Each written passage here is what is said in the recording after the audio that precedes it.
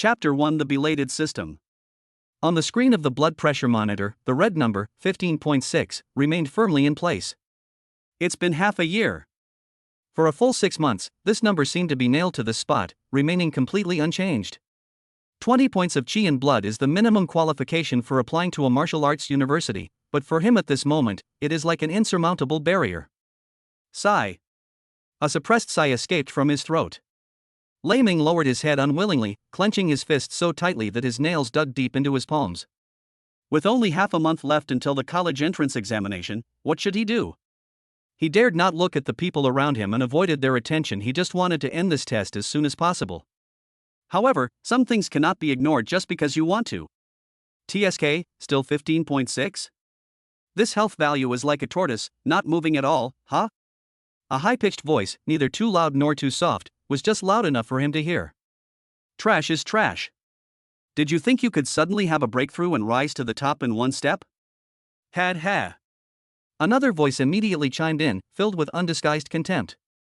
I think most of the top students in the second year of high school are over 18, right? Our senior Lei is really making us third-year students proud. With grades like these, forget about university, even graduating will be a problem. In the future, you'll probably only be able to work as a handyman in the outer city or carry bricks on a construction site. His classmates' mockery was like poison needles, piercing his eardrums and sinking into his heart.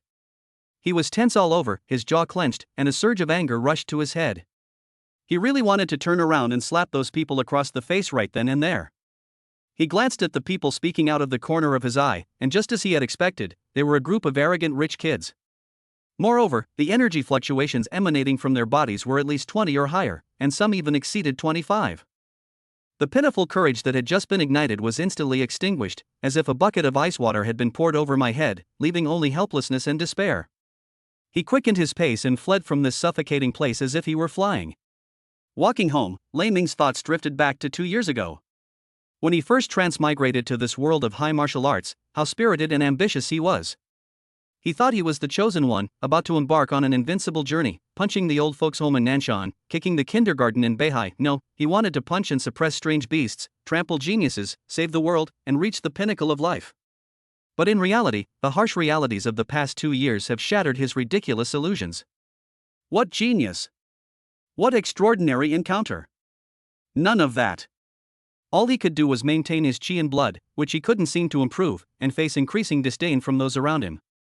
Whenever the night was quiet, he would toss and turn, wanting to go back to before he traveled through time and continue being that working-class guy who worked hard to help his boss marry his mistress. At least, I don't have to feel so desperate like I do now. Ordinary qualifications and an ordinary family background were like two heavy shackles, firmly locking him at the bottom of society. In this cruel world where might makes right and strange beasts lurk everywhere. Without strength, there is no dignity, no future, and even a peaceful life becomes a luxury. Before he knew it, he had arrived at the bottom of his own building. This is an old residential building with mottled walls and the marks of time, located on the edge of this area known as the slum. Here, anyone whose family's financial situation has improved even slightly tries to move to the newer, safer district with better facilities. Most of those who remain here are ordinary people at the very bottom of society, just like Lei Ming's family, struggling to make ends meet. The hallway was dimly lit and had a faint musty smell. Lei Ming skillfully avoided the clutter piled up in the corridor and walked to the rusty iron door at the far end of the second floor. His home was small and old, but clean and tidy. It was perhaps the only place in the world where he could catch his breath. He took a deep breath, tried to adjust his expression so that his mother wouldn't see his frustration, and then took out the key and inserted it into the lock. You're back, Xiaoming. Go wash your hands and eat. His mother, wearing an apron, poked her head out of the kitchen with a warm smile on her face. In this cold world, this is probably the only haven that can give him warmth without reservation.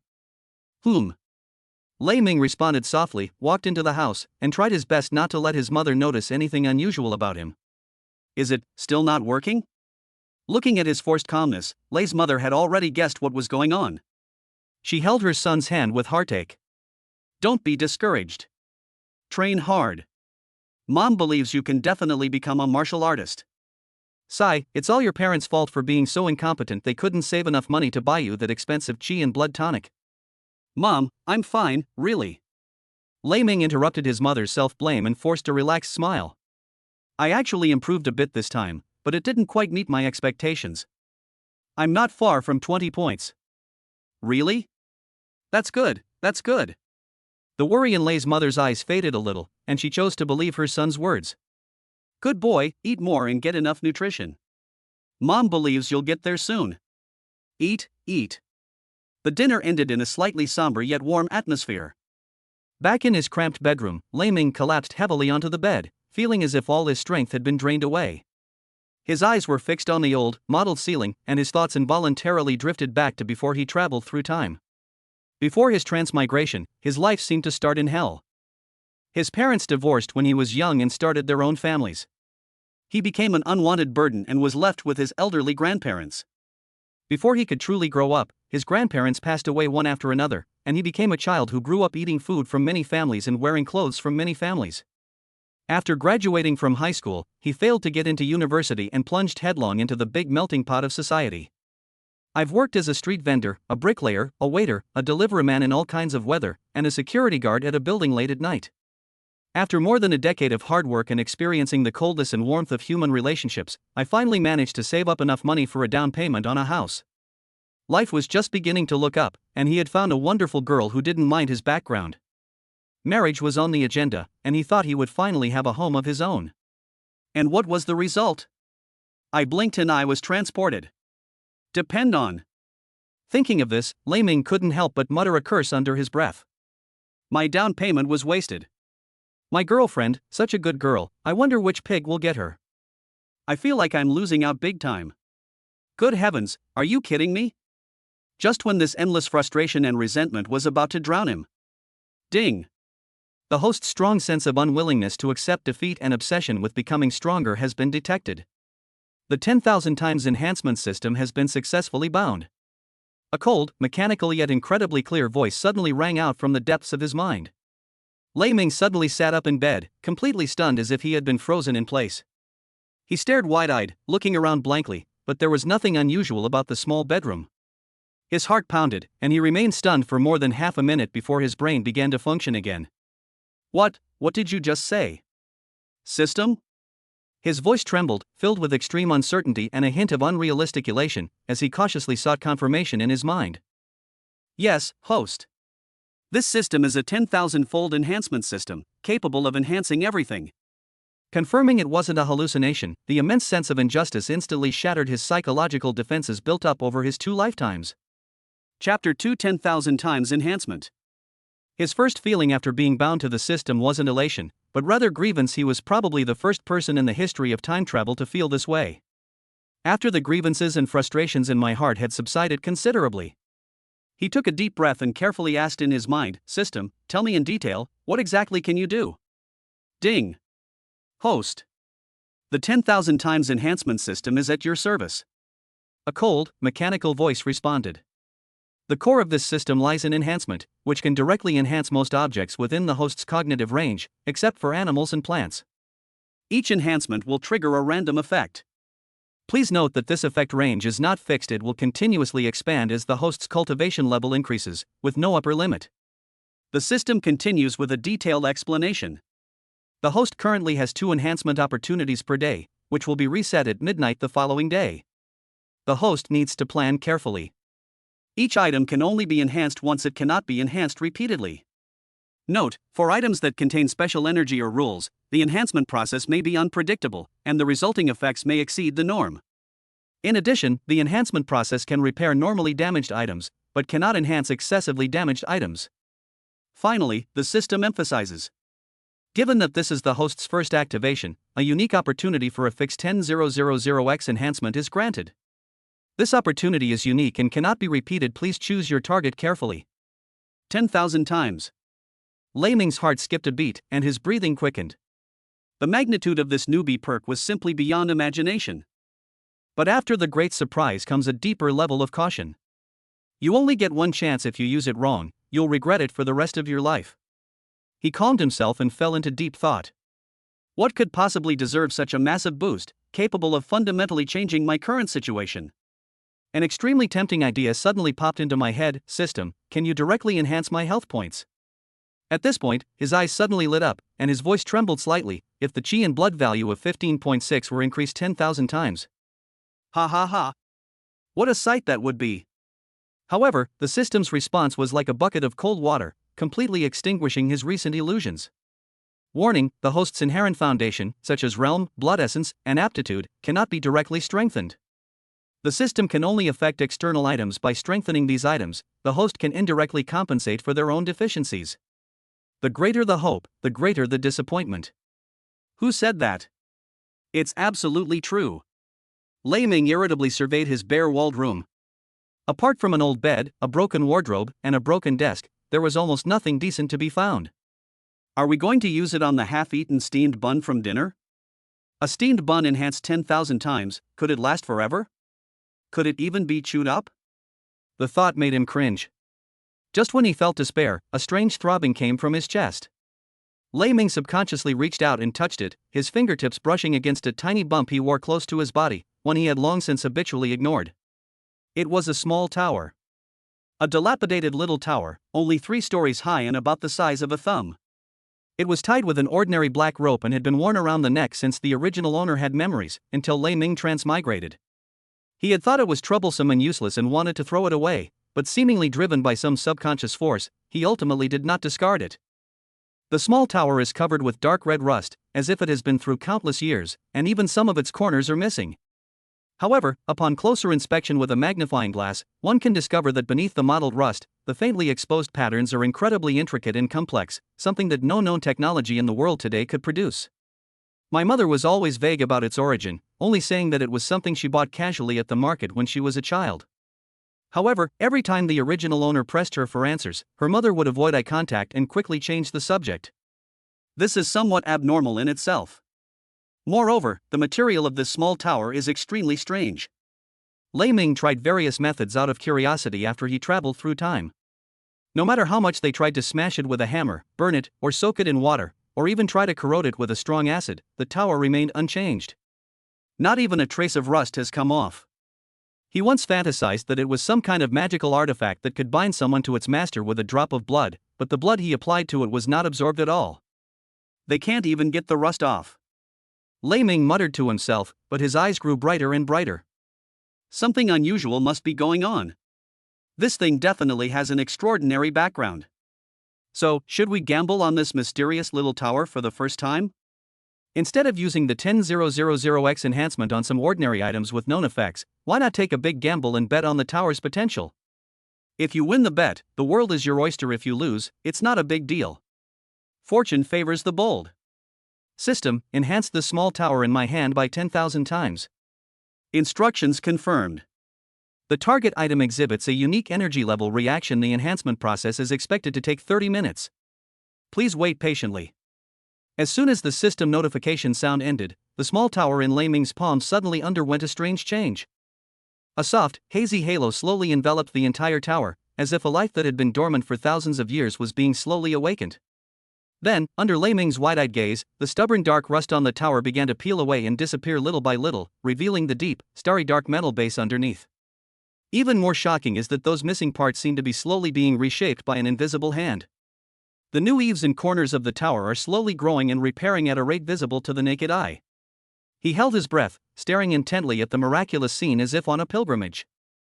30 minutes felt like an eternity. Ding! 10,000-fold enhancement successful. The Qiankuan Creation Tower is now fully repaired. This item is not a creation of this world and contains the power of its rules. Please use it with caution, keep it confidential, and do not show it to others easily. A voice more solemn than ever before rang in Lei Ming's mind. At the same time, he felt a weight in his palm, and the appearance of the small tower had completely changed. Not a creation of this world? Lei Ming's heart suddenly raced, his curiosity ignited. He held his breath, carefully examining the small and exquisite tower in his palm, trying to find the trick to controlling it. But no matter how hard he tried to focus his mind or input a small amount of vital energy, the little tower did not react at all. Just as he was scratching his head, preparing to ask the system for help, the system's notification sounded at the opportune moment. The host can bind the master with a drop of blood. Blood drip? Right. How could I forget about that? Lei Ming suddenly realized that the blood drip was ineffective during the previous test, probably because the small tower was in an inactive and damaged state. Now, after being strengthened and repaired 10,000 times over, things may be different. Without hesitation, he bit his fingertip again and carefully dripped a drop of blood onto the dark gold tower. This time, the situation is completely different. The blood did not drip down instead, it was instantly absorbed by the tower. Immediately afterward, the small tower vanished from his palm, and Lei Ming felt a heat between his brows. He subconsciously looked inward at himself and was shocked to see an enlarged version of a 3-story pagoda, radiant and imbued with inner brilliance, quietly floating in the center of his sea of consciousness, slowly rotating and exuding an ancient and vast aura. Chapter 3: The Magical Little Tower. Before he could even try to access it with his mind, a massive amount of information naturally flooded into his consciousness. The Tower of Creation. The name was etched directly into his soul. At the same time, the spatial function of the 3-story tower was also clearly presented. First layer, creation of heaven and earth planting space. This space contains fertile soil, capable of nurturing all things. You can also accelerate your cultivation here. Once activated, the time flow rate in this layer can be up to 100 times that of the outside world. Second layer, Sumeru mustard seed storage space. This space is vast and boundless. Its current size is comparable to that of a city. You can use your mind to wrap around objects to store and retrieve them. Third level, endless trial space. This is an excellent place to hone martial arts skills and engage in life or death battles. The flow of time and perception within this space are vastly different from those outside. Cultivating martial arts skills and refining combat tactics here can achieve 100 times the speed of comprehension and progress in actual combat compared to the outside world. Time acceleration, unlimited storage, and now there's even a trial space with 100 times the comprehension. Lei Ming felt his heart was about to jump out of his throat. The abilities of the first 2 levels are already considered heaven-defying, but this third level directly affects the cultivator's most fundamental comprehension and combat ability. This means that he not only has inexhaustible resources and time, but also can hone any martial art to perfection in a very short time. An immense sense of happiness surged like a tsunami, wave after wave, eventually converging into an unstoppable torrent that completely overwhelmed him. He suddenly fell backward onto his hard bed, staring at the familiar yet mottled ceiling, as if he were seeing a blazing sunset. An extremely unreal feeling lingered in his mind, causing him to start having wild thoughts. Could I be the Jade Emperor's biological son? Is this life just about experiencing life? The celestial uncles in heaven couldn't bear to see their mortal nephew living such a miserable life, so they conspired to open these 2 incredible back doors for me? He pinched his thigh hard, and the intense pain clearly told him that this was not a dream. With the system and the Tower of Creation, all the gloom and despair of the past were swept away. So what if your chi and blood stat is 15.6? So what if your aptitude is mediocre? With the 10,000 times enhancement system and the magical little tower, even a pig can be turned into an unparalleled heavenly pig. No, he's an unparalleled genius. Just as he was withdrawing his consciousness from his sea of consciousness, before the immense joy had fully subsided, a soft knock on the door interrupted his thoughts. Xiaoming, are you asleep? Open the door, Dad needs to talk to you. His father's slightly hoarse and tired voice came from outside the door. Lei Ming's heart tightened, and he hurriedly wiped away the remaining tears on his face, but his red and swollen eyes could not be hidden. He took a deep breath to calm his excited emotions before getting up and opening the door. At the doorway, Lei Hao, the father, stood there, his coarse work clothes covered in dust, his face showing deep weariness. He had obviously just returned from a construction site in the outer city and hadn't even had time to change his clothes. Seeing his father working so hard for the family and for him, Lei Ming felt a lump in his throat. I made a silent vow in my heart, Dad, Mom, our hard times are almost over. I will definitely make sure you enjoy a better life. When Lei's father saw his son's eyes, his heart felt like it had been pricked by a needle, thinking that his son was still upset about the test results from earlier that day. He suppressed the bitterness and guilt in his heart, forced a smile, and said in a mysteriously low voice, Silly boy, why are you crying? Come on, see what good things Dad brought you back today? As he spoke, he carefully took something out of the inside pocket of the old work clothes behind him, as if presenting a treasure, and handed it to Lei Ming. It was a box about the size of a palm, with a cold, metallic sheen. The box is exquisitely crafted, with a unique spiral symbol printed on its surface. Lei Ming was very familiar with this symbol. It was the standard packaging for blood and qi medicines sold on the market. With a whoosh, Lei Ming felt his mind go blank, and he was stunned, his face filled with disbelief. Qi and blood potions? Even the lowest grade, most common first-tier chi and blood potion would be an astronomical figure for a family like theirs. This is almost equivalent to half a year's wages for my father. Dad, where did you get this? It's too valuable. I can't accept it. Lei Ming's voice was hoarse with extreme shock and heartache. He couldn't imagine what price his father would have to pay to obtain this blood and chi potion. Looking at his son's shocked and resistant expression, Lei's father had a complex look in his eyes. He then explained in a more relaxed, even slightly boastful, tone, "Hey, what are you thinking about? Where can we afford proper medicine these days? This is a defective product that Dad got through connections and bought from the black market. I heard it's much less effective than the regular kind. There might be some side effects, like stomach aches, but at least it can stimulate the growth of chi and blood, right? Don't worry, it didn't cost much. Your dad knows what he's doing." He spoke casually, but how could Lei Ming not understand? Even defective products on the black market are by no means costing very little money. The father must have emptied his recent savings, and may even have incurred considerable favors or debts. However, engaging in transactions on the black market, which is rife with all sorts of people, inherently carries considerable risks. Seeing the hidden expectation in his father's eyes, and the feigned ease masking his weariness, Lei Ming swallowed all his words of refusal. He remained silent, then reached out his slightly trembling hand and solemnly accepted the heavy metal box. "Dad, thank you." All the words I wanted to say were condensed into these three simplest words. But in his heart, a belief grew stronger and stronger. The father gently closed the door, and his slightly hunched but exceptionally firm back seemed to Lei Ming at that moment to be towering and more majestic than any martial artist. Sitting back down on the edge of the bed, it took Lei Ming several minutes to completely calm his agitated emotions.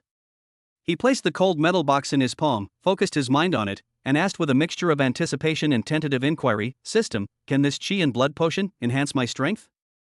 "Yes. The host has one more enhancement opportunity available today," the system replied. "Good. Immediately enhance this vial of chi and blood potion." The moment the command was given, a faint light, perceptible only to thunder, swept across the metal box. Almost instantly, the enhancement was complete, faster than anyone could imagine. Ding! Enhancement complete. The chi and blood potion containing many impurities defective product has been enhanced, triggering a 100x critical hit.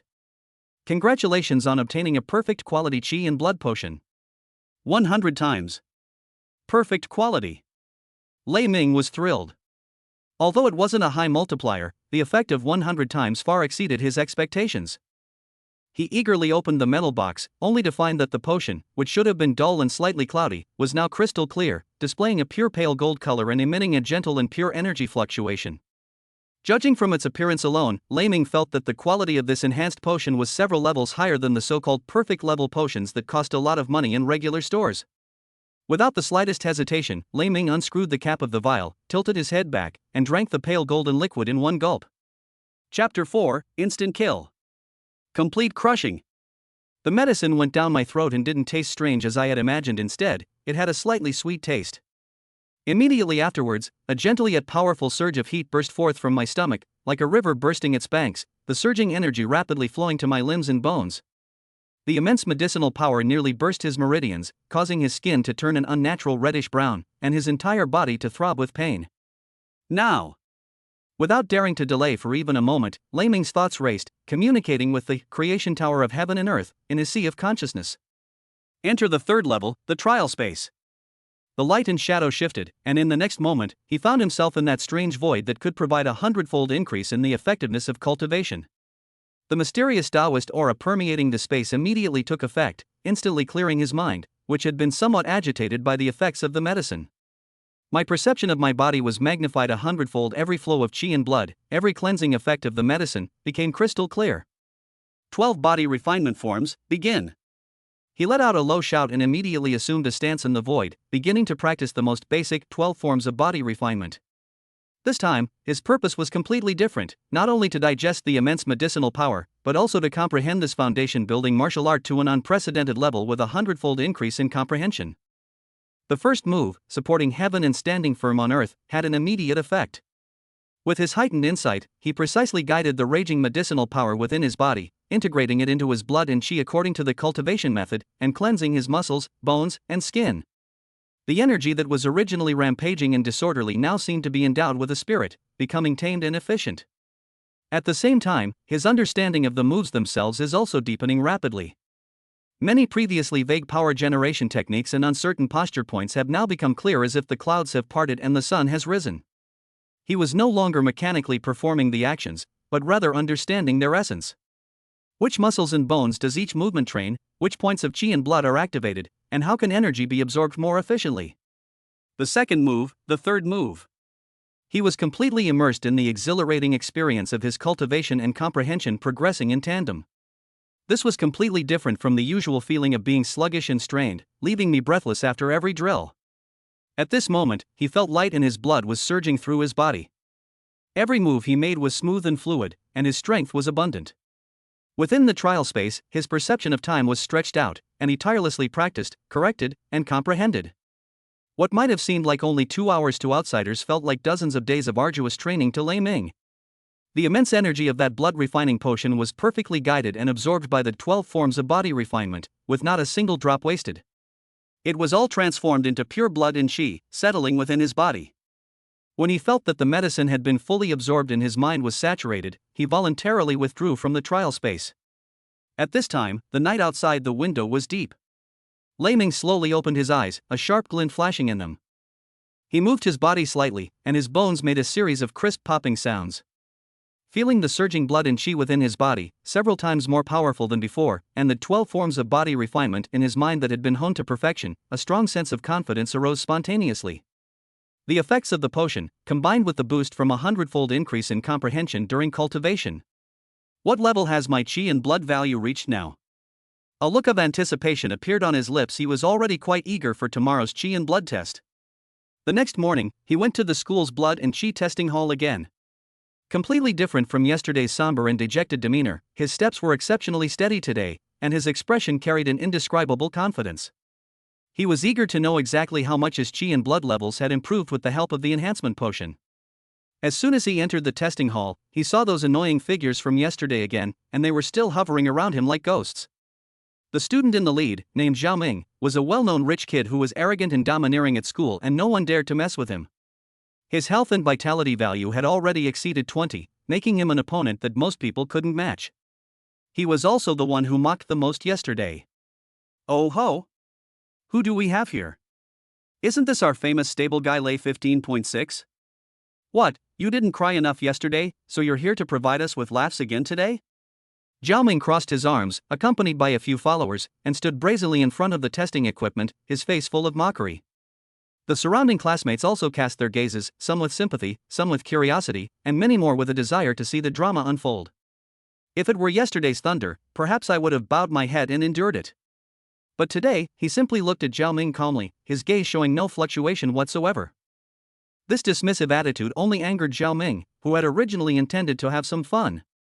Zhao Ming felt extremely uncomfortable under Lei Ming's calm, almost indifferent gaze, as if he were a clown. Enraged, he stepped forward, almost touching Lei Ming's face, and roared viciously, "Useless trash! What are you looking at? Look again and I'll gouge your eyes out."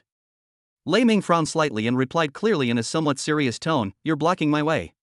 These few words, though plain and simple, possessed a certain magical power, instantly silencing the slightly noisy hall. The air seemed to freeze for a second. Zhao Ming and his followers were stunned. They had anticipated all sorts of reactions from Lei Ming, but they never expected such an unpredictable statement. "So what if I block your way?" Zhao Ming snapped back, his anger rising with embarrassment. "What do you want?" Lei Ming asked casually. "Damn it, I want to fuck you." Zhao Ming was enraged by Lei Ming's tone and started cursing. Then, disregarding the rule prohibiting private fights in the testing hall, Zhao Ming suddenly swung his right fist, aiming it at Lei Ming's face. With over 25 points of chi and blood erupting, this punch was quite fast, drawing gasps from the surrounding crowd. Many people thought Lei Ming was in big trouble. However, in Lei Ming's eyes, who had undergone 100-fold training in the Enlightenment space last night, Zhao Ming's angry attack, though seemingly fierce, was actually full of flaws. He didn't even use any martial arts techniques, he simply extended his right hand and struck first despite being behind. Amidst the astonished gazes of the crowd, he precisely grabbed Zhao Ming's wrist. Smack! A crisp sound. Zhao Mingxian's momentum came to an abrupt halt. He felt as if his wrist was being tightly clamped by an iron clamp, and no matter how much he tried to circulate his chi and blood, it wouldn't budge. His expression instantly turned to horror. Before he could utter the second word, Lei Ming's eyes turned cold. With a sudden burst of force, the right hand that had been gripping his wrist pulled him to the side and back, while at the same time the left leg swept out like a whip, striking Zhao Ming's left ankle squarely. Snap!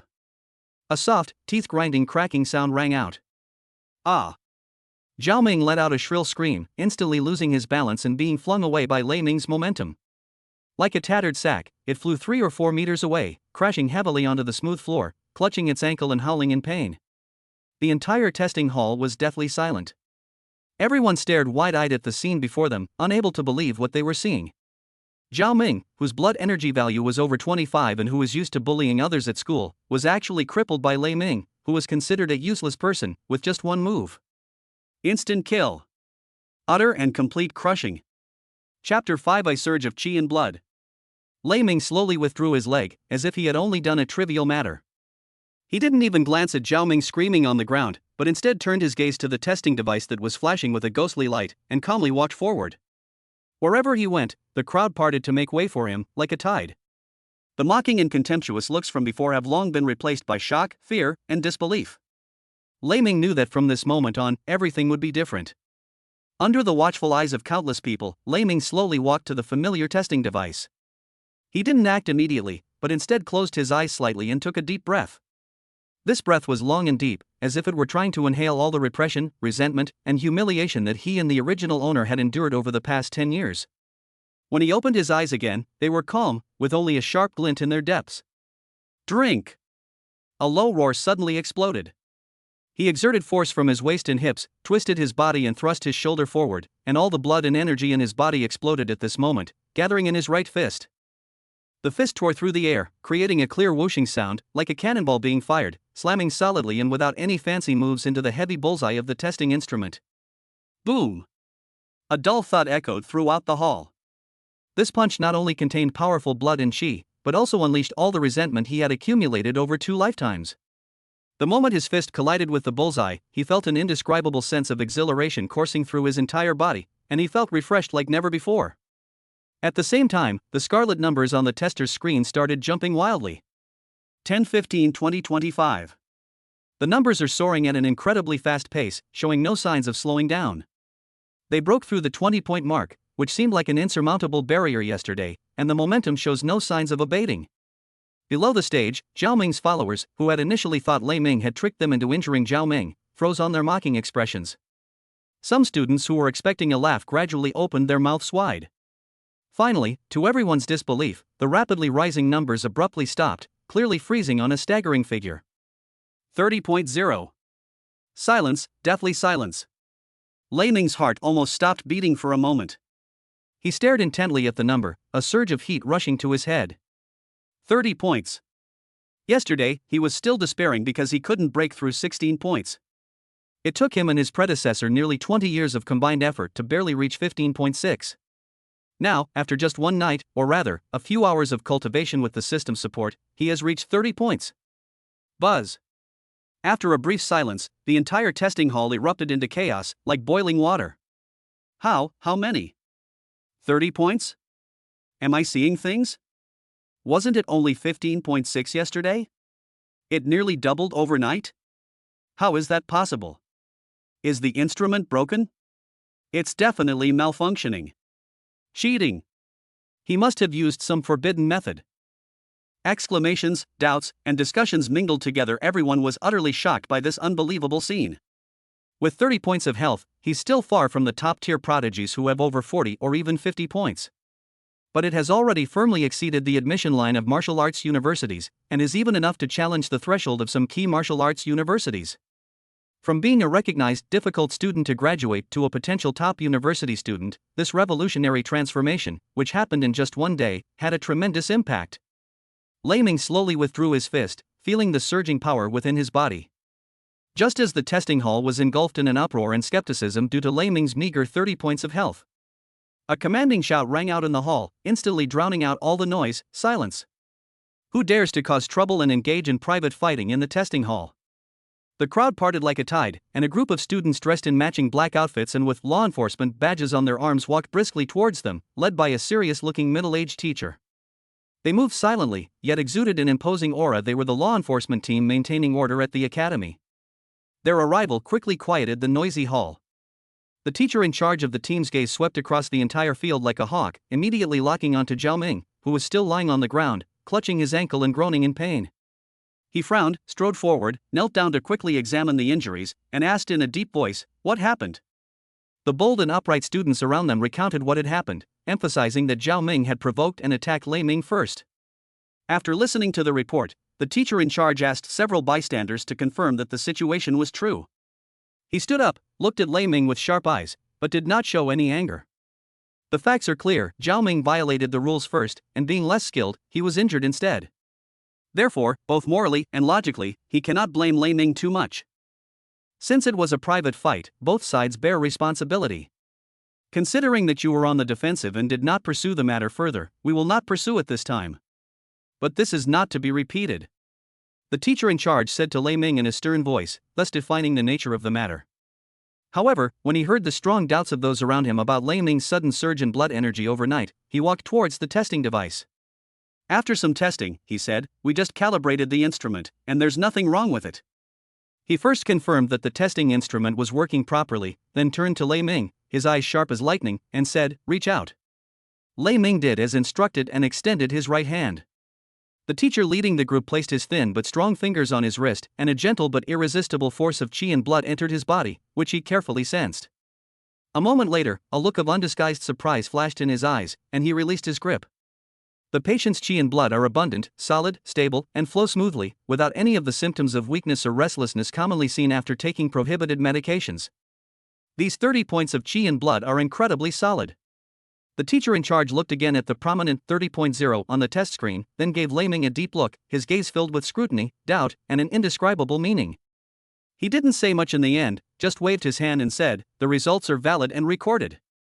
At this moment, Zhao Ming was also hurriedly helped up by his followers. His face was deathly pale, and he was covered in cold sweat, like a greenhouse flower that couldn't withstand the slightest wind or rain.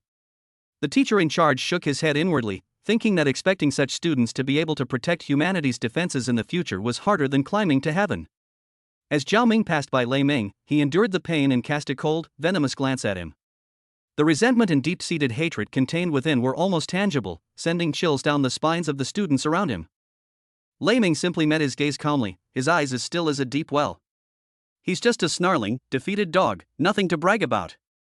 At this moment, he was overwhelmed with excitement, completely immersed in the joy of his improved strength and the initial display of his talent, and did not take Zhao Ming's resentful glance seriously. However, he had no idea that his nonchalant attitude today would soon bring him a huge trouble. Chapter 6: Practical Assessment. After the test fiasco, the next day was unusually peaceful. Lei Ming attended classes and listened to lectures as usual, but his state of mind was completely different from before. The anxiety and inferiority I once felt have been replaced by composure and confidence.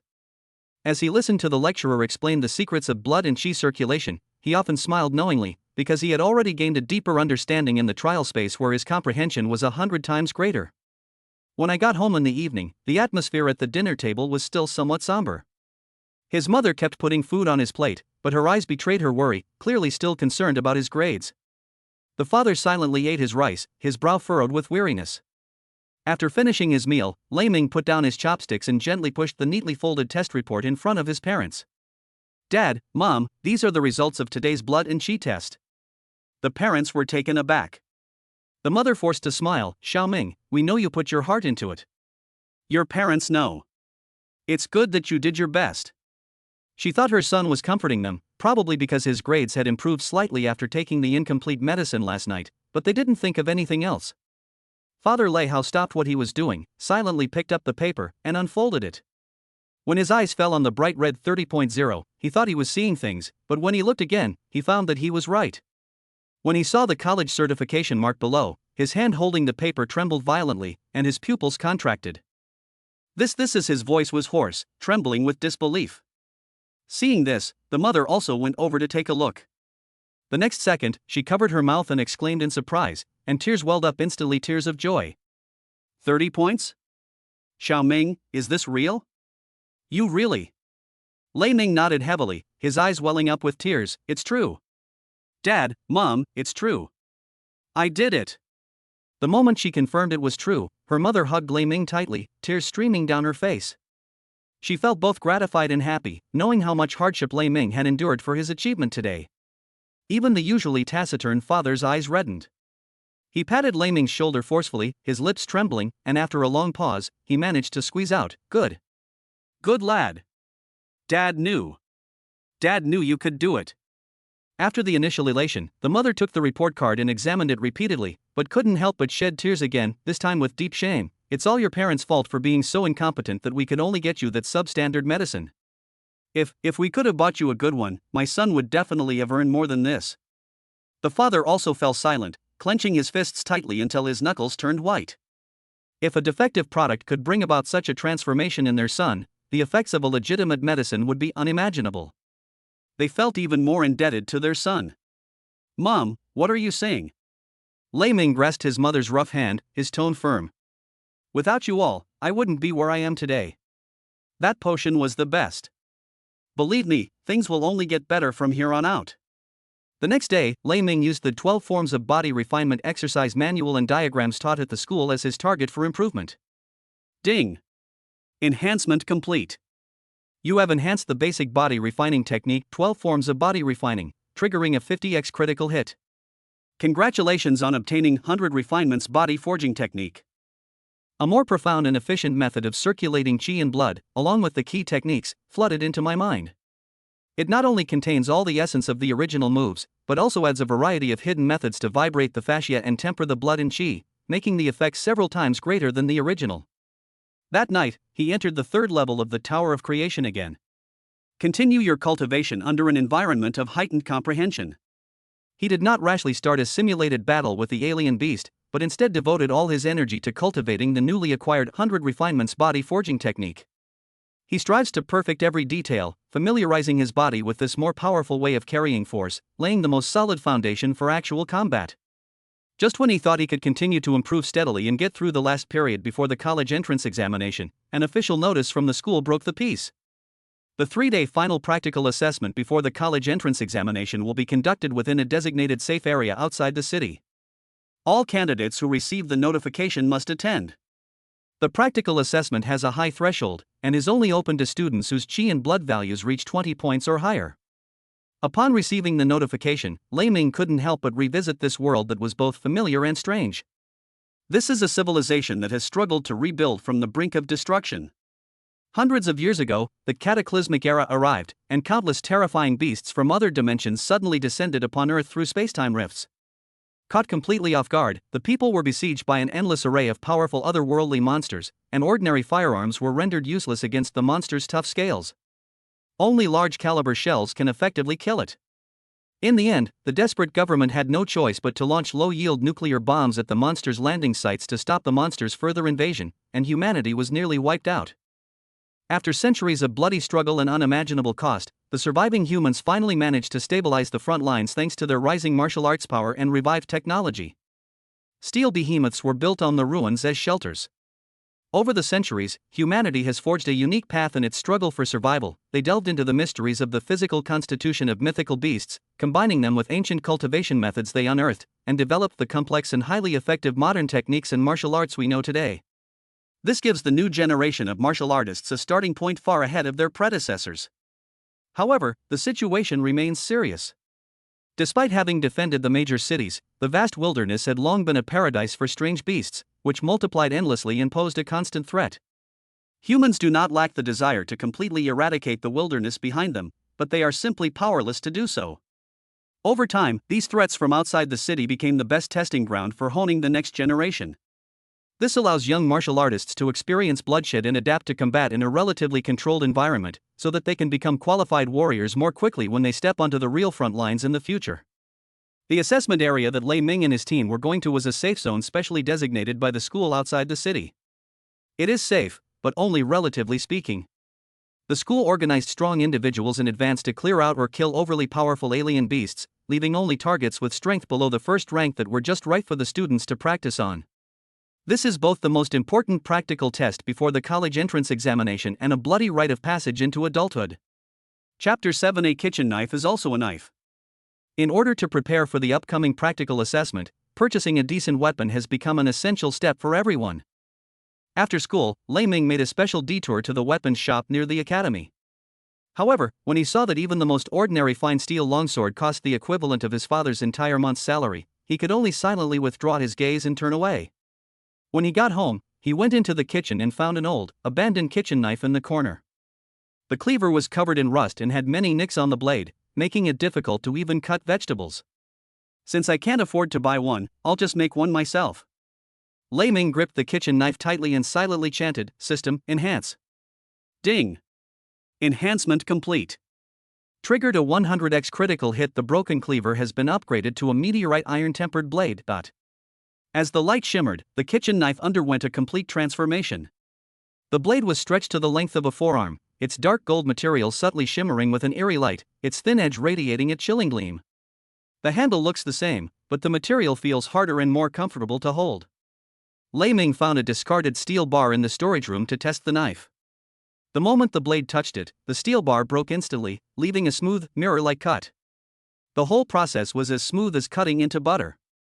Lei Ming gasped, his heart filled with elation. It had to be the system. No guns, no cannons, the enemy gives them to us, we make them, no, we should make them ourselves. Lei Ming hummed a little tune as he sheathed his knife. The next morning, hundreds of students whose blood and chi levels met the requirements gathered in the college square. When Lei Ming appeared carrying a weapon wrapped in coarse cloth, he unexpectedly bumped into Zhao Ming, who was waiting there. Shockingly, the man's ankle, which had been fractured 2 days prior, had already healed, and he was now staring coldly at Lei Ming as he slowly approached. It seems they used advanced recovery medication, Lei Ming thought to himself, not surprised by the speed of recovery of this wealthy young man. With the advancement of technology, many medicines with miraculous effects have emerged.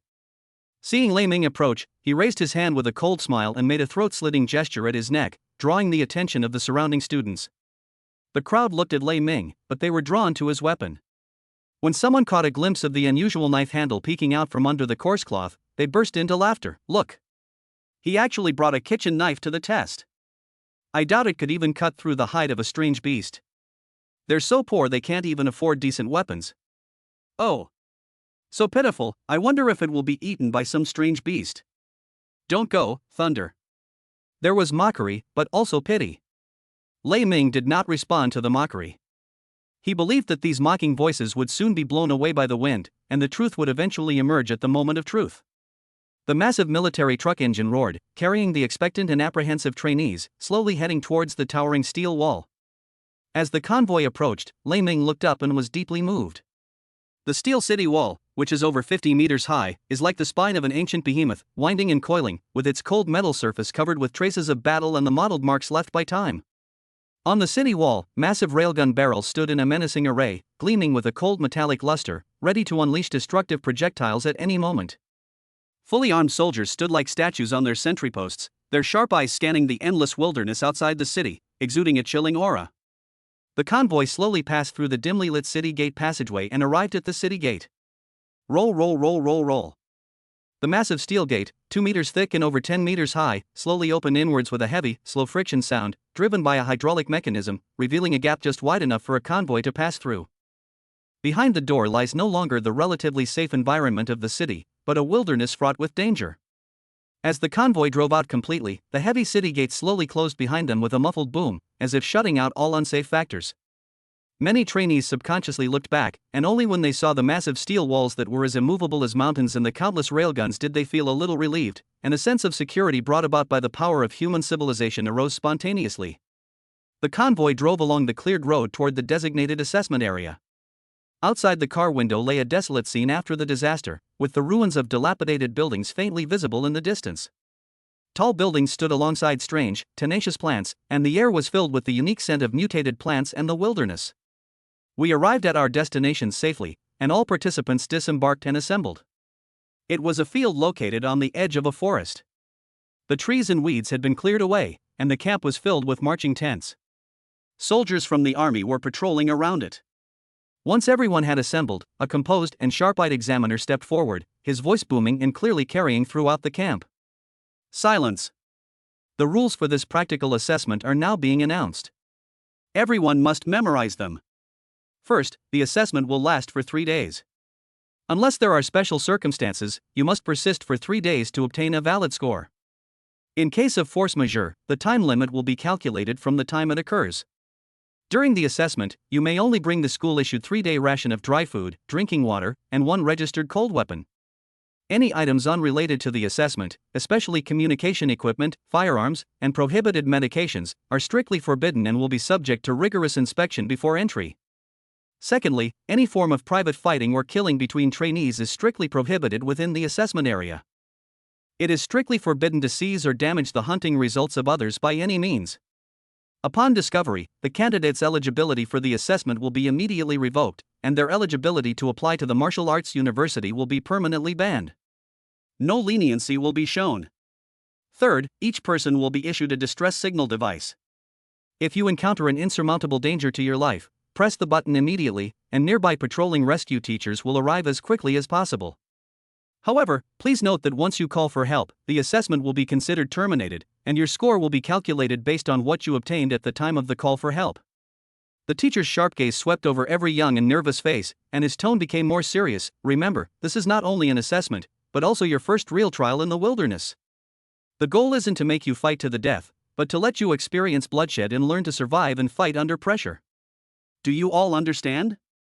Understood, everyone responded in unison, and the atmosphere instantly became heavy and tense.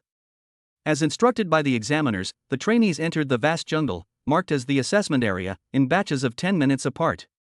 When it was Laming's turn, he took a deep breath of the air, which smelled of grass and trees, and stepped into the darkness. Little did he know, a venomous gaze followed him as he disappeared into the depths of the jungle. Once you enter the depths of the jungle, the light from the outside world is blocked by the dense canopy of trees, and the environment immediately becomes dark. The air was filled with the damp smell of earth and a faint sense of danger.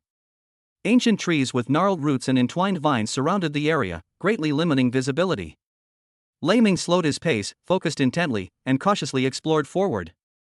After traveling some distance, the surroundings were unusually quiet except for the rustling of leaves in the wind and the chirping of unknown insects. Not even a shadow of a strange beast could be seen.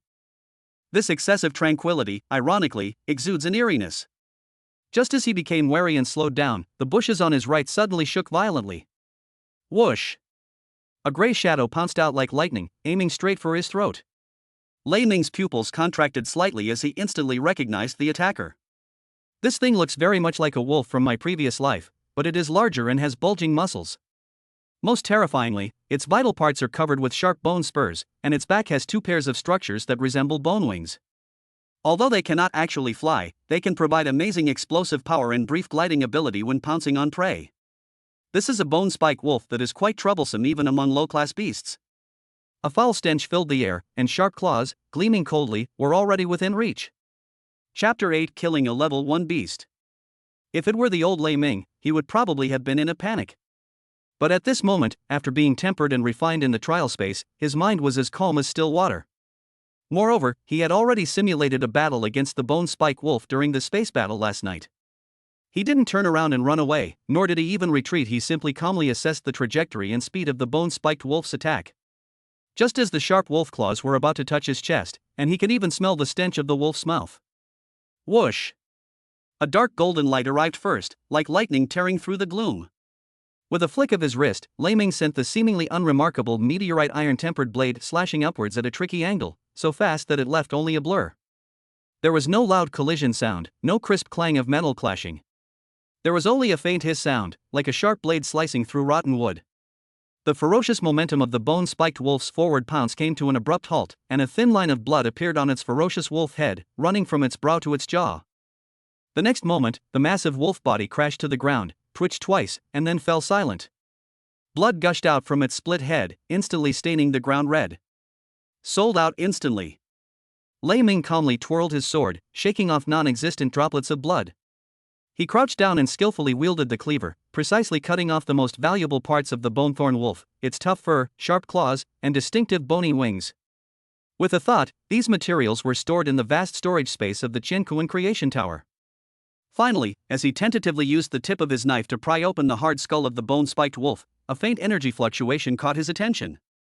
With a gentle flick of the knife tip, a crystal no bigger than a fingernail, irregularly shaped and emitting a faint, cloudy white light, rolled out. A beast core? A hint of surprise flashed in Lei Ming's eyes. Although the energy was weak and murky, it was indeed the core of a beast, formed from the power of a strange beast. This means that this bone-spiked wolf is at the peak of the low-level alien beasts, with 1 foot already in the threshold of the first-level alien beast, and its strength is far beyond that of ordinary low-level alien beasts. I never expected that the first beast I encountered would have a beast core. What a pity. He shook his head and put the precious beast core away. The initial victory, along with some positive results, made Lei Ming even more excited for the upcoming assessment. In the following days, he successfully hunted down some low-level beasts, but he never found any more beast cores. Time flew by and dusk arrived in the blink of an eye. The successful hunt did not lull Lei Ming into a false sense of security. As dusk fell, he used his keen senses to select a towering tree that required several people to encircle. He climbed up the height silently like a nimble ape, and with his incomparably sharp, meteorite-tempered blade, he swiftly carved a simple tree hole at the fork of the thick trunk, enough for him to take shelter for the night. In the dead of night, the roars of wild animals echoed through the jungle, making it impossible for anyone to sleep. Lei Ming, who was in a light sleep, suddenly felt the hairs on his body stand on end. A chilling killing intent, as if it were a tangible force, assaulted him from above. Without a second thought, relying on the combat instincts he had honed in the trial space, he suddenly rolled out of the tree hole. Crack! Wood chips flew up from the top of the tree hole where he had been resting. A dark shadowy figure swept overhead, its sharp claws leaving several deep marks on the tree trunk at the top of the treetop. That was a jungle leopard, a first-class exotic beast with a sleek body and perfectly defined muscles.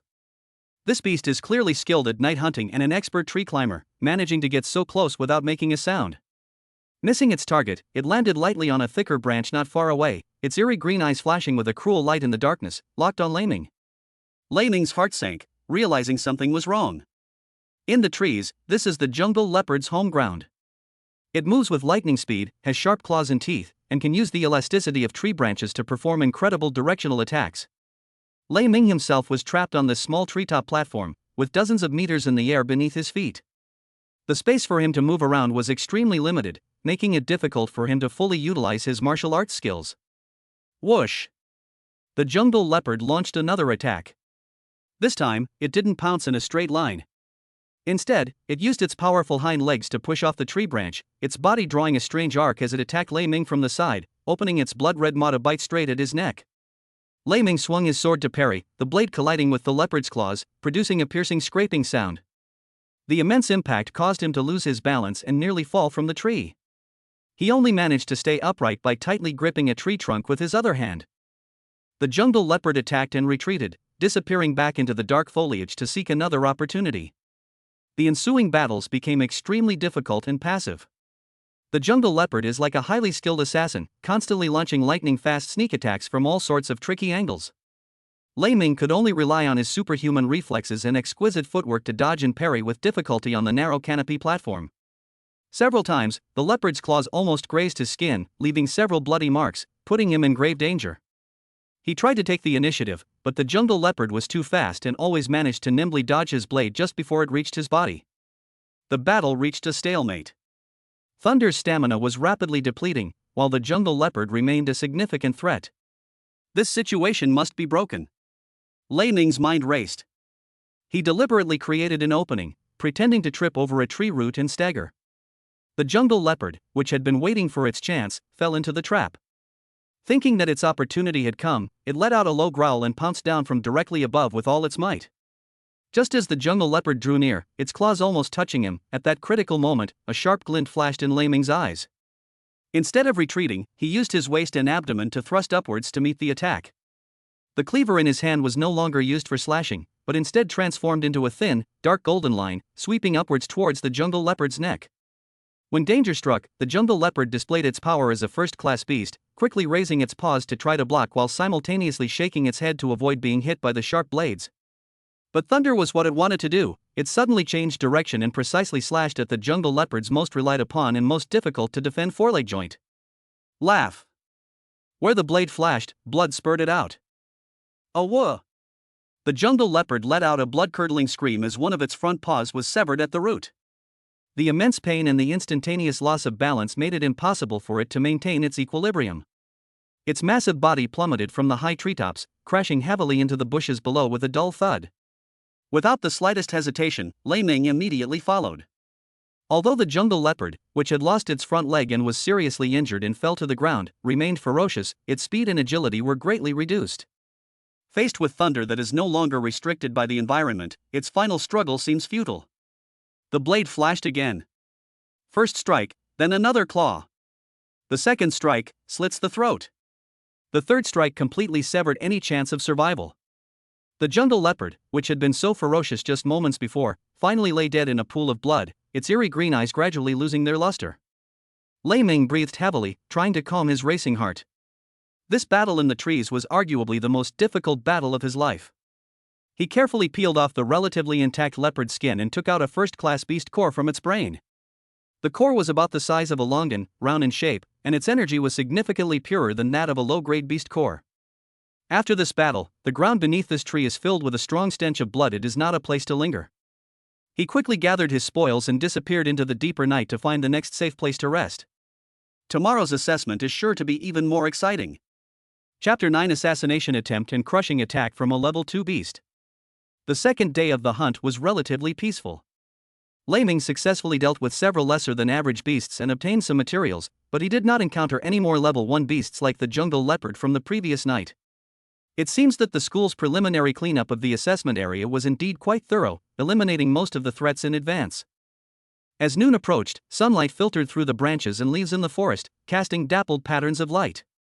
Lei Ming was cautiously moving along the edge of a dense thicket, trying to find new tracks of prey, when suddenly, shoo! The dense forest not far ahead was roughly parted by a figure, causing the branches and leaves to tremble wildly. Immediately afterwards, fragile figures darted out like ghosts, forming a semicircle, instantly blocking his path on both sides. The newcomers were all dressed in close-fitting clothes suitable for jungle movement, with their faces covered by masks, revealing only pairs of cold and murderous eyes. Their movements were swift and efficient, their teamwork seamless, and the fluctuations in their aura were clearly discernible. These are actually 4 genuine Level 1 martial apprentices. This is definitely not a student taking the exam. Lei Ming's mind went on high alert, and his muscles tensed instantly. These people were up to no good. Without a single wasted word, the masked leader made a gesture, and the 4 of them launched an attack simultaneously. The clash of swords and shadows instantly enveloped Lei Ming. Their moves were ruthless and cunning, targeting vital points. They were clearly veterans who had experienced life or death battles. Their purpose was not to teach a lesson, but to take lives. Clang! Lei Ming's meteorite iron-tempered blade transformed into a dark golden arc of light, narrowly deflecting a blade aimed at his neck, sparks flying everywhere. But on the other side, a short sword had already silently pierced towards his ribs. Lei Ming twisted his body at the limit, the short sword grazing his arm, leaving a trail of blood and a burning wound. Having succeeded in their first strike, the 4 attackers intensified their offensive, like a pack of wolves hunting, their coordinated attacks weaving a deadly web of swords and knives. Lei Ming was caught in an unprecedentedly fierce battle. He pushed that 100 refinements body forging technique to its limit, his body moving nimbly and darting around in the small space. His swordsmanship was at its peak, and every move was extremely dangerous. The battle was incredibly fierce, the forest suffered greatly, and broken branches and fallen leaves flew everywhere. Relying on his superb reflexes, exquisite martial arts skills, and the advantage of his divine weapon honed in the trial space, Lei Ming finally seized upon a minor mistake in his opponent's coordination, even at the cost of inflicting 2 more wounds on his left arm. Die! He roared, and the force of his blade erupted like thunder. The dark gold blade light was like the scythe of death. It first pierced through the net of blades incredibly, severing the wrist of the attacker on the left. With a scream of agony, it slashed the throat of another person with a backhand. 2 people were instantly eliminated, and the balance was broken. The remaining 2 attackers, realizing the danger, were filled with fear, but it was too late. Thunderous killing intent rose, his figure moved like the wind, and with another flash of blade, the 3rd attacker was disemboweled. The last man tried to escape, but Lei Ming threw a short knife that pierced his thigh with pinpoint accuracy, causing him to fall to the ground and howl in pain. Panting heavily, Lei Ming stepped forward, knife in hand, and stomped on the chest of the heavily wounded attacker. The blood-stained tip of the knife pressed against his forehead, his voice as cold as iron. Speak! Who sent you? Seeing his companion's gruesome death, the attacker's mental defenses completely crumbled. His willingness to flee in the face of danger showed he wasn't a man of strong will. He stammered, it was young Master Zhao Ming. He paid us to come in, to do you. He hates you for making him look bad in public. Zhao Ming. Lei Ming's eyes flashed with cold light. Although he had guessed it, the confirmation still made his killing intent surge. How did you find me? It was Zhao Ming's father, who bribed someone to tamper with your distress signal device. We don't know the specifics. Please spare me, my lord. Please spare me, the other party pleaded in a trembling voice. If the signal device was tampered with, then everything makes sense. But the other party will definitely not leave any evidence, which means that filing a complaint is useless. And indeed, there was an inside man, even the school staff were bribed. The power of money can indeed distort the rules at times. Lei Ming got the answer he wanted, and without hesitation, he thrust the blade downwards, instantly killing the assassin. He quickly searched the men and found some odds and ends in money. He then cleaned up the scene, trying to erase his traces as much as possible. Looking at the still bleeding wound on his arm, Lei Ming's eyes were icy cold. Zhao Ming, and his father who allowed his son to commit murder. He remembered this grudge. We need to be even more careful in the upcoming assessments and even after we leave this place. After disposing of the assassin's body, he didn't pay much attention to the strong smell of blood on his body, which seemed to have become an invisible lure. The assassin's weapons were all of average quality, apparently because they were afraid of being recognized by the proctor. Lei Ming did not take away their weapons, even though they would be better than kitchen knives after being upgraded, but that was all. Not long after, as Lei Ming was traveling through a damp ditch, a chilling sense of crisis washed over him like ice water. A rustling and tooth-grinding friction sound came from the side and behind, accompanied by a nauseating fishy smell. Lei Ming turned around abruptly, his pupils suddenly contracting. A giant python, as thick as a bucket and over 10 meters long, was slowly emerging from the dense vines. Its body is covered with intricate yellow and black patterns, which is where its name comes from. Its triangular snake head was raised high, its scarlet tongue flicking in and out, and its cold, vertical pupils were fixed on Lei Ming, filled with the indifference and greed of a predator. Tier 1, Level 2 Beast, Spotted Python. Its chi and blood strength is at least equivalent to 200 points of chi and blood of a human Level 2 martial arts apprentice. The mere pressure emanating from it made Lei Ming feel breathless, as if the surrounding air had frozen. Hiss! The spotted python didn't give Lei Ming much time to react. Its enormous body unleashed an astonishing speed disproportionate to its size, like a colorful lightning bolt shooting close to the ground. With its jaws wide open, big enough to swallow an entire bone-spiked wolf, it lunged forward, bringing a stench with it. Lei Ming felt a chill run down his spine and used all his movement skills to retreat rapidly to the side and rear. Boom! The snake's head slammed heavily onto the spot where he had just been standing, splashing mud and decaying leaves everywhere, and the ground shook. When the first attack missed, the spotted python's thick tail swept across its waist like a steel whip, accompanied by a shrill sound of air being torn apart. Lei Ming had no choice but to roll lazily like a donkey to narrowly avoid the attack. Where his tail swept, a small tree as thick as a bowl snapped in two. Lei Ming steadied himself, his eyes extremely serious. He wanted to escape, but he knew the chances of escape were slim, so he had no choice but to fight to the death. He took the initiative and swiftly moved forward.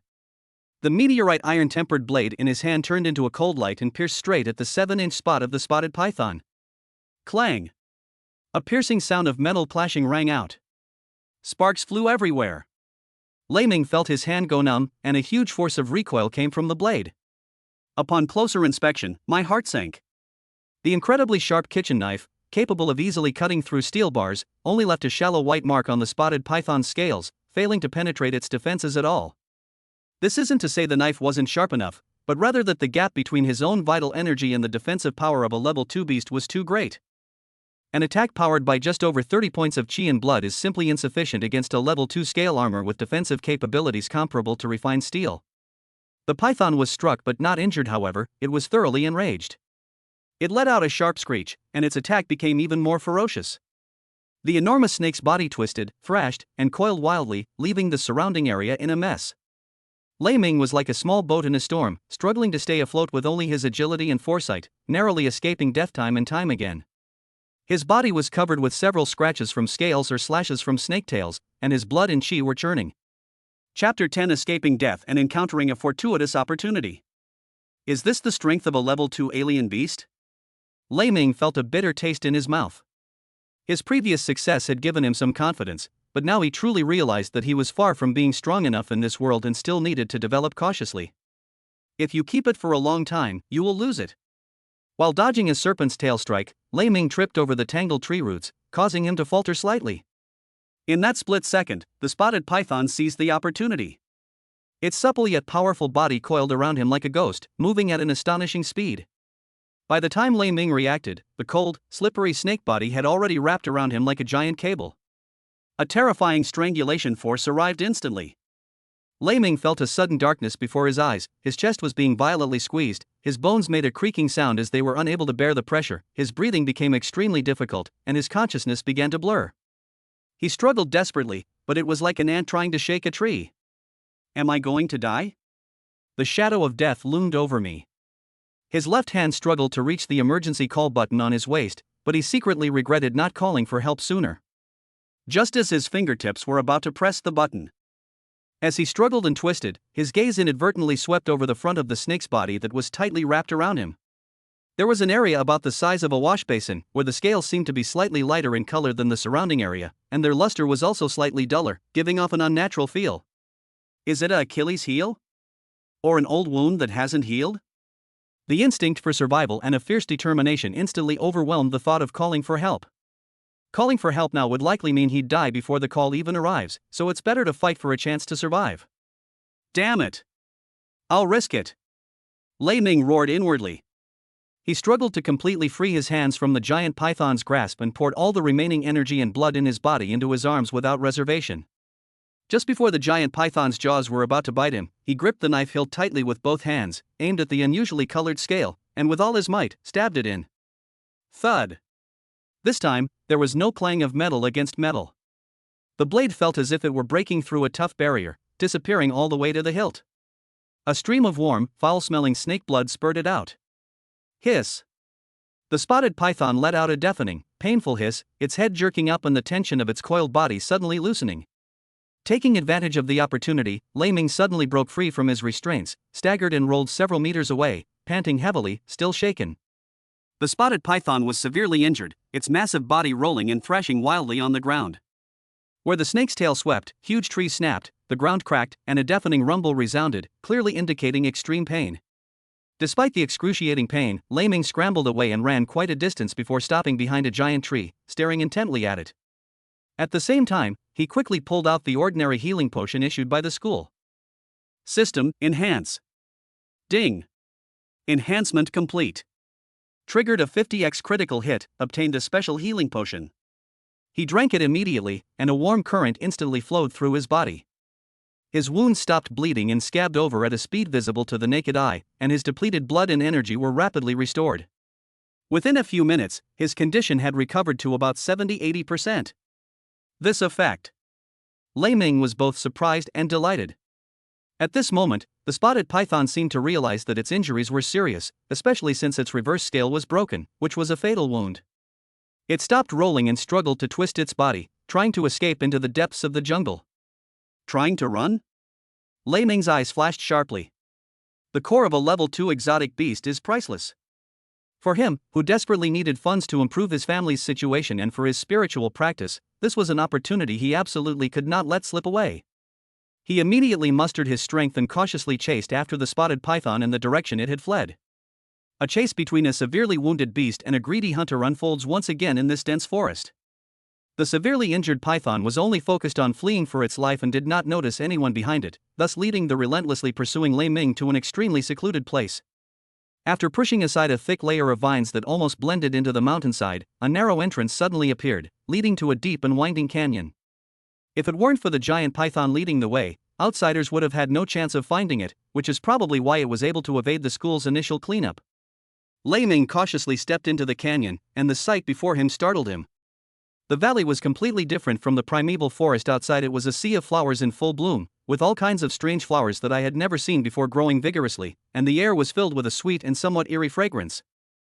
However, when Lei Ming's gaze fell on the roots of the flower bushes, a chill instantly ran down his spine. Beneath the soil of those beautiful flowers lay piles of white bones. Not only are there the skeletons of various large wild beasts, but also many skulls and limb bones that clearly belong to humans, starkly exposed, serving as nutrients for these eerie plants. This monstrous beast has taken countless lives. The scene before him, resembling a battlefield, solidified Lei Ming's resolve to eliminate this spotted python, even though it was severely injured. But that doesn't make sense. How could a strange beast have that kind of intelligence? He felt like he had stumbled into some extraordinary place. He gripped his knife tightly and followed the trail of blood and the heavy stench on the ground, slowly venturing deeper into the canyon. He finally stopped in front of a huge cave, which was undoubtedly the lair of the spotted python. The entrance to the lair reeked of a nauseating stench, but the inside was eerily quiet. Lei Ming hesitated at the cave entrance for a while, then held his breath and cautiously stepped inside. The cave was quite spacious, and with the faint light filtering in from the entrance, he could see the enormous spotted python. At this moment, it is curled up motionless in the deepest part of the cave. Those cold, vertical pupils had already dimmed and lost all their light, and there was no trace of life in them. It seems that the fatal wound on its reverse scale ultimately prevented it from escaping, and it perished as soon as it returned to its nest. Having confirmed that the giant python was dead, Lei Ming breathed a sigh of relief and began to examine the nest. Soon, he found a surprise in a pile of miscellaneous items in the corner, perhaps swallowed or dragged back by the giant python along with its prey, several level 1 beast cores shimmering with various colors of light. It seems that these are the spoils that the spotted python failed to fully digest or collect, and now they have all benefited Lei Ming. What caught his eye even more was an extremely conspicuous item at the very bottom of the pile of junk. It was a Rubik's Cube, roughly the size of a fist, with a matte silver-gray color and an incredibly intricate structure. This Rubik's Cube was unlike any he had ever seen in his previous life. It appears to be cast from a single piece of some unknown metal, with a smooth, mirror-like surface, yet no obvious seams are visible. It appears to be a complete geometric shape, but it is clearly divided into countless smaller, rotatable cubic units. These miniature cubes are etched with futuristic, deep blue patterns that are finer than a human hair. These patterns are not static, but rather flow slowly, like a living circuit, emitting an extremely faint yet undeniable energy fluctuation. Lei Ming picked it up. It felt cold and heavy to the touch, with an extraordinary texture. He tried to twist it like a regular Rubik's Cube, but found that the seemingly movable units didn't move at all. Even using his chi and blood, it was like an ant trying to shake a tree. He tried dripping blood and using his mind to sense the cube, but the cube didn't react at all. It just quietly emitted a mysterious, faint blue light, as if it was silently mocking him, this native. Chapter 11: Killing Zhao Ming. This thing is definitely not a product of this era, and may not even belong to this world. After studying it for a long time without any clues, Lei Ming was filled with curiosity and vigilance. He had a vague feeling that the Rubik's Cube might contain a huge secret, and its value might far exceed that of the level 2 beast core. He wasted no more time and carefully stored the Rubik's Cube in the storage space of the Qiankuan Creation Tower, to be explored later. Next, he began to dispose of the python's carcass. The second-level alien beast is a treasure trove. Its tough snakeskin is a top-quality material for making armor, and he carefully peeled it off completely. He cut off the best part of the delicious snake meat, and if he weren't worried about not being able to explain its origin after leaving, he would have liked to take the whole python with him.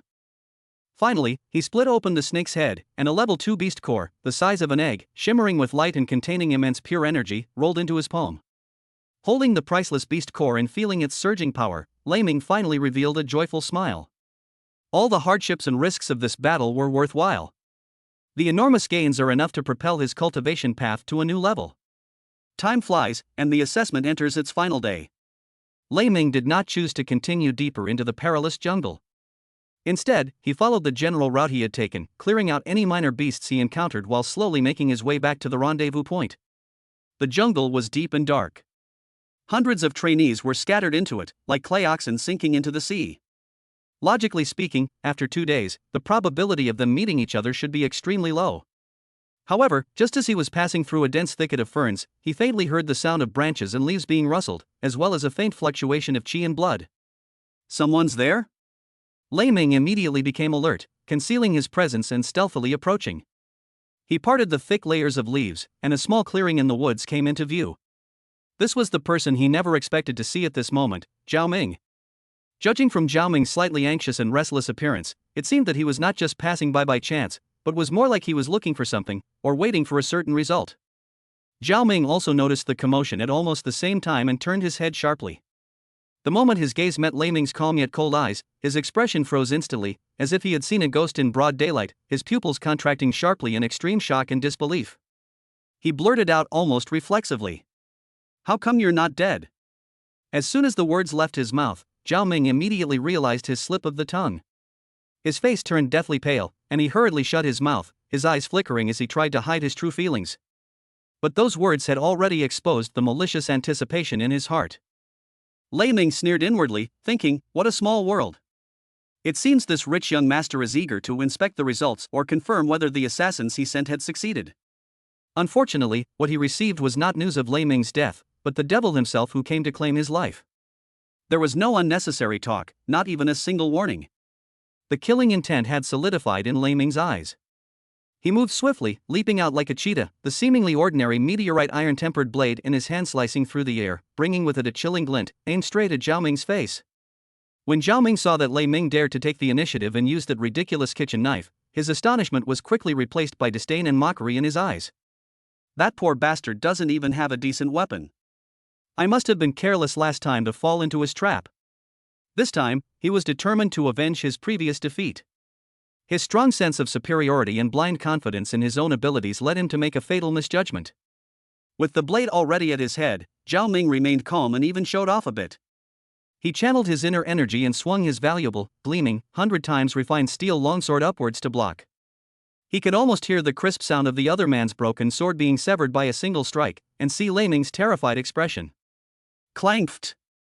Instead of the expected clang of metal, there was only a faint, unusual sound, like tearing silk.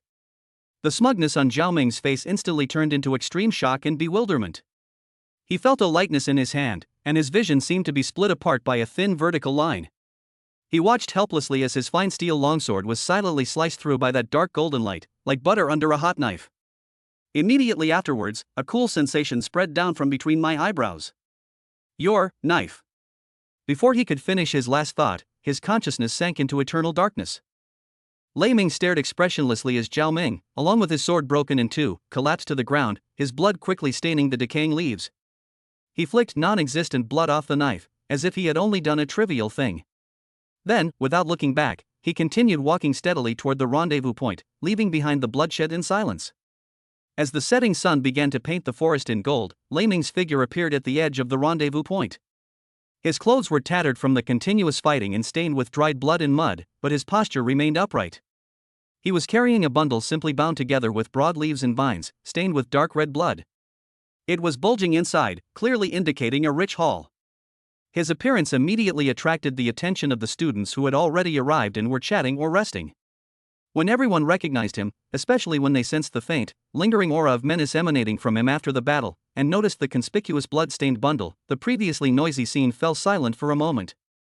The initial disdain and mockery in many people's eyes had vanished, replaced by surprise, scrutiny, and a hint of barely perceptible awe. Anyone who can survive alone in this jungle for 3 days and emerge with such trophies has earned the respect, and even a degree of fear, of most of those present, regardless of their past. After waiting at the meeting point for a while, more students returned, covered in injuries. As night completely enveloped the earth, all the proctoring and rescue teachers returned, but there were still more than a dozen students nowhere to be seen. Everyone knew that in the perilous wilderness, failing to return on time often meant certain death. Seeing that it was getting late, the teacher in charge of the assessment counted the number of students and solemnly announced that the main group should return to school first. Only a few highly skilled teachers remained to hold the fort, waiting for that faint hope. Chapter 12 Doubt and Test. When Lei Ming dragged his tired but steady steps into the house late at night, his parents, who had been waiting for a long time, immediately came to greet him. Seeing her son's clothes tattered, with congealed blood and mud mixed together, and his face showing unconcealable weariness, the mother's eyes instantly reddened, and tears of heartache streamed down her face. The father pursed his lips tightly, patted his shoulder forcefully, and said nothing. That night, the house was filled with the relief of surviving the disaster and a silent warmth. The next day, the school gave the students who participated in the assessment a day off to rest. Lei Ming got up early, packed the huge bundle full of spoils, and set off for Wanbailu, the largest merchant guild in the city. As you enter the grandly decorated Chamber of Commerce, a young waiter immediately greets you. Seeing that Lei Ming was young and dressed plainly, she assumed he was just a student who had come to broaden his horizons. But she maintained her professional enthusiasm and smiled as she led him on a tour of the various merchandise areas on the first floor. From common medicinal herbs and minerals to all kinds of weapons and armor, the variety is dazzling. When Lei Ming's gaze swept toward the stairs leading to the second floor, the waiter politely informed him that a certain membership or spending record was required to enter the second floor. Lei Ming nodded without saying anything more. When he arrived at the counter for purchasing materials and placed the bulging bundle, which smelled faintly of blood, on the counter and opened it, the professional smile on the clerk's face was instantly replaced by shock. The bundle contained not only a large amount of materials from low-grade exotic beasts, but also several intact, high-grade exotic beast pelts, especially the colorful giant python skin and the jungle leopard skin, which exuded a terrifying aura. Please wait a moment. I'll go get the manager right away." The waiter's voice was trembling with excitement as he hurriedly turned and ran off. A moment later, a middle-aged manager dressed in a brocade robe with shrewd eyes strode over. When he saw the materials on the table clearly, especially when he sensed the remaining ferocious aura of the first-level second-tier spotted python skin, his eyes flashed with a sharp light. He carefully examined each material, especially the first-tier level 2 beast core the size of a longan and brimming with energy, and couldn't help but exclaim, "Young brother, you are truly skilled. Even ordinary hunting teams would have a hard time getting this level 2 spotted python. How did you manage to obtain it?" After a fierce negotiation, the materials ultimately brought Lei Ming a huge sum of 160,000 Singapore dollars. Among them, the level 2 beast core alone sold for a high price of 110,000.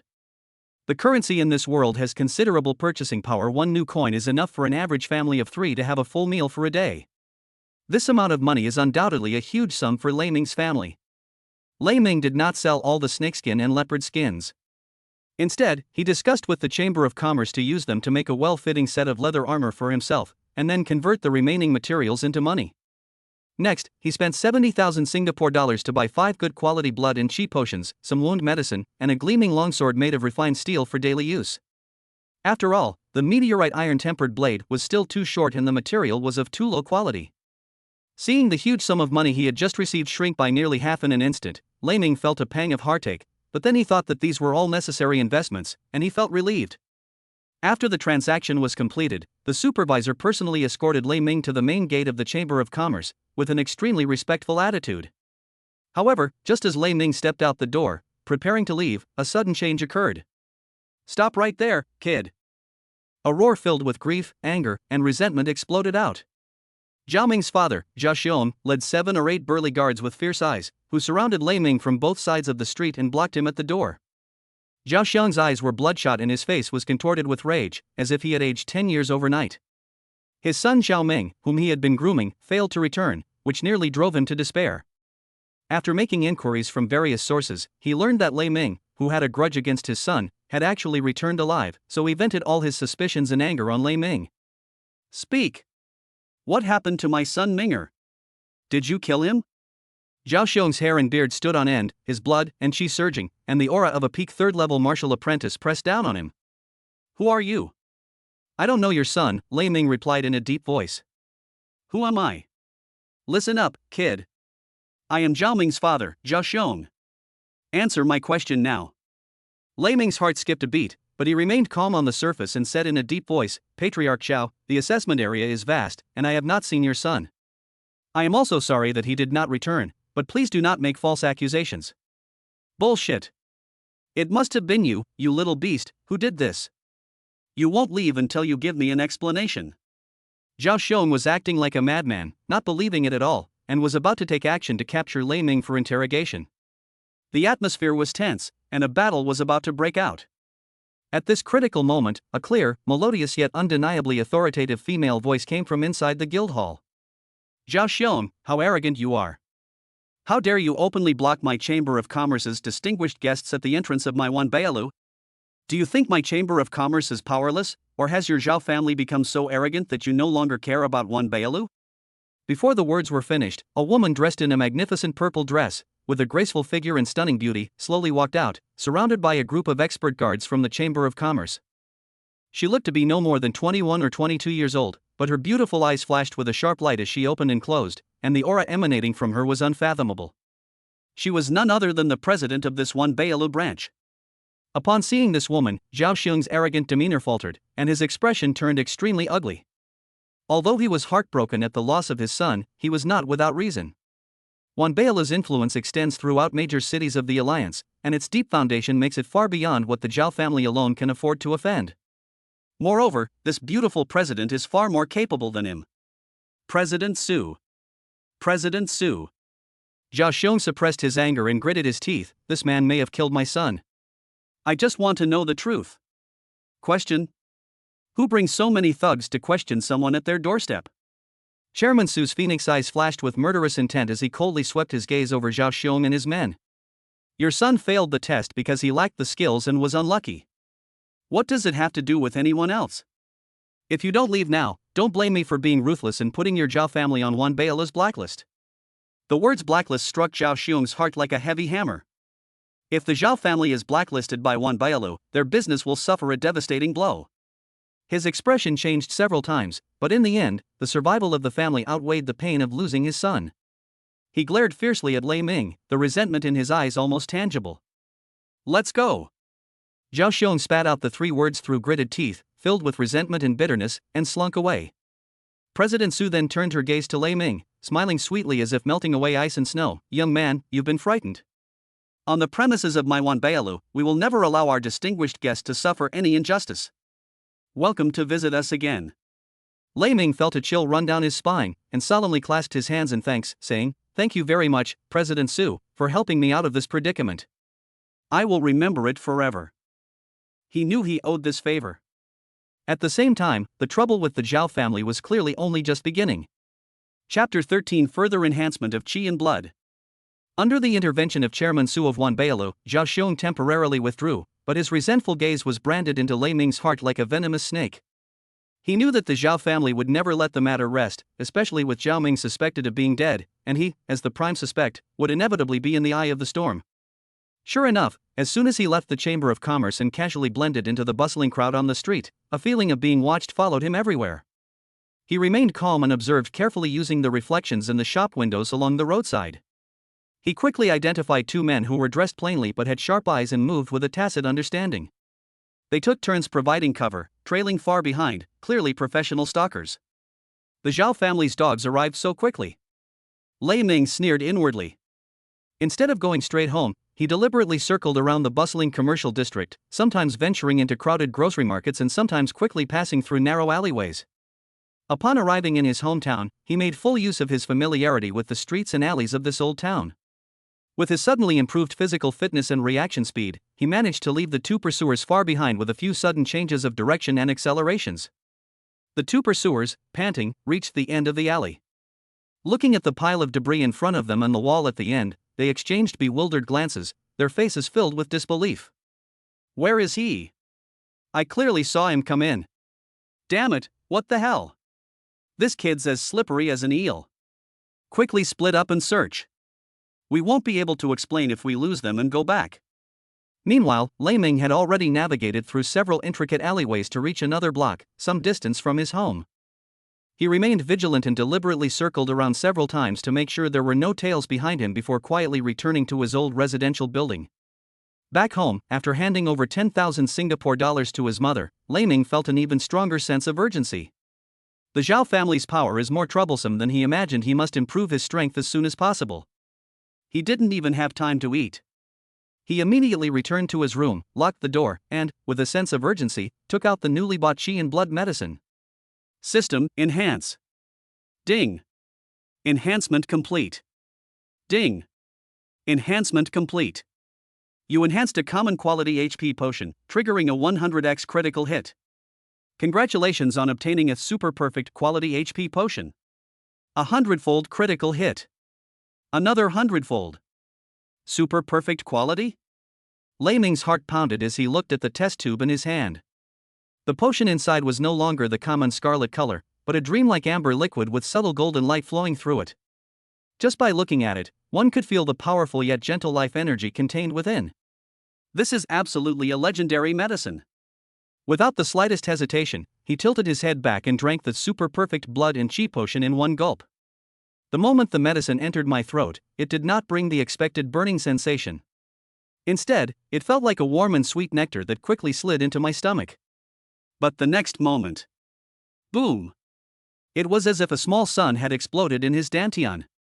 An unprecedented, vast, and extremely pure torrent of energy, like a galaxy bursting its banks, instantly swept over his limbs and bones. Every cell was leaping and roaring wildly, greedily devouring this pure energy and nutrients. This energy was immense, yet not violent. Instead, it carried a sense of sacred order, gently and firmly cleansing and expanding his meridians, nourishing his muscles and bones, and tempering his internal organs. His skin turned bright red, and thick white steam rose from his head. He seemed to be in a giant furnace, undergoing a transformative metamorphosis. Without daring to delay for even a moment, Lei Ming immediately entered the third level of the Creation Tower of Heaven and Earth, a trial space with a 100-fold increase in comprehension cultivation effect. Here, the massive energy torrent from the outside world seems to be imbued with spirituality, and with the blessing of a 100-fold increase in comprehension and the speed of time flow, it is guided and refined in the most efficient and precise way. He could clearly see his internal energy and blood growing and condensing at a speed visible to the naked eye. The blood and qi, which were originally like a stream, quickly grew into a river, surging and roaring in the widened and resilient meridians. The bones crackled softly as they grew denser and harder. Muscle fibers tore and reformed repeatedly, harboring explosive power. He subconsciously began practicing the 100 refinements body forging technique. With such immense energy support and a 100-fold increase in comprehension, his understanding of this fundamental technique reached an unprecedented depth. Each seemingly simple movement draws in the body's qi and blood to create a mysterious resonance, as if it is prying open some deeper level of rules. He vaguely sensed that the moves of this set of techniques were not as simple as they appeared on the surface. They seemed to contain the most fundamental secrets of martial arts, but most people were limited by their aptitude and resources and could not see their true nature. After cultivating in the trial space for an unknown period of time, Lei Ming slowly withdrew his power once the last trace of the super-perfect potion's energy had been completely absorbed and refined. He opened his eyes, his pupils gleaming with a sharp light, as if they contained two miniature stars. With a gentle clench of the fist, the blood and energy within the body surge and roar like the ocean waves, exuding an overwhelming sense of power. This feeling is too strong. He roughly estimated that his qi and blood value had probably broken through the 60-point mark in one fell swoop. This is almost a qualitative leap. Moreover, he could sense that this improvement was based on an incredibly solid foundation, without the slightest hint of superficiality. Not only did his strength increase dramatically, but his mastery of the 100 refinements body forging technique also reached a level of consummate skill. This strengthening and training has yielded results far exceeding expectations. A grueling afternoon of intense training left Lei Ming looking radiant. At dinner time, his father still hadn't returned. Lei Ming and his mother were used to his father often working overtime until late at night for the sake of the family, but at this moment, he felt a stronger determination to change the situation as soon as possible. After quickly finishing his meal, Lei Ming returned to his cramped room and eagerly took out his newly bought 100-forged longsword. The blade reflected a cold, gleaming light in the dim light. It was solidly crafted and a fine steel knife. But for Lei Ming, who had witnessed the power of the meteorite iron-tempered blade, it was far from enough. He took a deep breath, gripped the hilt of the sword firmly with both hands, and focused his mind on communicating with the system in his mind. System, enhance this 100-forged longsword. The moment the command was given, the longsword in his hand seemed to come alive, and a soft white halo suddenly shone from the blade. Immediately afterwards, the halo transformed into a blazing light, illuminating the entire room as if it were daytime. Lei Ming could clearly feel that the weight of the blade was increasing rapidly, and the material was undergoing some kind of fundamental transformation. There are even fine, dark gold patterns, like the veins of stars, faintly visible inside the blade. The whole process lasted for several seconds before the light gradually faded. Chapter 14: Father's Accident. Ding! Enhancement complete. Triggered a 300x critical hit. The 100-forged steel longsword has been upgraded to Meteorite Battle Blade. A 300x critical hit. Lei Ming was overjoyed and almost cried out in surprise. This far exceeded his expectations. He quickly looked at the new weapon in his hand. The once plain-looking longsword has been completely transformed. The blade became longer and more streamlined, exhibiting a deep dark silver color, as if it were forged from meteorite iron from outer space. The previously faint dark gold patterns are now clearly visible, engraved on the blade like star trails, with a subtle shimmer. The handle material has also become smooth and comfortable to hold, blending seamlessly with the blade. He tried to wave it, but his arms suddenly sank. So heavy. This meteorite battle blade weighs at least 3 times more than before. If his blood and qi hadn't increased significantly, he probably wouldn't have been able to wield it. To test its sharpness, he carefully brought the tip of the knife close to the surface of the old wooden table. A shocking scene unfolded. Before the blade even truly touched the tabletop was easily slashed open with a deep gash simply by the invisible sharpness it naturally exuded. As he subconsciously pressed the blade down slightly, a soft whoosh was heard, and the heavy tabletop was silently pierced through as if it were tofu. Lei Ming was startled and quickly raised his knife, but an uncontrollable excitement welled up inside him. It's so sharp. This is simply a divine weapon. With this meteorite battle blade, his combat ability will reach a whole new level. He stroked the cold blade with obvious affection, his eyes gleaming with confidence. The threat posed by the Zhao family and the challenges to the future seemed to have become less daunting because of this unexpectedly enhanced divine weapon. Time flew by during his cultivation, until around midnight when a series of urgent knocks on the door and his mother's worried calls startled Lei Ming from his deep meditation. Xiao Ming. Xiao Ming. Your dad hasn't come back yet. Lei Ming suddenly opened his eyes, his heart sinking. Although my father often works overtime, he has never stayed out so late at night without even a word. A strong sense of unease instantly gripped his heart. He quickly opened the door and saw his mother's pale face, her eyes filled with panic and helplessness. Mom, don't worry, I'll go out and look. You stay home and wait, please don't go out. He tried to calm his mother down, but his heart was in turmoil. A strong intuition told him that something had probably happened to his father. Moreover, it is highly likely related to the conflict with the Zhao family during the day. Without saying a word, he turned around and went back to his room, carefully wrapped the newly enhanced meteorite battle blade with strips of cloth and carried it on his back, and also hid the meteorite iron-tempered blade that had made great contributions close to his body. Without offering any further explanation, he rushed out of the house like a gust of wind and disappeared into the deep night. The outer city at night is far more dangerous and chaotic than during the day. Under the dim streetlights, the streets are empty and quiet, with only the occasional barking of stray dogs and strange noises from unknown sources. Lei Ming circulated his qi and blood to his eyes to enhance his night vision, and with lightning speed, he rushed towards the construction site where his father usually worked. However, when he arrived at that familiar construction site, his heart sank. The construction site was pitch black and silent, clearly indicating that work had ended long ago, and not a single ghost could be seen. How could there be no one here? Did they all go home? Impossible. Lei Ming forced himself to calm down, like a restless trapped beast, and quickly searched the perimeter of the construction site. Finally, in a dilapidated prefab house on the edge of the construction site, he found a gaunt old man who was responsible for guarding the site at night and was dozing off. Lei Ming hurriedly shook the old man awake. Sir, excuse me. Have you seen Lei Hao? The Lei Hao who worked here today. The old man was woken up and grumbled somewhat angrily, but when he saw that Lei Ming was just a teenager and looked anxious, his attitude softened considerably. He squinted, thought for a moment, and mumbled, Lei Hao? Oh, that honest, simple man. I remember, he left work with his co-workers just as it was getting dark. And then? Did you see which way he went? Lei Ming's heart was in his throat. And then? The old man scratched his messy hair. It seems like he was stopped by a few people. Yes, a few people. They didn't look like good people. They said a few words at the entrance of the construction site, and then Lei Hao followed them. Followed them? Which direction did they go? Lei Ming's voice was a little hoarse from nervousness. The old man extended a withered finger, pointing in a direction deeper into the chaos, opposite to the outer city's slums. Over there, it seems to lead towards Black Snake Alley. I heard there's a black market there at night. Black market. These two words, like icicles, pierced Lei Ming's chest in an instant. His blood seemed to have frozen. How could my father, an honest and hard-working worker, voluntarily go to the black market in the middle of the night? The only explanation is that he was coerced. A chilling killing intent mixed with worry instantly overwhelmed Lei Ming.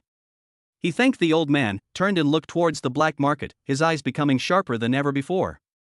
Black market.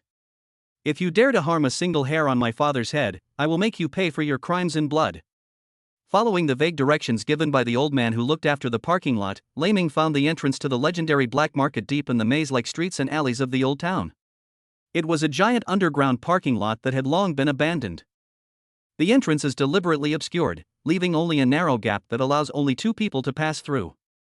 It is extremely difficult to find unless you are looking for it carefully. The crevice wasn't completely dark. Instead, a flickering, dim yellow light shone through. Faintly, one could hear muffled and noisy human voices coming from deep within. Two burly men, dressed in dirty clothes but with unusually wary eyes, emerged from the shadows and blocked the way from the left and right. They possessed the unique aura and blood fluctuations of a first-level martial arts apprentice. Their waists were bulging, clearly indicating they were hiding weapons, and their expressions were fierce. "What are you doing here? You look unfamiliar." The scarred, burly man on the left looked Lei Ming up and down, who was dressed plainly and had a youthful face, his tone full of suspicion. Lei Ming suppressed the murderous intent and anxiety surging within him, trying to make his voice sound calm. "I've come to buy some things. I heard that this place has a good selection of goods." He deliberately imitated the tone of those people he remembered who went to the black market to sell things. "Buying things?" The other tall, thin man scoffed, extending his hand. "Do you know the rules? Verify your identity first. If you don't have money, get lost and don't waste my time." Lei Ming said no more, took out his bank card from his pocket, and swiped it on a simple device held by the other party. The instrument emitted a soft beep sound and flashed a green light. When the burly man with the scarred face saw the balance displayed on the device, his fierce expression softened. Instead, his expression was a mixture of surprise and greed. He gave Lei Ming a deep look, then stepped aside. "So you are an honored guest. Please come in. There are rules inside, you'd better behave yourself." Lei Ming had no time to analyze the meaning behind the other person's gaze, so he nodded and quickly squeezed through the gap. He didn't notice that after he disappeared, the two guards quickly exchanged a knowing look, and the tall, thin man whispered something into the communicator under his collar. Chapter 15 Wrathful Kill. Upon entering the parking lot, the view suddenly opens up. The huge space was divided into countless stall areas by various simple partitions, tents and vehicles, with several high-powered xenon headlights hanging crookedly overhead, emitting a blinding white light. A strong, strange odor filled the air, and all sorts of people moved about, most of them concealing their faces. Transactions were completed in hushed tones and with discreet gestures.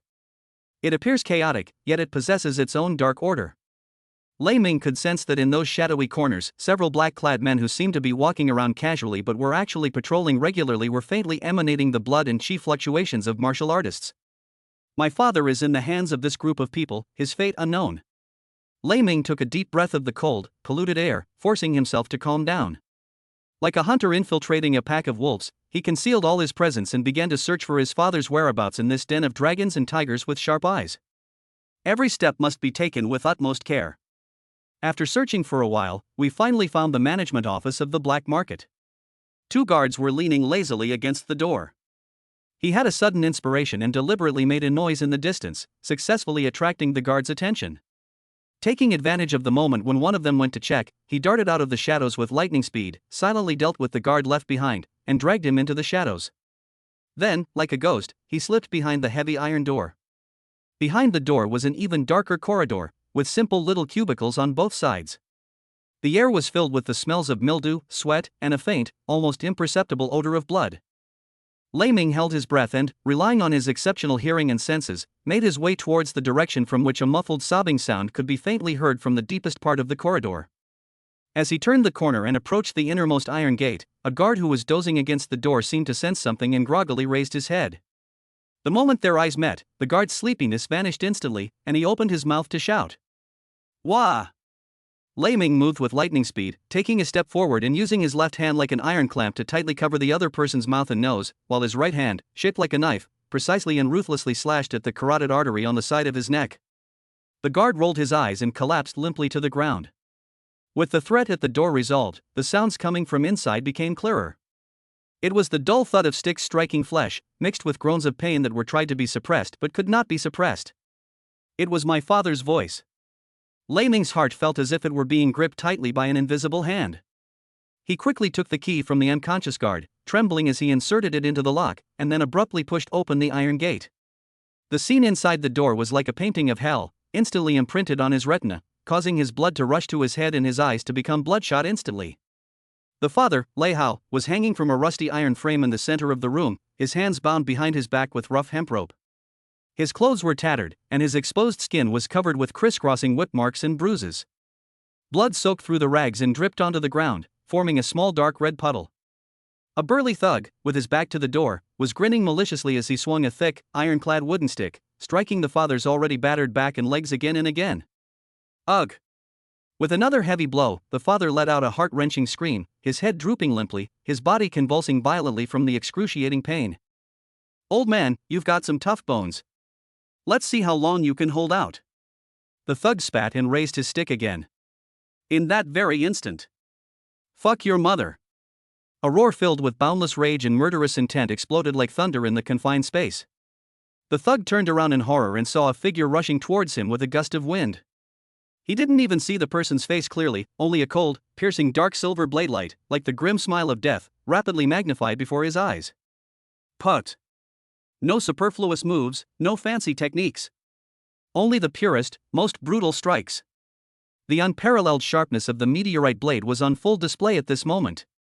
With a flash of light, the thug's right arm, which was holding the club, was severed at the shoulder, and blood gushed out like a fountain. He didn't even have time to feel the pain before the blade continued its relentless advance, slicing across his neck. Ha, ha! The thug's sinister smile froze, turning into extreme terror and bewilderment. He tried in vain to cover his bleeding neck, but could only make a sound like a broken bellows. His massive body crashed to the ground like a mountain collapsing. But this was far from enough to quell the raging fire in Lei Ming's heart. The thought of the torture his father had just endured overwhelmed his reason with boundless killing intent. His eyes were bloodshot, and he looked like a madman. He gripped the hilt of his knife tightly with both hands and slashed wildly at the corpse of the thug who was not quite dead yet. You beast! You scum! How dare you touch my dad? I'll kill you! I'll kill you! 1 cut. 2 cuts. 3 cuts. The dark silver blade flashed wildly in the pool of blood, flesh and blood flew everywhere, and the sound of bones shattering was incessant. In the blink of an eye, the thug's corpse had become a bloody mess, unrecognizable, as if it had been torn apart by a group of ferocious beasts. A strong, pungent smell of blood filled the entire room. Only then did Lei Ming stop panting heavily, his chest heaving violently, and his hand gripping the knife trembling slightly from the excessive force. He raised his head and looked at his father, who was still hanging there. Lei Hao was already stunned by this sudden turn of events. When he saw clearly the person who had stormed in like a god of death and instantly chopped the vicious thugs into mincemeat. It turned out to be his own son, whom he had always considered mediocre and someone he needed to protect with all his might. The pain and despair on his face were instantly replaced by unparalleled shock. This is really my son Lei Ming? That child who can't even improve his qi and blood? When did he become so powerful and terrifying? When Lei Ming met his father's gaze, which was a mixture of shock, confusion, and a hint of unfamiliarity, his murderous intent and violence slowly receded like a tide, replaced by endless heartache and guilt. Dad! I'm sorry I'm late. His voice was hoarse as he strode forward, swung his knife to cut the ropes, and carefully caught his father, who was covered in blood and almost collapsed. Good child, it's Dad who's dragging you down, the father said weakly. As Lei Ming helped his father, who was covered in wounds and could barely stand, out of the blood-soaked interrogation room, his heart sank. Chapter 16 Zhao Xiong's Revenge. The dimly lit corridor was completely blocked off, and it was packed with people, at least 20 or 30 at a glance. Armed with machetes and iron bars, and with fierce eyes, they were clearly thugs kept in the black market. The guard, who had been knocked unconscious and then awoke, was clutching his neck, his face contorted in pain as he pointed at him, shouting at the top of his lungs, "It's him! Kill Brother Biao! Don't let him get away!" With no way out, the atmosphere was as heavy as a physical barrier. His father leaned weakly against him, his breath faint, but his eyes were filled with worry and fear. Lei Ming knew that there was no way he could leave quietly with his seriously injured father. Negotiation? Begging for mercy? With someone dead on the other side and it clearly being orchestrated by someone, this is nothing short of wishful thinking. A resolute determination instantly replaced all hesitation and concerns. He gently settled his father in the corner by the door, shielding him with his body, and whispered, "Dad, sit down first, your son will lead you out of here." After saying that, he turned around abruptly and faced the group of thugs. The last trace of youthful energy that had remained vanished, replaced by a chilling killing intent like a drawn sword. His eyes were sharp as an eagle's, sweeping over the crowd as if he were looking at a flock of lambs to the slaughter. Since a peaceful resolution is impossible. Lei Ming slowly raised the dark silver meteorite battle blade in his hand, its tip pointing diagonally at the ground, his voice as cold as the ice of the deepest hell. "Then kill. Kill!" Someone shouted, and the thugs who had been blocking the corridor surged forward like a flood bursting its banks, brandishing their weapons and roaring. The narrow passage was instantly filled with murderous intent. Faced with the surging crowd, Lei Ming did not retreat but advanced. He stomped his left foot hard on the ground, and his body shot out like an arrow, deliberately crashing into the arms of a burly man at the front. A muffled thud. The burly man felt as if he had been hit by a charging rhinoceros, his sternum cracked with a teeth-grinding sound, and his nearly 200-pound body was thrown off the ground. He flew backward, knocking down several of his accomplices who couldn't dodge in time. The previously orderly formation instantly descended into chaos. In that chaotic, lightning-fast moment, thunder roared. He was like a tiger among sheep, his meteorite sword transforming into a deadly dark silver whirlwind. With a flash of light, a cleaver cleaved off an arm along with its wrist. The man with the knife screamed and fell to the ground. Thud! With a backhand slash, he slashed upwards, slicing away an iron rod that was smashing down from the side, along with half of its owner's shoulder. He didn't use any fancy moves, it was all the most direct and effective basic sword techniques: chopping, slashing, sweeping, and slashing. However, driven by over 60 points of chi and blood, and faced with the unparalleled sharpness of the meteorite battle blade, these simple moves unleash terrifying destructive power. Wherever the blade strikes, broken pieces fly and severed limbs scatter. Whether it's a machete made of fine steel or a tough wooden stick, they are all like paper in front of the meteorite battle blade, breaking at the slightest touch. The human body is even more fragile and vulnerable. The narrow corridor became a death trap. Lei Ming's figure moved swiftly and stealthily through the crowd. With each step he took, a blade flashed, followed by piercing screams and gushing blood. He made full use of the terrain to avoid being attacked from both sides, and every move he made was precise and ruthless, showing no mercy. A few minutes later, the clamor of shouts and the clash of weapons gradually subsided, replaced by waves of agonizing screams. The once crowded corridor is now like a hellish scene. The ground was littered with people lying haphazardly, and blood flowed like streams through the uneven ground, the strong stench of blood almost suffocating. Most of the thugs were already lifeless, but many more were writhing and convulsing in pain in pools of blood. Some of them had their arms severed, some had their thighs cut off, and some had their chests and abdomens ripped open, with their internal organs spilling out. The scene was horrific. Lei Ming stood with his sword in hand amidst the mountain of corpses and sea of blood. The dark silver blade was completely stained red with blood, and thick blood was dripping from the tip of the sword. He was breathing slightly heavily, with sweat on his forehead. The continuous high-intensity bursts were a considerable burden on him. But he stood ramrod straight, his eyes still cold, scanning the death zone he had created with his own hands, confirming that there were no more enemies standing there. He turned around and looked at his father in the corner. Lei Hao was already terrified by the hellish scene before him, his face turned deathly pale, and his whole body trembled. His gaze toward his son was filled with indescribable shock and a hint of unfamiliarity. He never imagined that his seemingly ordinary son would be so ruthless and decisive when he took action, like a god of death descended to earth. Lei Ming understood the fear in his father's eyes, and felt a pang of pain in his heart, but this was not the time to explain. He strode forward, trying to keep his voice steady. "Dad, it's all right, let's go." He had to get his father away from this dangerous place as soon as possible. The forces behind the black market would not let this go, and an even bigger storm was likely brewing. He remembered this blood debt from the black market and vowed to repay it 100-fold in the future. However, just as he was about to help his father leave, the air in the entire corridor seemed to freeze.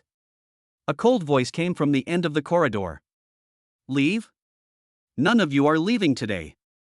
Lei Ming looked up abruptly, his heart sinking. Zhao Ming's father, Zhao Xiong, stood with his hands behind his back, followed by 7 or 8 martial artists with composed auras. Their eyes were sharp, and their aura was restrained, far surpassing those thugs from before. The leader's temples bulged high, and his blood and chi surged throughout his body, clearly indicating that he was a level 3 martial artist. Standing to his left and right were 2 level 2 martial artists with eyes like lightning, and the remaining few were all skilled level 1 martial artists. This force is clearly the core military power of the black market. It seems that this black market is indeed closely related to the Zhao family, and may even be an industry secretly controlled by Zhao Xiong. What a small world. Lei Ming felt a chill in his heart.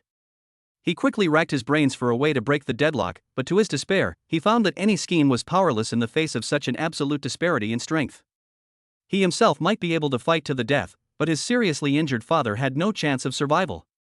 A peasant, and he dares to defy the heavens. Zhao Xiong stared at Lei Ming with a sinister look in his eyes, his tone full of disdain.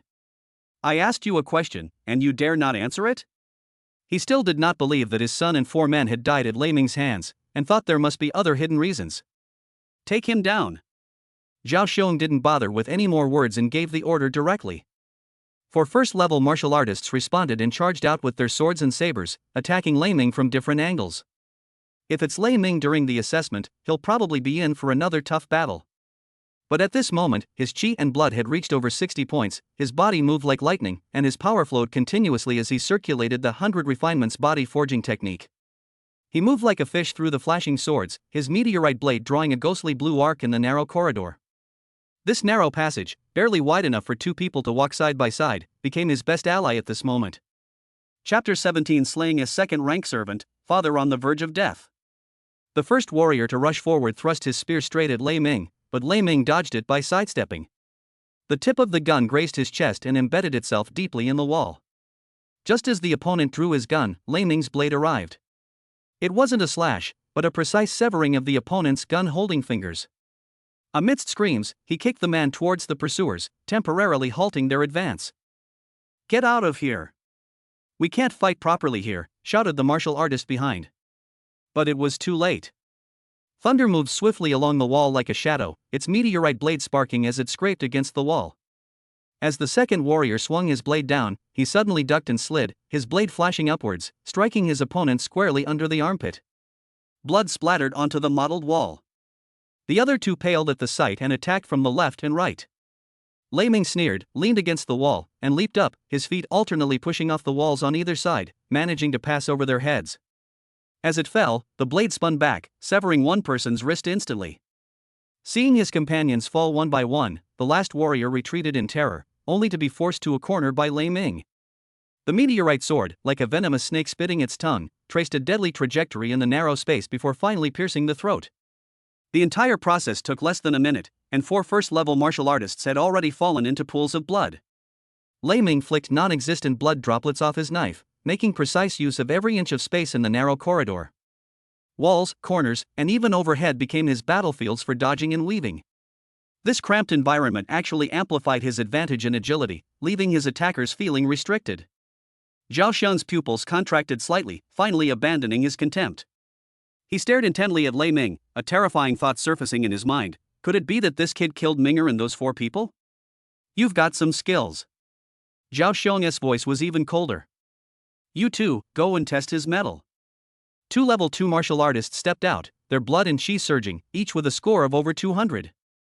One man wielded a thick-backed cleaver, his blade wielding a powerful, heavy strike that stirred up a vicious gust of wind. The other man's claws were jet black and shiny, the tips of his fingers emitting a pungent, fishy odor, clearly indicating that he had long been immersed in the art of poison. The pressure was immense. Lei Ming's pupils constricted, knowing that he couldn't withstand the attack with just a long sword.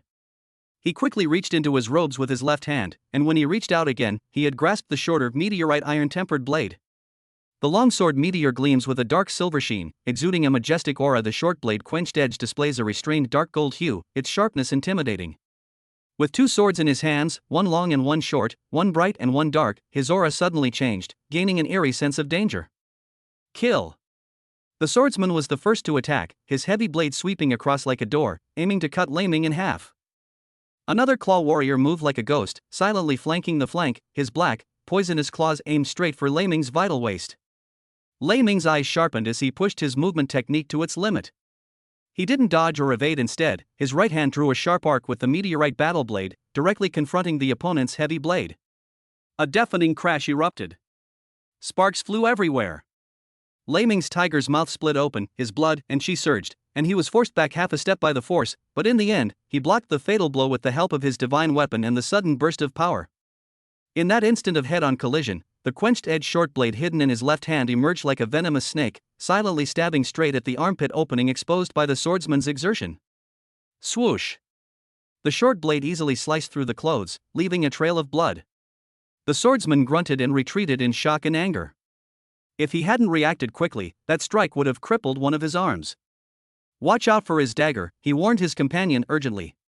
Seeing his companion suffer a loss, the other claw warrior intensified his attack, his claws unleashing a flurry of dark shadows and a stench of blood as he targeted Lei Ming's lower body and joints with utter malice.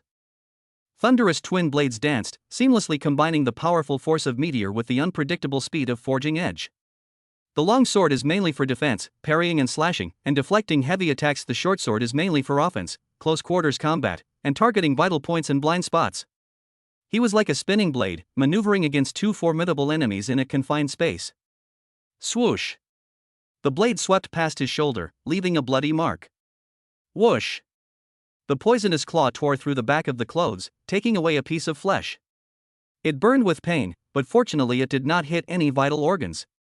Lei Ming gritted his teeth, his body constantly adding new wounds, his clothes soaked in blood, but his eyes grew increasingly fierce and bright. He teetered on the edge of life and death, his skill in wielding dual swords improved rapidly, and his understanding of combat deepened. A prolonged defense will inevitably lead to defeat. He made a desperate move, feigning an opening, and staggered, leaving his right side wide open. How could a swordsman let such a golden opportunity slip by? With a sinister grin, he unleashed a full-force slash, die. Just as the blade was about to strike, a fierce glint flashed in Lei Ming's eyes. He suddenly twisted his body, using his left shoulder to block the blow, while his left hand used the quenched-edge short blade to precisely parry the back of the blade, slowing down the momentum of the strike. Thud! The heavy blade was still deeply embedded in his left shoulder blade, causing excruciating pain. But this also created an excellent opportunity. The two were brought incredibly close. Let's die together. Lei Ming roared, ignoring the excruciating pain in his shoulder and the enemy who was drawing his sword. His right hand, wielding the meteorite blade, erupted with a tragic light as he slashed diagonally upwards with a resolute determination to perish together with his opponent. Whoosh! The blade flashed like a bolt of lightning, slashing straight from the swordsman's crotch to his collarbone. The horrific wound had almost cleaved him in two. His sinister grin froze as he stared in disbelief at his splitting body before collapsing to the ground with a thud. Lei Ming also paid a heavy price. His left shoulder was almost destroyed, and his short sword clattered to the ground. He knelt on one knee, supporting his body with his long sword, panting heavily. Upon seeing this, another level 2 martial artist who used claws was filled with shock and rage. Seeing his companion die tragically, he went completely insane. Taking advantage of the moment when Lei Ming's old strength was exhausted and his new strength had not yet been generated, he moved like lightning, his black poisonous claws accompanied by a shrill sound as they went straight for Lei Ming's unsuspecting back. Minger, watch out! A hoarse yet incredibly clear shout, like the mournful cry of a dying beast, exploded from the corner of the wall. Lei's father, who was originally on the verge of death, suddenly sprang up from the ground with his last bit of strength, using his already battered and fragile body to firmly shield Lei Ming from behind. Puff! The poisonous claw pierced through Lei's father's thin chest without any resistance. Warm blood and shattered internal organs gushed from the front of his chest, and a few drops of scalding blood splattered onto the back of Lei Ming's neck. Time seemed to freeze at that moment. Lei Ming turned around stiffly and saw his father's figure slowly collapsing, and in his last glance at him, there was endless worry, relief, and a trace of barely perceptible pride. Dad! Lei Ming felt a sudden darkness before his eyes, and the world spun around him. His soul felt as if it were being torn apart. The original owner's remaining consciousness and soul resonated violently at this moment, and endless grief and destructive impulses overwhelmed him like a tsunami. He fell to his knees, frantically trying to cover the horrifying wound on his father's chest with his hands, but the blood gushed out like a spring and he couldn't stop it. He took out the enhanced wound medicine and poured it onto the wound with trembling hands, but the elixir, which was supposed to heal serious injuries, was now completely ineffective, as if it had sunk into the sea. Lei's father's lips moved as if he wanted to say something, but only bloody foam kept gushing out. His gaze gradually became unfocused, and finally, the hand that had been meant to lift and stroke his son's cheek fell limply to the ground. Chapter 18: Su Wan's Rescue. The level 2 martial artist who used claws withdrew his blood-stained claws, coldly looking at Lei Ming, who was kneeling on the ground like a blood-soaked man and acting like a madman, a cruel smile curving his lips. Zhao Shang's impatient voice rang out again, like a final judgment. Kill them. Lei Ming wanted to stand up, wanted to fight desperately, and wanted to drag everyone down to hell with him. But the immense grief and despair that originated from the depths of his soul and resonated with the original owner was like an invisible shackle, pinning him firmly to the spot, leaving him only able to hold his father's still warm body and let out a beast-like, silent howl. It's over. This was his last thought before his consciousness was swallowed by darkness. Just as the venomous claw, gleaming with dark light, was about to shatter Lei Ming's skull, just as Lei Ming's consciousness was about to be completely swallowed by endless darkness and despair. Stop! A clear and melodious female voice, yet imbued with undeniable authority, suddenly rang out in the deathly silent corridor, like the dawn breaking through the dark clouds. At the same time, with a clang, the second-level martial artist's poisonous claws were deflected by the sharp weapon. The sound was like a thunderclap, abruptly waking the almost subdued thunder. He stiffly and slowly raised his leaden neck, his bloodshot eyes reflecting the figures of a group of people.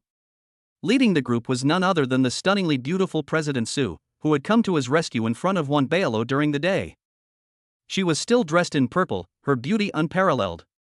Surrounded by a group of imposing merchant guards, she walked slowly, seemingly out of place in this bloody, hellish environment, yet exuding a calm and collected air of complete control. The level 2 martial artist who had made the move paused, instinctively looking at Zhao Xiong.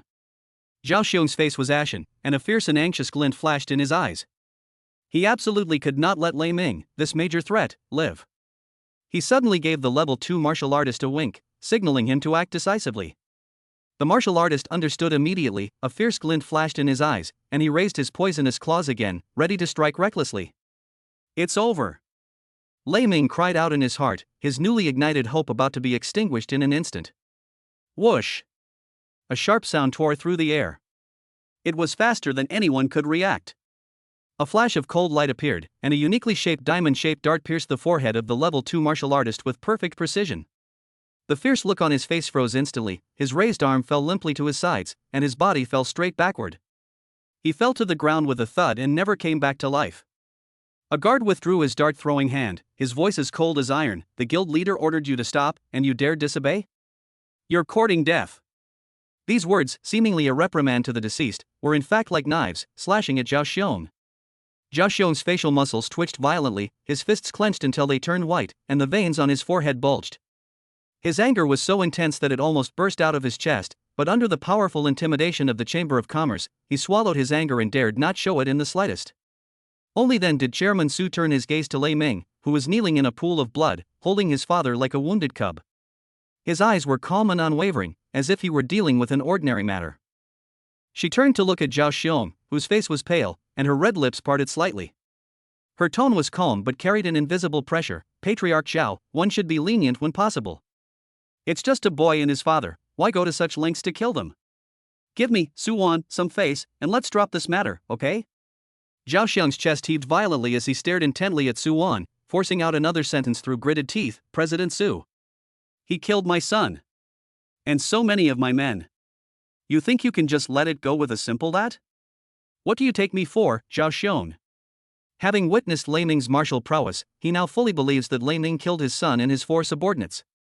Su-wan smiled slightly, a smile that was breathtakingly beautiful, yet it carried the shrewdness of a businesswoman and the confidence of a powerful figure. With a gentle wave of her hand, a guard behind her immediately presented her with an exquisite jade box. As soon as the box was opened, a faint medicinal fragrance filled the air, even overpowering the stench of blood. Inside the jade box lay a potion, its amber color shimmering with a subtle, shimmering light, emanating a chilling energy. This is a bottle of level 4 advancement potion, enough to increase the chances of a peak level 3 martial artist breaking through to level 4 by 30%. Its value, I'm sure Patriarch Zhao is well aware of. Su-wan's voice remained calm.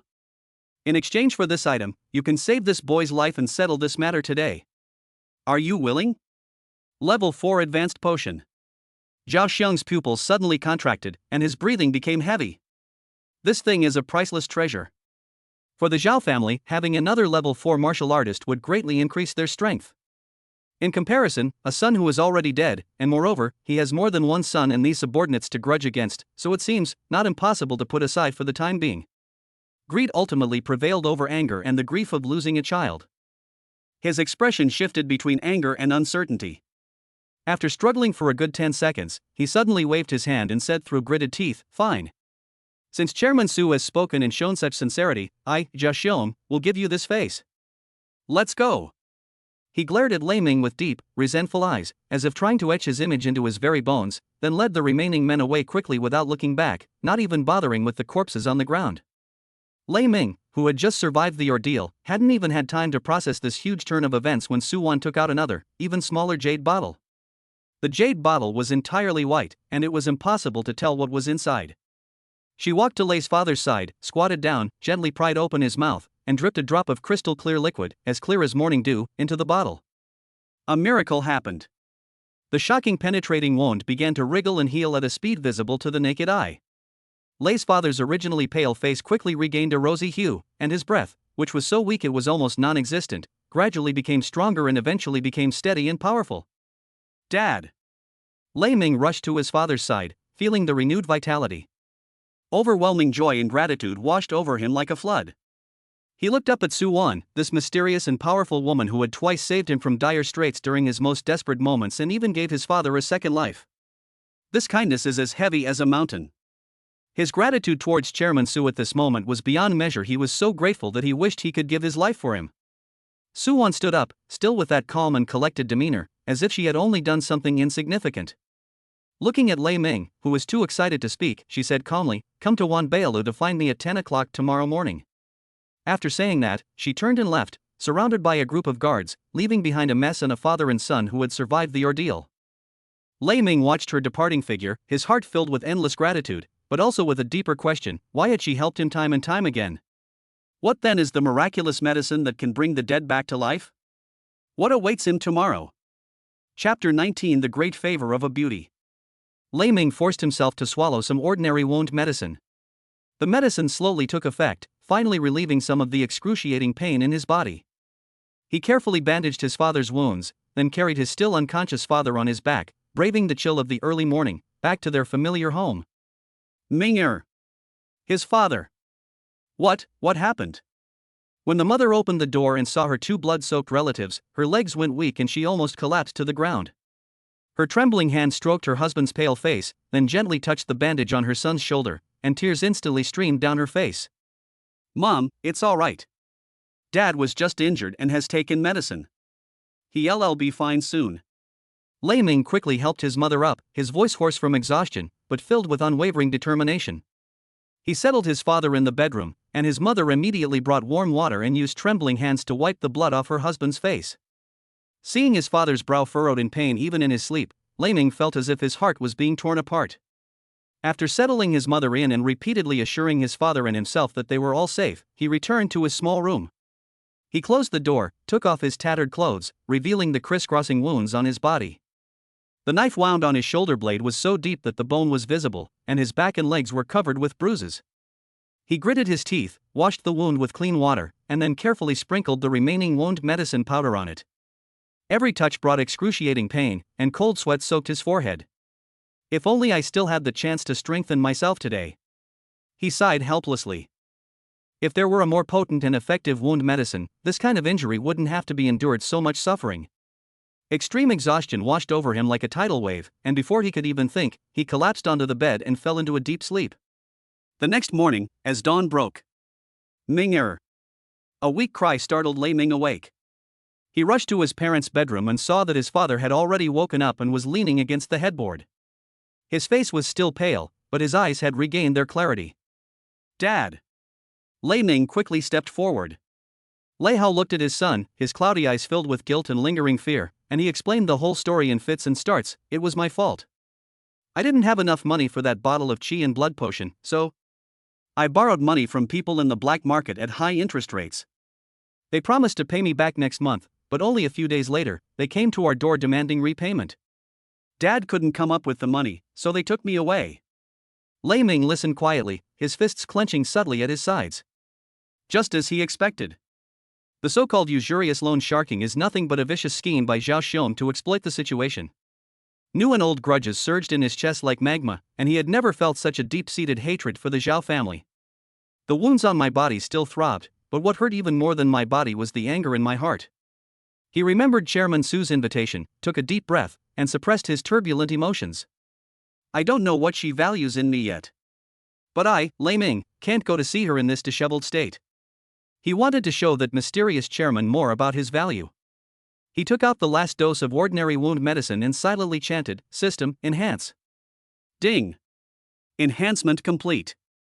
Triggered a 50x critical hit, upgrading the ordinary wound medicine to jade marrow muscle regeneration powder.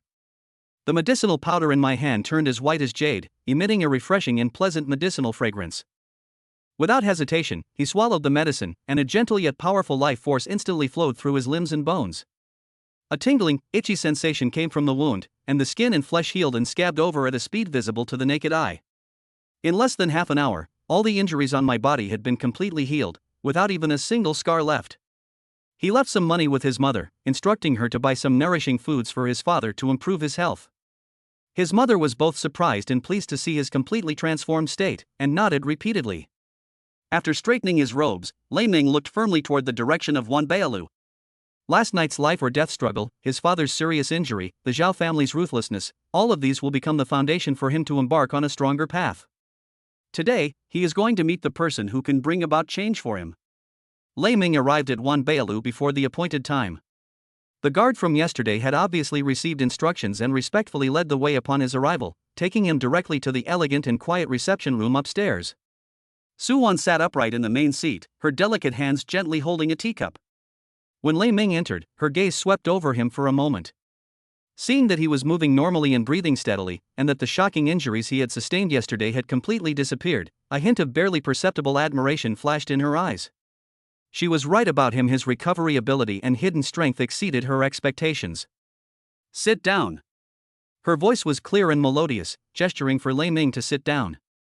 Lei Ming did as she was told and sat down on the sandalwood chair opposite her. Facing this woman who possessed both power and beauty at such close range, with a faint, elegant fragrance lingering around his nose, even though he had lived 2 lives, his heart couldn't help but ripple, and his breathing became a little heavier. Su Wan noticed his fleeting awkwardness, and her lips curved slightly into a captivating smile. That smile made Lei Ming's ears burn, and he involuntarily avoided her gaze. In his previous life, he was just an ordinary person who was busy and working hard. In this life, he is just an ordinary student. He has never had the experience of sitting on equal footing with such a beautiful and powerful woman. After a brief, awkward silence, Su Wan's smile faded, her expression returned to calm, and she cut to the chase. "You must have many questions in your mind." "Yes," Lei Ming composed himself, his gaze becoming clear and focused. "Why has the president helped me time and time again? And why does he treat me with such special regard?" Su Wan gently stroked the warm, smooth surface of the cup with her fingertips, and spoke slowly and deliberately. "When we first met outside the Chamber of Commerce yesterday, the calmness, even disdain, in your eyes when you were surrounded by Zhao Xiong caught my attention. There are many talented young people in this world, but few can maintain such unwavering composure even when at a disadvantage." She paused for a moment, then continued, "Afterwards, I had someone find out a little about your situation. A student who was previously of average ability and from an ordinary family suddenly experienced a surge in energy and vitality in a short period of time, and performed amazingly in the practical assessment, even being able to hunt down a level 2 spotted python on his own. This cannot be simply summarized by the word talent. As for last night," she said, her eyes narrowing slightly, "I received information that Zhao Xiong intended to harm you and your father. On one hand, he wanted to avenge his son, but more importantly, he wanted to force you to show yourself and eliminate any future troubles. I went along with it, firstly because I really didn't want to see a promising talent wasted, and secondly, I wanted to see just how much potential you could unleash." Her gaze fell on Lei Ming again, scrutinizing and affirming, "You certainly didn't disappoint me." Despite not having reached the required rank, he was able to withstand 2 level 2 martial artists, break through in the heat of battle, and achieve a counterattack. "What surprises me even more is that your condition today is even better than yesterday. And that knife in your hand, it's definitely no ordinary weapon."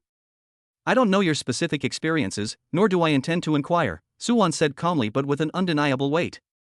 "What I value is the potential and character you have shown. I firmly believe that your future will not be confined to this small Blackrock city. Therefore, I formally invite you to join my camp." She looked directly into Lei Ming's eyes. "Before you truly grow up, I will not restrict your freedom. On the contrary, I will provide certain resources to help you improve faster. What I need is for you to be my support in crucial moments in the future." Chapter 20 was fired. As Lei Ming's doubts were gradually resolved, his sense of vigilance also subtly increased. These big shots are indeed not simple. A thorough investigation uncovered almost everything about him. He secretly realized that he must be more cautious and discreet in his future actions, and never easily reveal all his trump cards before he had absolute strength. Those protagonists in novels who boast about their extraordinary encounters would probably not survive more than 3 episodes in the real world. The powerful forces that hold high positions and their carefully cultivated descendants are not to be trifled with. In the blink of an eye, the advantages and disadvantages were already clear. Right now, leveraging Su Wan's influence and resources is the best way for him to grow rapidly and deal with the threat from the Zhao family. "I will forever remember the chairman's kindness in recognizing my talent." He stood up, solemnly clasped his hands in greeting, and said, "I accept the chairman's invitation." Looking at his decisive statement, Su Wan's smile deepened. She knew that she had made the right move. Su Wan nodded slightly, quite satisfied with Lei Ming's straightforward statement. She gently raised her hand and took out an exquisitely designed electronic waist tag with a metallic sheen from the brocade box beside her, and handed it over. "Keep this waist tag safe," she explained. "It's not only your identification at Wanbaelu, but you can also enjoy a 20% discount on all purchases within the building. Feel free to come here if you need anything in the future." Then, she pointed to a pre-prepared wooden box next to her. The moment the lid was opened, a faint medicinal fragrance mixed with pure energy fluctuations spread out. Inside the box were dozens of crystal-clear test tubes of medicine, neatly arranged. "These are resources to help you solidify your foundation and improve rapidly," Suwon pointed out one by one. "These 15 are high-quality first and second level chi and blood elixirs, enough to support your cultivation to the peak of the second level martial artist without any worries. These next to me are chi restoring powder for quick stamina recovery and more effective healing medicines, to be kept on hand for emergencies after an injury." Finally, her gaze fell on two old-fashioned thread-bound books at the bottom of the box. The pages are yellowed, yet they exude a sense of weight and importance. In the path of cultivation, both techniques and resources are indispensable. She picked up the first manual on the cover, which read Iron Body Technique. This is a foundation building technique for tempering the physical body, which can be practiced by a first-level martial artist. However, if one can master this skill, one's skin, muscles, and bones will become as hard as iron, making one virtually invulnerable to the swords and blades of ordinary martial artists of the same level, thus laying a solid foundation for one's martial arts path. She picked up the second book, the cover of which prominently displayed the 4 powerful characters Breaking Wind Saber Technique. "As for martial arts, take this low-grade yellow-level sword technique and study it first." Seeing a hint of doubt flash in Lei Ming's eyes, she added, "You should know that martial arts techniques in the world are divided into 4 major grades from high to low: heaven, earth, profound, and yellow. Each grade is further divided into 3 levels: upper, middle, and lower. Although the yellow level lower grade is only the entry level, the methods of energy application and the variations in moves it contains are far beyond what your current unorthodox approach can compare to. With diligent training, you will be virtually unmatched among second-level martial artists." Little did she know that she had greatly underestimated Lei Ming's speed of cultivation. Looking at these precious resources before him, Lei Ming was filled with emotion. These were all treasures that he could only dream of before. Now, it's readily available because of its potential. This investment is undeniably significant. He solemnly tied the waist tag around his waist, then closed the lid of the box and steadily lifted the sunken wood box. "I will never forget the chairman's kindness in nurturing me." He knew that from this moment on, he was now closely connected with this mysterious and beautiful president, and the forces behind her. These things will be the first cornerstone for him to leverage the future and realize his dream of revenge and becoming a strongman.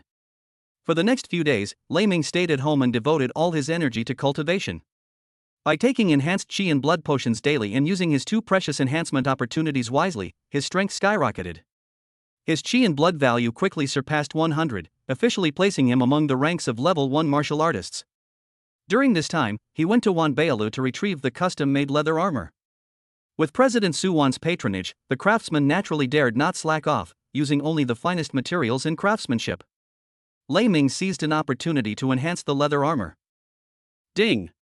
Enhancement complete. Triggered a 100x critical hit, the level 2 beast leather armor has been upgraded to Mystic Serpent soft scale armor. The leather armor became as light as a feather, yet exceptionally tough, with mysterious patterns emerging on the inner layer, greatly increasing its defensive capabilities. Time flies, and only 3 days remain until the college entrance examination. At this moment, Lei Ming's health points have reached 180, just 1 step away from the threshold of a level 2 martial artist. However, that very morning, an unexpected disturbance disrupted his peaceful cultivation. He was called to the principal's office.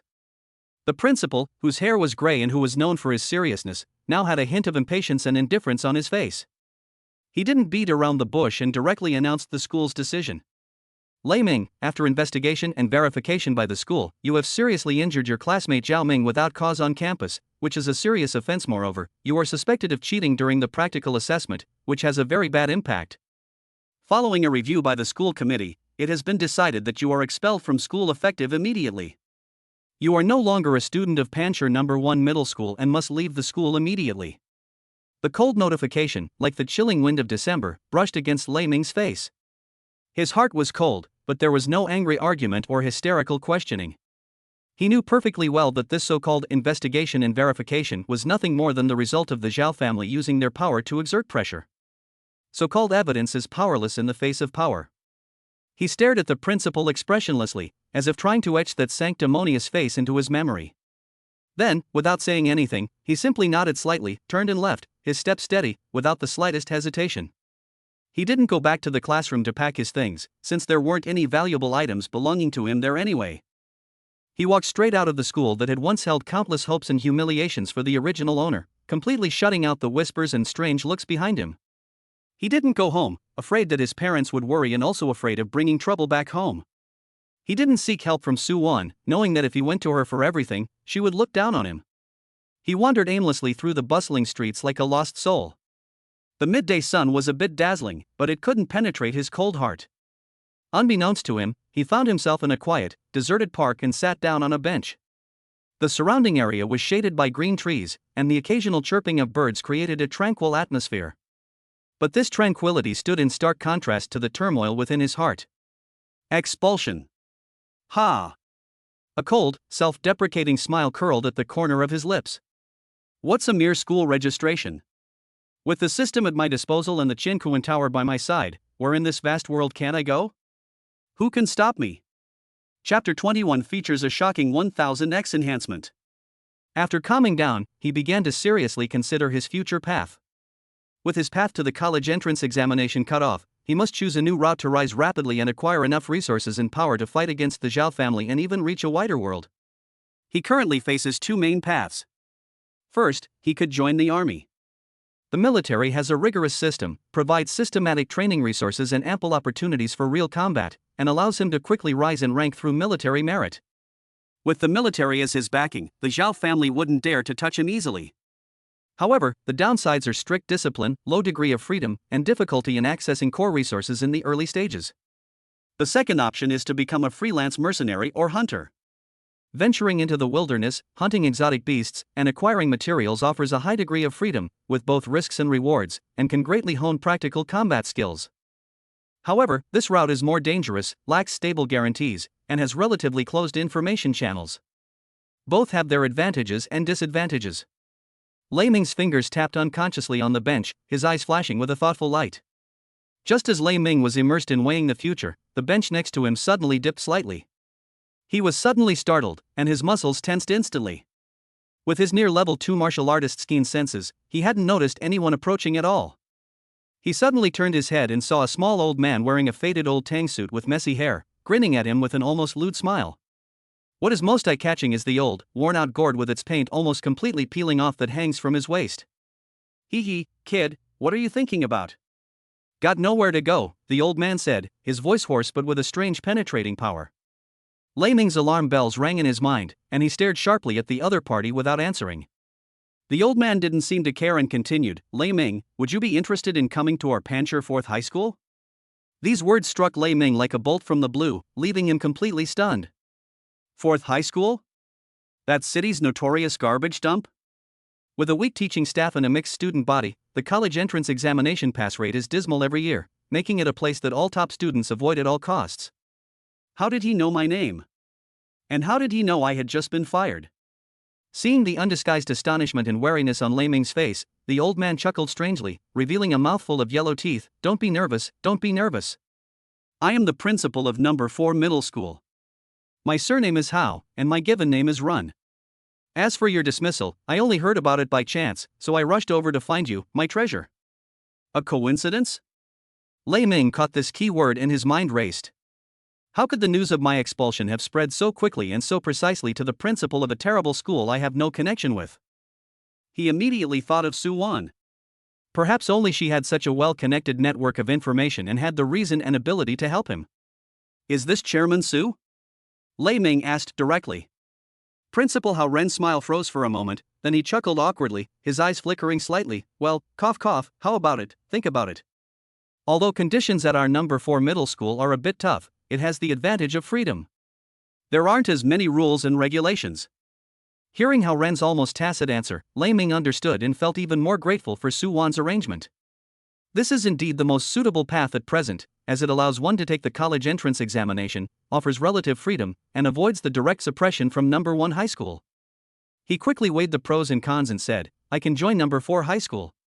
But with the college entrance exam just around the corner, the student registration procedures. Leave the paperwork to me. Howring patted his chest confidently, displaying an air of "I have connections." As long as you agree, you can come to class tomorrow. No, this afternoon. It definitely won't interfere with your college entrance exam. He leaned closer, lowered his voice, and asked with a hint of expectation and slyness, Lei Ming, could you tell me how much your chi and blood points are right now? So this old man can have a better idea. Lei Ming hesitated for a moment, thinking that revealing his true strength might secure more resources, so he calmly replied, around 180 points. How many? 180? Principal Howren suddenly jumped up from the bench, his eyes wide like saucers, his mouth agape enough to fit an egg, his lewd smile completely replaced by extreme shock and ecstasy. He walked around the bench twice, so excited that he almost flung the gourd at his waist off. 180. Ha ha ha. Heaven has opened its eyes. Our number 4 middle school has struck gold. A true genius. Let's see who dares to say that our number 4 middle school is a concentration camp of good-for-nothings. He danced with joy, as if he could already see the future of number 4 middle school's triumphant return. After finally calming down, Howren grabbed Lei Ming's arm as if afraid he would run away. Okay. It's settled then. This afternoon. You'll be at school to register this afternoon. I'll handle the paperwork for you personally. The future of our number 4 middle school depends on you. Looking at the old principal in front of him, who was emotional and completely different from the rumored image of a lazy principal, Lei Ming felt a little amused but also a hint of anticipation. Perhaps, in this worst high school, one can forge an unexpected path to becoming a strong individual. On the eve of the college entrance examination, the moon was bright and the stars were few. Lei Ming sat cross-legged in his small room, his mind as still as a deep well. Tomorrow is the college entrance examination, which will determine the fate of countless people, but he felt no tension, only anticipation and calmness for the future. He planned to use one of his 2 unused enhancement opportunities today, targeting a level 2 chi and blood potion provided by Su Wan. This potion was already of excellent quality and brimming with energy. System, strengthen this level 2 chi and blood potion. The command was given, and he habitually awaited the familiar enhanced light. However, this time, something unexpected happened. Instead of an immediate notification sound, the potion suddenly burst forth with an unprecedentedly dazzling light, no longer a soft halo, but as blinding as a small sun. The entire room was illuminated as brightly as day, even the moonlight outside the window paled in comparison. An indescribable surge of immense energy emanated from the potion, causing the Qiankuan creation tower in his sea of consciousness to tremble slightly, as if in resonance. Ding! Enhancement complete. Enhancement triggered a 1,000-fold critical hit. Congratulations, host. Your level 2 chi and blood potion has been upgraded to an unknown grade dragon blood creation liquid. A critical hit 1,000 times. It even triggered an anomaly in the system notification. Lei Ming was shocked as he looked at the completely altered potion in his hand. It no longer appears as a liquid, but rather as a drop of concentrated, burning golden blood, with countless tiny runes flowing inside, exuding an ancient, desolate yet terrifying aura full of boundless vitality. Just by holding it, Lei Ming felt his blood and energy involuntarily accelerate, and every cell in his body was screaming with thirst. Without hesitation, he recognized this as a once-in-a-lifetime opportunity. He tilted his head back and swallowed the drop of dragon blood creation liquid. Boom! It was as if an ancient dragon was awakening and roaring within him. A torrent of energy, billions of times more violent than ever before, exploded instantly. This time, it was no longer a gentle nourishment, but a near devastating scourge. Chapter 22: The Battle for Martial Arts University. His meridians were tearing apart inch by inch, his bones were groaning under the unbearable burden, and his internal organs seemed to be being forged in a furnace. Ugh! The intense pain almost made him faint instantly. At this critical moment, the tower of creation in his sea of consciousness suddenly shone brightly, and a cool and vast power surged out, protecting his soul core and main meridians. It guided the destructive dragon blood energy, causing it to circulate and be absorbed along an extremely mysterious path. Enter the 3rd level of the Qiankuan Tower. With his last shred of clarity, Lei Ming communicated with the small tower through his thoughts. With a 100-fold increase in comprehension, this painful transformation was accelerated dramatically. What might have seemed like a fleeting moment to outsiders felt like several years to Lei Ming. His body was constantly cycling through destruction and rebirth. His chi and blood levels were soaring at an unprecedented rate. 180. 200, 250, 300. The threshold for level 3 martial artist has been broken. However, this is far from the end. Not even 1/10 of the terrifying energy of the dragon blood creation liquid has been consumed. 310, 340, 360. The immense energy not only boosted his blood and chi, but also transformed his body in every way. His bone density increased dramatically, and it gleamed with a faint jade-like luster. The meridians were widened several times over, becoming incredibly resilient. As the blood flowed, it carried a faint golden light, heavy yet powerful. Finally, when the energy of that drop of dragon blood creation liquid was completely absorbed, a powerful aura suddenly erupted from his body, shaking the dust in the room into the air. He slowly opened his eyes, and a flash of golden lightning seemed to appear in them. Feeling the surging, powerful, and refined chi and blood within his body, like the Yangtze River, and a sense of lightness and strength that felt like a complete transformation, he slowly clenched his fist. Chi and blood value, 405 points. Level 4 martial artist. Overnight, he not only crossed the threshold of a 3rd level martial artist, but also directly stabilized at the level of a 4th level martial artist. Such an improvement, if it were to spread, would be enough to shock the entire Rock City. He suppressed his elation, his gaze becoming even more profound and resolute. Tomorrow's assessment will no longer be a test, but a stage for him to announce his rise. On the day of the college entrance examination, the atmosphere in the entire city of Panchur was exceptionally solemn. On the practical assessment plaza, admission representatives from various martial arts academies sat upright on the viewing platform, their expressions mostly indifferent and perfunctory. In their view, it would be good if the assessment in this remote small town could produce a few talents who reached the key talent line. As they expected, some students met the standards for martial arts university, but very few reached the cutoff score for key universities. However, when it was Lei Ming's turn to take the test from the 4th high school, all the indifference vanished in an instant. In front of the chi and blood testing device, Lei Ming held his breath and concentrated, his surging chi and blood surging within him. His punch didn't produce a deafening roar, but rather a muffled hum that seemed to shake the very air. On the instrument screen, the numbers started jumping wildly. 100, 150. 200, 250. The numbers have broken through the threshold of level 2 martial artists without stopping, and are still soaring at an astonishing rate. 300, 350. 408. Finally, the numbers settled at a value that left the entire audience speechless. 408 points. 408? A level 4 martial artist? How is that possible? On the viewing platform, the representatives from various schools, who had been sitting calmly, stood up almost simultaneously, their faces filled with disbelief. Some delegates even suspected that the equipment might be malfunctioning. They could hardly believe that such a genius could emerge in such a remote town. It was a great surprise to them. Next came the practical exam. The exam area was connected to the viewing platform, and through specially made reinforced glass, the examiners and representatives from each school could clearly see the situation inside each cubicle. The live beasts used for the assessment were paired up 2 days in advance based on each candidate's strength at the time of the test to ensure fairness and challenge. Lei Ming was assigned a first-tier level 2 alien beast known for its speed and ferocity, the Shadow Claw Leopard. Based on his previous performance as a level 2 martial artist, this should have been a hard-fought and evenly matched battle. However, when the gate to the compartment rose and the Shadow Claw Leopard pounced out like a black shadow, the admissions officers on the viewing platform frowned slightly. Isn't this pairing a bit too conservative? The teacher from Tiannan Martial Arts University adjusted his glasses.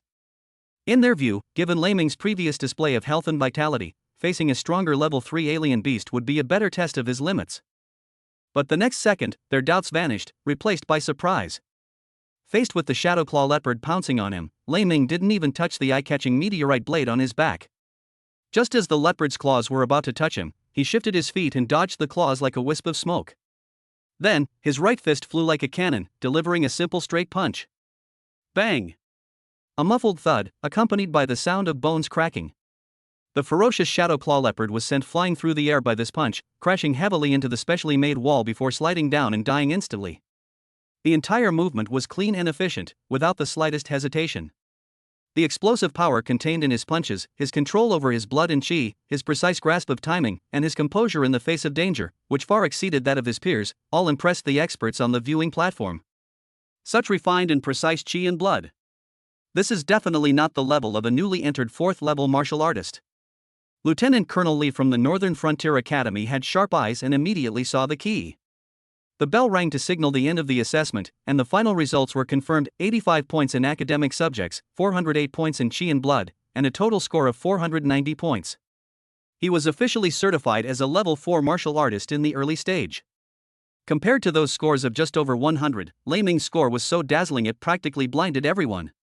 I see. He must have broken through just before battle, and it was a breakthrough that transcended realms. The teacher from Imperial Capital University nodded knowingly, his admiration deepening. It seems we underestimated his potential and temperament. It's rare that he was able to stay calm and focused before the assessment, without being arrogant or impatient. As Lei Ming walked steadily out of the assessment area, several admissions officers greeted him with warm smiles. This is not just the joy of seeing a promising talent, but also a greater sense of respect for a young martial artist who has truly demonstrated exceptional talent and character. Lieutenant Colonel Lee from the Northern Frontier National Defense Martial Arts University spoke first, his tone serious. Lei Ming, congratulations. Level 4 martial artist, this starting point is completely different. I believe our reserve officer program in northern Xinjiang is very suitable for you right now. It can provide you with the systematic battlefield training and resource support you need most at this stage. A teacher from Tiannan Martial Arts University immediately stepped forward and said, you can seriously consider our school's key training agreement. It will raise the level of training resources and mentor configuration for 4th level martial artists by 1 level. We have several advanced martial arts styles that seem suitable for you. The representative from Donghai University also sincerely said, your potential exceeds our previous assessment. If you come to our school, we will offer you appropriate treatment based on your abilities. We are willing to secure a generous outstanding freshman scholarship for you, and directly place you in the Dragon Seeker class upon enrollment. The representative from the Western Desert Kunlun was concise, but made a more weighty promise: level 4 martial artists are qualified to have early access to more core elements. By coming to our school, they can directly gain access to the Gobi trial grounds. The professor from Taikyo University concluded with a calm and powerful statement: Taikyo welcomes true geniuses.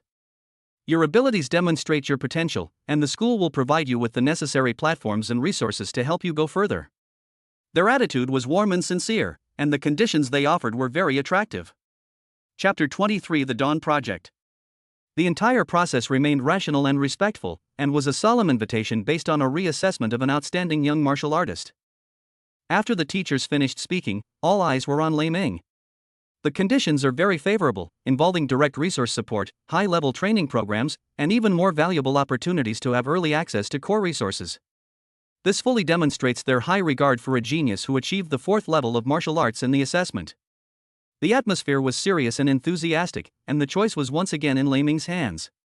Lei Ming could clearly feel the weight behind these conditions. Every path was full of opportunities. He took a deep breath, knowing that this decision would profoundly affect his path in martial arts. At this moment, the happiest person in the crowd was none other than Principal Hao Run of the 4th Middle School. This usually somewhat sleazy old man was dressed today in a wrinkled brocade robe, his hair neatly combed and shiny. He sat slightly back, waving his hands, his chin held high as if it would pierce the sky, his smile as bright as a blooming chrysanthemum. While enduring the complicated looks from other school principals, he smugly boasted to the dumbfounded dean of students beside him, "See, I told you long ago that our 4th middle school was going to produce a true dragon." Ha ha ha. In stark contrast was the principal of Pancher No. 1 Middle School, who sat at the front of the crowd with a deathly pale face. Looking at Lei Ming, who was surrounded by admirers, and then at Zhao Xiong, whose face was ashen and whose eyes were filled with resentment, he felt utterly regretful. He wanted to slap himself a few times. How could he have been so bewitched and believed his nonsense, thus expelling such a promising genius? Now, forget about bonuses and honors. Even keeping his position as principal is in question. He felt that everyone around him was looking at him with mockery, and he wished he could disappear into a crack in the ground. The news spread like wildfire back to Lei Ming's home. Dad! Dad! Look at the communicator. Our Minger. Minger got first place. He's the top scorer in the entire examination area. Lei's mother held the old communicator, her hands trembling, her voice trembling with tears, but her face was filled with unprecedented joy. Lei Hao struggled to sit up in bed, took the communicator, and looked at the news scrolling on the screen and his son's composed photo. The eyes of this weathered and taciturn man instantly reddened. He pounded the bed frame, his lips trembling, and after a long pause, he choked out, "Good. Good. I knew it, my son is promising. The small room was filled with the joy of overcoming hardship and tears. They never dreamed that the child who once despaired over his 15.6 health points would now stand at the top of the city, astonishing everyone. Meanwhile, Lei Ming, at the eye of the storm, remained unusually calm despite the numerous offers of help. His gaze swept over the eager faces, finally settling on Principal Hao Run, who was gesturing excitedly in the distance, a barely perceptible smile curving his lips. His journey has only just begun. This small city of rock is destined to be merely the starting point of his legendary path. Just as the representatives of the 8 top universities were arguing and Lei Ming was also struggling to make a decision due to the sudden grand occasion, a deep and powerful engine roar came from afar, instantly drowning out the noise of the entire venue. Following the sound, everyone looked and saw a rugged off-road vehicle painted in military green camouflage, escorted by a team of heavily armed and imposing soldiers, driving straight into the assessment site like a steel beast, ignoring all the cordon lines, and finally coming to an abrupt stop in front of the crowd. The car door opened, and a young man in a crisp military uniform, with the rank of senior colonel on his shoulder straps, a resolute face, and sharp eyes like a hawk, stepped out with steady and powerful strides. His gaze swept over all the university representatives and precisely locked onto the center of the arena. The invisible pressure instantly silenced the originally noisy scene. Who is Lei Ming? The colonel's voice was not loud, but it had a metallic quality and clearly entered everyone's ears. I am. Lei Ming stepped forward, still neither humble nor arrogant. The colonel's scrutinizing gaze lingered on Lei Ming for a moment, then he nodded slightly, seemingly quite satisfied with his composure. He took a sealed letter that gleamed with a cold metallic light from his adjutant and solemnly handed it to Lei Ming. Lei Ming, on behalf of the Supreme Command of the Great Xia Federation Military Region, I hereby formally issue you the Dawn Project Special Recruitment Admission Notice. Project Dawn? Lei Ming looked puzzled. He had never heard of this name before. However, the representatives from the 8 top universities beside them all changed color, and gasps of astonishment filled the air. Is it that seed project? Top military secret, cradle of generals. He actually got selected? The delegates exchanged bewildered glances, their eyes filled with complex emotions as they looked at Lei Ming. They were well aware of the rigor of the program, with only a handful of participants in each cohort, all of whom were exceptionally talented individuals who had undergone rigorous training. This boy from a small town has reached such heights. The colonel took in everyone's reactions and whispered to Lei Ming, Dawn is a top-level elite training program secretly launched by the military to deal with the imminent survival crisis. Those selected are all exceptionally talented geniuses. Your academic record can be affiliated with any of the top federal universities of your choice, allowing you to enjoy all the resources of that institution. He then changed the subject, his tone becoming extremely serious. However, you will not be studying in the conventional way on a university campus. Once accepted, you will be enlisted and directly sent to a secret base located at the frontline iron-blooded training ground to receive the most brutal, direct, and effective military training in a combat squad mode. All theories, resources, and practices will revolve around one core principle: survival and slaughter. The colonel's gaze swept across the entire room, finally settling on Lei Ming's face. His voice was even lower, yet carried immense weight, because, according to the highest-level top-secret analysis of the Academy of Sciences, a new wave of alien beast invasions, far exceeding previous ones, is about to erupt within 3 years, or even less. This is not a drill, this is the eve of war. We don't have time to train new people step by step anymore. What we need are sharp blades that can be immediately thrown into the blood and fire of battle. This news was like a bombshell, causing a silent shock among the high-level representatives who were in the know. Although they had heard some rumors, the weight and urgency of the confirmation from a senior colonel in the military were completely different. The colonel placed the notification letter in Lei Ming's hand and looked at him meaningfully. The choice is yours. It is better to stay in the rear, enjoy the tranquility and resources of a top university, and grow steadily. Or choose Dawn, step into purgatory ahead of time, use the extreme pressure between life and death to gain the fastest speed of power, and meet the war that concerns the survival of mankind. Give me an answer within 1 day. Having said that, the colonel said no more, turned and got into his car. With a roar of engines, the convoy sped away, leaving behind a deathly silent scene and a thunderous roar that stirred up a storm in his heart. The cold acceptance letter in his hand now felt incredibly heavy, because it carried not only his personal future, but the future of the entire civilization. Chapter 24: Joining Dawn. Lei Ming's decision did not take long. Project Dawn? Unknown risks? Having lived 2 lives, coupled with the system as his greatest trump card, he inherently lacked reverence for so-called danger. If I can't leave my legend in this perilous world in a spectacular way in this second life, then I'm not truly living this life. If he can provide shelter for those struggling at the bottom like his original parents, what is the point of his rebirth?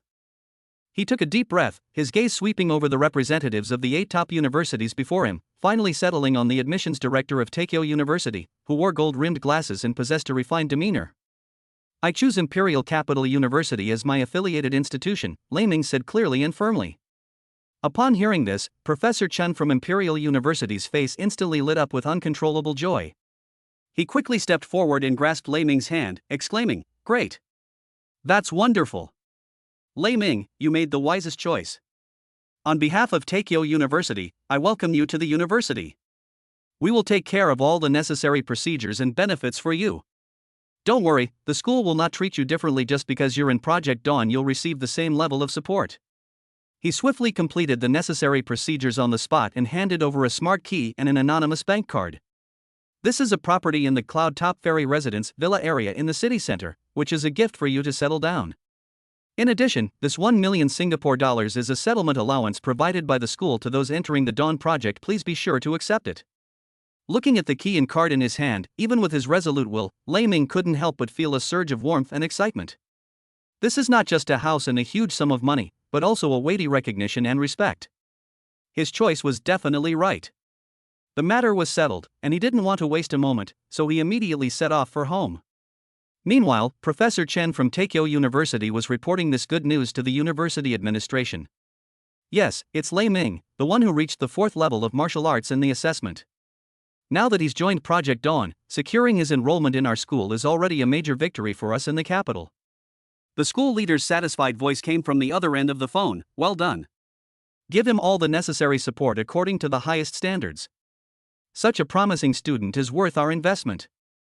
When he pushed open the creaking old iron door, his mother was mending his old school uniform under the dim light, while his father, Lei Hao, leaned against the headboard.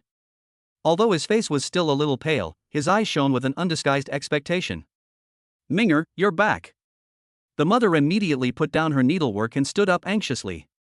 "The neighbors are all saying that you got the top score in the martial arts exam. Is that true?" Lei Hao struggled to sit up, his voice trembling slightly. "We just saw the news on the community communicator, but we can't believe it." Seeing the expectant yet fearful and disappointed look in his parents' eyes, Lei Ming smiled warmly and nodded emphatically. "It's true, Dad, Mom. I really am the champion of this year's martial arts exam." "That's wonderful. That's wonderful." The mother could no longer control her emotions, and tears welled up in her eyes, but this time they were tears of joy. She hugged Lei Ming tightly, her voice choked with emotion. "I knew it, my son would amount to something." Even Lei Hao, a man who was always strong, had tears in his eyes. He pounded on the edge of the bed and said repeatedly, "Good. Good. You've brought honor to our Lei family." After his parents calmed down a bit, Lei Ming took out the admission notice from Imperial Capital University. "There's even better news. I've been specially admitted to Imperial Capital Martial Arts University. I don't need to fill out any application forms. I can enroll directly." Imperial Capital University. The mother's voice trembled. "That's the best martial arts academy in our great Xia." When Lei Ming placed the villa key and a bank card with 1 million Singapore dollars on the table and explained the purpose of the transaction, his mother trembled as she picked up the exquisite key and examined it repeatedly, as if she could not believe her eyes. Lei Hao was so excited that he couldn't speak, and his eyes were red. This is all real?" The mother's voice was filled with unbelievable joy. "A big villa in the city center? And so much bonus money?" Lei Ming held his parents' hands and said firmly, "From today onwards, we will begin a new life. All the hard work you've done for me over the years, now it's time for your son to repay you." While packing her luggage, the mother carefully kept the key close to her body, her face always beaming with a happy smile. Despite his physical limitations, Lei Hao insisted on carrying the lightest luggage himself, his face beaming with pride. The taxi drove along the wide road leading to the city center, and the scenery outside the window gradually changed from dilapidated and messy to neat and prosperous. The parents huddled together, like children visiting the city for the first time, their eyes filled with wonder and anticipation as they watched the skyscrapers and neon lights flash by outside the window. As the taxi drove into the cloud-top Immortal Abode Villa area and passed through the Grand Gate, Lei Ming saw that the security guard standing guard at the gate had a tall and straight posture, sharp eyes, and clearly discernible blood and chi fluctuations.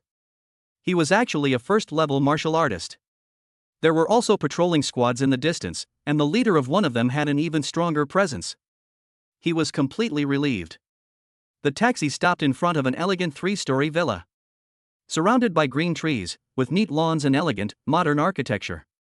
This is our new home? The mother got out of the car and looked at the house in front of her, which looked like a painting. Her steps were a little weak and she almost dared not step inside. Yes, this will be our home from now on.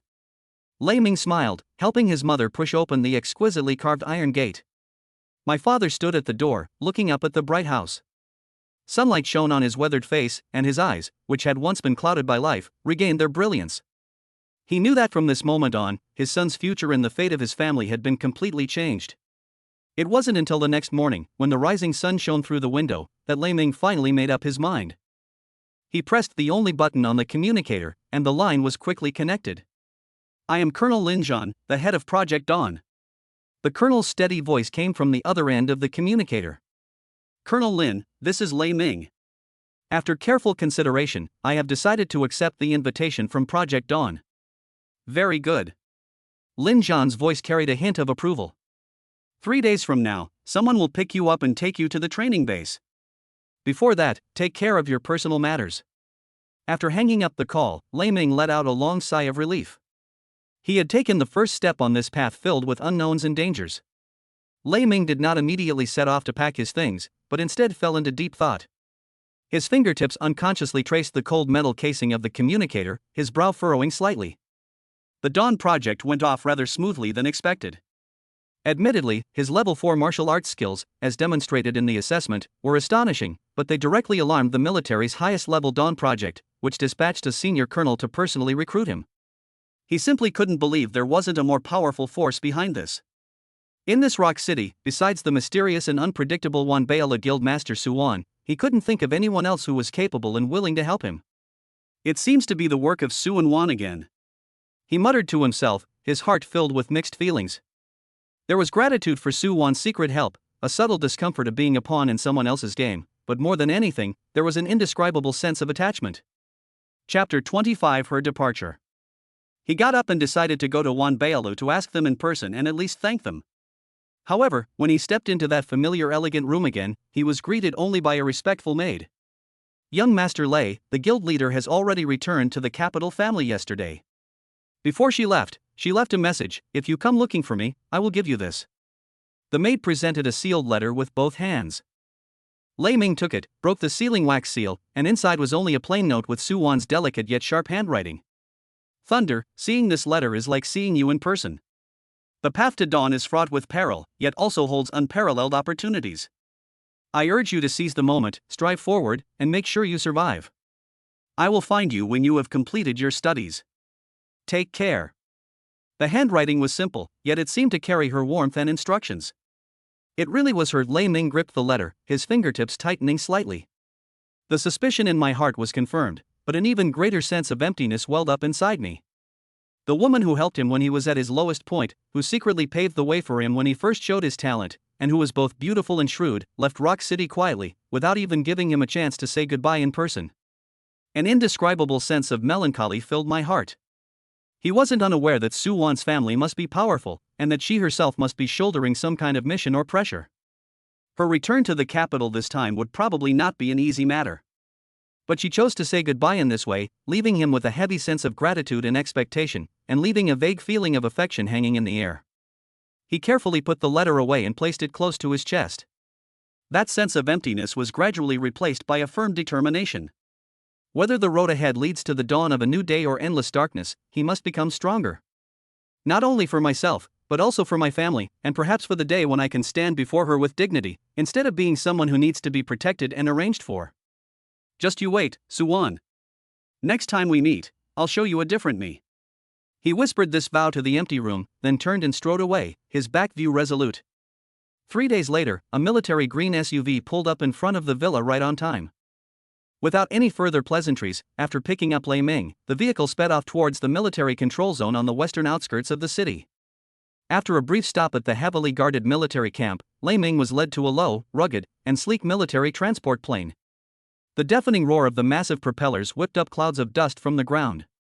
Upon entering the cabin, the interior has a cold, metallic feel, and the fixed seats appear somewhat rudimentary. Apart from a few fully armed, stern-faced soldiers, the cabin was almost empty.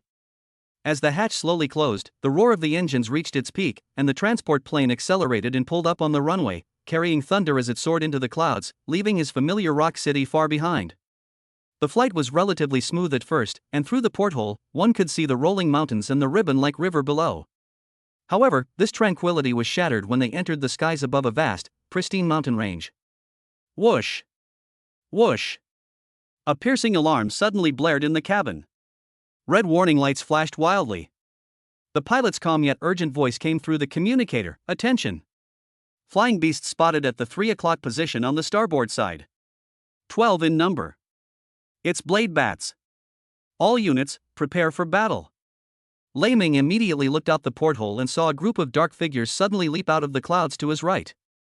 They vary in size, with wingspans generally exceeding 3 meters, and the largest, leading individual even approaching 5 meters. Most striking are the edges of their wings, which reflect a metallic sheen in the sunlight, like two enormous, scimitar-like blades. It is the Bladewing Bat, a level 2 flying beast known for its speed and cutting ability. They let out sharp screeches and swarmed toward the transport plane as if they had spotted prey. They were moving incredibly fast, closing in the blink of an eye. Fire, the pilot commanded. The turrets under the wings and on the belly of the transport aircraft instantly spewed out scorching flames. Boom, boom, boom. Boom, boom, boom. The machine guns equipped with special armor-piercing beast nuclear warheads emitted a muffled and deadly roar, weaving a dense net of fire in the air. The first few blade-winged bats were instantly torn apart by the cannonballs, turning into clouds of blood mist and bits of flesh that fell from the sky. But the beasts behind were extremely cunning. They immediately scattered and, with their amazing mobility, weaved through the gaps in the barrage of bullets like ghosts, continuing to close in. Their gleaming blades are powerful enough to inflict fatal damage on the skin of a transport plane. Whoosh! Whoosh! 2 air-to-air missiles, trailing plumes of flame, were launched from under the wings, precisely locking onto 2 blade-winged bats attempting to dive from the side and above, exploding into 2 huge fireballs in mid-air. However, the largest blade-winged bat leader made an incredible right-angle turn, narrowly avoiding the missile's lock-on, and like a black lightning bolt, rushed straight towards the transport plane's cockpit. The pair of blades, powerful enough to tear through steel plates, were about to crash into the porthole. The soldiers inside the cabin gripped their weapons tightly. The atmosphere was extremely tense. At the critical moment, the machine gunner demonstrated superb skills. The turret adjusted rapidly at a tiny angle. Thump! Thump! Thump! A precise 3-round burst. Thud! The first shell grazed the beast's head, the second hit the root of its left wing, and the third pierced its relatively vulnerable chest and abdomen. Hiss! The Bladewing Bat leader let out a shrill scream as its massive body lost its balance in the air and tumbled down into the forest below. Seeing their leader dead, the remaining blade-winged bats finally lost their courage. After letting out a series of unwilling hisses, they turned and disappeared into the clouds. The alarm was lifted, and the cabin returned to calm, with only the roar of the engines continuing. The soldiers silently inspected their equipment, as if the fierce battle they had just fought was just another routine occurrence. Lei Ming broke out in a cold sweat. Looking through the porthole at the mountains below that were gradually being covered by dense forest, he gained a more direct understanding of the dangers of this world. Even military transport aircraft with powerful firepower are not absolutely safe in these skies. The flight lasted 2 days. After 2 days of turbulent flight, the transport plane finally began to descend and eventually landed smoothly on a secret runway nestled among the mountains. At the end of the runway is a huge, well-disguised opening built into the mountainside. The transport plane slowly glided into the cave, which was brightly lit and revealed itself to be a large-scale underground base. After undergoing rigorous identity verification and security checks, Lei Ming, led by a silent soldier, entered the mysterious and unknown steel fortress called Dawn. The heavy alloy gate slowly closed behind us, completely shutting out the outside light and noise. The passageway was filled with cold metal walls, overhead was a lighting system that emitted a uniform hum, and the air was filled with a unique smell of disinfectant mixed with machine oil. The soldiers leading the way walked silently ahead, their footsteps echoing rhythmically in the empty passage. After passing through several security doors that required iris scans, fingerprints, and special command cards to open, they finally arrived at a spacious circular hall. It resembled a gathering area, where many people were already waiting. Chapter 26 Gathering of Prodigies. The moment Lei Ming stepped into the hall, at least 100 eyes focused on him. These gazes were sharp, scrutinizing, curious, and even undisguisedly provocative. Lei Ming felt a chill run down his spine, immediately sensing an invisible pressure. These people all appeared to be around his age, the oldest being no more than 20, but the aura emanating from each of them was exceptionally powerful, with even the weakest reaching the level of a third-level martial artist. There were also many other auras, deep and restrained, which even he found somewhat difficult to see through. They were dressed in various styles, some in sharp combat uniforms, others in simple sportswear, but without exception, their eyes revealed a composure and sharpness beyond their years. Are these the geniuses selected by the Dawn Project? As expected, none of them were mediocre. Lei Ming calmly found a corner to stand in, silently observing these future companions, or rather, competitors. A burly man, nearly 2 meters tall with muscles bulging like an iron tower, was doing push-ups as if no one else was around. Each push-up was filled with a powerful sense of strength, and the ground seemed to tremble slightly. His blood and chi were burning hot, clearly indicating that he was a master who focused on body refinement.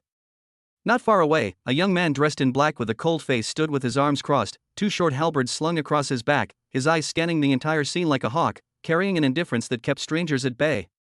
His aura was incredibly sharp, like a blade drawn from its sheath. On the other side, a petite girl with pigtails was casually playing with several thin, cicada wing-like blades. The blades danced between her fingers, tracing dazzling patterns. She appeared harmless, but Lei Ming sensed a faint but dangerous aura emanating from her, like a beautiful flower concealing deadly poison. Another person sat cross-legged with eyes closed, breathing deeply, with a faint aura surrounding him, seemingly practicing some kind of special technique.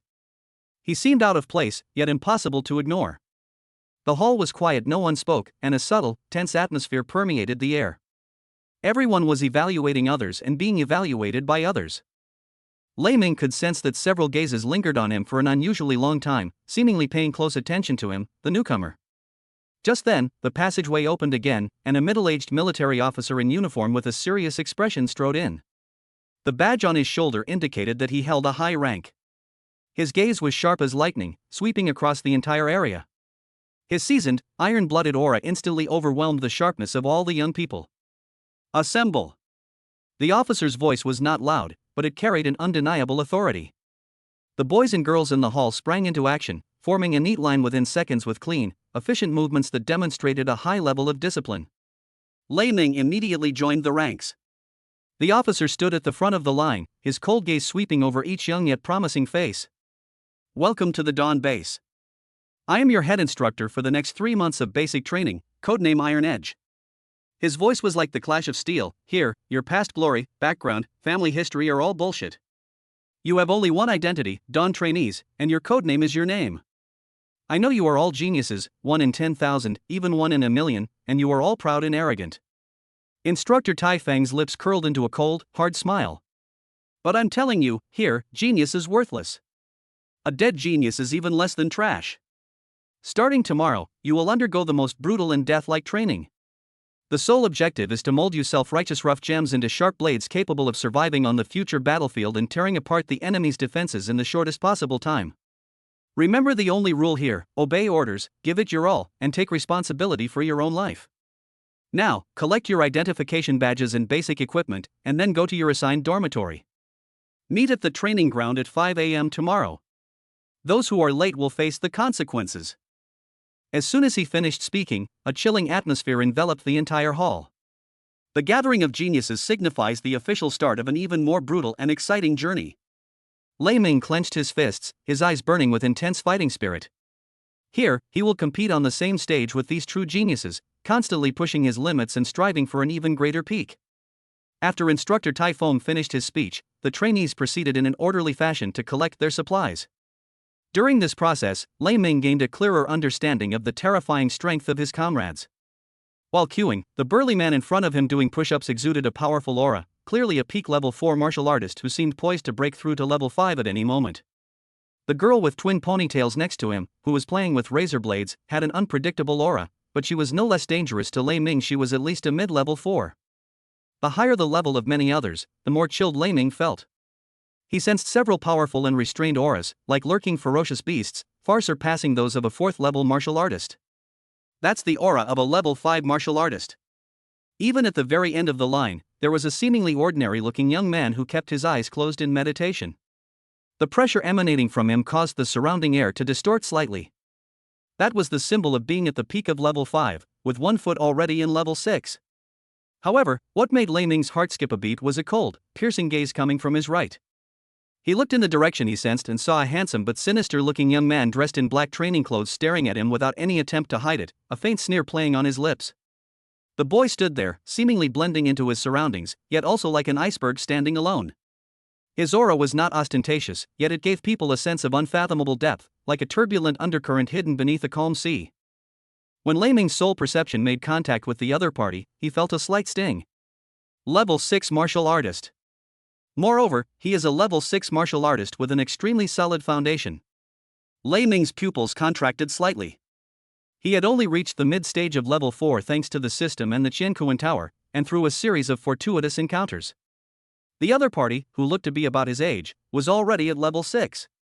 Was this the true talent of a top-tier prodigy? What alarmed Lei Ming even more was that the hostility in the black-clad youth's eyes was undisguised, even carrying a condescending scrutiny and contempt. Lei Ming was certain he had never seen this person before, so where did this hostility come from? Was it because he was displeased that he, a level 4 martial artist, could be selected for Dawn? Or was there another reason? When the boy in black saw Lei Ming looking at him, he not only did not look away, but his sneer deepened. He then casually shifted his gaze, as if Lei Ming was not worth his attention at all. But this kind of disregard creates an invisible pressure that is more intense than direct provocation. Chapter 27 Hostility from Team Members. After receiving a metal nameplate engraved with his codename and a basic combat training uniform, Lei Ming was assigned to a 4-person dormitory. The dormitory was so basic it was almost rudimentary, with nothing but 4 metal beds and a small storage cabinet. His 3 roommates are already there. One of them was the burly, towering man at the peak of level 4, codenamed Brutal Bear. True to his name, he was a straightforward and rugged individual. When he saw Lei Ming enter, he grinned, revealing his white teeth. New here? Mid-level level 4? Not bad. My name is Brutal Bear, and we'll be roommates from now on. The other one was the twin-tailed girl who played with the razor blades, codenamed Shadow. She merely glanced at Lei Ming indifferently before continuing to wipe her few thin, cicada wing-like blades, as if everything outside was irrelevant to her. The last one made Lei Ming's heart sink again. It was the level 6 black-clad youth who harbored hostility towards him. His code nameplate bore only one word: Xian. He sat cross-legged on the bed by the window, closing his eyes to rest, showing no reaction to the thunder's arrival, but an invisible sense of repulsion permeated the air. The bear seemed to sense that something was wrong. He scratched his head and whispered to Lei Ming, "Don't mind him. Xian is just like that. He's very cold, but his strength is undeniable. I estimate he can rank in the top 3 this year." Lei Ming nodded without saying anything more. He put his belongings into the locker, his heart filled with mixed emotions. As he expected, Dawn Base was indeed a gathering place for the most outstanding young prodigies in the entire Federation. Level 4 was just the starting point here, level 5 was not uncommon, and there were even level 6 geniuses. Xian's hostility was like a thorn stuck in his heart. He knew that in this place where the strong were respected, any slight disrespect or hostility could escalate into a deadly crisis in the future. We must improve our strength as soon as possible. Lei Ming clenched his fist, feeling an unprecedented sense of urgency. The competition here is probably 100 times more brutal than outsiders imagine. He not only has to face rigorous training in future wars, but also be wary of potential threats from these comrades. His journey to Dawn was destined to be anything but peaceful from the very beginning. Days at Dawn Base are precisely divided into seconds. The whistle at 4 in the morning was like a hammer, shattering everyone's remaining sleepiness. Within 5 minutes, everyone had assembled at the training ground. Instructor Typhoon stood there like a cold, imposing ruler, and the price for being late was doubling the day's training load. After this rule was used once to make an example of someone, no one dared to challenge it again. The training is simple to the point of being brutal, with a clear objective: to squeeze out every bit of potential. Weighted cross-country running is no longer just running. It involves carrying a specially made metal vest weighing hundreds of kilograms and running continuously across a complex terrain simulating swamps, deserts, and rocky terrain until someone collapses from exhaustion. The burly man codenamed Bear thrived here. His bulging muscles and boundless energy kept him consistently in the top tier. What catches the eye is the girl with pigtails, Shadow.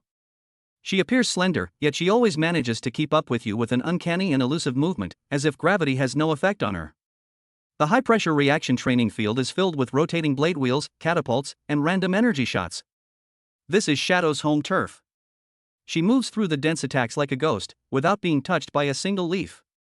Meanwhile, Xian, the level 6 martial artist who harbored inexplicable hostility towards Lei Ming, displayed a different kind of terror. He doesn't rely on perfect dodging, but rather on precise movement with minimal amplitude just before the attack hits him, as if he can predict all attack trajectories. That composure is even more frightening. Lei Ming, relying on the keen perception honed in the trial space and the body control brought by the 100 refinements body forging technique, could barely keep up with the medium pace, but each time was extremely dangerous. The impact resistance training is almost self-torture. Specially made alloy batons, imbued with the power of blood and chi, are slammed solidly into the trainees' bodies, and dull thuds and suppressed groans are the norm here. Medicated baths and recovery exercises are the only solace. Berserk Bear is the star here. He often grits his teeth and endures the pain, even asking for more force. Lei Ming gritted his teeth and persevered. He could feel that with each blow and recovery, his bones and fascia were becoming more resilient. The most dangerous thing is live fire combat training. Unsharpened training weapons can still be lethal even when infused with chi and blood. The difference in skill levels is starkly displayed here. Xian is like an insurmountable mountain. His sword is so fast that it leaves only after images, and his moves are ruthless and cunning. 5th level students who spar with him are often quickly defeated. After each easy victory, his cold gaze would sweep across the crowd, lingering on Lei Ming for a moment, as if scrutinizing prey waiting to be slaughtered. Lei Ming was extremely cautious during sparring. Relying on the exquisite coordination of his dual swords and his combat awareness far exceeding that of his peers, he defeated several peak level 4 opponents and even one opponent who had just entered level 5. However, this did not bring him any ease. On the contrary, it made him see more clearly the gap between himself and the top prodigies. Beyond the training, there are heavy theoretical courses, analysis of alien beast atlases, wilderness survival guides, squad tactical coordination, battlefield first aid. The amount of information is enormous, and the assessments are rigorous. A silent competition permeated the entire base. Everyone was on edge, desperately absorbing all the knowledge that could help them survive and become stronger. After an advanced theoretical lesson on the use of the Force, Instructor Tai Feng announced the final assessment criteria. Only those who pass the comprehensive evaluation 3 months later will be qualified to be assigned to the mature Dawn combat squads on the front lines. Remember, this is not graduation, it's an admission ticket. You will no longer be facing training dummies, but living, breathing monsters eager to tear you apart, and something even more dangerous. A leader of intelligent mythical beasts. Dawn Combat Squad. Lei Ming chewed on the word. It means real blood and fire, it means dancing with death. He watched the silent, sweating figures on the training field, felt the growing power within his body, and the steadily increasing values in the system interface. Time was of the essence. He had to be faster. Not only must they pass the assessment, but they must also possess the strength to protect themselves and unravel the mystery in the upcoming real-world combat.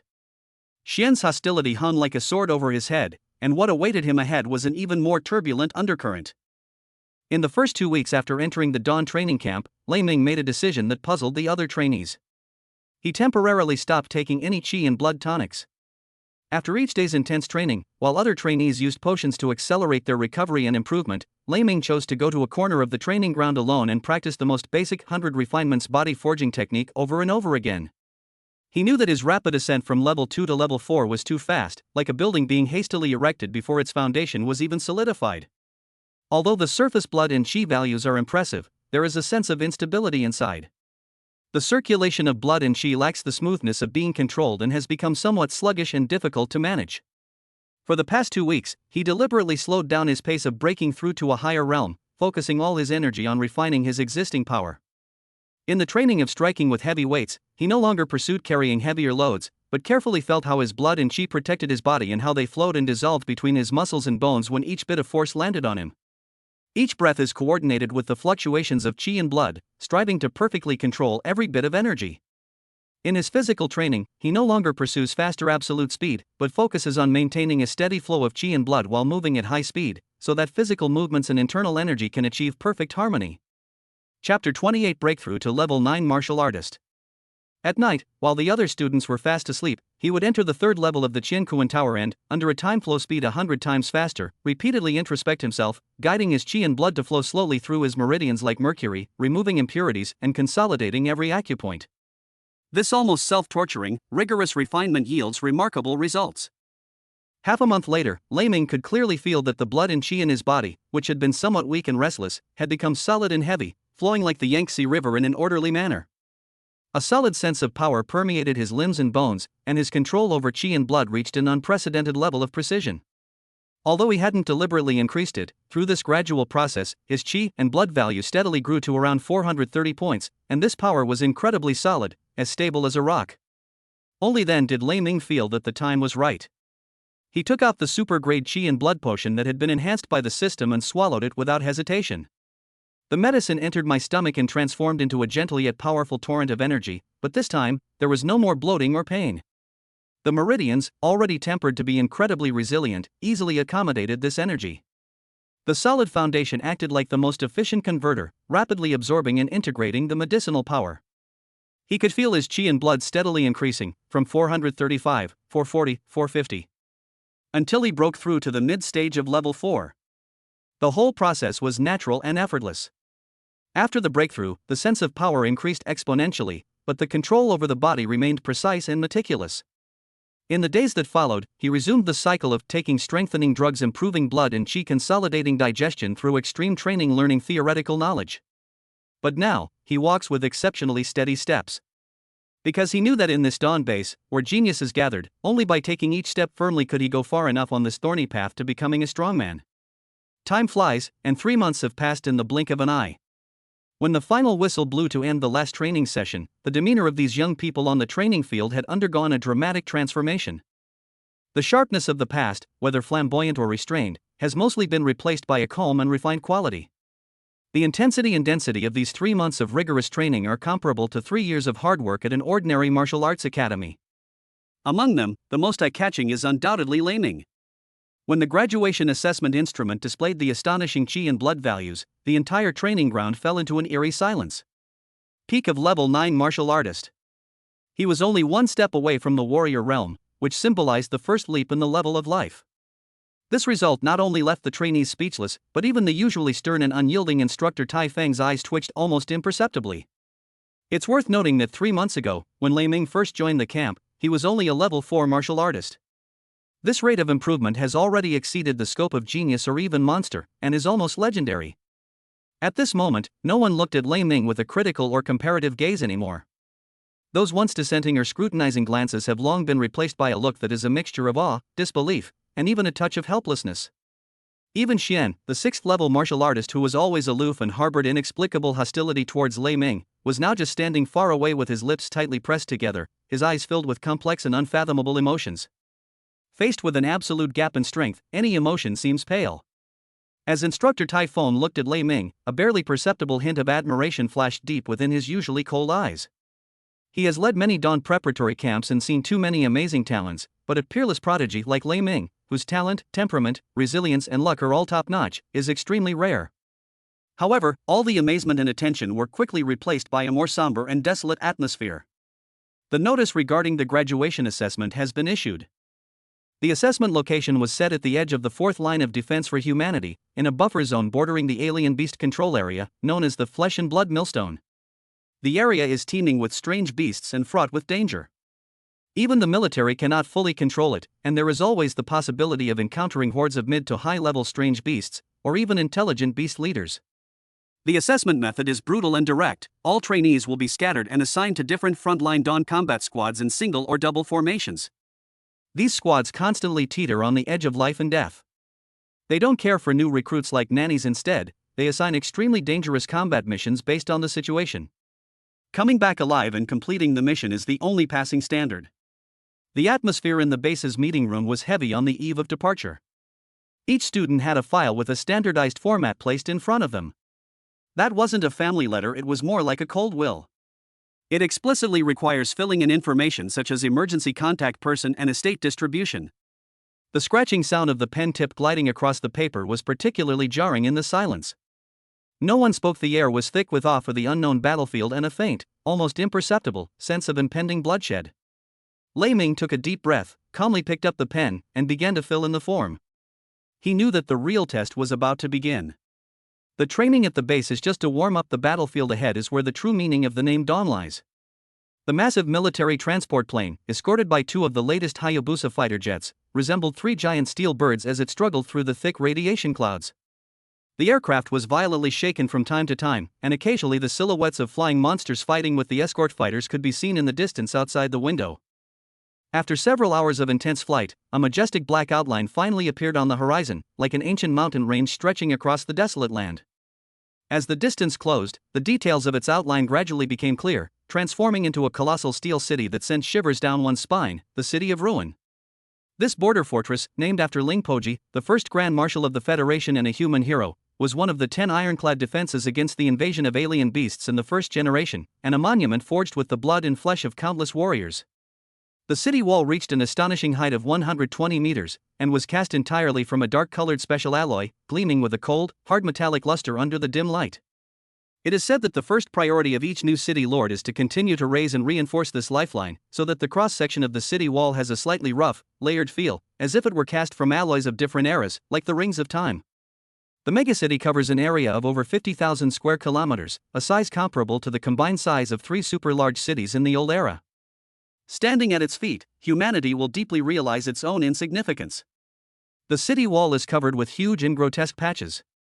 Those are traces of the destruction caused by terrifying beasts and the subsequent emergency repairs during the bloody battles of past dynasties. Some of the repaired areas are slightly newer in color, while others have long since become part of the city wall. Even more shocking are the huge claw marks deeply engraved on the steel city walls, some of which are tens of meters long and several meters deep, silently telling the story of the fierce battle that once took place. However, this megacity is not a silent monument. It is a living, deadly war machine. The top of the wall was densely covered with energy cannons of various calibers, their muzzles pointing menacingly outwards. Numerous firing ports were cut into the city wall at a height of 20 meters, and a dense array of heavy machine guns stood ready. Such a powerful defense has been breached by alien beasts on numerous occasions throughout history, demonstrating the strength of high-level alien beasts. Squads of warrior soldiers appeared and disappeared behind the battlements, their menacing aura soaring to the sky, inspiring awe. Broken City is not just a city, but a symbol, the strongest nail that human civilization has driven into this world, and the place where countless warriors have fought to the death to defend it. Chapter 29 Wind Blade Squad. The transport plane began to descend, heading towards the heavily guarded airport behind the giant city. The cold cannon muzzles and scars on the city walls had already given Lei Ming and his companions, who were new to the area, the most direct and brutal first lesson about the front lines. Led by a stern-faced officer with the rank of major, Lei Ming and the other trainees who arrived at the Dawn training base at the same time. Silently passing through layers of guard posts, we were finally led into a barracks with a simple exterior and extremely minimalist interior furnishings. Without further ado, the major pointed directly to the electronic screen on the wall, where a list had already been generated.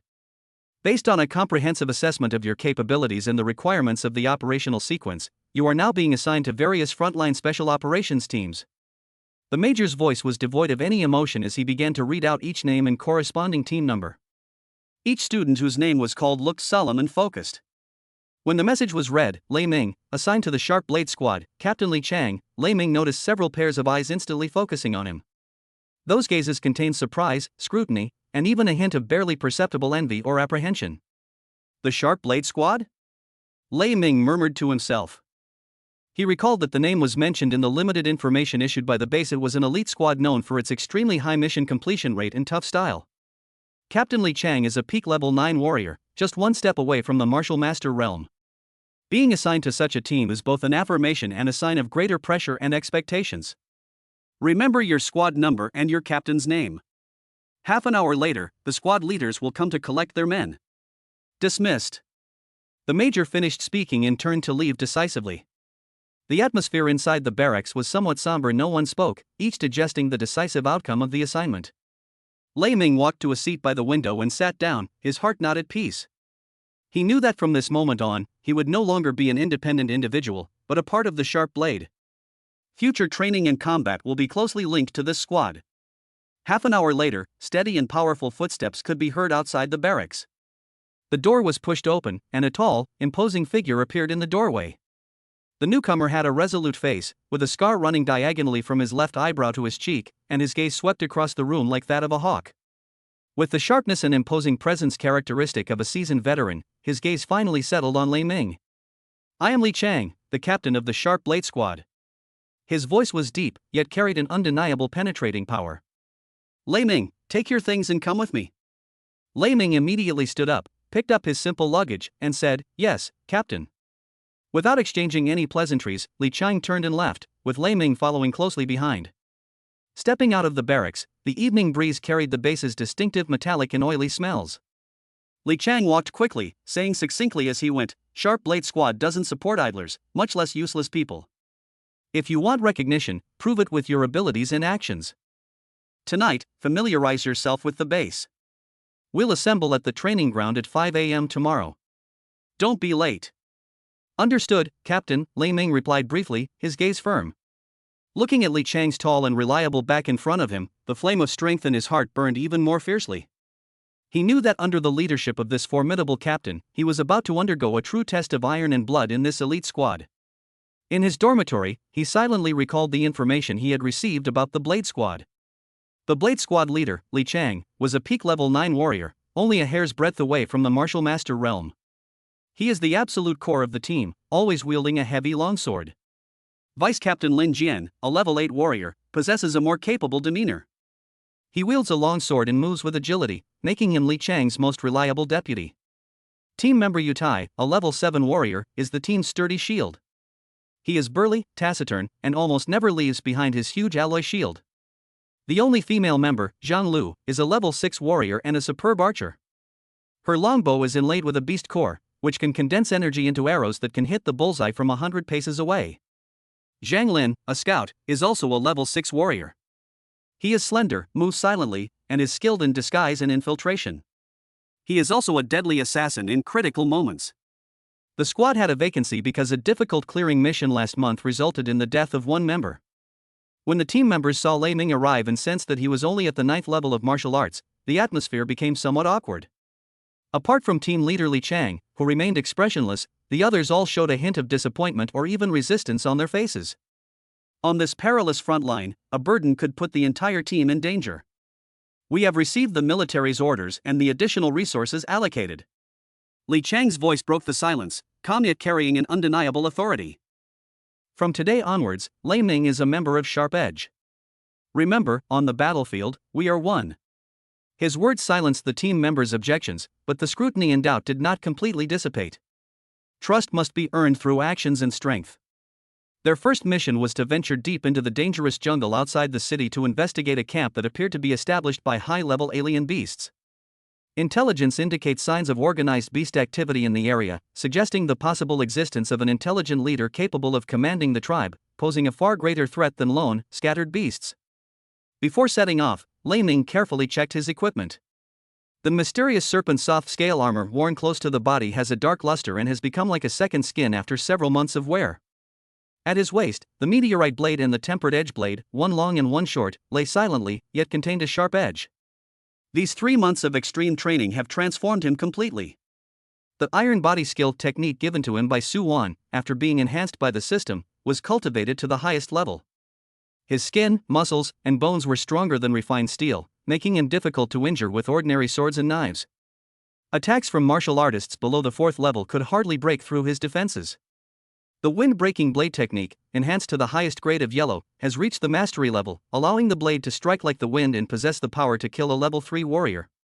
The storage space of the Qinquan Tower is well stocked with various enhanced qi and blood potions and healing elixirs. Faced with the impending unknown danger, Lei Ming felt no fear whatsoever. On the contrary, a long-suppressed fighting spirit stirred within his blood.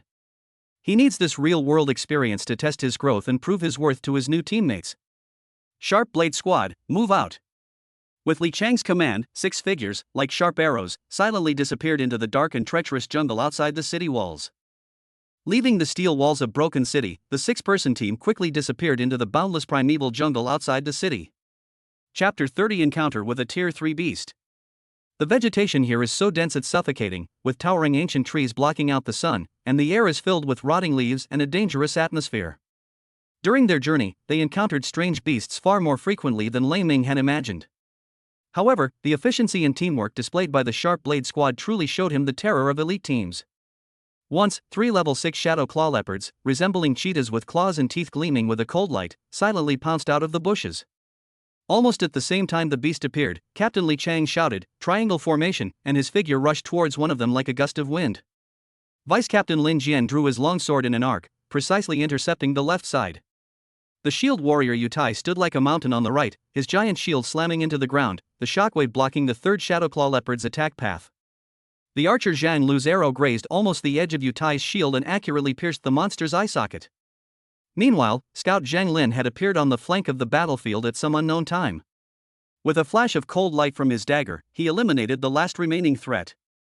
The whole process took only a few breaths, and the movements were so fluid and graceful, it was as if one person had 4 arms, which made Lei Ming's heart surge with excitement. He increasingly longed to be a part of it, rather than being tacitly protected in the center of the battle as he was now. Clearly, the team members had reservations about this precious member of Project Dawn, fearing that if he made any mistakes, they would be unable to explain themselves to the military. Zhang Lu, in particular, would unconsciously glance at Lei Ming, who was being protected in the center, during the intervals between rapid shots, to confirm his safety, her eyes carrying a hint of barely perceptible concern. After several encounters, Lei Ming found Captain Li Chang. "Captain, I know everyone's concerns. But treating me as a burden that needs to be protected will not only waste our combat power, but may also disrupt the team's established rhythm. Please give me a chance to prove myself." Looking at Lei Ming's determined eyes, Li Chang pondered for a moment and pointed ahead in a direction from which a faint roar could be heard. "Do you see that lone rock-armored mountain boar? Tier 1, level 8, tough as nails.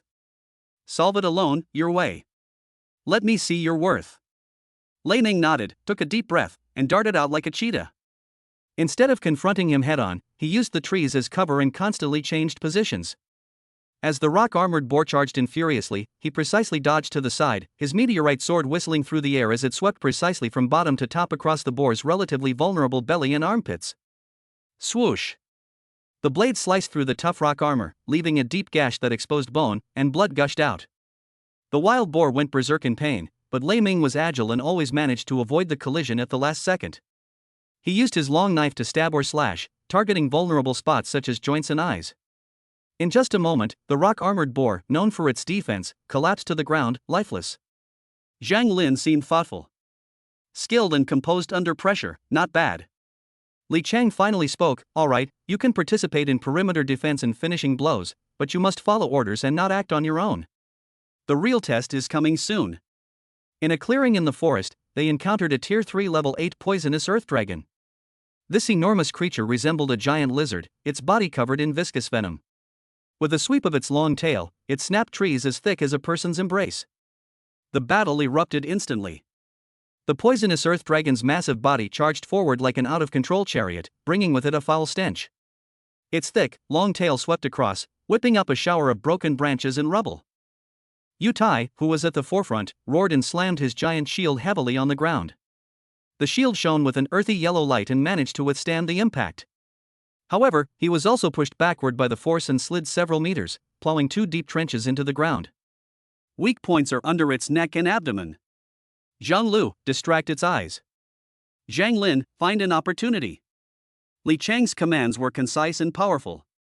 He himself had already moved to the side of the earth dragon like a cheetah, and his long sword, carrying a sharp gust of wind, slashed at the earth dragon's relatively slender neck. However, the scales on the earth dragon's neck were unusually slippery and hard when the blade sliced through them. It only left a string of piercing sparks and a white mark. Lin Jian's long sword, like a venomous snake spitting its tongue, precisely stabbed at the earth dragon's forelimb joint, which it was trying to bite. Unexpectedly, the earth dragon suddenly turned its head and spat out a mouthful of dark green venom like an arrow. Despite Lin Jian's best efforts to dodge, the edge of the poisonous saliva still splashed onto his left arm. His specially made combat uniform was instantly corroded and started smoking, and a burning pain shot through his skin, causing him to groan and pause in his sword strike. In that instant, the earth dragon seized the opportunity, its thick tail like a steel whip, and taking advantage of Yutai's unstable footing, it swept with even more ferocity toward the left side of the formation where an opening had appeared, precisely the flaw that Lin Jian had revealed after being injured. Watch out! Li Chang's eyes widened in horror, but it was too late to get back to help. At the critical moment, a figure moved even faster than his voice. Lei Ming had been intently observing the battle, and the moment Lin Jin was injured, he realized the danger. When the dragon's long tail swept towards him, he did not hesitate at all. He activated his ion body skill to the fullest extent, exerted force with his feet, and moved like lightning, actually taking the initiative to meet the tail that was powerful enough to split stone tablets. The moment Lei Ming set off, Zhang Lu, who had been keeping a close eye on the battle, narrowed her eyes. Almost instinctively, 3 fully charged arrows were launched in a triangular formation, not aimed at the Earth Dragon's eyes, but precisely at a point in the path of the Earth Dragon's long tail sweep. The attempt was to slightly slow down the speed and trajectory of its sweeping motion with a series of impacts, buying Lei Ming a fraction of a second of reaction time. Lei Ming did not choose to block directly, but instead, at the moment before contact, his body leaned back strangely. At the same time, his left hand, with its sharpened blade, precisely pointed at the side of the sweeping tail tip. Using this force, he glided along the surface of the tail like a nimble swift, narrowly avoiding a head-on impact. At the same time, his right-hand meteorite sword, with an indomitable momentum, pierced straight at the relatively soft belly of the Earth Dragon, which was slightly exposed due to its tail whipping. Put! The sharpness of the meteorite blade was on full display at this moment. Although the Earth Dragon also had scales on its belly, they were much thinner than those on its back, and the blade successfully pierced half a foot deep. A spurt of foul-smelling blood gushed out. Roar! The Earth Dragon roared in pain, its attack rhythm instantly disrupted. It suddenly twisted its massive body, its scarlet eyes fixed on the tiny insect that was causing it excruciating pain, and then it opened its mouth and spat out another stream of venomous saliva. Lei Ming, retreat quickly! Zhang Lu's exclamation rang out, and at the same time, her arrows were fired like a barrage of bullets. Instead of diverting attention, the attack was concentrated on the Earth Dragon's eye that was fixed on Lei Ming, forcing it to blink and turn its head. The poisonous saliva it spewed immediately lost its aim, with most of it grazing past Lei Ming's side. But Lei Ming didn't retreat. Instead, he advanced. He knew his Shen snake's soft scales were resistant to venom. Faced with the approaching poisonous saliva, he simply turned his head slightly to protect his face while continuing to charge forward. The poisonous saliva splashed onto the breastplate and shoulder armor, making a sizzling corrosive sound, but the dark golden scales shimmered, effectively keeping the poison out and causing no real damage. This scene left the team members, whose hearts were in their throats, dumbfounded. His armor? Yu Tai growled in disbelief. Li Chang's eyes flashed with a sharp light, and he made a decision in an instant. All right. Lei Ming, entangle it. Get its attention. Chapter 31 Mad Orcs. Yu Tai, hold the line. Zhang Lu, provide full cover for Lei Ming. Zhang Lin, prepare for the fatal blow. Lin Jian, retreat and treat your wounds. The tactics changed instantly. Thunderclap became the new tactical pivot. Upon hearing the order, Lei Ming's spirits were greatly lifted. He wielded his twin swords with the speed of the wind, relying on the formidable defense and resistance to venom brought by his 100 refinements body tempering technique. He actively approached the Earth Dragon, constantly moving around its body. The meteorite blade is primarily used for attack, targeting the abdomen, joints, and even attempting to pierce the previously created wounds to amplify the damage. The tempered blade is like a ghost, parrying claw attacks or taking the opportunity to slice through the gaps in the scales. Zhang Lu's arrows seem to become his extended eyes and guardian spirits. It always happens when his old strength is exhausted and his new strength has not yet been generated, or at the moment when the Earth Dragon launches a fatal attack. With pinpoint accuracy, the arrows either struck the Earth Dragon's eyes to disrupt its vision or collided with its attacking limbs and joints, creating space for Lei Ming to dodge and counterattack. A tacit understanding, unspoken yet profound, gradually developed between the two. His movements were agile and fierce, unlike those of a novice participating in this level of combat for the first time. The Earth Dragon was enraged and most of its attacks were aimed at Lei Ming, including poison saliva, claw strikes, and tail sweeps, but Lei Ming always managed to neutralize or withstand them with his exquisite movements and strong defense. With Zhang Lu's near-divine long-range cover, this created an excellent opportunity for Li Chang. Li Chang took a deep breath, his blood and qi surging as if boiling, and a dazzling white light condensed on his long sword, making him seem like a sharp blade drawn from its sheath. He seized the moment when the Earth Dragon was once again drawn by the thunder and opened its mouth to spew poisonous saliva, and then he moved. His figure moved like lightning, his blade flashed like a rainbow. Man and blade became one, transforming into a white line that tore through the air, stabbing straight at the vital spot under the dragon's neck, which was completely exposed as it raised its head, where there was a slightly lighter colored reverse scale. Breaking Army Slash. With a roar from Li Chang, a single, powerful strike, imbued with all his might, pierced the opponent's reverse scale with unparalleled precision. Puff! This time, it wasn't just a half-hearted attempt. The longsword was almost completely embedded in the ground. Scalding beast blood gushed out like a fountain. The earth dragon let out a deathly, earth-shattering howl, its massive body convulsing violently before finally crashing to the ground, shaking the very earth. The battle ended, leaving the battlefield in a mess. Lei Ming leaned on his sword, slightly panting. The continuous high-intensity bursts and defenses had taken a toll on him. His Xian Snake's soft-scale armor was covered in venom and blood, but he himself was unharmed. With Zhang Lu's help, Lin Jian bandaged his wounds, his gaze towards Lei Ming filled with gratitude and complex emotions. Yu Tai walked over, and this time instead of patting Lei Ming's shoulder, he lightly punched Lei Ming's chest with his fist. Looking at the intact armor, he said in a deep voice, "Good lad. Your turtle shell is damn hard." Zhang Lin emerged from the shadows, nodded to Lei Ming, and his eyes showed a newfound sense of approval. Zhang Lu also came over and carefully examined Lei Ming's armor, which was stained with poisonous saliva. Only after confirming that it was truly undamaged did she breathe a sigh of relief. Her tone carried a hint of lingering fear and admiration. "Don't be so reckless next time." "But well done." Her quiver was already more than half empty, showing just how intense the covering fire had been. Li Chang walked up to Lei Ming, looked at him, then at the corpse of the earth dragon on the ground, and said in a deep voice, "Calm in the face of danger, accurate judgment, outstanding defense, and your cooperation with Zhang Lu is also very good. Lei Ming, I apologize for my initial underestimation. From today onwards, you are a true member of the Sharp Blade team. While Lin Jian is injured, you will take over his main attacking position." "Yes, Captain." Lei Ming straightened his back, a surge of warmth welling up inside him. He glanced at Zhang Lu, who was tidying up the arrows, and felt grateful. He knew that this bloody battle not only tested his strength, but also earned him the respect and trust of this elite team, especially the initial camaraderie he had built with Zhang Lu. The dangers deep in the jungle still exist, but his steps will be even more resolute. After successfully killing the Tier 3 poisonous Earth Dragon, the Sharp Blade squad quickly cleared the battlefield.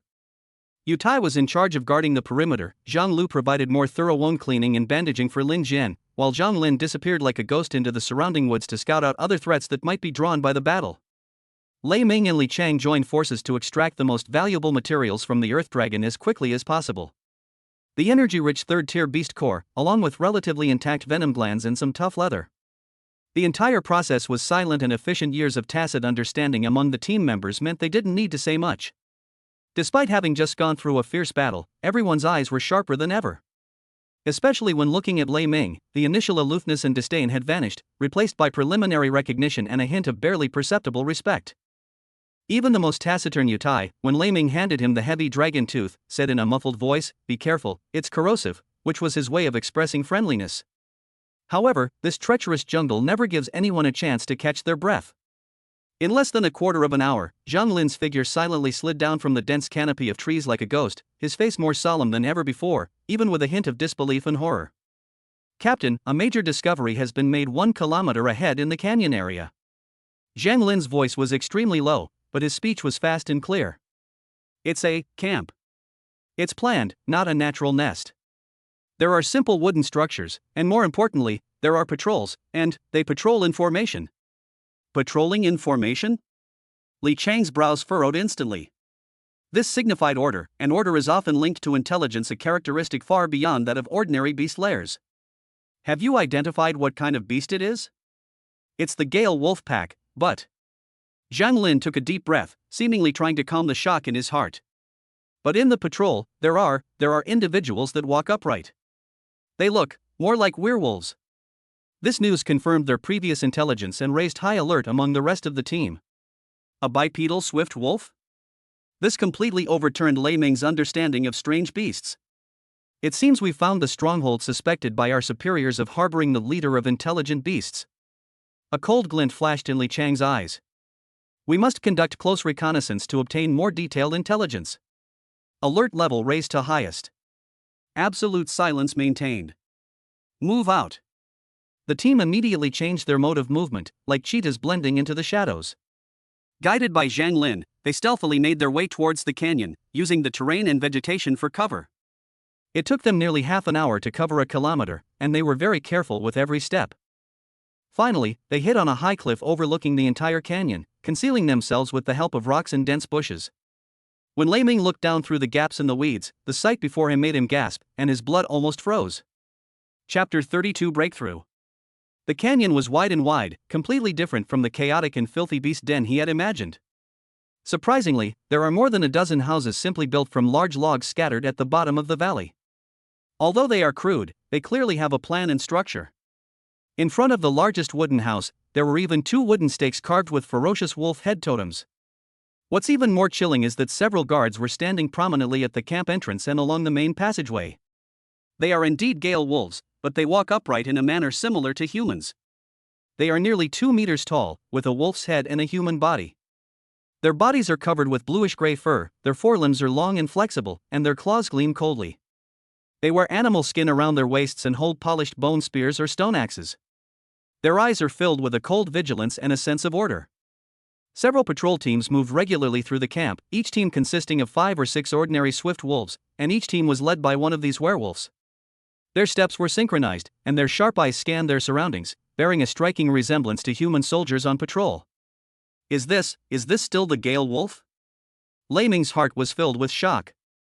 The education he received from childhood told him that alien beasts were powerful and bloodthirsty wild beasts. Even if high-level alien beasts possessed intelligence, it was mostly based on instinct and cunning for survival. What he was seeing was clearly the beginnings of civilization. Signs of socialization and organization. This completely overturned his understanding. Just then, Li Chang suddenly issued a sharp, low warning, while simultaneously pressing down on Lei Ming's shoulder. Lie down. Conceal all your breathing. The group instantly pressed their bodies tightly against the ground, almost stopping their breathing. Lei Ming's heart pounded as he cautiously continued to observe through the gaps in the grass. In the center of the canyon, the heavy wooden door of the largest wooden house was pushed open from the inside, and a figure stepped out. This figure was taller and more robust than the other werewolves, nearly 2.5 meters tall, with a metallic silver-gray sheen on its fur, bulging muscles, and an explosive power. In its hand it held a huge scepter, crafted from the leg bone of some unknown behemoth, with a luminous gem set at its top. What's most unsettling is its eyes. They're no longer the ferocity of a wolf, but a deep gaze filled with majesty, calmness, and even a hint of insight into the world. It's more like the leader, or rather, the chief of this pack of mutated Gale wolves. The silver-gray werewolf leader stepped out of the wooden house. Unlike ordinary wild beasts that howl to the sky, he stood quietly, his gaze like the most precise scanner, slowly sweeping across the entire canyon, and finally, fixing on the high cliff where Lei Ming and the others were hiding. The next second, it raised the bone staff in its hand, pointed it at the high cliff, and let out a low but penetrating roar from its throat. The sound was not like a wolf howl, but more like a command language with a specific meaning. A wuh! At its command, the entire canyon instantly erupted in excitement. All the patrolling and resting Gale wolves, whether ordinary individuals or werewolves, instantly entered battle mode. In particular, the patrol teams led by werewolves reacted with astonishing speed. As if they had received clear instructions, they transformed into several gray arrows and rushed towards the high cliff. Their actions are no longer scattered attacks, but are carried out with a clear intention to encircle and annihilate. Oh no! We've been discovered. Damn it, it knew about us a long time ago. Retreat! Retreat immediately! Return the way we came, as fast as you can. Li Chang's voice was resolute, filled with an undeniable urgency. Without any hesitation, the team members sprang up from the ground like springs, no longer caring about concealing their tracks, and pushed their speed to the limit, running desperately towards the depths of the dense forest they had come from. Behind them, the howls of wolves grew ever closer, accompanied by a heart-pounding roar of galloping horses. A sudden encounter turned into a life-or-death race against time. The shock and fear brought about by this discovery are far more unsettling than any powerful single alien beast. The group had barely run 100 meters when a chilling low howl and the dense rustling of branches and leaves echoed from the surrounding forest. The next moment, pairs of eerie green eyes lit up in the dim light, and countless Gale wolves surged out from all directions, instantly completing the encirclement.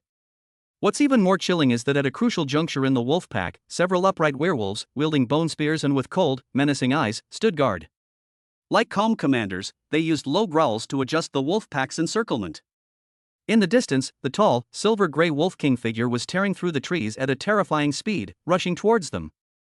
The immense pressure it exerted almost froze the air. We've been outmaneuvered. Li Chang instantly realized that the other side had discovered them long ago, and the previous discovery was merely a signal to close the net. This was a meticulously planned ambush. Triangular assault formation. Yu Tai, forward.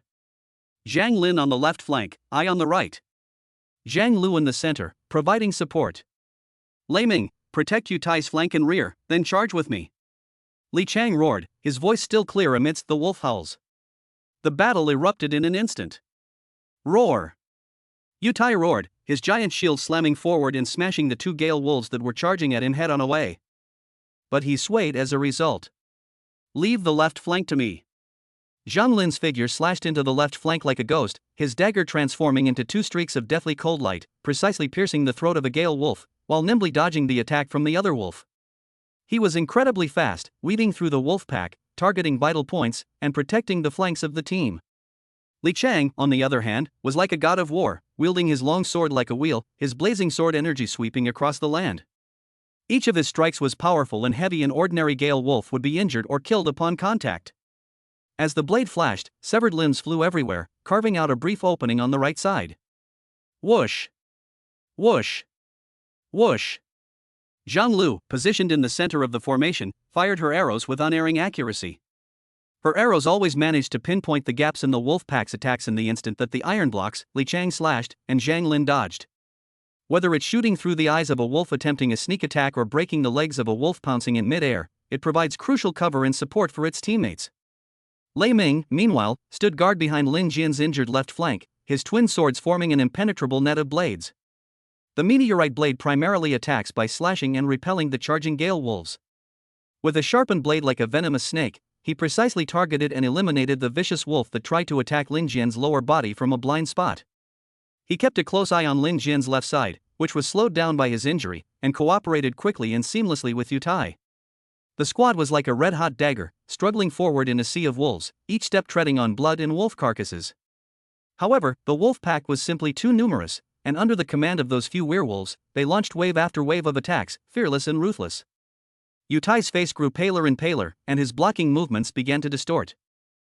Zhang Lin's breathing became rapid. The intense dodging and assassination had taken a heavy toll. Lin Jian's injuries became more serious, and he gradually reached the point of collapse. Li Chang's sword strikes remained fierce, but beads of sweat were already visible on his forehead. Zhang Lu's quiver is rapidly emptying. Just as they were about to break through the last wolf pack's defenses and see the relatively sparse woodland outside, three exceptionally tall figures, exuding a fierce aura, blocked their only path like three iron towers. Chapter 33 Orcs Must Die. It was three elite gale werewolves that walked completely upright. They were nearly 2.5 meters tall, with bulging muscles and fur covered in a metallic sheen. The bone spears and stone axes in their hands looked heavy and sharp. Their cold wolf eyes gleamed with a mixture of cruelty and intelligence, and their auras had clearly reached the third tier. Ahead lay a formidable foe, behind were pursuers, and all around were endless packs of wolves. More importantly, that despairing silver-gray figure had closed in to a point where the cruel, sinister grin on its face could be clearly seen. Li Chang's heart sank to the bottom. He looked around. Lin Jian was seriously injured, Yu Tai was slightly injured, Zhang Lin was panting, Zhang Lu was almost out of arrows, and Lei Ming, although brave, was still young. As for himself, after a series of fierce battles, he had also exhausted most of his energy. Looks like I'm going to die here today. This thought hit him like a bucket of ice water. But the next second, a resolute and ruthless glint erupted in his eyes. He suddenly looked at Lei Ming, who was covered in blood but whose eyes remained firm, and then at Yu Tai, who was still injured and gritting his teeth to persevere. Listen. Li Chang's voice was hoarse but carried an undeniable force. I'll hold off those three. Yu Tai, Zhang Lu, Zhang Lin, cover Lei Ming and Lin Jian at all costs, tear open an opening, and break out. Everyone who can leave is a chance. Take the intelligence back with you. That's an order. He intended to give his life to preserve the last spark of hope for the team and for the future of human civilization. A fierce battle erupted in the dense forest. Three high-level gale wolves moved like three streaks of blue lightning, darting around the squad and launching surprise attacks at an astonishing speed. They are masters of hunting, never engaging in direct confrontation, but instead using the complex terrain of the dense forest to launch attacks from the most cunning angles. Left side. Zhang Lu warned sharply. Before she could finish speaking, a green shadow flashed out from behind the tree, its sharp claws aimed straight for Tai's right rib, which was injured and unable to move easily. Yu Tai roared and used his giant shield to block with all his might. With a loud clang, sparks flew everywhere. He was shaken and staggered backward. The wound on his right arm completely reopened and was covered in blood. Almost simultaneously, another swift-winged wolf silently pounced from the right flank at Zhang Lu, who was drawing her bow and aiming. Li Chang's longsword moved like a dragon, intercepting the wolf's attack in time. The blade clashed with the wolf's claws, producing a piercing scraping sound. Taking advantage of this opening, the third wolf blurred into a blur, its target Zhang Lin, whose breathing was slightly disordered. They're so fast. The attacks came like a tidal wave, one after another, each strike accompanied by a piercing shriek that tore through the air. The team members could only rely on their years of tacit understanding to barely hold on. Yu Tai gritted his teeth and held the front line. Li Chang put out fires everywhere. Zhang Lu's arrows struggled to chase the wolf's shadows, and Zhang Lin moved in the shadows, trying to interfere, but the speed of the wolf pack made it difficult for him to lock onto a fatal blow. What's even more chilling is that the silver-gray 4th-tier Wolf King, accompanied by two equally menacing high-tier guards, is slowly approaching, its cold wolf eyes filled with mockery, as if it's enjoying the prey's final struggle. The pressure felt tangible, making it hard for everyone to breathe. This won't do.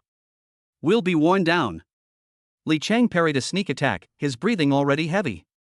Several bloody marks had appeared on his body, though not fatal. They were constantly draining his strength and energy.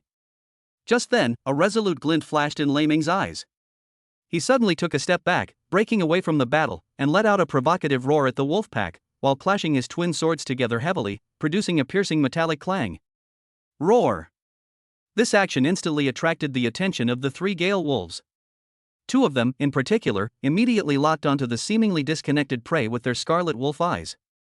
They pushed off the ground with their hind legs and transformed into two cyan whirlwinds, one on the left and one on the right, rushing towards Lei Ming with an aura that could tear everything apart. Thunder! Li Chang exclaimed, but Lei Ming did not dodge or avoid. Instead, he slightly lowered his waist, and the light of the 100 Refinements body forging technique and the Xian turtle soft scales shimmered subtly at the same time. Put! Put! The wolf claws ripped viciously at Lei Ming's chest, abdomen, and back. The black tortoise's soft scales flashed with light, emitting a teeth-grinding scraping sound, and it actually withstood the deadly attack. Although the tremendous impact made Lei Ming feel a sweet taste in his throat and his blood surge, he did not retreat an inch. Now! How could Li Chang miss this opportunity that he had risked his life for? His blood and chi blazed, and his longsword transformed into a streak of light that tore through space. With speed exceeding the limits, he thrust straight at the weak point in the waist and abdomen of the Gale wolf on the left side, which was momentarily stiffened due to the missed attack. The phrase copper head, iron bones, tofu waist perfectly describes wolves. Even wolves from another world are still wolves. Die. Meanwhile, Zhang Lu, who had been waiting in the wings, had already released her arrow. This arrow contained most of her remaining life force, and it even produced a shrill sonic boom in the air, hitting the relatively vulnerable eye of the Gale wolf on the right side, which was exposed due to the attack. A whoa! Laugh! Li Chang's longsword pierced the wolf's belly without any resistance and twisted fiercely. Zhang Lu's arrow pierced through the wolf's eye, going straight into its brain. Two peak level tier 3 Gale wolves let out extremely shrill howls, their massive bodies crashing to the ground, twitching twice before falling silent. The last surviving high-level Gale wolf was completely stunned by this sudden and devastating counterattack. It glanced in terror at Lei Ming, who stood upright like a blood-soaked figure, then at Li Chang, who exuded murderous intent, and Zhang Lu, whose arrows were once again knocked on the bowstring. It let out a low howl of fear and dared not go forward again, instead taking a few steps back. The pressure has suddenly decreased. Go! Li Chang didn't linger in the fight. He grabbed Lei Ming, whose face was pale, and the team members helped each other. Seizing this precious opportunity, they fled desperately into the depths of the dense forest. However, they had only rushed less than 100 meters when a terrifying pressure that made their souls tremble surged from behind them like a monstrous wave. The air around us seemed to freeze, and the trees moved erratically without wind, emitting mournful cries. A silver-gray figure, with a terrifying speed that was almost instantaneous, traversed a long distance in a few leaps and landed easily in front of them, blocking their path. It was that 4th-tier martial master-level Gale Wolf King. Its intelligent and cruel wolf eyes swept coldly over the disheveled crowd, finally settling on Lei Ming, who had just made a great contribution but was now almost exhausted. A true dead end has arrived. Chapter 34: The Final Battle Against the Wolf King. The silver-gray Wolf King pounced like lightning that tore through space, but did not attack immediately. Instead, it moved around the group at superhuman speed, leaving afterimages. Its wolf eyes were filled with mockery as it scrutinized and searched for the weakest point of attack. form a circular formation. Back to back. Li Chang roared hoarsely, his voice distorted under the terrifying pressure of the fourth-tier demonic beast. The crowd instantly shrank back, and Yutai held the giant shield firmly in front of him, but his severely injured right arm trembled violently, causing the shield to tilt. Zhang Lu's arrows barely managed to lock onto that ghostly figure, but repeatedly missed due to the vast difference in speed. Zhang Lin's figure was blurred as he tried to interfere, but he was forced to cough up blood and fly backward by the fierce wind brought by the Wolf King's casual claw. Lin Jian swiftly pointed his long sword, but the Wolf King's tail swept across the blade like a steel whip, snapping the fine steel sword in two. He groaned and stumbled backward, the wound on his left arm reopening. Absolute overwhelming strength. Roar! The Wolf King seemed to have gotten tired of playing around, so it chose what appeared to be the weakest link, Yutai, whose movements were slowed by his injuries. With a flash of silver, it appeared in front of Yutai, a wolf claw slamming into the center of the giant shield with a shrill whistling sound that tore through the air. Boom! Yutalian and his shield were sent flying backward, the blood spurting from his mouth drawing a blinding red line in the air. He crashed heavily into an ancient tree, barely clinging to life upon landing, leaving several deep claw marks on the giant shield. Yutai! The crowd's eyes widened in horror. Without pausing, the Wolf King transformed into a silver light and headed straight for the gap in the formation exposed by the fall of the iron, his target being the pale-faced Lei Ming.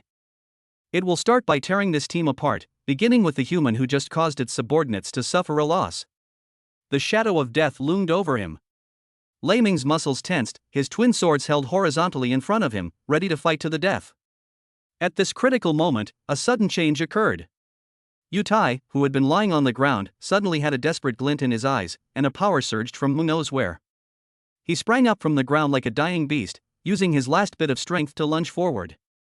His arms were like iron hoops, tightly holding onto the Wolf King's hind leg as it was about to kick back. Now! Kill!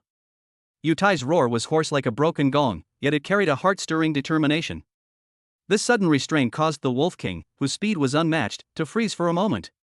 Its powerful strength caused it to struggle instinctively, and the sound of bones shattering came from Yutai's arms in an instant, but it was as if it were rooted to the ground, refusing to let go. For the battle-hardened Sharp Blade Squad, that split second was enough. Die! Li Chang's eyes were bloodshot and his blood was boiling. He abandoned his defense and became one with his sword, transforming into a streak of light and stabbing straight at the Wolf King's exposed waist and abdomen. Zhang Lu bit her tongue and spat out blood essence attached to the arrow. The arrow flashed red light, carrying all her spirit, blood, and will, and shot like a meteor toward the Wolf King's slightly turned left eye. Lei Ming pushed the 100 Refinements body forging technique to its limit, causing the Xian turtle's soft scales to shine brightly.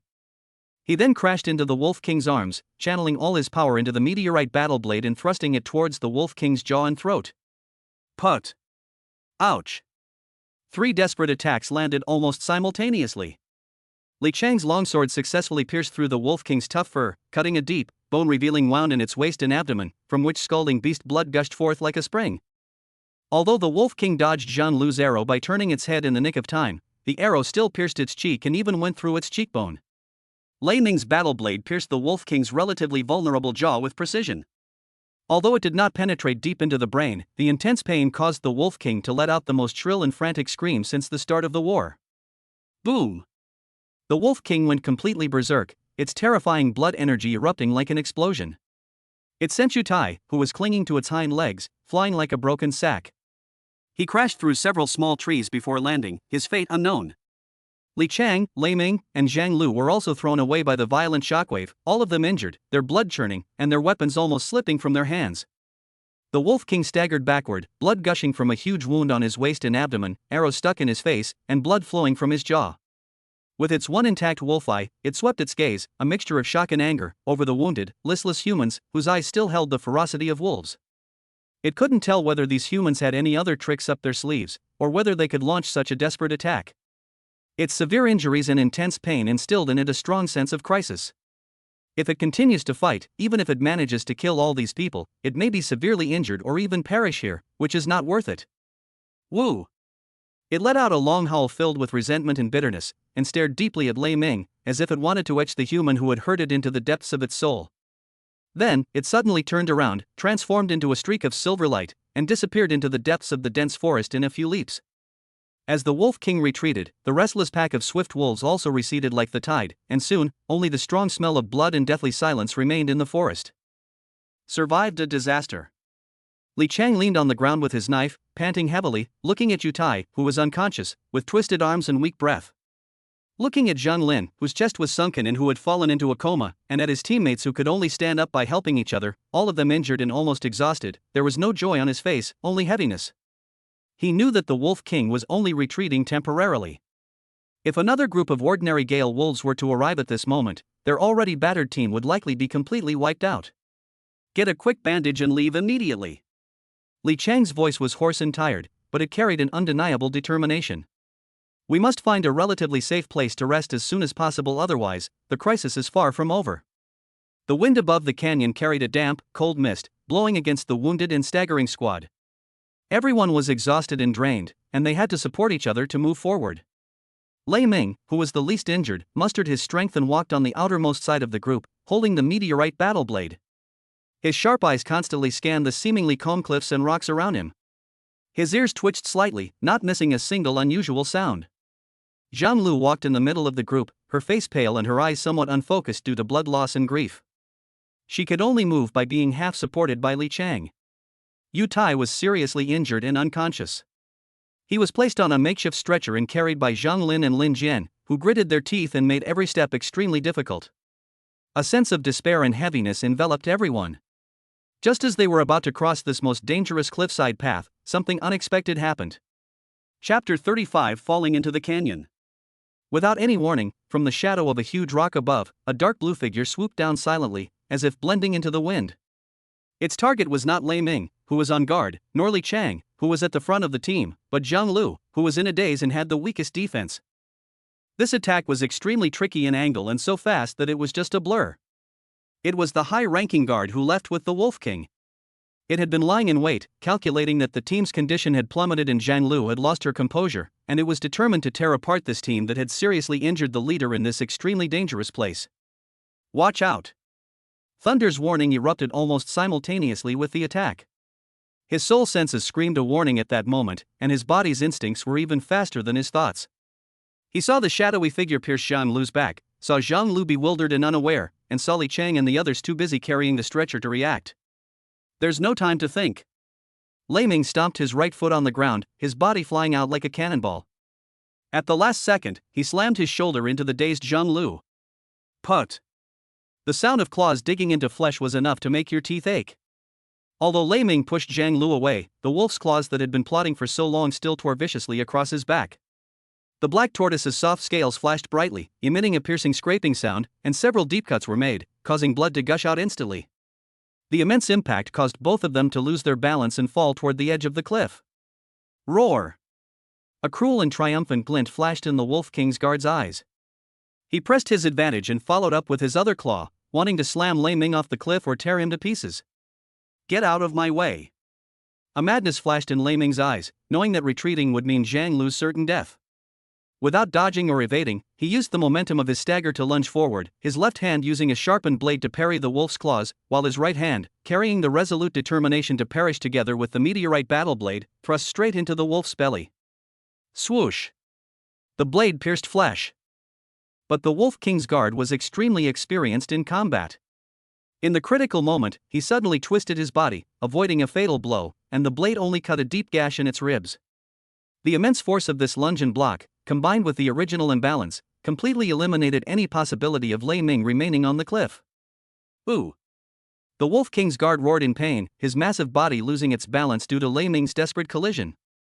Amidst the horrified gazes of everyone, Lei Ming and the Wolf King's guard, like intertwined meteorites, plummeted straight into the abyss below, leaving a trail of blood. Thunder! Zhang Lu, who had been knocked away and fallen to the ground, finally came to her senses and let out a heart-wrenching scream. She scrambled to the edge of the cliff, only to see the clouds and mist below, and a rushing river roaring and churning with white waves at the bottom of the valley. Where is Lei Ming now? In the blink of an eye, the man and the wolf were swallowed up by the turbid torrent and disappeared without a trace. Li Chang's eyes were bloodshot as he rushed to the edge of the cliff. Looking down at the dizzying height and the river roaring like a giant beast, his fists clenched so tightly that they cracked, his nails digging deep into his palms, drawing blood. He possessed immense martial prowess, yet he was utterly powerless at this moment. At such a height, in such a current, a severe fall would leave him with little chance of survival. Zhang Lin and Lin Jian stood frozen in place, nearly dropping the stretcher they were carrying. Looking at the empty cliff and the roaring river below, their faces were filled with disbelief and immense grief. Teammates who were just fighting side by side and risking their lives to save each other, in the blink of an eye. Zhang Lu slumped on the edge of the cliff, tears streaming down her face. She gripped the rocks with both hands, oblivious to the cracking of her nails. She cried out Lei Ming's name in despair and grief as she looked down at the river. The cries echoed through the canyon, mingling with the roar of the water, creating an atmosphere of utter desolation. Li Chang closed his eyes, took a deep breath of the cold, fishy-smelling air, and forcibly suppressed the churning blood and the stinging in his eyes. He turned around, his voice hoarse like a broken gong, yet carrying an undeniable resolve. "Go! Get out of here immediately! That beast might have accomplices." He pulled up the nearly collapsing Zhang Lu and gestured for Zhang Lin and Lin Jian to lift Yutai.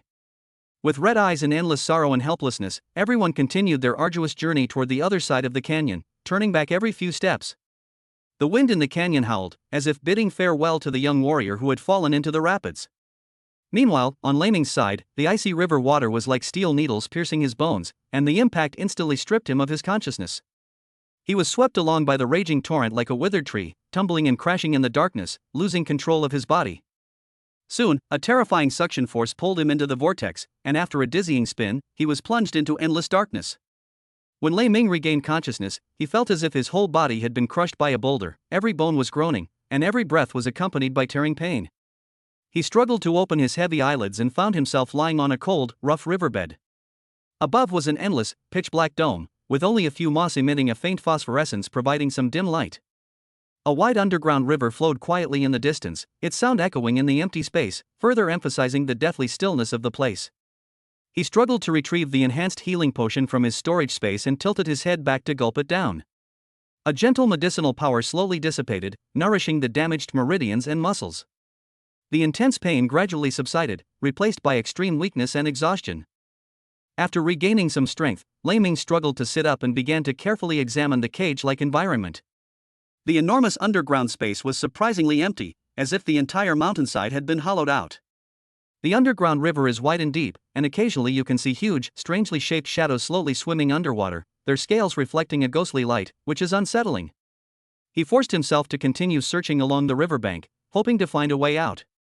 However, after spending a lot of time and walking through every corner in sight, all that could be touched were cold, hard rock walls, so smooth that there was nowhere to put a foothold, and there was not a single gap leading to the outside world. This is a completely enclosed underground world. Despair, like a cold tide, gradually washed over my heart. Although the food and water in the storage space were enough to sustain him for several years, being trapped in this absolutely silent, isolated abyss, with no hope in sight, was a mental torment that was far more devastating than the physical pain. He slumped down by the river, staring blankly at the dark, flowing water, his heart filled with despair. Just then, out of the corner of my eye, I suddenly caught a glimpse of a tiny tributary flowing into the main river not far away. There seemed to be a faint, soft light, different from the phosphorescent moss, flashing across the riverbed. What is that? Strong curiosity temporarily overcame despair. He took a deep breath, dragging his still aching body, and carefully stepped into the icy, bone-chilling tributary.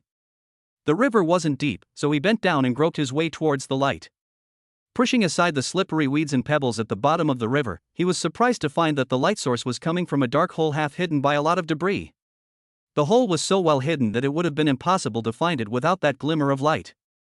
After a moment's hesitation, his survival instinct prompted him to take the risk and explore. He held his breath, submerged in the water, and swam toward the cave entrance. Chapter 36 Adventure. The entrance to the cave is narrow at first, requiring one to turn sideways to pass through, but after going several meters in, the passage gradually widens. Even more surprisingly, the soft light grew brighter and brighter, guiding the way. He swam for an unknown amount of time, and just as he felt his breath was about to run out, the view ahead suddenly opened up. He suddenly broke the surface of the water, breathing in the moist, fresh air. When his vision adjusted to the light, he was frozen in place as if under a spell, his pupils dilating from the extreme shock. What lay before them was not a larger underground cave, but a dreamlike world beyond description. He was in the middle of a huge lake, the water of which was crystal clear and glowed with a blue fluorescence. Countless strange, luminous plants grew on the surrounding domes and rock walls. Blue mushroom caps sparkle like stars, vines flow with rainbow halos, and crystal trees pulsate with light. The space is dreamlike, the air is sweet, and it is full of life. This place is a completely secluded, magnificent, and magical underground paradise. Lei Ming's mouth gaped open, unable to close for a long time. His previous despair and frustration were replaced by immense shock and indescribable ecstasy. Lei Ming snapped out of his shock and climbed ashore, soaking wet. He felt something strange under his feet and looked down to find that it was a stone path that had been eroded by time and was almost level with the ground, but still showed signs of human carving. Someone has been here? A huge shock ran through him, and a spark of hope was ignited. He suppressed his excitement and cautiously proceeded along the path. The path winds its way up the mountainside. Parting the drooping vines that emitted a soft glow, a deep cave entrance suddenly appeared. The edges of the opening are smooth, clearly indicating that it was carved out by hand. Taking a deep breath, Lei Ming gripped the meteorite battle blade tightly and stepped inside. The cave was dry and clean, with good air circulation and no musty smell. After walking through a short passage, a stone chamber about 10 feet square suddenly appeared before us. The ceiling of the stone chamber was inlaid with several luminous pearls that had long since lost their luster. In the corner was a simple stone bed, and on the stone bed sat a complete grayish-white skeleton. The skeleton remained in a meditative posture, its bones translucent and faintly glowing, indicating that it had cultivated extremely profound spiritual power during its lifetime. As time passed, the clothes had long since weathered away, but the antique-style dark gold ring on the skeleton's finger still shone brightly. A spatial ring? Lei Ming's heart raced. This world also has spatial rings, but they are not products of this world and are extremely rare. Historically, only a handful of people have possessed them. Now they have obtained a treasure that perfectly conceals the wondrous Qiankuan creation tower.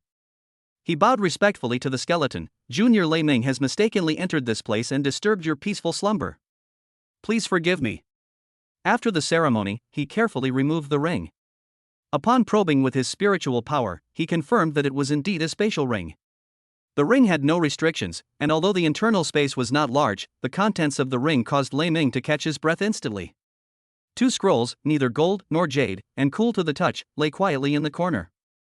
The scroll is made of an extraordinary material, with an obscure aura of runes flowing across its surface. The material doesn't look like something from a modern martial arts technique, it's more like something humans took from some beastmen when the alien beasts first invaded. He took it out and slowly unfolded it. The moment the scroll was unfurled, an ancient and vast aura wafted out. The 4 ancient characters at the beginning seemed to come alive and imprinted in his mind. Although he couldn't understand them, he could grasp their meaning. Shadow breaking step, low-grade earth rank movement technique. Primordial divine refining technique, mid-grade earth rank divine soul secret technique. Earth rank martial arts techniques? And 2 of them? Lei Ming's blood boiled, and his hands trembled slightly. The Xian rank martial arts technique was already a treasure of the clan, yet he actually obtained 2 D rank techniques, one of which was a rare divine soul secret technique, which can be described as an opportunity against the heavens. Moreover, it goes without saying how precious this ancient heritage of unknown origin is.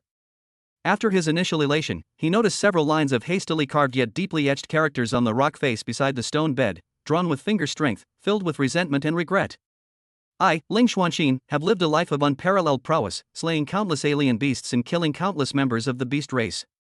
He happened to obtain this primordial refining god technique, a supreme treasure of the divine soul.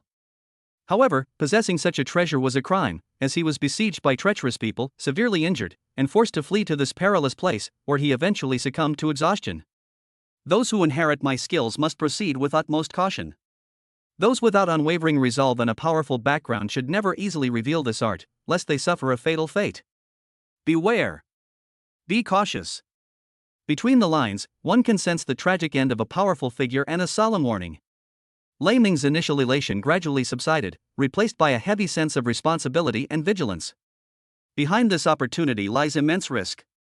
He couldn't wait to flip through the cultivation manual, especially the primordial divine refining technique. However, when he focused his mental energy into the scroll, he felt a powerful resistance. It was as if there was an invisible barrier deep within the scroll, firmly blocking his perception. At the same time, a piece of information naturally emerged. To cultivate earth rank martial arts, one needs a strong foundation of qi and blood, and the minimum threshold is to reach the high rank of warrior. High ranking warrior. Like a bucket of cold water being poured over his head, Lei Ming's enthusiasm instantly cooled down. He is currently only a level 9 martial artist, not even a level 1 martial artist, and is still far from being a high-level martial artist. The torment of having a treasure mountain but being unable to enter it almost made him vomit blood. He gave a wry smile and carefully stored the 2 scrolls of cultivation techniques in the deepest part of his Qiankuan Tower storage space. It seems that I won't be able to cultivate in the short term. Reluctantly, he looked around the stone chamber again and noticed a few lines of small writing on the wall, mentioning the layout outside the cave. 100 paces to the left of the cave, there is a corner of a medicinal garden with 3 mind-concentrating flowers inside, which can assist in refining the spirit and alleviate pain, but unfortunately they have not yet grown. There is another spiritual eye within the mountain, where stalactites grow. Only a single drop can condense every 100 years. It has miraculous effects on tempering the body and healing injuries. I managed to obtain a few drops, but have already exhausted them. Medicinal herb garden. Stalactite. Sure enough, not far from the stone chamber, they discovered a medicinal garden surrounded by a simple fence. The fence was rotten and most of the medicinal herbs had withered, but 3 small, silvery white, star-shaped plants in the corner, exuding a cool fragrance, survived tenaciously. They were genuine specimens of the concentration flower, which were not yet old. More importantly, the century-old stalactite was mentioned.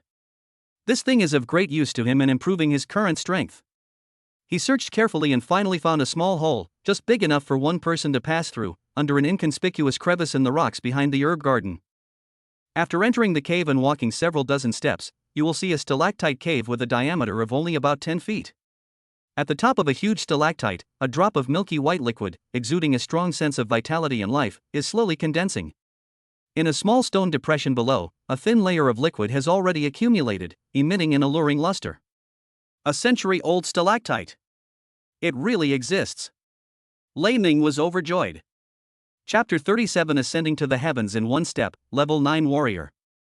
Looking at the concentration flower in his hand and the stalactite in front of him, a thought flashed through his mind like lightning. The first level of the Qiankuan Creation Tower has a time flow rate 100 times faster. 1 year outside is equivalent to 100 years inside the tower. If these immature concentration flowers are transplanted into the creation universe planting space on the first floor of the tower, and then time is used to accelerate their ripening. At the same time, he can also cultivate inside and use the stone milk to break through to a higher realm. Previously, due to a lack of key resources and a secure environment, he had been unable to fully utilize the time acceleration function of the first floor herb garden of the Qiankuan Tower. Now, the resources are right in front of him. He can't cultivate the earth rank techniques for the time being, but with the resources here and the time difference, he can completely raise his cultivation level to a point where he can cultivate them. A miraculous escape from adversity has been achieved, and the path of hope has unfolded beneath our feet. An unprecedentedly brilliant light erupted from Lei Ming's eyes. As the last drop of stalactite was collected into the bottle and sealed, looking at the bottle of spiritual liquid in his hand, brimming with boundless vitality and pure energy, an extremely bold, even somewhat insane, thought sprouted wildly in Lei Ming's mind like weeds. System, can you enhance such spiritual objects born of heaven and earth? Once the idea took hold, it could no longer be contained. Stalactites that have stood for centuries are already a rare find in the world. If they were to undergo further systematic enhancement, what kind of spectacle would they create? Let's take a gamble. A resolute glint flashed in Lei Ming's eyes. He gripped the jade bottle tightly and silently chanted in his mind, "System, enhance this bottle of century-old stone milk." The moment the command was given, a sudden change occurred. The jade bottle in his hand suddenly burst forth with a warm and peaceful radiance, containing the essence of life. The bottle was scalding hot, and starlight was boiling inside. A surge of vitality and pure energy spread like a tide, causing the space to tremble slightly. Ding! Enhancement complete. Triggered a 1000x critical hit, the 1000-year-old stone milk has advanced to 10,000-year-old stone milk marrow. The system notification sounded like celestial music in Lei Ming's mind. 10,000-year-old stone marrow? A 1000-fold critical hit. Lei Ming's heart pounded as he stared at the jade bottle. The liquid transformed into a deep, pure white, thick as if alive, with starlight condensing into moving runes. Its fragrance was subtle yet intoxicating, and its energy was 100 or 1,000 times stronger. This is a truly heaven-defying artifact. Even legendary martial saints and martial venerables would probably go mad for it. An immense joy surged through Lei Ming's nerves like a tsunami. He trembled with excitement and almost couldn't help but roar to the sky. But he immediately gritted his teeth and forcibly suppressed the impulse, quickly and carefully storing the jade bottle in the safest corner of the Qiankuan creation tower. With this 10,000-year-old stone marrow, coupled with the Qiankuan tower's 100-fold time acceleration, Lei Ming's eyes erupted with an unprecedentedly brilliant light. Breaking through to the warrior realm was no longer an unattainable dream. Even those 2 Earth-rank cultivation techniques finally qualify him to practice. In the midst of despair, a broad road leading to the pinnacle of strength has slowly unfolded beneath his feet. Although he had some idea of the effects of the Wanyan stone milk marrow, its domineering power still far exceeded Lei Ming's imagination. He used a jade needle to dab a tiny, hair-thin strand of milk marrow from the jade bottle and dripped it into a large bowl of clear water. The milky white marrow liquid dissolves instantly upon contact with water, transforming the entire bowl of clear water into a misty haze. It exudes a lustrous sheen like fine wine and a refreshing fragrance, and the energy fluctuations it contains cause the surrounding air to distort slightly. With this dilution, it should be fine, right? Lei Ming took a deep breath, sat cross-legged, and drank the water in the bowl in one gulp. The moment the liquid entered my throat, it didn't feel as gentle and nourishing as I had imagined. Instead, it felt like swallowing a mouthful of scalding lava. No, it's an energy torrent even more terrifying than lava. Boom! A surge of immense energy exploded within his body, his blood and qi transforming into a primordial beast that rampaged through his meridians, leaving his skin covered in bloodstains and blood spilling from his mouth, nose, and ears. Excruciating pain. An indescribable, excruciating pain swept through every cell of my body. He felt like his body was a sack being constantly inflated and about to burst. Not good. Lei Ming was horrified. His mind raced. Enter the first level of the Qiankuan Tower. 100x time acceleration, activate. The light and shadow shifted, and he instantly found himself in a strange space where time flowed 100 times faster. Here, he felt time stretch out, and his pain was somewhat relieved. But he must use the mysteries of this place to guide and refine this violent energy. He frantically circulated the 100 refinements body forging technique in an attempt to guide the energy, but in the face of this chaotic energy, which was like the beginning of the universe, his technique was like a mantis trying to stop a chariot. The energy continued to surge wildly, his consciousness began to blur, and tiny cracks began to appear on the surface of his body. Blood stained his clothes completely red, as if he was about to completely disintegrate at any moment. Just as life and death hung in the balance, the Qiankuan creation tower, which had been quietly suspended in the center of the sea of consciousness, seemed to sense that its host was about to collapse and suddenly burst out with a dazzling light. A cool, vast energy, containing the power of supreme rules, surged out like a mother's embrace, instantly protecting his soul core and main meridians. And in a way he couldn't understand, he forcibly restrained and regulated that destructive energy torrent, guiding it to operate and absorb along a more mysterious and efficient route. Destruction and rebirth unfold wildly in this space where time is accelerated 100-fold. His bones were as clear as jade, his meridians were several times wider and as tough as dragon tendons, and his blood flowed with golden light, every drop containing terrifying energy. What happened outside was but a blink of an eye, while 3 days and 3 nights had passed inside the tower. When the last trace of violent energy was completely tamed and absorbed, Lei Ming slowly opened his eyes. Buzz! A powerful aura erupted uncontrollably from his body, shaking the dust particles inside the tower into the air. He clenched his fist lightly, and the blood and qi in his body surged like the Yangtze River, emitting a deep rumble. His sense of power was filled to an unprecedented degree. He subconsciously looked inward at himself, and when he sensed the immense and condensed power of his qi and blood, he was completely stunned, as if struck by lightning, his face filled with unbelievable ecstasy and bewilderment. Peak of level 9 warrior? Lei Ming froze. He had jumped from level 9 warrior to peak warrior, and his blood and energy were even stronger than Li Chang's. A meteoric rise to power. An overwhelming sense of happiness overwhelmed him like a tsunami, leaving him momentarily at a loss. He simply stared blankly at his hands, feeling the earth-shattering changes within his body, and laughed foolishly. A miraculous escape from adversity, a blessing in disguise. The effects of this ancient stone marrow are simply miraculous. Despite his cultivation level skyrocketing to the peak of the 9th level of martial arts, Lei Ming was not blinded by elation. He knew that such a leap forward required a solid foundation. If he could not fully control this suddenly acquired power, it would leave hidden dangers and affect his future path. For the next 3 days, he stayed indoors, completely immersed in the space of the Qiankuan Tower with a time flow rate 100 times faster. Instead of trying to break through the martial arts bottleneck that was so close at hand, he devoted all his energy to refining and condensing his suddenly surging chi and blood, repeatedly circulating the 100 refinements body forging technique, getting familiar with the growth of every bit of strength in his body, and adapting to the powerful chi and blood surging like a great river in his meridians. He only slowly stopped practicing when he felt that he had complete and unimpeded control over his own power, and that his chi and blood were condensed and powerful, without any sense of emptiness. Chapter 38 Breakthrough to Martial Master via Divine Soul Secret Technique. It's time. A glint flashed in Lei Ming's eyes, filled with anticipation and solemnity. He sank his consciousness into the storage space and landed on the two scrolls that were neither gold nor jade and flowed with an obscure halo: the low-grade Earth Rank Movement Technique Shadow Breaking Step and the mid-grade Earth Rank Soul Secret Technique Primordial Refining God Technique. He took a deep breath, suppressing the urge to immediately use the system enhancement. Earth rank martial arts are already so terrifying. If they were to be further enhanced to heaven rank, he couldn't imagine how high the cultivation threshold would be. At present, being able to successfully cultivate these two earth rank techniques is already an immense stroke of luck.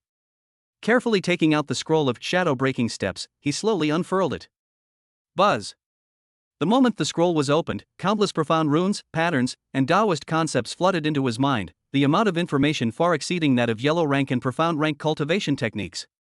He groaned, feeling a splitting headache and as if his soul was about to be burst by the information. He dared not be negligent in the slightest, immediately concentrated all his energy, and instantly teleported to the 100-fold comprehension space on the third floor of the Chen Kuan Tower. He set aside all distractions and devoted himself entirely to understanding. With the boost of a 100-fold increase in comprehension, the surging torrent of information seemed to slow down, and the profound truths contained within began to become clear. He saw that the essence of the shadow-breaking step was not the pursuit of ultimate linear speed, but a profound and mysterious method of energy application and movement transformation. It emphasizes achieving almost illogical movement within a limited space through the extreme micromanagement of chi and blood and the unpredictable nature of footwork. Like a shadowy figure, it fits into the gaps and attacks like a teleporter. It abruptly changes position. When fully mastered, it can even briefly distort light, achieving the magical effect of breaking through the void and disappearing without a trace. Xian rank martial arts are still pursuing the ultimate speed and variation of moves, while D rank martial arts have already begun to touch the underlying rules of the world. He transformed into a gentle breeze to feel the folds of space, and into shadows to dance with light, comprehending the profound principles of footwork transitions and the circulation of chi and blood. Just by understanding the essence of this introductory chapter, grasping the initial burst and convergence of chi and blood at specific meridian nodes, and simulating the first prototype of shadow step, 3 whole days have passed in the outside world. In the space of 100-fold enlightenment, he spent 300 days and nights comprehending and practicing without sleep. Even so, he could only be considered to have barely entered the door, and was still far from being a minor expert. After a short rest and suppressing his fatigue, Lei Ming took out the even more mysterious primordial divine refining technique. As the scroll unfurled, a cool, ancient feeling slowly permeated his consciousness. This secret method directly cultivates spiritual power, aiming to refine divine consciousness. The cultivation process is quite dangerous. The slightest mistake could damage one's mind.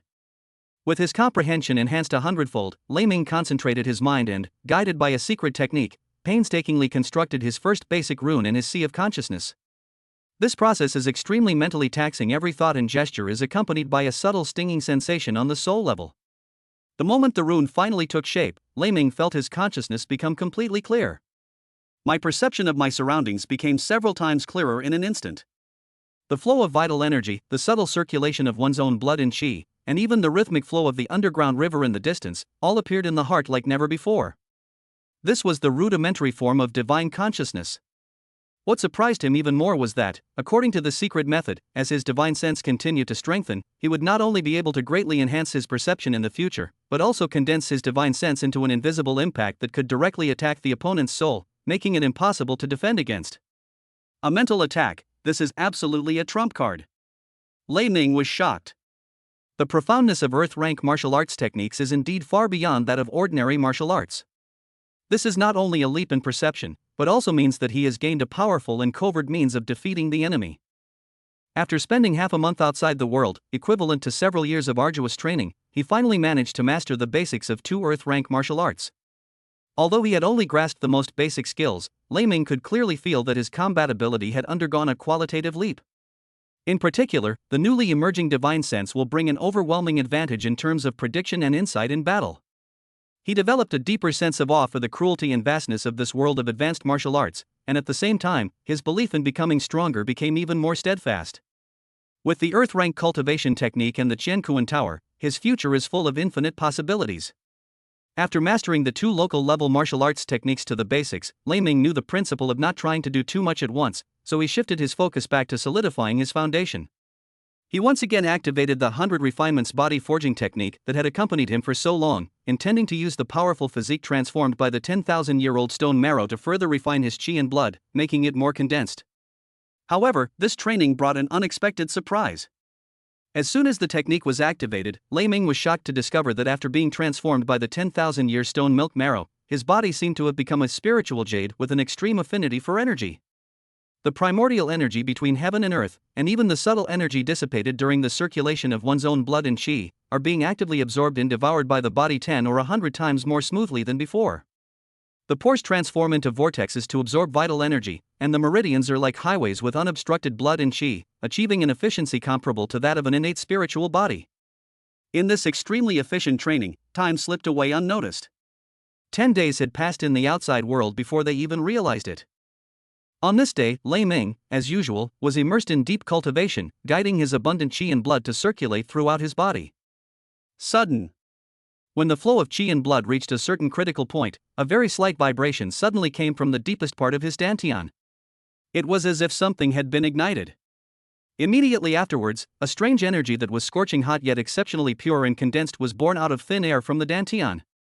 This energy is different from the surging blood and qi of the past. It is more restrained and concentrated, like mercury, yet with a touch of lively vitality. It spontaneously begins to flow slowly along the path of the 100 refinements body forging technique. The meridians shimmered with a precious light, and the muscle and bone cells absorbed life force with frenzied energy. This is internal energy? Qi and blood transformed into energy. I'm about to break through to the martial master realm. Lei Ming's heart trembled violently, and he instantly understood. This is a crucial transformative moment in a martial artist's career. Qi and blood condense and, from the outside in, give rise to a higher level of energy called internal strength. He dared not be negligent in the slightest, and immediately gathered all his thoughts, sinking his consciousness into a state of emptiness. At the same time, he decisively activated the Supreme Foundation building technique, which he obtained from the Dawn base and was of the high-grade Xian level. This method is balanced and gentle, and it excels at strengthening the foundation and cultivating vitality. It is the best choice to guide breakthroughs and solidify new realms. Boom! The dantian and sea of consciousness exploded with a deafening roar, as if the heavens and earth were splitting apart. Under the guidance of the Supreme Foundation building technique, that nascent internal energy, like a spark that ignites a prairie fire, instantly set fire to the vast sea of qi and blood within the dantian. All the vital energy and blood flowed like rivers into the sea, frantically converging, compressing, and transforming towards the dantian. An invisible barrier was violently shattered. A misty aura bursts forth from every pore, its energy breaking through its limits. Martial Master Realm, achieved. Chapter 39 Escape from Death. He suddenly opened his eyes, his gaze flashing like lightning, filling the empty room with light.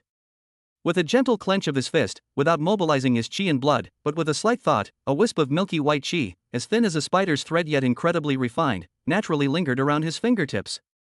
Although this energy was small, it contained a destructive power and agility far exceeding that of pure blood and qi in the past. He could clearly see internal vision that in the center of the originally surging sea of qi and blood in his dantian, a small vortex of qi had appeared, from which wisps of pure internal energy were being born and flowing. From now on, the way we fight will be completely transformed. He will no longer rely solely on physical strength, but will be able to harness internal energy to injure enemies outside his body, unleash more powerful martial arts techniques, and may even be able to fly through the air in the future using his internal energy. This is a leap in the level of life, a crucial milestone on the path of martial arts. The exhaled turbid air condensed and did not disperse, shooting out several feet and leaving a shallow pit. With a slight thought, a wisp of condensed milky white energy naturally swirled around his fingertips. Though as thin as a hair, it contained a chilling sharpness and resilience. With a flick of his wrist, the energy shot out of his body and silently disappeared into the distant stone wall, leaving behind a bottomless hole.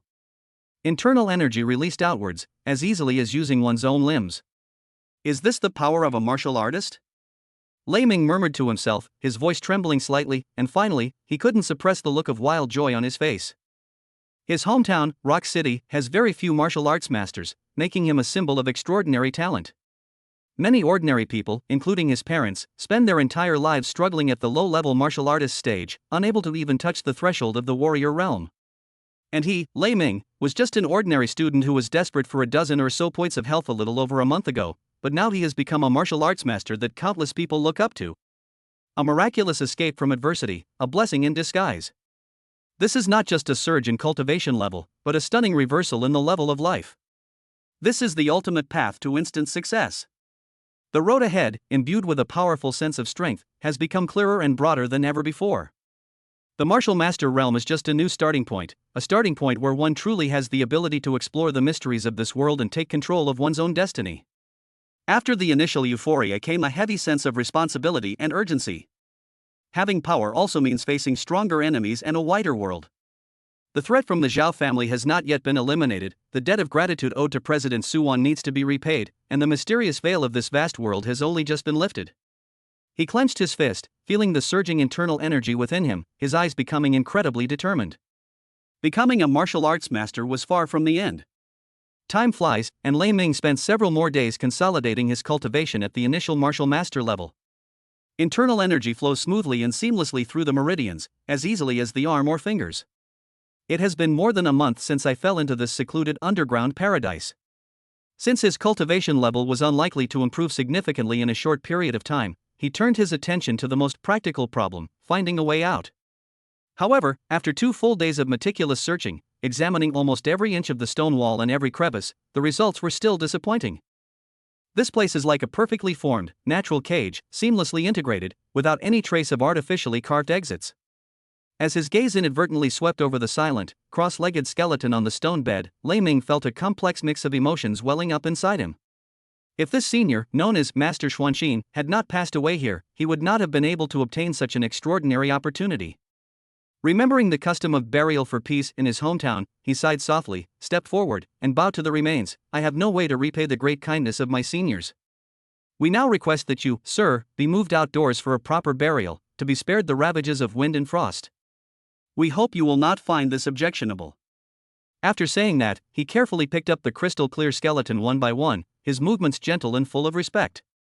Just as he picked up the skeleton and was about to move it off the stone bed, what he saw made him suddenly stop in his tracks. On the stone bed beneath the skeletal remains, several lines of extremely fine characters were carved, so fine that they would be impossible to see without moving the remains. Beside the writing, there lay a palm-sized, dark iron piece that was neither iron nor wood, cold to the touch, and covered with strange rust patterns. Lei Ming's heart stirred. He first carefully placed the skeleton aside, and then picked up the piece of iron. It felt heavy in my hand. When I tried to probe it with my spiritual sense, it was like a mud ox sinking into the sea, with no reaction whatsoever. No matter how much I injected my blood or internal energy, it remained completely still, as if it were just a piece of ordinary iron. Strange, he studied it for a long time but couldn't figure it out, so he had to temporarily put it into his storage ring and leave it for future investigation. Then, he focused his gaze on the few lines of small print.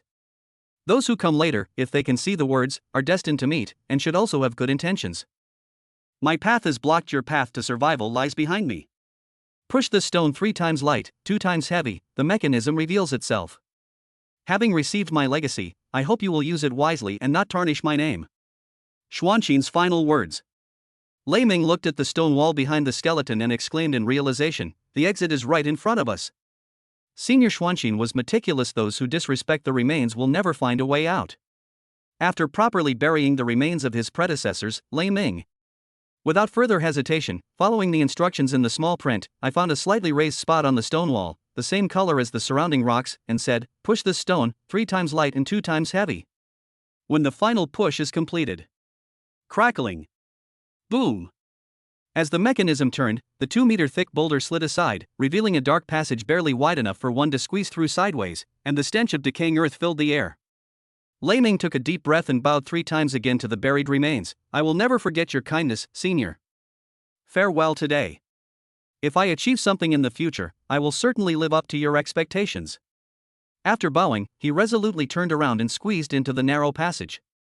Just as he was completely submerged in the passage, the stone door behind him made a heavy scraping sound again, slowly closing tightly. From the outside, there was no trace of it having been opened. The passage was dark and winding. Lei Ming used his internal energy to see and move forward. After a stick of incense had burned, he saw a faint light in the scent of grass and trees. He quickened his pace, and the light grew brighter. Finally, he parted the dense vines hanging from the cave entrance, and the long-awaited sunlight instantly streamed in, making him squint slightly. The sun was warm, the air was fresh, and birds and insects sang. He saw the light of day again. Looking back, there is a steep cliff behind you. The cave entrance has been integrated into the mountain and is no longer visible, hidden by vines. He knew that the magical underground world that had changed his life, the secret realm that had given him rebirth and destiny, would perhaps be forever sealed deep in his memory. Ahead lies an unknown wilderness and a brand new journey. Chapter 40: The Primordial Spirit Refining Technique Unleashed. Having escaped from the deep underground river, Lei Ming found himself in a completely unfamiliar wilderness. He composed himself, and relying on his newly learned method of orientation, climbed to the top of a high peak and gazed into the distance. When the vast river, winding and turning like a giant dragon, came into view, his heart was filled with awe. They recognized it as the iconic river that flows around the outskirts of Broken City. As long as we go downstream, we will surely be able to return to the territory of the human race. After their strength increased dramatically, the young people also became much bolder. He sped toward the river, and the low-level beasts he encountered along the way were often easily killed by his sharp finger strikes before they even got close, as if he were crushing ants. However, as he walked, Lei Ming gradually realized that something was wrong. The chirping of insects and birds had vanished without a trace, and the once common low-level beasts had also disappeared, leaving a chilling stillness permeating the mountains and forests. This unusual tranquility often signifies two possibilities: either one has strayed into the territory of a powerful beast, or one has wandered near the lair of a powerful beast clan. Lei Ming instantly became alert, concealing his aura to the extreme, and carefully climbed the lush hill in front of him. As he pushed aside the branches and leaves blocking his view and looked into the valley, his pupils involuntarily contracted slightly. Deep in the mountain valley, there was yet another tribe of strange beasts. But unlike the swift wolf packs they had encountered before, the tribe before them bore more obvious traces of primitive civilization. Looking around, there were at least several hundred giant horse-like beasts, twice the size of the warhorses of the previous life, roaming about. What's even more alarming is that there were also more than 30 centaurs mixed in with them. Yes, it's a centaur. These centaurs have strong horse bodies in their lower body, but human-like upper bodies covered in smooth fur. Their faces vaguely resemble human outlines, and they have a pair of muscular arms. They wielded crude bone spears or stone knives, and carried simple wooden shields at their sides. Their organization and discipline were evident, far surpassing that of ordinary herds of beasts. Lei Ming held his breath and focused intently on observing, trying to ascertain the size and strength of the tribe. However, perhaps because he was too focused on what was ahead, he did not notice the faint rustling of branches behind him. Just as he was about to retreat and find another way, less than 100 steps back, the bushes on one side suddenly shook, and a 5-man centaur patrol team suddenly appeared. The exceptionally tall centaur captain at the head of the group possessed an aura that clearly reached the 3rd rank. Its scarlet eyes locked onto Lei Ming instantly. Without the slightest hesitation, it let out an A, pawed the ground with its 4 hooves, and like a runaway chariot, it brandished the pale white bone spear in its hand, transforming it into a sharp straight line, stabbing straight at Lei Ming's face. Too fast. Such close proximity, such a sudden burst of speed. Shadow-breaking step. In the critical moment, the novice Earth rank movement technique was instinctively unleashed. Lei Ming's figure seemed to transform into a wisp of intangible smoke, narrowly missing the deadly spear tip at the last second.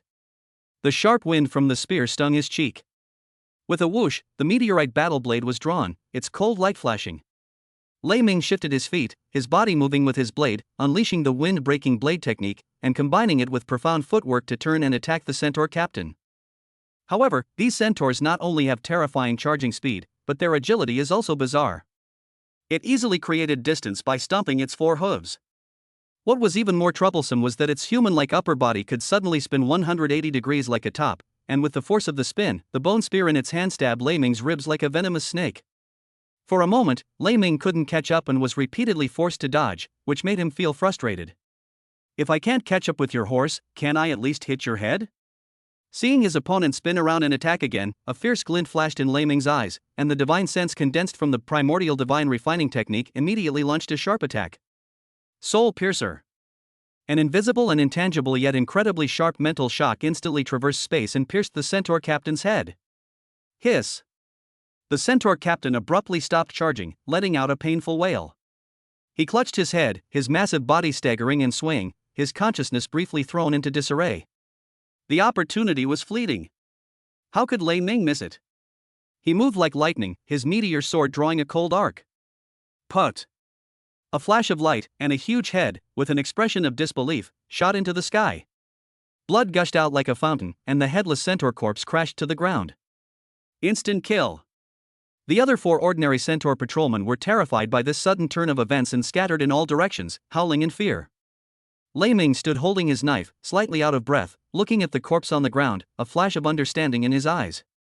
The power of the earth-rank cultivation technique, especially the unpredictable nature of its spiritual attacks, was truly demonstrated today, proving to be a trump card. However, the commotion here had clearly alerted the entire tribe. From the distant mountain valleys came a series of angry neighs and heavy hoofbeats, rolling in like muffled thunder. An even bigger problem is brewing. The commotion caused by Lei Ming killing the centaur captain was like pouring a ladle of hot oil into a boiling pot, instantly igniting the fury of the entire centaur tribe. Hissing. A shrill and angry neighing sound rose from the depths of the mountain valley, followed by the sound of hooves like muffled thunder approaching from afar, and the earth began to tremble violently. Looking out, the dark, dense herd of beasts surged out from every corner of the tribe like a flood bursting its banks. Not only the 30-odd fierce centaur warriors, but also hundreds of exotic warhorses, with their eyes bloodshot, launched a frenzied charge toward Lei Ming's location. Smoke and dust billowed into the sky, and the killing intent, like a tangible ice tide, instantly engulfed the area. Lei Ming's expression changed, and without hesitation, he turned around and used the shadow-breaking step to its fullest extent. His figure transformed into a blurry afterimage as he desperately flew back into the depths of the dense forest from which he had come. He wielded his twin swords like windmills, effortlessly slicing several low-level alien beasts that tried to stop him in two, spilling blood and entrails all over the ground. However, the speed of an individual is ultimately difficult to escape from the natives who are familiar with the terrain. Just a quarter of an hour after they escaped, a dense sound of hooves and the whooshing of air echoed from the trees on both sides. Several centaur patrol squads, familiar with the terrain, had already surrounded and completely blocked his path. Directly ahead, even more elite centaur warriors, wielding bone spears and stone axes, formed a chilling charging formation, cutting off their escape route. Our retreat is cut off, and the pursuers are upon us. Seeing that he was surrounded and had nowhere to retreat, a ruthless rage, driven to the brink of despair, suddenly surged from the depths of Lei Ming's heart. Bloodshot veins spread across his eyes. He abruptly stopped and turned to face the horde of beasts surging towards him like a torrent of steel. "You want to keep me here? Then let's see who dies first." Kill. Chapter 41 Battle against the Centaur King. He let out a beast-like growl, his suppressed rage and killing intent completely erupting. Twin swords were drawn, the meteorite battle blades shimmered with dark gold light, their quenched edges flashing with a cold gleam. He unleashed the full power of the wind-breaking blade technique, the blade light sweeping out like a bolt of lightning. Combined with the unpredictable movement of the shadow-piercing step, he actually charged into the most densely packed charging formation of the centaurs. Put! Put! Put! In an instant, blood and flesh flew everywhere. Lei Ming's figure moved like a ghost, weaving through the hail of bullets and arrows.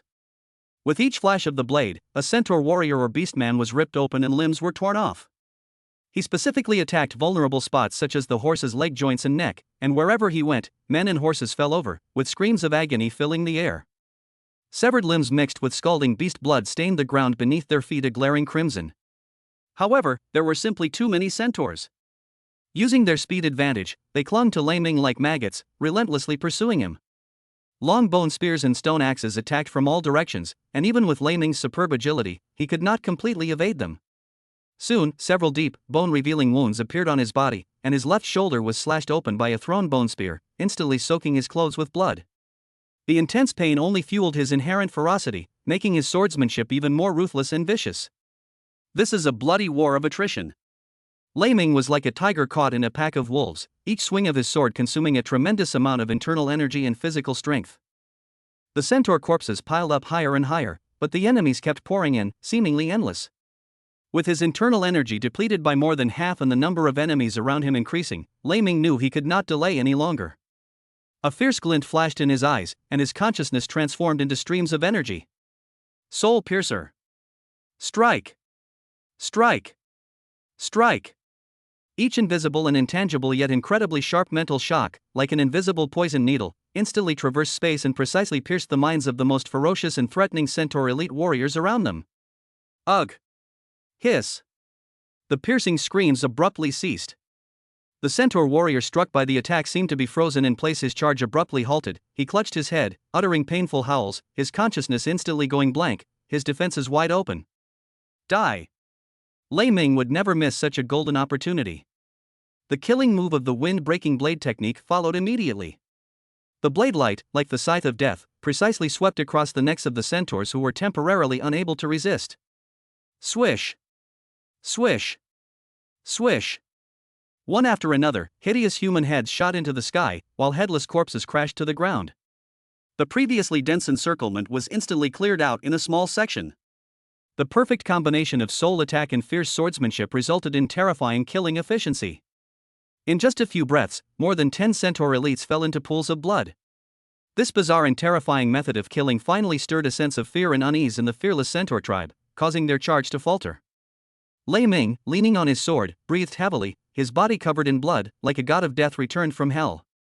His icy gaze swept over the hesitant centaurs around him, his voice hoarse yet carrying a chilling killing intent. Who else wants to come up here to die? For a moment, not a single person or horse dared to take another step forward.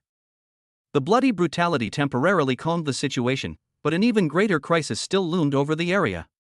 Just as Lei Ming temporarily intimidated the centaur herd with his bloody methods, and the two sides were locked in a brief standoff, a terrifying pressure that made one's soul tremble, like a tangible mountain, suddenly descended from the depths of the tribe. Thump! Thump! Thump! The heavy hoofbeats seemed capable of shattering the earth, each step causing the ground to tremble violently. The centaur herd parted to the sides like a tide, making way for them. All the centaurs, including the fierce elites, lowered their heads and let out awe-inspiring groans. As the smoke and dust cleared, a colossal figure, as if cast in bronze, slowly emerged. It was 2 heads taller than a regular elite centaur, reaching a height of nearly 3.5 meters. Its lower body was muscular and powerful, like a dragon's, with 4 hooves like giant pillars, sending pebbles flying wherever it stomped. Its upper body was covered with dense, dark blue scales that shimmered with a metallic sheen. Its face is more human-like, but its pupils are cold, vertical pupils, full of wildness and majesty. What he held in his hand was not a bone spear or stone axe, but a huge bronze halberd that gleamed with an eerie light. The blood and chi emanating from his body were as hot and surging as a furnace, reaching a terrifying level of 4th rank, 6th level. The Centaur King. The absolute ruler of this territory. Its cold, vertical pupils swept over the corpses of its tribesmen scattered on the ground, finally locking onto Lei Ming, who stood covered in blood and holding a knife. There was no angry roar, only an extreme indifference as if looking at an inanimate object. The bronze halberd was slowly raised, its tip pointing at Lei Ming. An invisible killing intent, like an ice-sealed domain, instantly locked down the space around Lei Ming. A 4th tier, level 6 warrior is 5 levels above a 1st tier martial artist. Moreover, the beasts themselves are stronger than humans. Ordinary samurai would probably have difficulty even standing up in the face of such a being. However, Lei Ming felt the mountain-like pressure, but instead of being afraid, his eyes burned with fierce fighting spirit. The power he had just broken through surged and roared within his body. The immense confidence brought by his earth rank movement technique and martial skills, along with his divine sense as a trump card, gave him the confidence to fight. Fighting 5 levels above, then I'll use you to test my edge. Lei Ming whispered, the meteorite blade emitting a slight hum, as if responding to its master's fighting spirit. Die! The Centaur King has moved. Without any unnecessary words, its fighting style is simple, direct, and extremely violent. With a powerful stomp of its 4 hooves, the massive body transformed into a streak of azure lightning. The bronze halberd tore through the air with a piercing shriek, like a blue rainbow tearing through the heavens and earth, piercing straight into the thunder. Their speed far surpasses that of any centaur before them. Shadow-breaking step. Lei Ming's pupils contracted as he pushed his movement technique to its limit, his figure twisting like a ghost as he narrowly brushed past the halberd wind. The terrifying power contained within the halberd scraped his skin painfully. Boom! The halberd missed its target and crashed into the ground, creating a crater several meters in diameter, sending soil and rocks flying everywhere. When his first attack missed, the Centaur King displayed agility beyond his size, sweeping back his halberd like a giant python's tail, sweeping across the entire army. At the same time, it opened its mouth and emitted a silent mental shock, which slammed into Lei Ming's sea of consciousness like a heavy hammer. It even knows some rudimentary methods of psychological warfare. Humph. Soul barrier. Lei Ming was prepared. He concentrated his divine sense in his sea of consciousness and built an invisible barrier around his mind. Bang! The mental impact slammed into the barrier, causing Lei Ming's sea of consciousness to ripple slightly, but it was not broken. Chapter 42: The Sorrow of the Centaurs.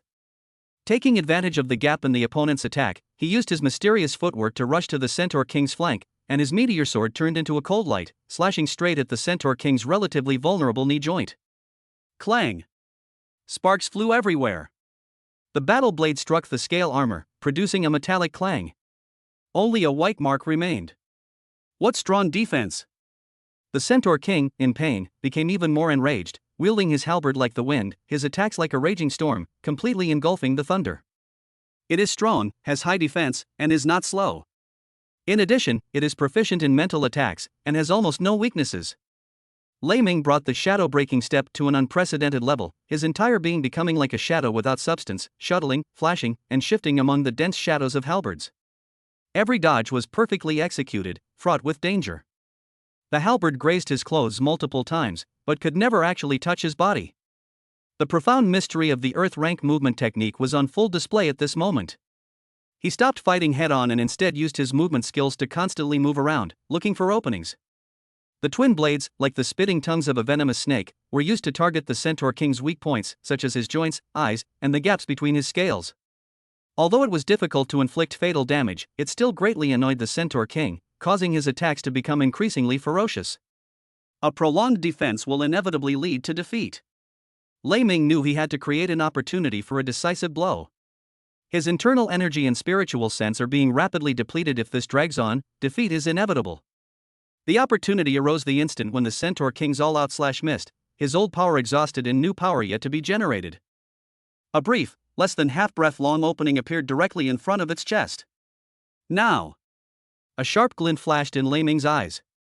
He abandoned all defense and poured all his internal energy into his legs, activating the beginner's ultimate move of shadow-breaking step-breaking void flash.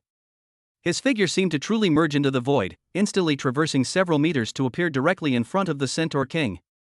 The two were almost face to face. At this distance, Zhanji could no longer defend. For the first time, astonishment appeared in the Centaur King's cold, vertical pupils. Soul thrust. Unleash your full power.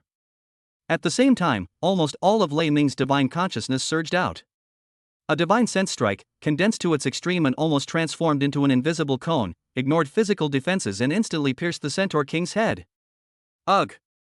The Centaur King let out the most shrill and painful scream since the start of the war. His massive body convulsed violently, his movements became completely rigid, and his consciousness fell into utter chaos and blankness. This is excruciating pain originating from the very core of the soul. It's over. A stunning, decisive blow. The sound of thunder was as cold as the wind from the deepest hell. The meteorite blade and the tempered edge blade were crossed in front of his chest.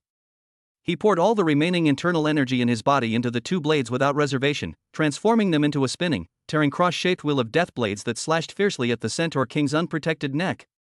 Zzz. The blade flashed, as if slicing through rotten wood.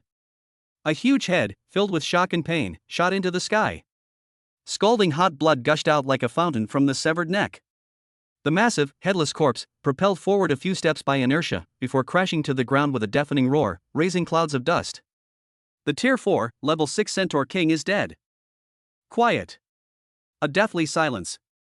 All the remaining centaurs and beastmen froze in place, as if petrified, watching incredulously as their invincible king was beheaded by a human whose aura was far weaker than theirs, in a way they could not comprehend.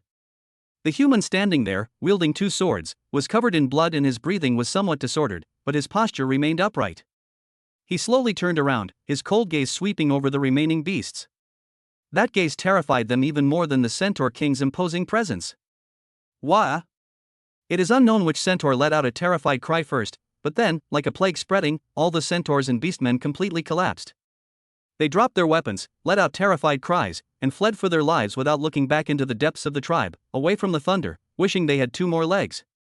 In the blink of an eye, apart from the corpses scattered all over the ground and the heavy smell of blood, there was not a single enemy standing. Lei Ming, slightly out of breath, looked at the Centaur King's corpse and slowly sheathed his sword. 5 levels higher, slaying a powerful enemy without taking any damage. This battle thoroughly tested his current maximum combat power. He dared not linger and quickly gathered his most valuable spoils.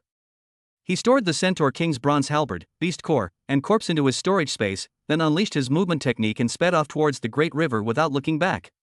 Behind him, only a tribe soaked in blood, a fallen king, and a legend destined to shake the region remained. Lei Ming sprinted across the wilderness, pushing the shadow-breaking step to its limit, his figure flashing across the ground like a wisp of green smoke.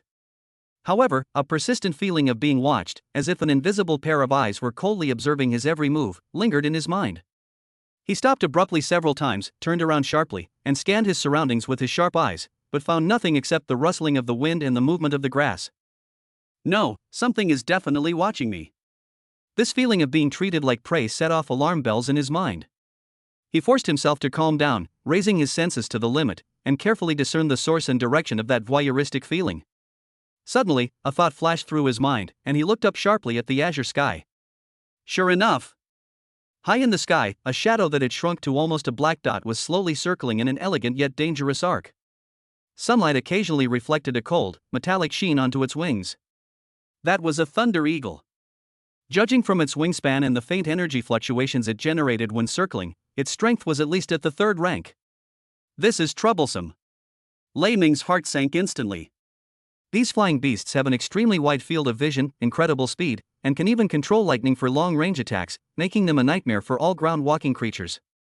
Being targeted by it is almost tantamount to being declared a slow death. He tried to accelerate and change direction, disappearing into the dense forest, but that gaze from the high heavens always managed to lock onto him again quickly, like a persistent, lingering affliction. After a day of desperate fleeing, Lei Ming's internal energy and physical strength were rapidly depleting, while the shadow of death overhead showed no sign of dissipating. He knew that if things continued like this, he would either be worn down to death by the cunning thunder eagle or be surrounded and killed by its summoned companions before he could escape to a safe area. We must find a way to fight back, or at least get rid of its pursuit. An opportunity arose in an ancient woodland. Lei Ming's gaze locked onto a towering hemlock that required several people to encircle. He flashed and disappeared into a hidden tree hole at the base of the trunk. This hole led directly to the top of the tree canopy. Lei Ming thought to himself, this is truly a stroke of luck. Then, like a nimble ape, it silently climbed upwards, eventually hiding in the dense, almost opaque canopy of trees, concealing all its presence, as if it had transformed into a piece of deadwood. Time passed slowly, and the forest remained deathly silent. About 15 minutes later, the shadow hovering high in the sky seemed to have lost track of its target and began to get restless. It let out a sharp cry, folded its wings, and began to descend, swooping down like a bomber. It darted back and forth 100 meters above the forest floor, its sharp eagle eyes carefully scanning every inch of the land below, but cautiously it did not actually land. Now. Chapter 43: A plan to kill Lei Ming. Just as the thunder eagle flew over the giant tree once again, its attention was completely focused on what was below. The thunder, hidden in the tree canopy, rumbled. As if weightless, he silently slid down through the gaps in the leaves, calculating the lead time and maximizing the lightness effect of the shadow-breaking step, floating precisely towards Lei Ming's broad back like a falling leaf. I felt the firm touch of feathers beneath my feet. I did it! Just as a hint of joy rose in Lei Ming's heart, his left hand shot out like lightning, trying to grab the feathers on the eagle's neck to stabilize its body, while his right hand gripped the hilt of the knife, ready to deliver a fatal blow. However, the third-tier thunder eagle's spiritual senses far exceeded expectations. Almost the instant the thunder touched its feathers, it let out a terrified and angry shriek. Its massive body shuddered violently, then began to tumble, dive, and rise wildly. They tried to get rid of this audacious uninvited guest. A violent jolt and a feeling of weightlessness came instantly. Lei Ming felt dizzy and the strong airflow almost tore him off.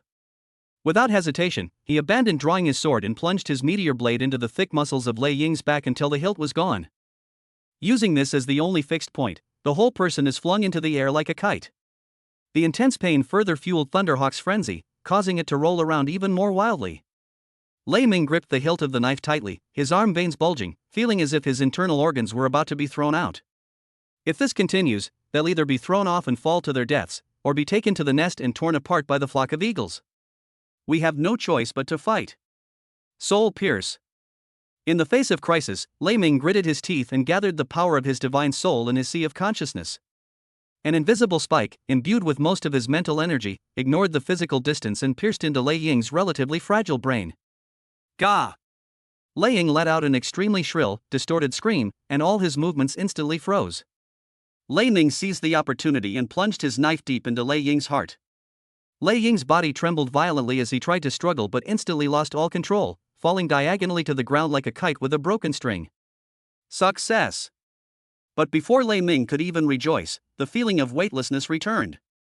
He is 100 meters in the air. He yanked his sword from the eagle's back and braced himself against the falling eagle carcass, trying to adjust his posture and slow his descent. Boom! Lei Ying's corpse was the first to crash to the ground. The sound of bones shattering was sickening.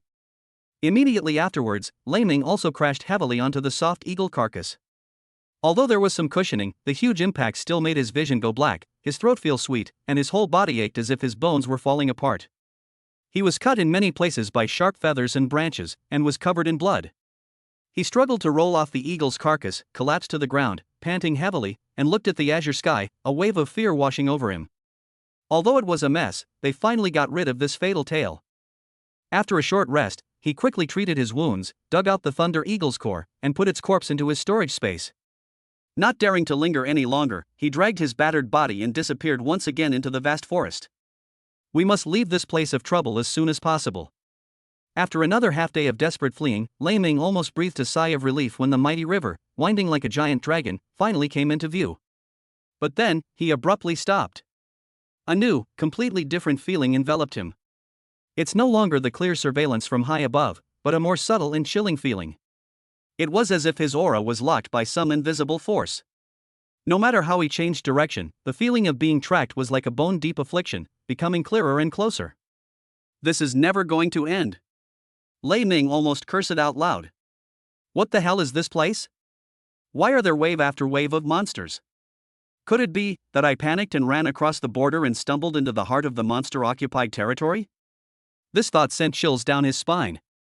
The lines of defense between humans and beastmen are not clearly defined. There are large, ambiguous buffer zones in no man's land areas, making it not impossible to accidentally wander into a beast's lair. He had to quicken his pace again and rush toward the riverbank that was so close at hand. Once you cross the river, your chances of survival will greatly increase. However, just a quarter of an hour away from the riverbank, on a relatively open gravelly beach, a strange change occurred again.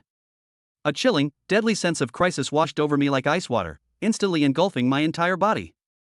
Without even thinking, Lei Ming unleashed the full power of the shadow-breaking step, his figure flashing to the side in a bizarre manner.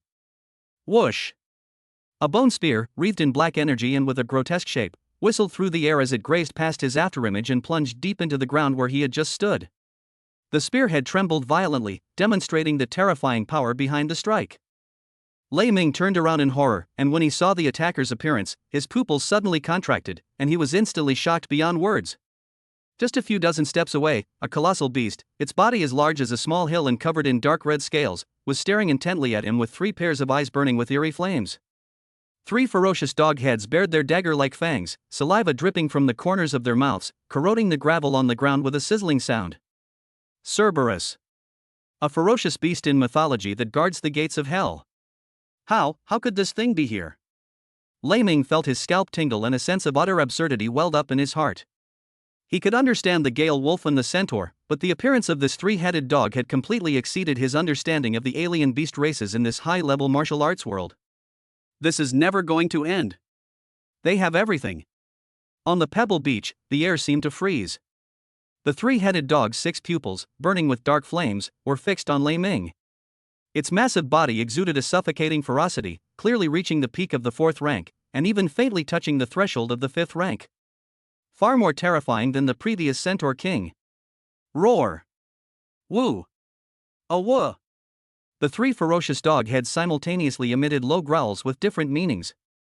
The left head began to condense a ghostly blue frost breath in its mouth, the right head churned with dark red flames in its throat, and the central head bared its fangs, radiating corrosive shadow energy. 3 distinct elemental attacks are poised to strike. Lei Ming felt a chill run down his spine, knowing he absolutely couldn't let it get away and spew its venom at will. He suppressed his shock and pushed the shadow-breaking step to its limit, his figure transforming into a winding bolt of lightning, advancing instead of retreating, and charging towards the 3-headed dog. Chapter 44: Fierce Battle against Cerberus. Laugh. The dog on the left launched the first attack, unleashing a breath of eerie blue frost powerful enough to freeze the soul, which swept across the ground like a waterfall, instantly covering the ground with a thick layer of ice wherever it passed. Lei Ming used a mysterious footwork technique, twisting his body strangely, and narrowly missed the edge of the frost. The biting cold made his blood and qi stagnate slightly. Almost simultaneously, the fiery breath from the dog's right head followed. A scorching wave of heat hit us, turning the gravel red hot. Thunder's old power was exhausted, and new power had not yet been generated. It was about to be consumed by the flames. He bit his tongue hard, forcibly twisted his body, and used the meteor blade to propel himself to the side, scorching a patch of his clothes and causing a burning pain on his skin. However, the three-headed dog's attacks continued relentlessly. The leader in the middle seemed to have anticipated his evasive route, and a corrosive shadow arrow shot silently towards him at an extremely tricky angle. Shadow breaks through the void. At the critical moment of life and death, Lei Ming pushed his movement technique to the limit. His body seemed to lose its physical form and turned into a wisp of green smoke. In the nick of time, the shadow arrow flew past his ribs, and the corrosive energy melted a large crater in the ground behind him. This can't go on, Lei Ming thought with a chill. The three heads of this three-headed dog work together seamlessly, and its long-range attacks cover almost no blind spots. Moreover, its power is astonishing. If it continues to be attacked, it will surely die. The gap in strength is like a chasm to win, one must use strategy. A fierce glint flashed in his eyes. He endured a scorching flame that grazed the edge of the dog, and accelerated again, pressing close to the three-headed dog's relatively vulnerable abdominal area like a leech. This is a blind spot for ranged attacks. Roar! The three-headed dog was clearly not expected that this human would be so troublesome and fierce. The middle leader roared angrily, raised its massive claws covered in scales, and slammed them down at Lei Ming like a small mountain. The claw wind was fierce enough to split gold and shatter stone. Wind-breaking blade technique flow cutting. Lei Ming neither dodged nor evaded, but instead poured his inner energy into the meteorite battle blade. The blade shone with a dazzling cold light, and a condensed blade aura slashed upwards, directly clashing with the giant claw. Clang! Sparks flew. The sound of metal clashing was deafening. The immense recoil caused Lei Ming's tiger's mouth to split open, his blood and qi to surge, and he slid backward for more than 10 meters before regaining his balance. On the three-headed dog's giant paw, a deep wound that exposed bone was also cut open, and dark red blood flowed out. So tough. Lei Ming was shocked. This beast's defense was too abnormal. The injury further enraged the three-headed dog, whose three heads danced wildly, and its breath of frost, fire, and shadow began to indiscriminately bombard the entire mudflat. Lei Ming pushed his movement technique to its limit, barely dodging the barrage of attacks, as if dancing on a knife's edge, constantly facing danger. His wounds continued to increase, and his internal energy was greatly depleted. If this continues, we'll be worn down sooner or later. We must attack its vitals, its three heads. However, the three-headed dog's head was extremely well protected, with almost no openings. After a clumsy roll to dodge the intertwined breath of ice and fire, Lei Ming's gaze swept over the three-headed dog's slightly widened maw due to the continuous attack, and a crazy idea surged into his mind. Let's take a gamble. He deliberately created an opening, his movements pausing slightly. The dog's head on the right, which was spewing flames, fell for the trick, and a thick pillar of fire roared and shot towards them. Just as the flames reached his body, Lei Ming suddenly pushed the shadow-breaking step to its limit, not backward, but diagonally to the side. Charged towards the left side of the three-headed dog's head, which had just finished spraying frost and was recovering its energy. This angle is precisely the blind spot for the right head to spew, and also the moment when the middle head's view is blocked. Soul Piercer. Target the central leader. An invisible mental spike instantly traversed space and pierced the brain of the three-headed dog's central leader. Awah! Caught off guard, the central leader let out a blood-curdling scream, its movements instantly stiffening. The other two heads were also affected, experiencing a brief period of confusion and sluggishness. It never expected that Lei Ming would have this move. Now! Lei Ming recklessly burned his inner energy, his body shooting like a cannonball toward the dog's head on the left, which had just regained its senses and was about to spew out frost. In the instant before that gaping maw had fully closed, he channeled all his strength into his right arm, and the meteor blade, with unwavering resolve, pierced deep into the throat of the gaping left head of the dog like lightning. Put! Ouch! The sword plunged straight to its hilt. Scalding hot beast blood mixed with icy energy gushed out from the wound. The dog on the left let out an extremely shrill wail and thrashed wildly, but Lei Ming gripped the hilt of the knife tightly, his body being carried through the air. Second one. Soul Piercer. Target right side of the head. Another mental shockwave struck precisely at the fire-breathing dog's head on the right. Taking advantage of its momentary stiffness, Lei Ming's left hand flashed with a sharp blade, and with lightning speed, he sliced across the neck of the dog's right head. Sizzle! Another hideous head drooped down, and the flames went out. In the blink of an eye, 2 of the 3-headed dogs were gone. Only the wounded leader in the middle was left, letting out a desperate and frantic roar. The severely wounded Cerberus went completely berserk, its massive body charging wildly, its shadow energy erupting outwards like a tidal wave, attempting to perish together with thunder. But without the aid of its 2 heads, its attacks have become chaotic. With his exquisite movements, Lei Ming constantly dodged, while his divine soul piercings, like poisonous needles, continuously weakened the leader's spirit. Finally, he seized an opportunity, leaped into the air, and his meteorite blade transformed into a stunning swan that tore through the heavens and earth, carrying all his inner strength and killing intent, and fiercely severed the last dog's head. Boom! The enormous corpse collapsed like a toppling mountain of gold and a falling jade pillar, shaking the ground. Lei Ming knelt on one knee, supporting his body with his knife, panting heavily, covered in blood, and almost completely exhausted. He had reached his physical and mental limits after continuously taking on challenges of higher levels. More importantly, his mental energy was almost completely exhausted. But he dared not linger. He forced himself to put the 3-headed dog into his storage space, took a deep look in the direction of the river, took a healing potion, and once again dragged his battered body on his final escape. Hope lies on the other side of the river. Arriving at the banks of the turbulent river, Lei Ming looked at the river, which was over a kilometer wide and had a rapid current, and found himself in a predicament. Crossing the river became the most difficult problem. Building a raft is too risky. Not to mention the raging currents, the aquatic creatures that may lurk beneath the surface of the river are enough to be deadly. Encounters on land and in the air have proven that this region is fraught with danger. We can't go into the water rashly, Lei Ming quickly assessed. At this moment, his injuries were quite severe, and his internal energy and mental strength were also greatly depleted. The most urgent task is to recover as soon as possible and further enhance the strength that has just been broken through. He discovered an abandoned cave hidden by vines at the foot of a steep cliff.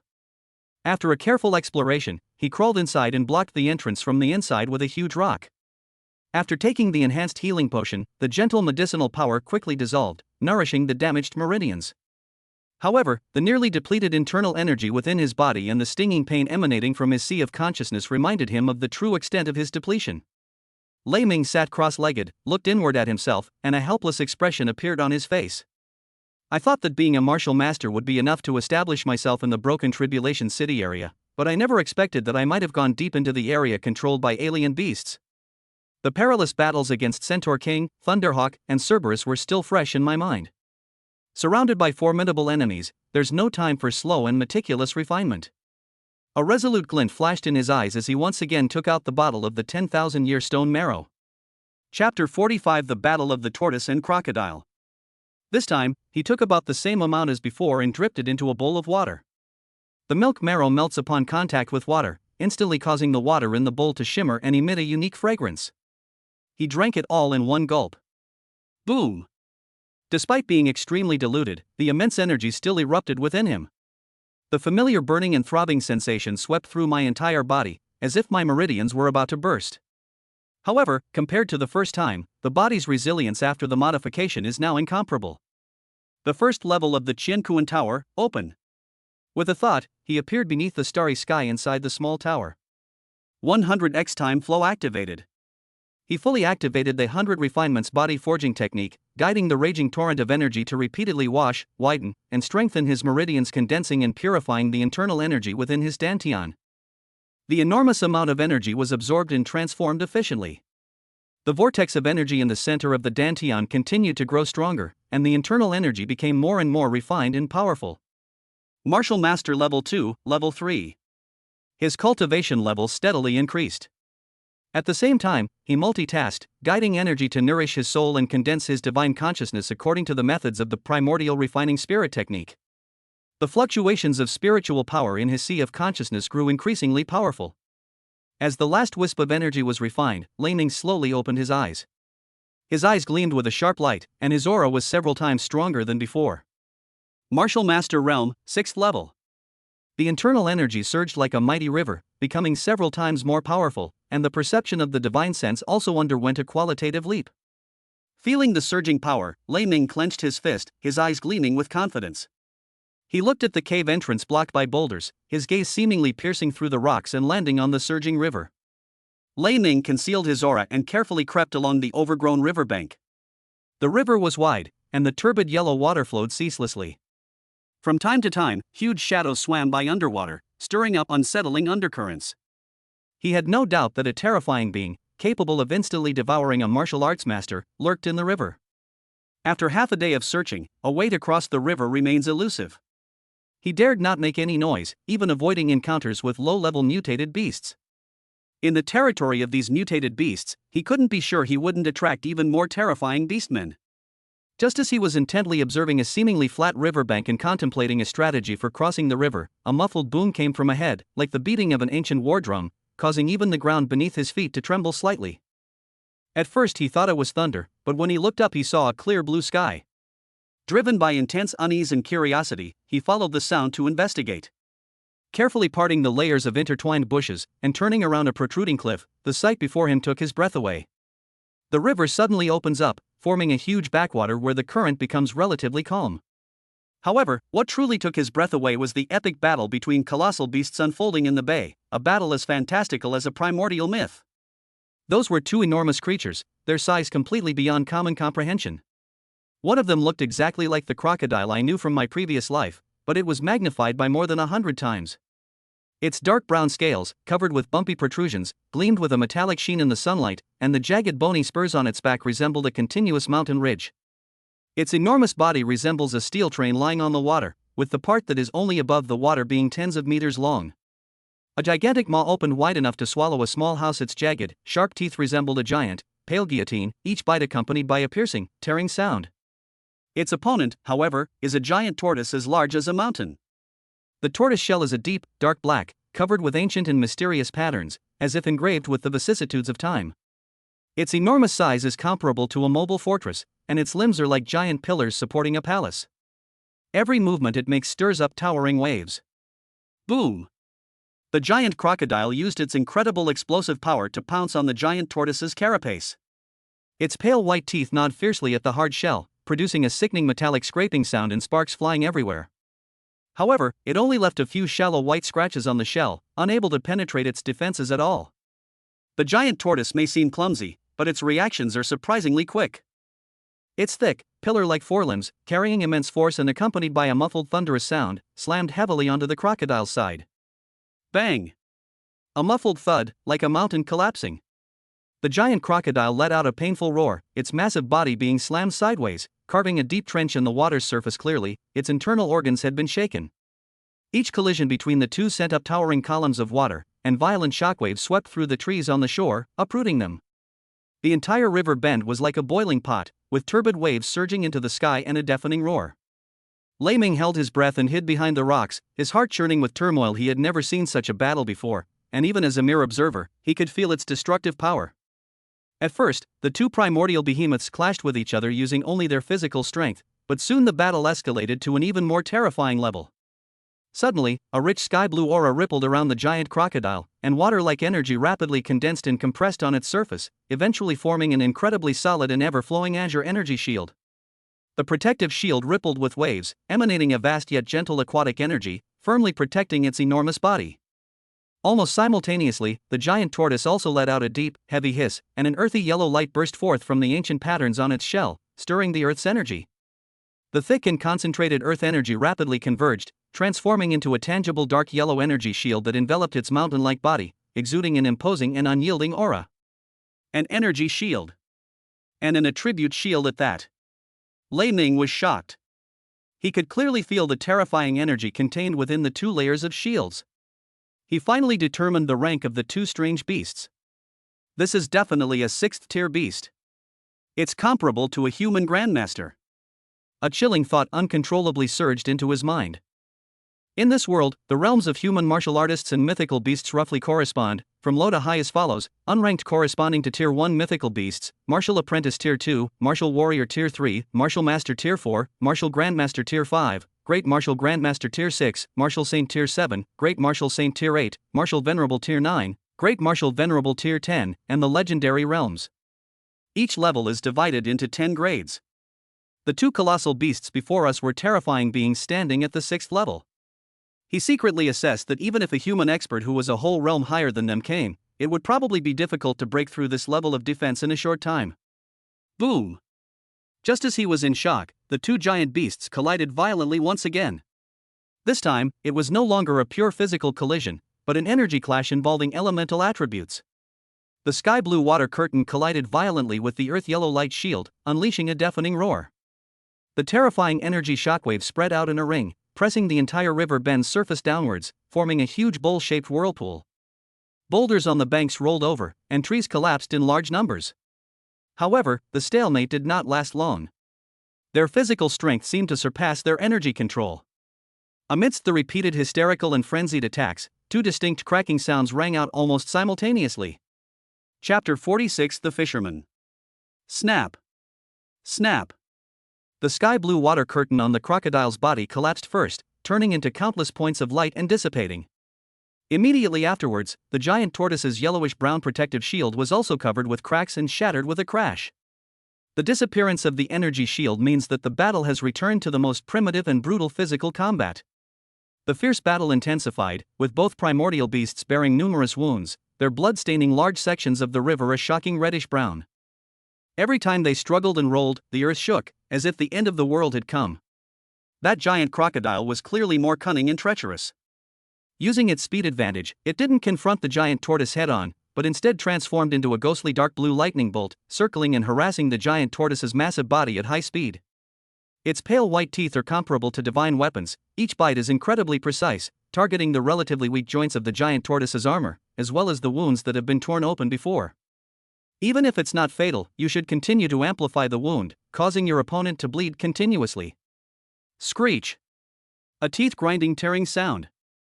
The giant crocodile once again sprang out from the giant tortoise's blind spot, its sharp teeth like red-hot irons, tearing off a large chunk of flesh from the tortoise's hind leg, deep enough to expose the bone.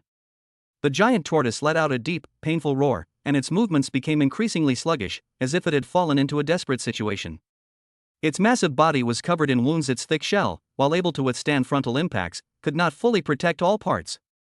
It seems that it can only passively turn its body, use its thick shell to resist, or slap the water with its powerful claws to stir up huge waves in an attempt to drive away its opponent, but with little effect, appearing clumsy and tragic. A human-like cruelty and smugness flashed in the crocodile's eyes. It believed victory was assured. It used the same trick again, turning into a blur, opening its blood-red maw, and went straight for the relatively vulnerable side of the giant tortoise's neck that was exposed when it turned around. At this moment, that area was already a bloody mess. Using its speed advantage, the giant crocodile bit down hard on the neck of the giant tortoise, tearing off large chunks of flesh, and dark red blood gushed out like a waterfall. What made Lei Ming's pupils contract and sent a chill down his spine was, despite the excruciating pain, the giant tortoise suddenly twisted its ferocious head, covered in bone spurs, and with a speed completely disproportionate to its clumsy body, bit off one of the giant crocodile's forelimbs. Crack! A sickeningly loud sound of bone breaking rang out. The giant tortoise's bite force is in no way inferior to that of the giant crocodile, which is known for its tearing and biting. However, its usual movements and reactions are relatively slow, which masks this deadly move. The giant crocodile, in pain, suddenly flashed a fierce and resolute light in its eyes. It suddenly launched a death roll, forcefully pulling back its severed leg and tearing off a large chunk of flesh from the giant tortoise in the process. After this fierce clash, both sides took a brief break.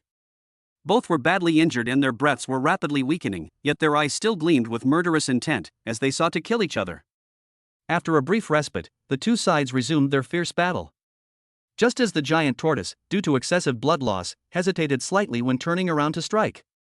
Suddenly, a final, and most frantic, desperate light erupted from the giant crocodile's cold, vertical pupils.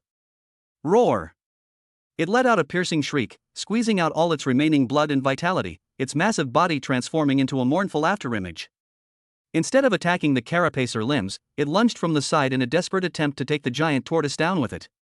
Its massive jaw, filled with pale white teeth and with its jaw already fractured, snapped shut like a dying pincer, biting down hard on the deep wound on the back of the giant tortoise's neck, which was already a bloody mess. Snap! Splat! The sound of bones cracking and muscles tearing was chilling. Driven by the immense force of its near-death burst, the giant crocodile's sharp teeth, comparable to divine weapons, actually broke through the incredibly tough muscle defense of the giant tortoise's neck and embedded themselves deeply into the cervical vertebrae. Large gushes of scalding blood gushed out from the bite like a fountain, and the giant tortoise's neck was almost bitten off in half. Hold head high. The giant tortoise let out its most shrill and painful roar since the start of the war, its life under the most direct threat. Its mountain-like body trembled violently, unleashing an incredible will to survive. Its thick neck muscles bulged like steel cables, carrying its entire weight in fury, as it violently swung and lashed to the side and back. Boom! The crocodile gripped tightly, but under this devastating force, its already injured and heavy body could no longer hold on, especially its injured forelimbs, which were unable to exert any force.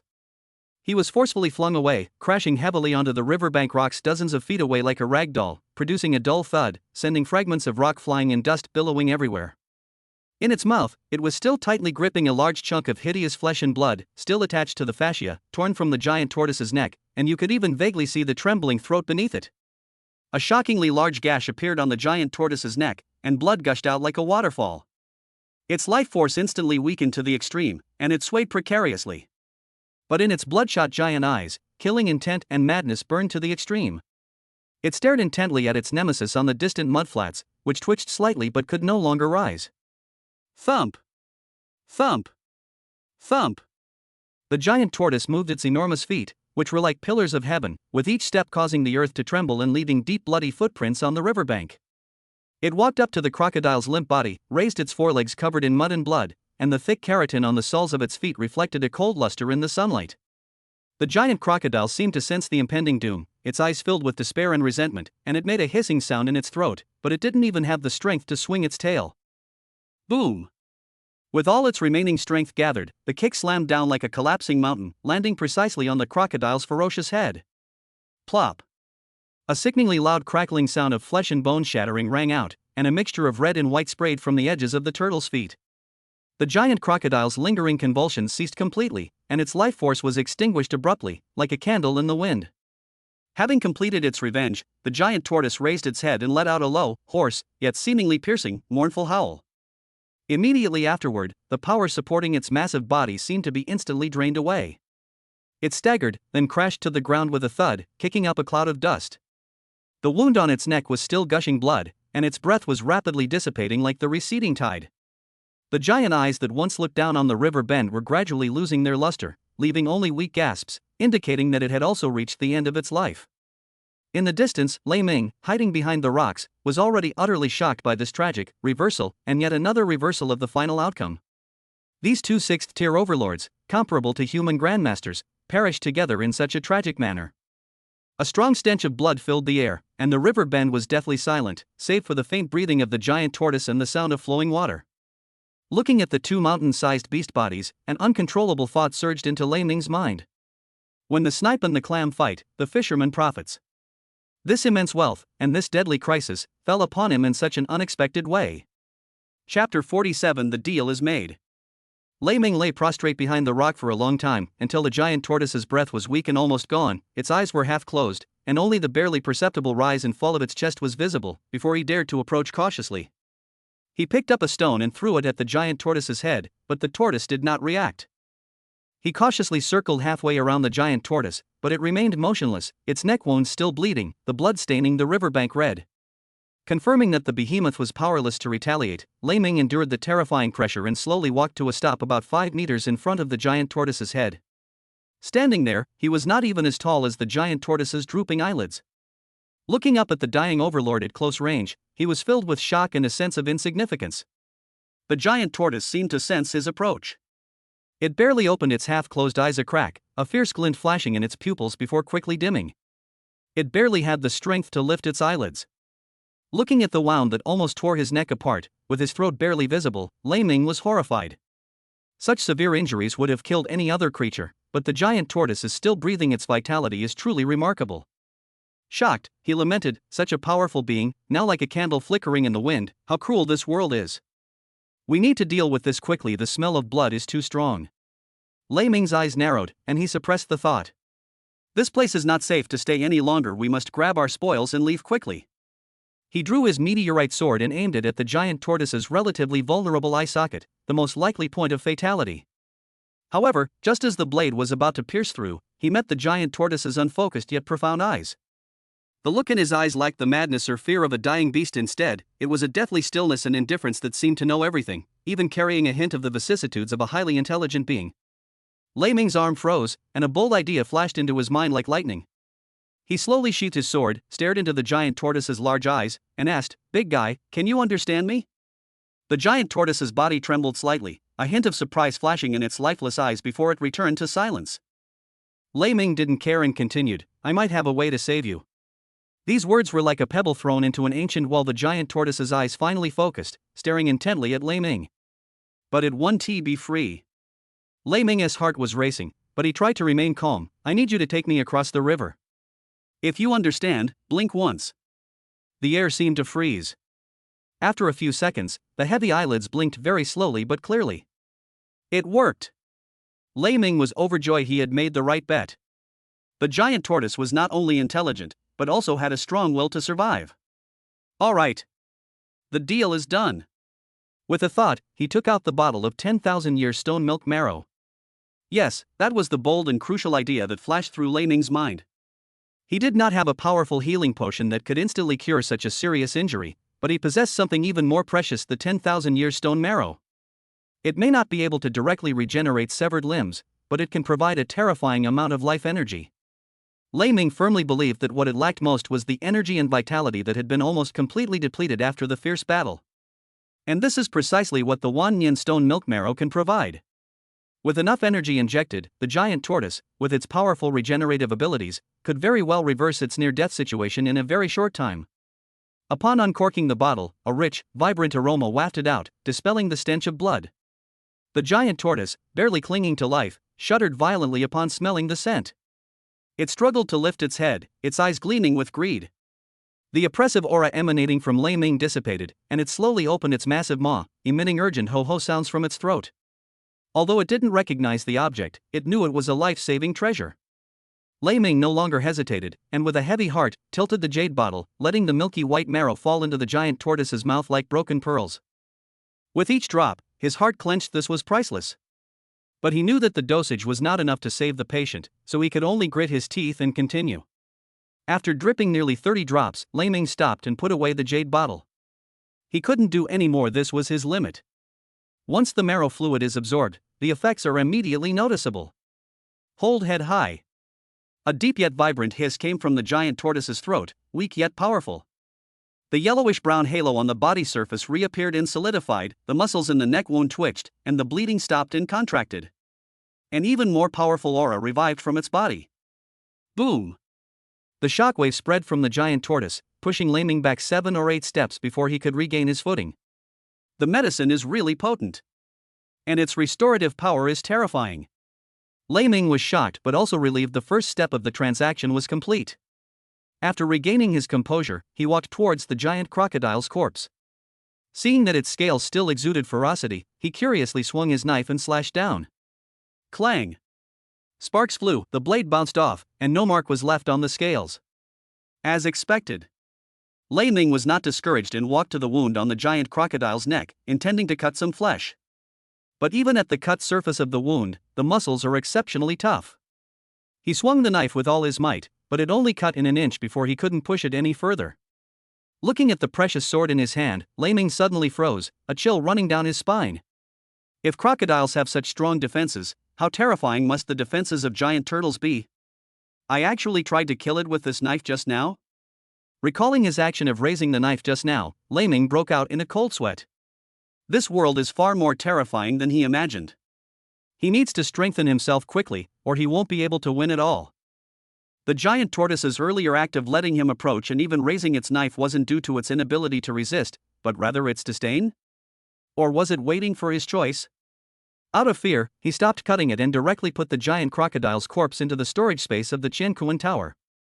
He then quickly collected the mud, sand, and uncongealed blood from the riverbank, which was stained with turtle and crocodile blood. The blood of these sixth-tier beasts is priceless. Just as he finished all that and straightened up, buzz! A terrifying shockwave erupted from behind. Like a raging tsunami, or the eruption of a volcano that had been dormant for millennia. Lei Ming was thrown more than 10 meters by a tremendous force and crashed onto the riverbank, his bones feeling like they were broken. He looked up in horror and saw that the giant tortoise was now enveloped in a dense, earthy yellow light. Within the light, the giant tortoise rapidly expanded in size, reaching 5 meters, 10 meters, 20 meters. After the light subsided, it transformed into a colossal creature over 30 meters tall, resembling a moving mountain. The ancient patterns on the heavy tortoise shell seemed to come alive, flowing with luster. It stood quietly, and its imposing presence made Lei Ming's breath catch in his throat. Is this still the same giant tortoise that was on the verge of death?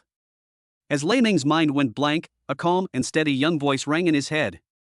Thank you, human. Who? Lei Ming jumped up in surprise, but looked around and saw no one. It's me. The voice was filled with emotion. The big tortoise in front of you. Lei Ming stiffly turned his head to look at that mountain-like head. The giant tortoise gazed at him gently with its large eyes, which held a human-like wisdom. You can talk? Inside my head? Lei Ming was so shocked that his mouth dropped open, his worldview shattered. Can mythical beasts communicate with each other using their minds? To be precise, it's telepathic communication. The giant tortoise's voice was weary yet full of new vitality. I was stuck at the peak of the 6th rank for a long time. This battle almost cost me my life, but I was reborn from the ashes. The essence of heaven and earth you gave me provided crucial life force and energy, helping me break through my bottleneck. Now I've reached the 7th level, and my injuries have healed. In human terms, this is equivalent to the martial saint realm. Projecting one's spirit outwards and communicating through thought are minor matters. A martial saint? Chapter 48 Conspiracy and Framing. Gazing at the colossal tortoise before him, towering like a mountain and exuding an awe-inspiring presence, Lei Ming was filled with shock and curiosity. He asked himself, what race are you? Are you also from another dimension? A peaceful voice echoed in his mind, my true form is a little turtle. I was born here and grew up here.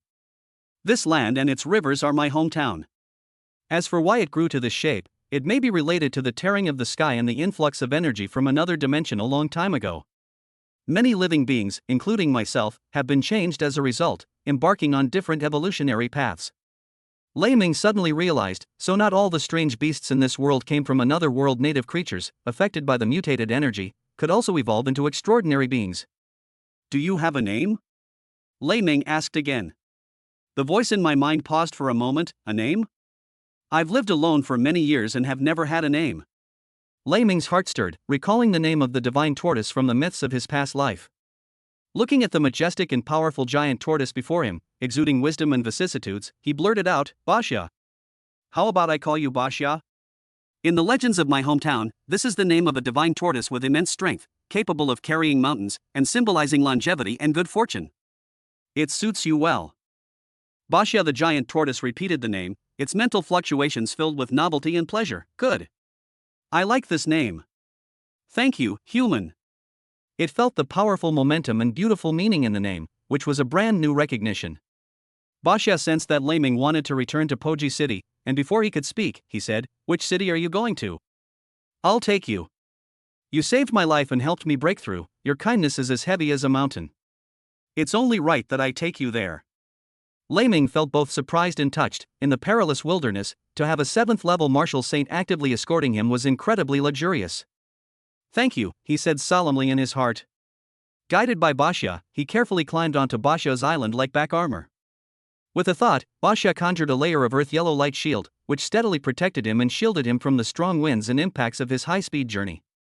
Baxia stepped onto the river's surface, seemingly slowly, but in reality, it moved extremely fast. The enormous black shadow lurking in the river sensed the 7th-level pressure from Baxia and was so frightened that it kept its distance, not daring to approach.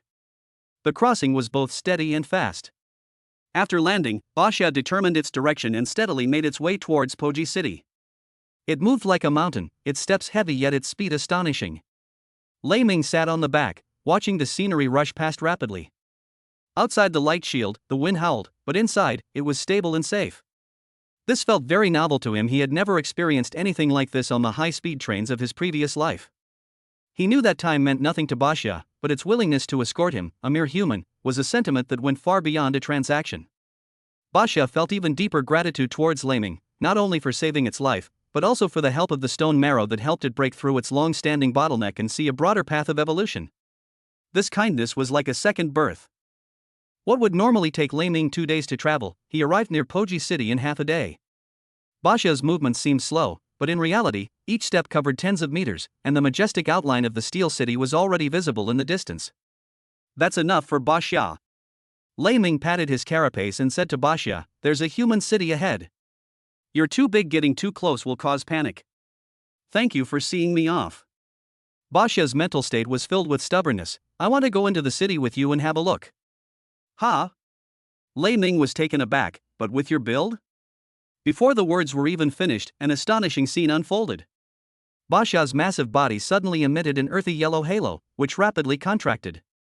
Its body, tens of meters tall, visibly shrank, becoming smaller and smaller.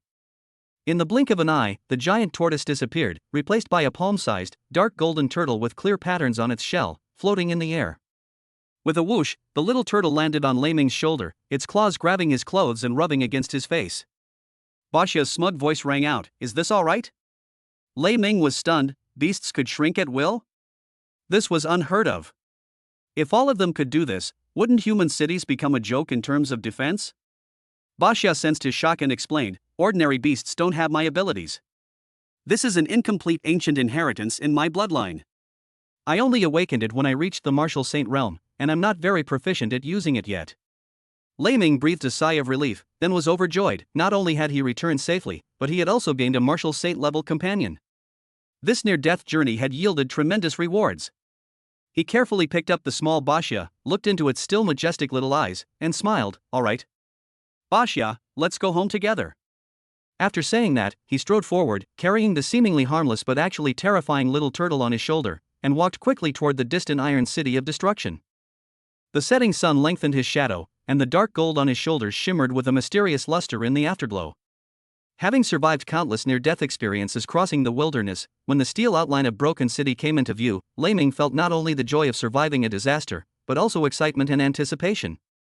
However, as soon as he stepped into the city gate's restricted area, before he even had a chance to feel the familiar atmosphere of the city, a squad of elite military police appeared like ghosts and instantly surrounded Laming. The leading officer, a middle-aged man with a stern face, held an order stamped with the military headquarters seal, his voice icy. "Laming, you are suspected of deliberately hiding, colluding with other races, and leaking military secrets during the operation codenamed Scavenger to wipe out the Gale Wolf tribe, which led to the failure of the military's subsequent operations and heavy losses to our army. You are hereby ordered to be arrested and taken to a military court for trial. Surrender immediately, or you will be executed on the spot." "What? Colluding with alien races?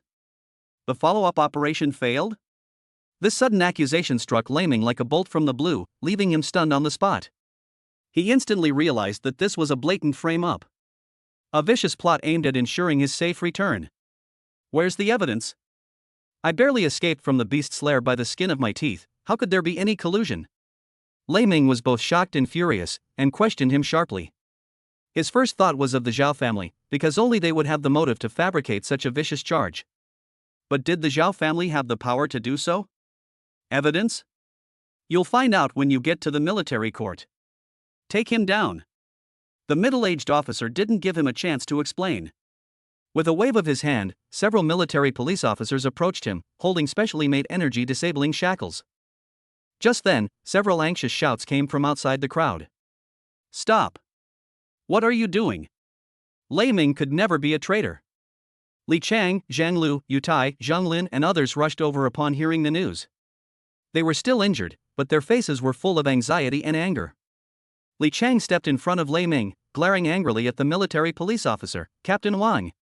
Laming is a member of my Sharp Blade Squad. We can vouch for his loyalty and achievements with our lives.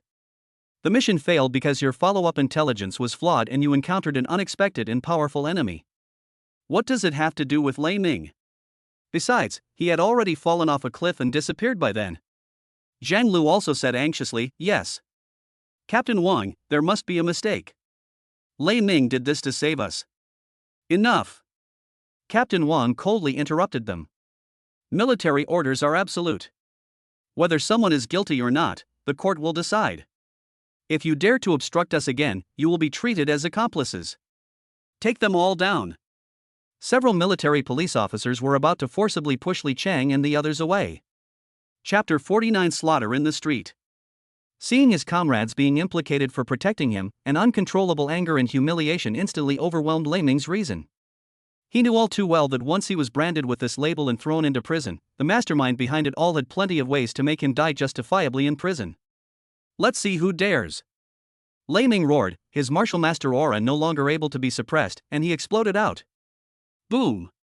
A powerful shockwave emanated from him, causing several approaching military police officers to stagger backward, their faces filled with horror. A martial master? He's actually a martial master. And a high-level one at that. An incredulous exclamation erupted from the crowd. To rise from a mere martial apprentice to a martial master in such a short time, it was nothing short of a miracle. Captain Wang's pupils also contracted sharply. His intelligence report did not mention that Lei Ming possessed the strength of a high-level martial artist. This turn of events was beyond his expectations. Resisting arrest? Still dare to resist? Form ranks. Kill without mercy. A ruthless glint flashed in Captain Wang's eyes as he immediately gave the order. His secret orders were to resolve the matter on the spot whenever possible. More elite military police formed battle formations to surround an attack, and the clash of swords and the thunderous roar of battle instantly enveloped the area. At that moment, Baxia on Lei Ming's shoulder twitched slightly, and a faint thought entered Lei Ming's mind, carrying an inquiring meaning. With just a thought from Lei Ming, it could instantly turn this team of military police in half a block into dust. But Lei Ming immediately used his will to forcefully suppress Baxia. Don't move. Baxia! You are my last trump card, you must not be exposed easily. He's going to fight his way out on his own. Once Baxia is exposed, it will attract not only the mastermind behind the scenes, but also the covetousness of the entire military and even human powerhouses. That would be a true catastrophe. Shadow-breaking step. Wind-breaking blade technique. Lei Ming's eyes were bloodshot as he pushed his movement technique to its limit, his twin blades dancing like dragons as he charged left and right through the battle formation. He didn't intend to kill them, lest he solidify their guilt and make them enemies of the entire human camp, and these ordinary soldiers truly didn't deserve to die.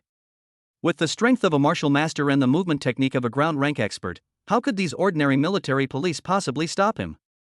He slapped one man away with the back of his blade, and rammed another into a group, then weaved through the gaps in the attack like a ghost, his target the city wall. Useless. A bunch of useless trash. Form a death formation. Take him down. Seeing his men suffer repeated setbacks, Captain Wan was both shocked and furious, and took matters into his own hands.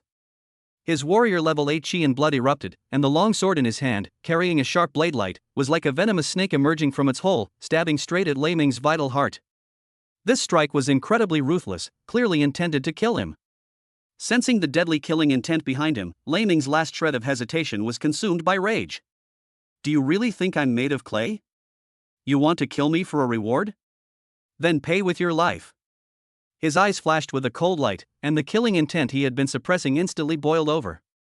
Just as Captain Wang's blade was about to strike, Lei Ming's figure twisted and turned as if defying the laws of physics, displaying the profound mystery of the shadow-breaking step to the fullest extent, narrowly avoiding a fatal blow.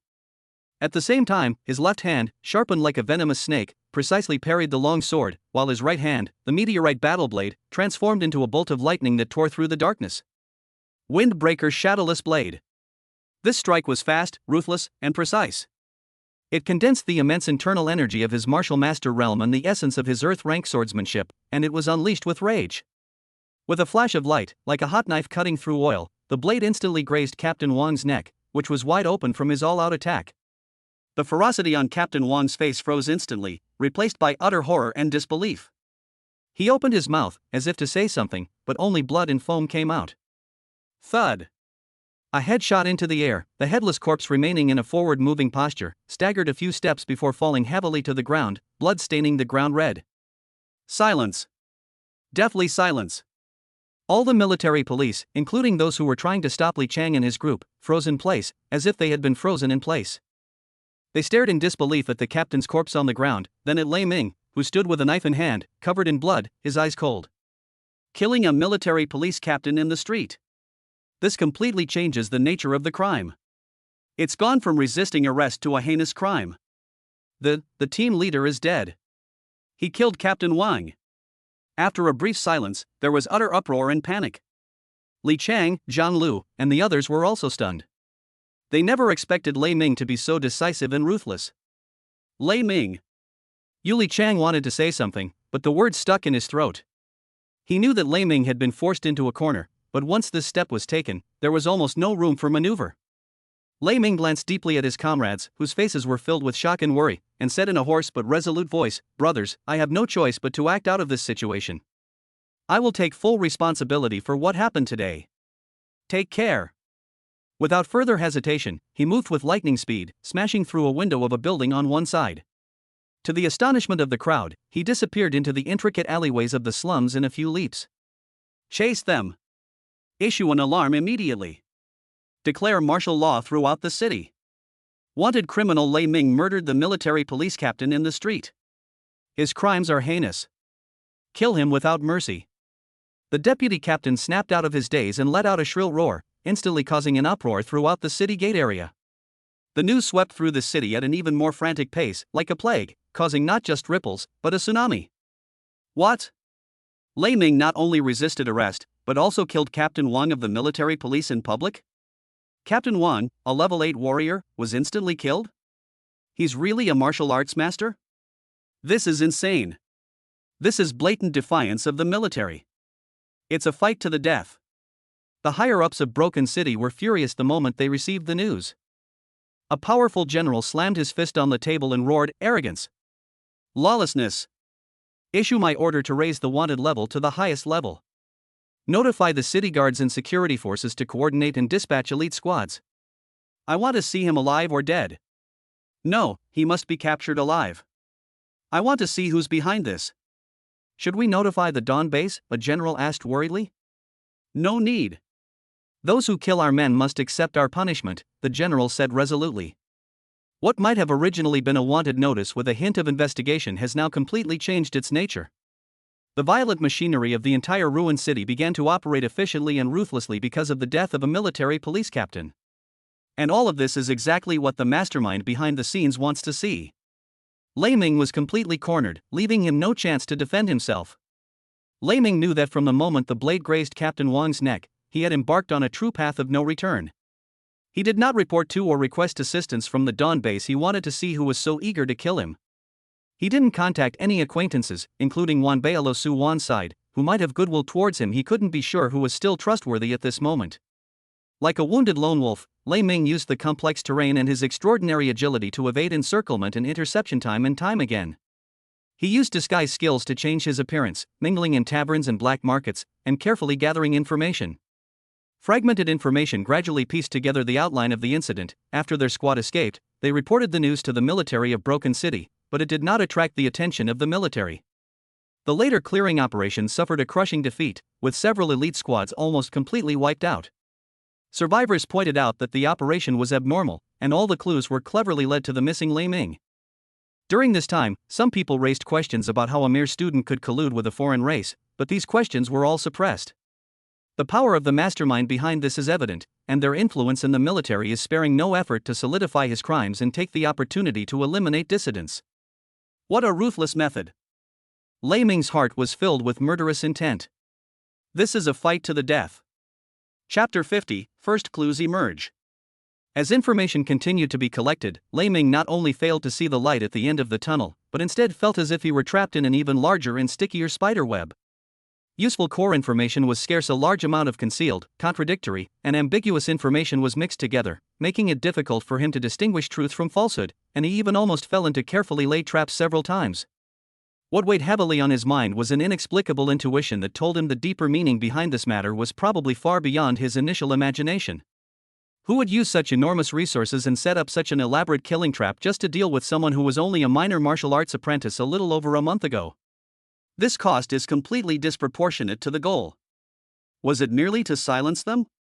Or perhaps, my existence has inadvertently touched upon some unknown, even more astonishing secret?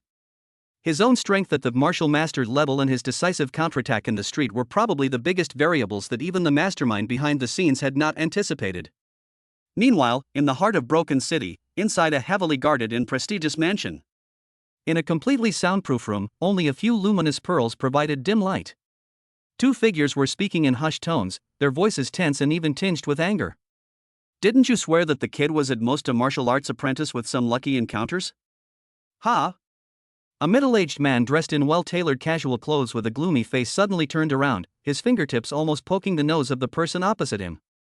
His voice was squeezed out from between his teeth, filled with suppressed anger. A martial arts apprentice? In the blink of an eye, he became a martial arts master who could kill Wang Mang in the street. Wang Mang was a level 8 martial artist. The people I painstakingly planted are gone just like that. How am I supposed to explain this to my superiors? How are you going to clean up this mess? Opposite him, a gaunt man dressed in ordinary steward's clothes but with unusually shrewd eyes, was also sweating and looking unwell. He forced himself to remain calm and argued, "Please calm down. My young master gave me this information, and I have also investigated it extensively in Broken City. That kid Lei Ming was indeed just an insignificant martial arts apprentice before. Who could have imagined he was hiding his abilities so deeply? Perhaps he had some extraordinary stroke of luck, allowing him to break through several major realms in such a short time. This kid definitely has a huge secret." He paused, a glint of greed and ruthlessness flashing in his eyes. Things have come to this, panicking is useless. This brat must die, this is a death order personally given by my young master. Even an ant dares to presume to touch things it shouldn't. As for Captain Wang's death, although unexpected, it may not be all bad. The middle-aged man snorted coldly, his gaze sharp. What do you mean? The gaunt manager analyzed in a sinister tone. It would have been a bit of a stretch to attribute the losses from the military's failed last mopping up operation to him. But now, isn't he the perfect scapegoat? A traitor who concealed his strength, suddenly turned on his foes, and killed the military police captain in the street? If we can capture him before the military headquarters, we can not only carry out the young master's orders, but also pry open his mouth and seize the opportunity from him. What will this small loss matter then? Upon hearing this, the middle-aged man's eyes flickered, clearly swayed, but he remained hesitant. The military isn't to be trifled with either. Their hidden blades have probably already been deployed. If we want to get ahead of them, then we'll see who uses what. The gaunt steward gritted his teeth. I'll send more men and use every informant I can. Even if we have to turn Broken City upside down, we'll find him first. Lei Ming had no way of knowing about the conspiracy that took place in the secret room. He was hiding in an abandoned warehouse, worrying about the few fragments of information that were difficult to distinguish between true and false. The enemy lurked in the shadows, possessing immense power, while he himself was like a blind man feeling an elephant, every step potentially leading to utter ruin. When he was at his wit's end, he disguised himself as a down-on-his-luck mercenary and inquired about information in a tavern at the bottom of the city. He overheard an adventurer at the next table saying that the Black Wind outpost, dozens of miles outside the city, had been breached by a swarm of flying monsters a few days ago, and the garrison had left behind a lot of undestroyed communication records and supply boxes when they withdrew. Now the place is in ruins, occupied by many strange beasts, and no one dares to approach it. This news stirred something within Lei Ming. This newly breached outpost may still contain some records that were not completely destroyed, possibly involving recent troop movements, communication logs, or even, perhaps some peripheral information about that failed operation? Although the chances are slim, this is the only place he can think of where he might find substantial clues. It's extremely risky, but worth the gamble. He decided to try his luck at Blackwind Outpost. Having decided to head to the perilous abandoned outpost, Lei Ming knew the journey ahead would be extremely dangerous. Whether it's the military pursuers they might encounter, assassins sent by the mastermind behind the scenes, or ferocious beasts lurking in the ruins, it all means a series of fierce battles. He must make full use of all available resources and be fully prepared. He found a completely safe and secluded corner to do the final equipment preparations. The first thing is equipment for survival. With a thought, he took out the leather armor from his storage space. It was made from the leather of a three-headed dog and lined with soft alloy, which he had previously found a reliable craftsman on the black market. The reason for choosing the skin of a three-headed dog instead of the more formidable scales of a giant crocodile was out of extreme caution. The crocodile material was too rare and conspicuous, and he was afraid that during the forging process, he would be targeted by someone with ulterior motives, thus exposing his whereabouts. This leather armor in front of me is quite exquisite. System, enhance this leather armor, Lei Ming silently instructed. He hoped the system would bring another surprise and enhance its defenses. He didn't notice that when he took out the leather armor and silently chanted the enhancement spell. Baxia, who had been quietly perched on his shoulder and seemingly dozing off, suddenly opened his eyes, a hint of uncontrollable surprise flashing in his dark golden pupils. As a seventh-tier being that has survived for countless years, Baxia has an extremely keen sense of energy and matter. In its view, the leather armor was crudely made and contained mixed energy. However, the moment the thunderous command was given, a mysterious power that it could not comprehend and that transcended the rules descended from nowhere. The essence of leather armor has been forcibly elevated and reconstructed. Ding! Enhancement complete. Triggered a 2000x critical hit. The Cerberus leather armor has been upgraded to Inugami Bloodlust armor. Information flooded his mind. This armor not only has amazing physical defense, but it can also absorb and deflect energy attacks to a certain extent, and contains a trace of the remnant soul will of Cerberus. It can withstand a single blow from a martial saint. Note, although the defense is strong, if the user's body cannot withstand the impact and shock of a martial saint level attack, they will still die from shattered internal organs. Chapter 51 Baxia recognizes its master. Hiss. Lei Ming gasped, his eyes bursting with ecstatic joy. A critical hit 2,000 times. It actually triggered the material's very essence to transform into such a divine object. This is practically another trump card to save your life. He lovingly stroked the armor, which had become cool yet resilient, and solemnly put it on. The armor automatically conformed to his body, feeling as light as a feather. When the armor, radiating a faint divine power and flowing with precious light, was completed, Baxia was deeply shaken. What kind of divine power is this? It's practically the Midas touch of creation. Next, Lei Ming took out another weapon. It was several dark, fist-sized, rough-surfaced metal spheres. This is a beast core explosion bomb that he designed himself and secretly commissioned from a craftsman, based on the grenade principle from his memories of his previous life and combined with the beast core energy explosion technology of this world. Due to limitations in materials and manufacturing processes, its power was originally estimated to be only enough to threaten low-ranking samurai. System, enhance this beast core burst bomb. The same astonishing sight appeared once more. Ding! Enhancement complete. Triggered a 1000x critical hit. Beast Core Burst Bullet has been upgraded to Hellfire Lotus. Information indicates that the device explodes 1 second after being thrown, and upon detonation, its core temperature can instantly reach the point of melting gold and iron, accompanied by a jet of scorching metal splash effect, with a kill radius of 50 meters. Anyone below the Martial Grandmaster level who is not equipped with a special protective treasure will surely die if they are at the center of the explosion. Even a Martial Grandmaster could suffer severe injuries if directly hit. Hellfire Lotus directly threatens a Martial Grandmaster. Lei Ming's heart pounded wildly as he carefully put away the weapon, which had become heavy and warm to the touch, yet contained a destructive fire lotus within. If used properly, this thing can be a game changer. 2 consecutive high multiplier enhancements have exhausted today's system opportunities. Although Lei Ming was somewhat disappointed that he couldn't enhance more items, his gains had already far exceeded his expectations. Baxia was dumbfounded again. This iron lump, under the influence of mysterious power, had also transformed into something that made it feel a bit dangerous. Having witnessed 2 miracles in succession, Baxia fell completely silent. Its gaze toward Lei Ming shifted from gratitude and curiosity to deep awe. This child, just who is he? Such methods are unheard of, not even recorded in the incomplete lineage. Next, when Lei Ming led it into the first level of the creation tower of heaven and earth where time flowed 100 times faster and Taoist charm permeated the air, Baxia's last hesitation was completely crushed. It contains the universe within, it can manipulate time. This is an unparalleled divine artifact. It understood the value of such a treasure even better than Lei Ming. With time flowing at 100 times faster inside the tower, a moment outside is equivalent to several days inside. Baxia sensed the mysterious Taoist aura and recalled the unpredictable enhancement ability. An extremely firm thought took shape in its heart.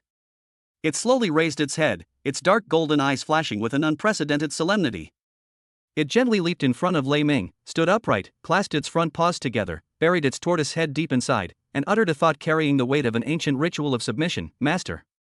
Lei Ming was taken aback. "Baxia, what do you mean? Aren't we friends? Basha raised its head, its eyes clear and firm. Previously, Basha harbored a desire to repay a debt of gratitude and wished to protect its master for a period of time. But today, having witnessed the master's mastery of creation and his divine power within the celestial realm, I realize how vast the world is and how insignificant I am. Basha swears a blood oath to serve you as his master and follow you for eternity. I beg my master's permission. Sensing the sincerity and determination in Basha's mind, Lei Ming's lips curled up slightly. All of this was done on purpose, for this very moment. He nodded solemnly. All right.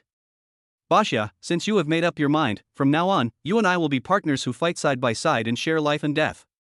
As long as I, Lei Ming, live, I will never betray you. Thank you, master. A faint crimson rune flew out from between Basha's eyebrows and merged into the void, as the blood oath was established. This is something he learned from the fragmented ancient traditions. Over the next 2 days, Lei Ming completed the enhancement of the remaining 4 Beast Core burst bullets, ultimately obtaining 2 Hellfire Lotuses and 2 burst bullets powerful enough to kill a peak martial artist. With everything in place, Lei Ming awaited the fierce battle to come. Under the cover of darkness, Broken City resembled a lurking beast. A figure, almost blending into the darkness, moved like a ghost along the base of the city wall, avoiding patrolling guards and checkpoints, both visible and hidden. Lei Ming pushed the shadow-breaking step to its limit. He was like a shadow without substance, silently vaulting over the last infrared-protected fence and disappearing into the boundless darkness outside the city. Only when they were several miles away from the city walls and deep in a dense black pine forest did Lei Ming slow down a little and lean against a giant tree to catch his breath. Basha, he whispered in his heart. The little turtle on the shoulder trembled slightly, its eyes slowly opening, and a thought came through. Master, have we left the city? Yes, it's safe for now, Lei Ming replied, taking out a marching map from his storage space and carefully examining it by the moonlight. Southeast, about 60 kilometers away, is Black Wind Outpost. We need to get there as soon as possible. 60 kilometers. If you rely on yourself, master, it's not far, but you'll inevitably leave traces. Basha's thoughts were calm and undisturbed. Please retreat a moment, master. Lei Ming did as he was told and took a few steps back. He saw the palm-sized body on his shoulder land lightly on the ground. The next moment, something unexpected happened. Without a deafening roar, Basha's small body seemed to transform into an invisible vortex, with the surrounding earth elemental energy frantically gathering around it.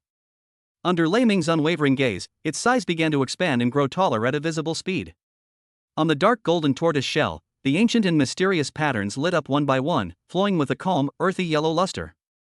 Its original adorable miniature appearance quickly faded, replaced by a majestic and awe-inspiring presence befitting an ancient overlord. In the blink of an eye, a colossal beast with a carapace the size of a small island and a faint, dark yellow aura emanating from its body stood quietly in the forest clearing. Even though he had seen it many times, Lei Ming was still shocked to witness Basha return to its original form. Master, please. Basha's voice rang directly in Lei Ming's mind. Lei Ming took a deep breath, suppressed the turmoil in his heart, and leaped into the air, landing lightly in the center of Basha's broad, platform-like back armor. Let's go, try to leave as few traces as possible, move close to the ground and quickly, and reduce the risk of being discovered, Lei Ming instructed. Clear. Basha responded, and then its 4 pillar-like limbs bent and stretched slightly. In the next instant, its massive, mountain-like body glided out with extraordinary lightness and speed. It wasn't running, it was more like it was harnessing the power of the earth to flow. The sound of the wind generated by its heavy and massive body as it moved was restrained and calmed by an invisible force. Wherever it passed, the ground only trembled slightly, rather than the expected earthquake. Lei Ming stood firmly on the turtle's back, the strong wind blowing in his face, but it was all blocked by a layer of pale yellow halo that appeared on its own. Chapter 52 Rampage and Carnage. The 60-kilometer distance was rapidly shortened by Basha's near-ground-hugging flight speed. In less than half an hour, the outline of a group of building ruins nestled in a mountain valley became faintly visible. A faint smell of burning and blood began to drift into the air. Basha's speed gradually decreased, and it finally stopped at the edge of a sloping forest overlooking the outpost. Master, we have arrived. Basha's thoughts came through, carrying his usual composure. Lei Ming squinted at the silent ruins, nodded, and leaped off the tortoise's back. Thank you for your hard work, Basha. Now it's my turn to stretch my muscles. Most of the once neat stone walls and watchtowers have collapsed, and several main buildings are severely damaged. The walls were covered with claw marks and pits that looked like they were from acid corrosion, and there was a faint smell of burning and blood in the air. Amidst the ruins, shadowy figures wandered about, and low growls and chewing sounds could be faintly heard. Upon approaching, Lei Ming discovered that the area was occupied by a group of rotten claw jackals, a type of third-tier social beast that feeds on carrion and is accustomed to group behavior, numbering approximately 20 to 30. Among them, 3 were significantly larger and exuded a fierce aura. They were likely leaders who had reached the 4th rank. Furthermore, there seemed to be several more subtle and unsettling presences lingering deep within the ruins. A bunch of rotten jackals, the highest they can get is only 4th tier, Lei Ming quickly assessed in his mind, and a cold light that had been suppressed for a long time gradually shone in the depths of his eyes. These beasts, lurking in the ruins of human outposts and gnawing on the remains, seemed to overlap with the figure lurking in the shadows, slandering and hunting him down. The anger that had been building up inside him for so long finally found an outlet. "Master, these ants make me," came Bashia's thoughts. "No," Lei Ming interrupted in his mind, his voice calm. "I'll do it myself. You just need to keep an eye out for any unexpected events." He needs a satisfying battle to vent his anger and prove his strength. Then, like a cheetah, it darted out from its hiding place, no longer concealing its tracks. The meteorite battle blade and the tempered edge blade were drawn at the same time, heading straight for the ruins below the mountain that were occupied by the strange beasts. The slaughter began. Lei Ming's figure shot out like an arrow, carrying his long-suppressed rage, and charged into the pack of rot-claw jackals. Woohoo! The 2 closest rotten claw jackals spotted the intruder first, letting out threatening growls as they pounced from the left and right, their sharp claws aimed straight for Lei Ming's legs and abdomen. If it were an ordinary martial artist, it would have no choice but to dodge and block when faced with such a well-coordinated attack. But Lei Ming neither dodged nor avoided, a fierce glint flashing in his eyes. He actually used the movement technique of shadow breaking step to make a slight adjustment in an instant, using his chest, abdomen, and sideways to meet the sharp claw that was capable of tearing through steel head-on. Clang! Sizzle! The sharp claws slammed into the dark red armor of the dog god blood armor, but the expected scene of skin being torn apart did not occur.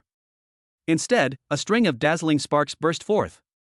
The ancient dark gold patterns on the surface of the armor flashed almost imperceptibly, and an invisible field of resilience spread out. The rotten-clawed jackal's claws were like those of 100 times refined steel. Not only did it fail to break through the defense, but the force of the recoil caused the tips of its claws to crack, and it let out a painful wail. The other attack from the rotten claw jackal landed on Lei Ming's side, with the same result, failing to even make Lei Ming's body sway in the slightest. Indeed powerful. Lei Ming felt relieved. The physical defense of the dog god blood slaughter armor far exceeded his expectations. At the same time, the twin swords in his hands moved. With his right hand, the meteorite sword drew a chilling arc, as if slicing through rotten wood, cleaving the rotten claw jackal on the left side, which was stiffened by the recoil, in 2 from head to tail. The sharpened blade in his left hand, like a venomous snake spitting its tongue, precisely pierced the wide-open mouth of the rotten-clawed jackal on the right, the tip of the blade protruding from the back of its head. 2 were instantly killed. The smell of blood instantly roused the entire jackal pack. Awooh! More rotten claw jackals, their eyes red, swarmed in. Among them the 3 enormous 4th-tier leaders roared angrily and launched an attack from different directions. Not only are their claws sharp, but dark green, corrosive energy balls are also beginning to condense in their mouths, spewing out venomous breath. In an instant, claw shadows, pounces, and venom rained down on Lei Ming. Lei Ming pushed his movement technique to its limit, weaving through the gaps in the attacks. His twin blades were like a death storm, each swing inevitably bringing up a shower of blood, with severed limbs flying everywhere. However, he intentionally tested the armor's performance and did not completely avoid all attacks, especially those energy attacks. Put! Put! Put! Several plumes of putrid venomous breath struck Lei Ming's breastplate and backplate squarely. The dark green, corrosive energy exploded, making a sizzling sound. However, the Inugami blood armor once again demonstrated its extraordinary nature. The armor flashed, and the corrosive energy was like water droplets falling on a red-hot iron. It was quickly evaporated and dissipated, leaving only a few shallow marks on the surface, but it could not penetrate the interior. Even the impact force was greatly weakened. The energy resistance is amazing too. Lei Ming was overjoyed. This armor was simply invincible. Protected by his armor, he completely abandoned defense and focused all his energy on offense, doubling his killing efficiency. He was like a tiger among sheep. Wherever he went, rotten claws and jackals fell in droves, and he was almost no match for him. His dark red armor was quickly stained even deeper by the blood of the jackals, making him look like a bloodthirsty god of war returned from hell. In the blink of an eye, more than 20 ordinary rotten-clawed jackals had been slaughtered. Only the three fourth-tier leaders remained, forming a triangular formation around Lei Ming, baring their fangs, their eyes showing both anger and a hint of fear. That's enough, time to try out the new toy. Lei Ming's eyes were icy, his killing intent had been largely released, it was time to test another powerful weapon. He deliberately created an opening, staggering as if he were exhausted. The fourth-tier peak Rotclaw Jackal leader directly in front of them was indeed fooled, its eyes flashing with ferocity. Having gathered all its power, it opened its mouth and spat out a dark green venom ball containing most of its original venom, shooting towards Lei Ming's face with a shriek. The power of this strike is enough to severely injure or even kill an ordinary martial artist. At the same time, Lei Ming flipped his wrist, and a powerful explosive bullet, capable of killing a peak martial artist, appeared in his palm. Instead of throwing it, he calculated the lead time and used a clever force to accurately deflect the incoming venom ball. He then instantly pushed the shadow-breaking step to its limit, passing between the two corrupting claw jackals and retreating rapidly. Whoosh boom! The explosive grenade and the venom ball collided precisely in mid-air. Instead of the expected energy neutralization, it instantly triggered a devastating explosion. A dark red fireball with a diameter of over 10 meters appeared out of thin air, its core blindingly bright, and the terrifyingly high temperature instantly vaporized the venom ball. Immediately afterwards, countless jets of incredibly hot metal shot out in spherical shapes in all directions. Their speed far exceeded the speed of sound. Puff puff puff puff. The closest peak fourth-tier Rotclaw Jackal leader didn't even have time to let out a scream. Its massive body was blasted into a sieve by dozens of metal jets, instantly carbonized and vaporized, leaving hardly any residue. Chapter 53 Battle against a Fifth-Order Beast. The other two fourth-tier leaders, though slightly further away, had no time to react. They were hit by the spreading shockwave and sporadic jets. One was blown to pieces, and the other had half its body melted. It collapsed, twitched a couple of times, and then fell silent. The shockwave from the explosion swept outwards, plowing through the ruins and debris within a 50-meter radius once again. The ground was charred black, and the air was filled with the pungent smell of sulfur and burning metal. Lei Ming steadied himself at a distance. Even with the bloodthirsty armor of the dog god protecting him and his timely retreat, the terrifying impact still caused his blood and chi to surge. He was horrified. This power truly lives up to its reputation. A peak martial master in the core is certain to die. However, before the aftershocks of the explosion had completely dissipated, a powerful, cold, and violent will suddenly awaken deep within the ruins, locking onto Lei Ming like a venomous snake. Roar! A deafening roar erupted from the deepest pit in the ruins, carrying a chilling pressure that sent shivers down one's spine. Sensing the terrifying aura that far surpassed the fourth rank and reached the mid-fifth rank, Lei Ming's pupils shrank sharply, but he was not surprised but delighted. Finally, someone decent has arrived. He gripped his twin swords tightly, and the dark gold patterns on the Inugami bloodstained armor seemed to come alive, swirling slightly. The real test is just beginning. Emerging from the depths of the ruins was a skeletal scorpion as large as a small mountain. Its body is covered with a thick carapace that gleams with a metallic sheen. Its tail has a long, curved, poisonous hook that sticks out high. What's most chilling is its four compound eyes, which gleam with an eerie green light, locked onto Lei Ming, radiating the terrifying pressure unique to a 5th tier, level 5 ferocious beast. 5th tier intermediate level, equivalent to a 5th or 6th level human martial grandmaster. Lei Ming's pupils constricted, his muscles tensed instantly, and his internal energy circulated wildly at an unprecedented speed.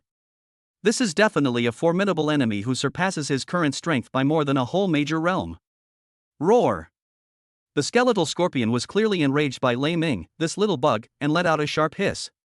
Its massive body displayed an astonishing speed that was disproportionate to its size, like an out-of-control chariot, charging violently toward Lei Ming. At the same time, its huge pincers came down with a shrill whistling sound that tore through the air, attacking from both sides and completely blocking most of Lei Ming's escape space. We can't tough it out. Lei Ming pushed the shadow-breaking step to its limit, his figure retreating rapidly like a ghost, narrowly slipping out of the gap between the two pincers. The pincers collided, producing a deafening clang of metal against metal, and the shockwave sent surrounding rocks flying. However, the attacks from the skeletal scorpions continued relentlessly. When its first attack missed, its thick tail shot out like lightning, and the deadly poisonous hook drew a strange arc, piercing straight into Lei Ming's chest. It moved so fast that it left only a green afterimage. So fast. Lei Ming felt a chill run down his spine. He twisted his body with all his might, and the poison hook grazed the edge of the dog god's blood armor. However, the sharp energy carried by the hook tip still drew a string of dazzling sparks on the armor. A cold, corrosive energy tried to penetrate, but was instantly dispelled by the divine runes on the armor. Even so, the enormous impact still caused Lei Ming's blood to surge, and he staggered back several steps. Whoosh! Whoosh! Whoosh! The skeletal scorpion's 4 compound eyes gleamed with an eerie light, and it opened its mouth to spew out several balls of dark green venom. These venom balls did not fly in a straight line, but instead turned in the air and enveloped Lei Ming from different angles. It was an attack that contained a mental lock. There's no way to avoid it. Lei Ming gritted his teeth, channeled his inner strength into his legs, and slammed his foot into the air, simultaneously unleashing several sword energies from his meteor blade to meet the venom sphere. Puff, puff, puff. The blade energy collided with the venom ball, producing a dull bang, and the venom splattered everywhere, corroding the ground below into countless holes.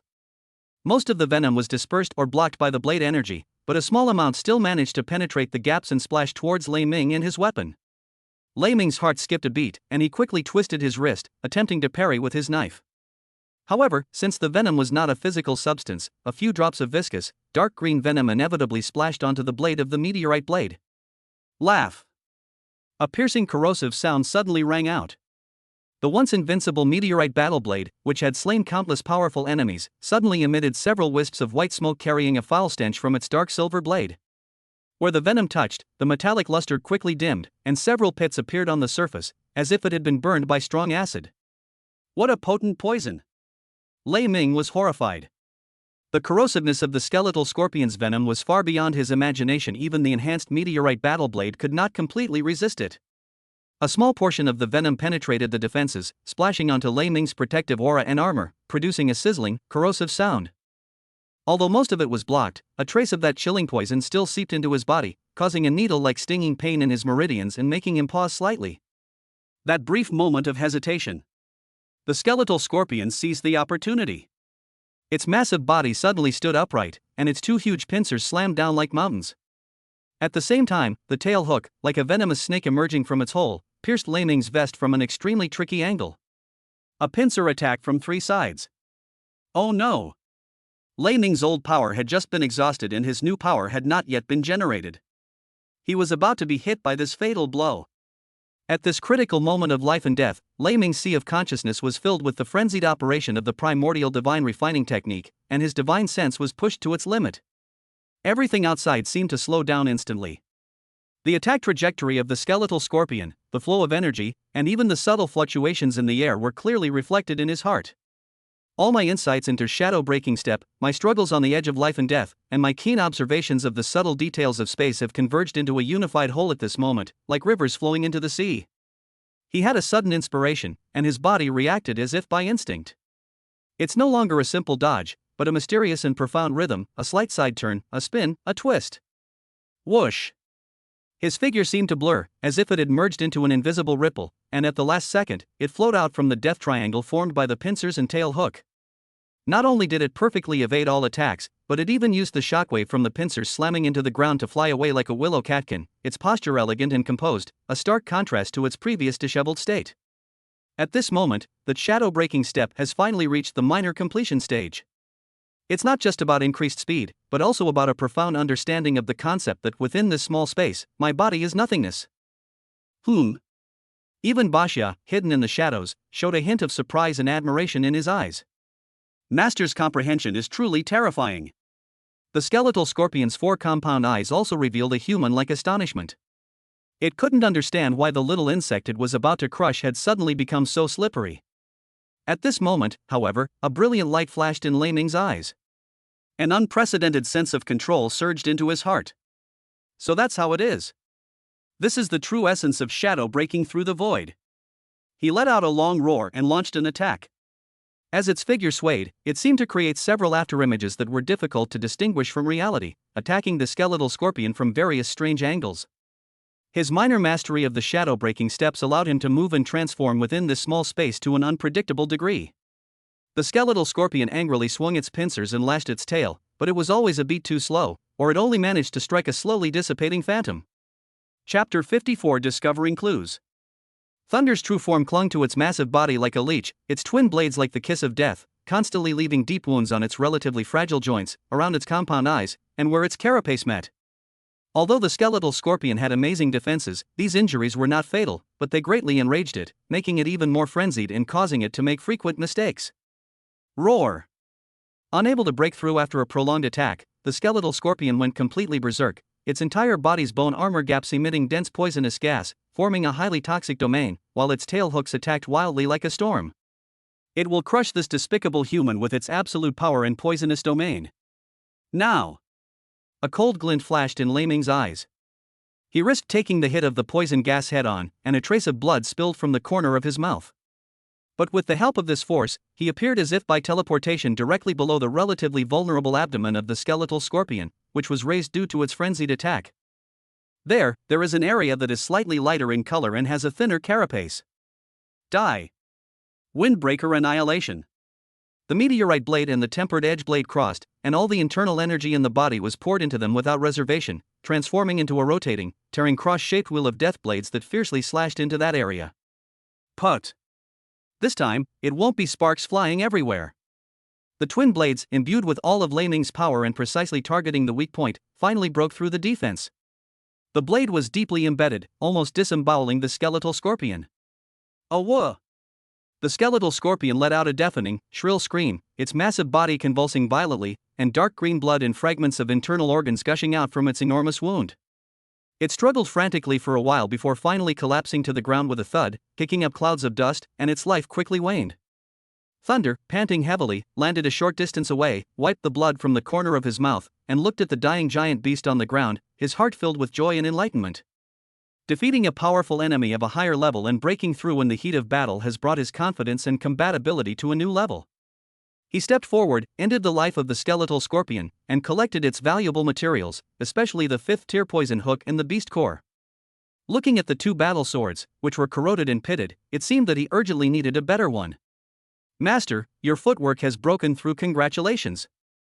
Bashia's thoughts came through, filled with satisfaction. Just lucky. Lei Ming calmed his breathing and turned his gaze into the depths of the ruins. Bashia, keep watch for me.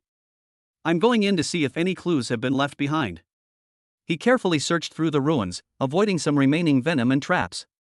Finally, in the corner of what should have been the outpost command room, he found an iron cabinet that was half buried in rubble and appeared to have been specially reinforced. The cabinet door showed signs of being violently damaged, but there seemed to be something inside. Lei Ming had an idea. He cleared away the rubble and opened the cabinet door. There were some charred pieces of paper scattered inside, but nothing else. He was still determined and continued searching, finally finding a compartment under the cabinet. Upon opening the compartment, he found an undamaged black metal box. Inside was a miniature storage device, and a faint indicator light on it even flickered slightly, but he thought he was seeing things. This is a military-grade portable information storage device? Lei Ming's 3 months of training came in handy as he recognized the device, which was typically used for recording mission logs and backing up emergency communications. He carefully picked up the box and tried to start it, but the box seemed to be low on power and had a combination lock. It requires specialized equipment or a password to read. Lei Ming frowned, but then relaxed. In any case, this may be the only valuable physical clue found so far. He carefully put the box away, then thoroughly searched the ruins again. After confirming that there were no further discoveries, he decided to leave this place of trouble immediately. He needed to decipher the information as soon as possible, but he was worried that trying to do so rashly would trigger self-destruction or attract tracking. Bashia, let's go. Let's find a safe place first, and then we can discuss this further. Unbeknownst to him, the moment he opened the box, hundreds of kilometers away on a highly secure monitoring platform, a sensor array specifically designed to listen to specific frequency bands immediately detected the unusual fluctuations. Report. Raven beacon activated. Signal source locked, located at the former Black Wind outpost, will disappear after 2 seconds. The technician's urgent voice rang out in the encrypted channel. Inside the command center, the man in the shadows suddenly looked up, a cold glint in his eyes. As expected, the encrypted information storage is still at Black Wind outpost. The signal is very weak. It was triggered accidentally, and the other side may not even realize it yet. Immediately notify Raven to change its drop coordinates to the exact signal source area. Prioritize recovering or completely destroying Raven and eliminate all survivors. Hurry! Clear! In the night sky, thousands of meters above the ground, an unmarked ghost transport plane quietly changed course. Inside the cabin, 8 martial artists, clad in gray-black camouflage suits, carrying parachute packs, and exuding a sharp and cold aura, stood silently. They are the Rapid Wind Hunting Team. The cabin door opened, and 8 figures leaped out of the cabin one after another like dumplings being dropped into a pot. At the same time, Lei Ming, who had just put away the small box, felt a sudden jolt in his heart, and an indescribable sense of unease welled up inside him. The heightened spiritual senses brought about by the minor success of the primordial refining god technique are issuing frantic warnings. No! Danger is approaching. He immediately transmitted his voice to Baxia on his shoulder, while his figure darted out of the ruins of Black Wind Outpost like a raccoon dog, his sharp eyes scanning the night sky.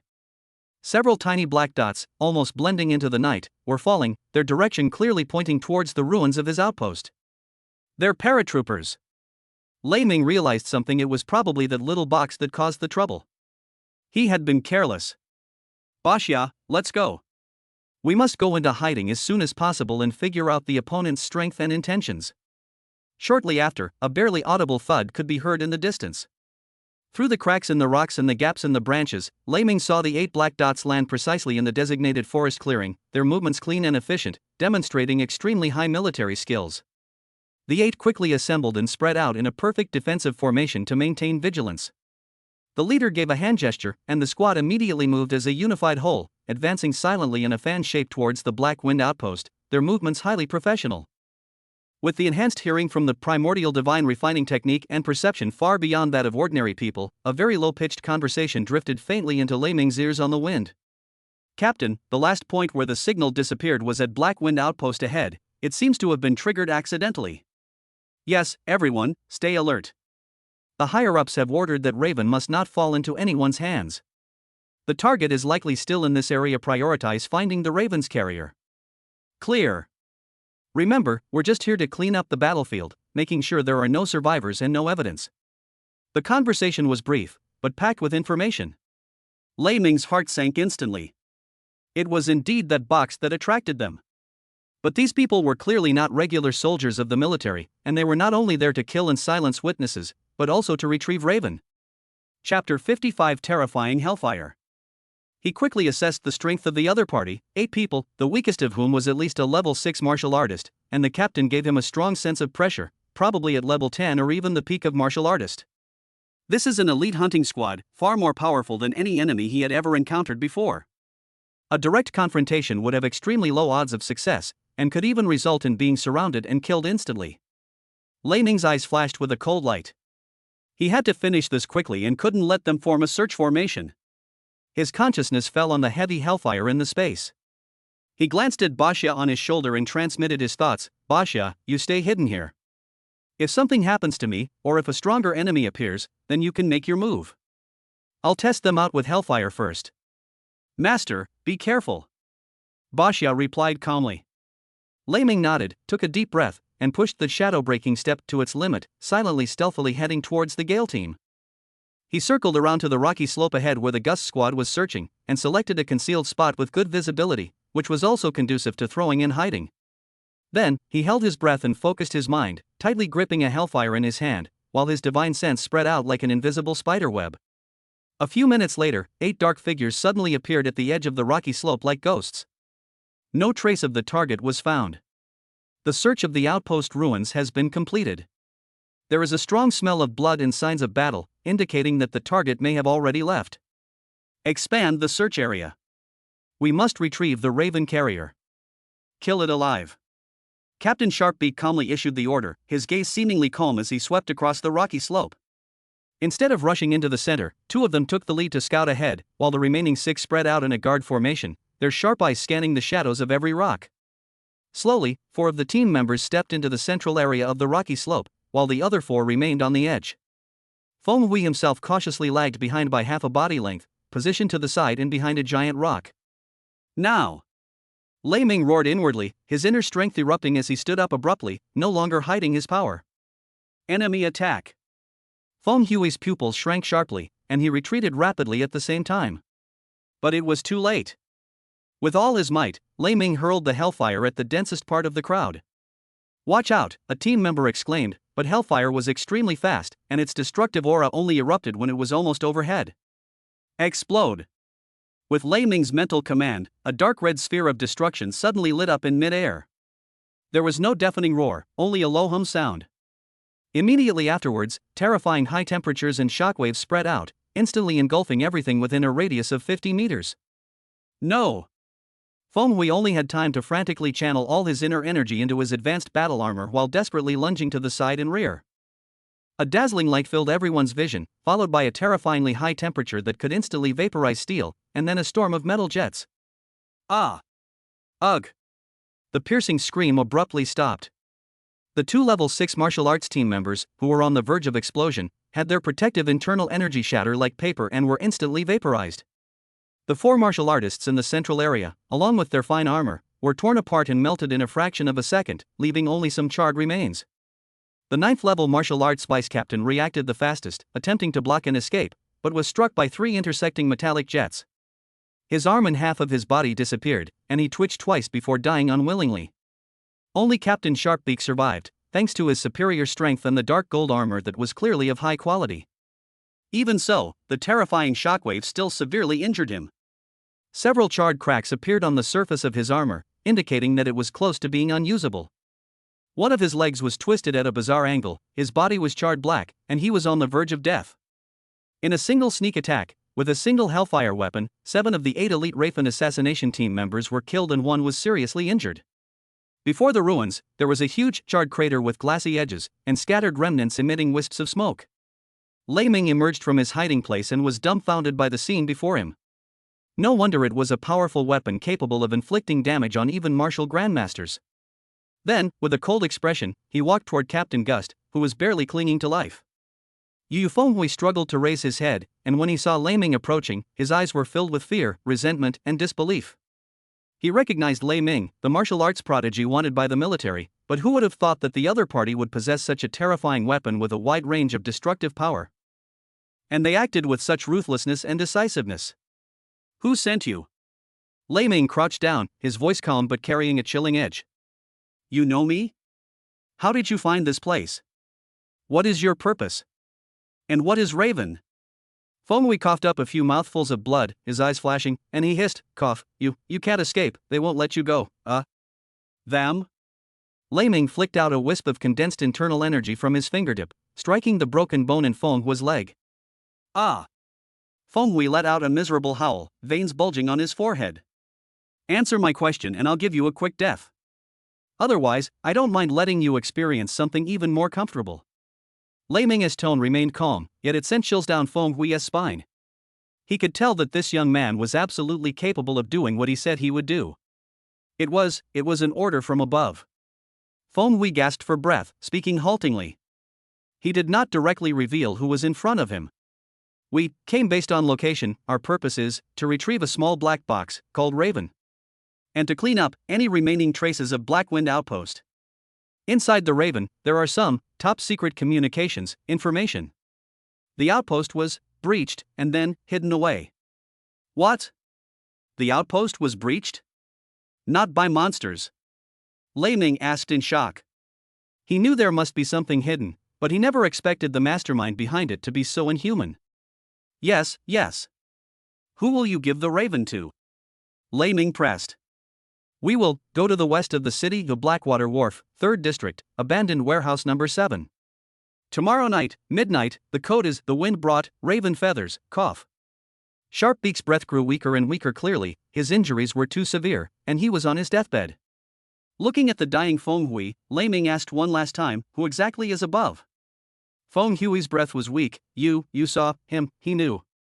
He seemed to want to say something more, but in the end he only showed a sad and blurry smile, his head tilted to the side, and he fell silent completely. Lei Ming stood up, looking at the charred corpses scattered on the ground with a cold gaze. The clues have finally surfaced. Chapter 56, the 10,000-fold enhancement reappears. Blackwater Wharf in the west of the city, warehouse number 7. The appointment at midnight. He ignored the ruins, quickly cleaned up the battlefield, carefully collected all the corpses and remains, and then disappeared into the shadows of the forest once more. We must leave here as soon as possible. The explosion was too loud and will likely attract more attention soon. At midnight tomorrow, he will go and meet the Lord of Ravens, who is hiding behind the scenes. The morning light pierced through the clouds, casting its thin rays upon the rolling mountains. Lei Ming found a natural cave, the entrance of which was hidden by vines. He ordered Ba Xiao to stand guard here, while he himself, with a thought, instantly disappeared from the rock crevice and entered the first level of the Qiankuan Creation Tower. The relentless pursuit and fierce battles of the past 10 days have repeatedly honed and solidified his foundation, which had become somewhat weak due to his rapid advancement. At this moment, he sat cross-legged inside the tower, and could clearly feel the surging internal energy within his body, which had reached a certain critical point, causing his meridians to ache slightly. The flow of qi and blood surged and surged like the tide, crashing against the invisible barrier. The opportunity for a breakthrough has arrived. Martial Master Realm. I must break through as soon as possible. A resolute glint flashed in Lei Ming's eyes. The enemies outside are getting stronger and stronger, and the mastermind behind it has already emerged. If we cannot improve as soon as possible, we may not even have a chance to struggle next time we encounter them. He took a deep breath and carefully took out the bottle of ancient stone marrow. The moment the stopper is opened, a vast amount of life essence and pure energy spread out, and taking a breath makes you feel refreshed all over.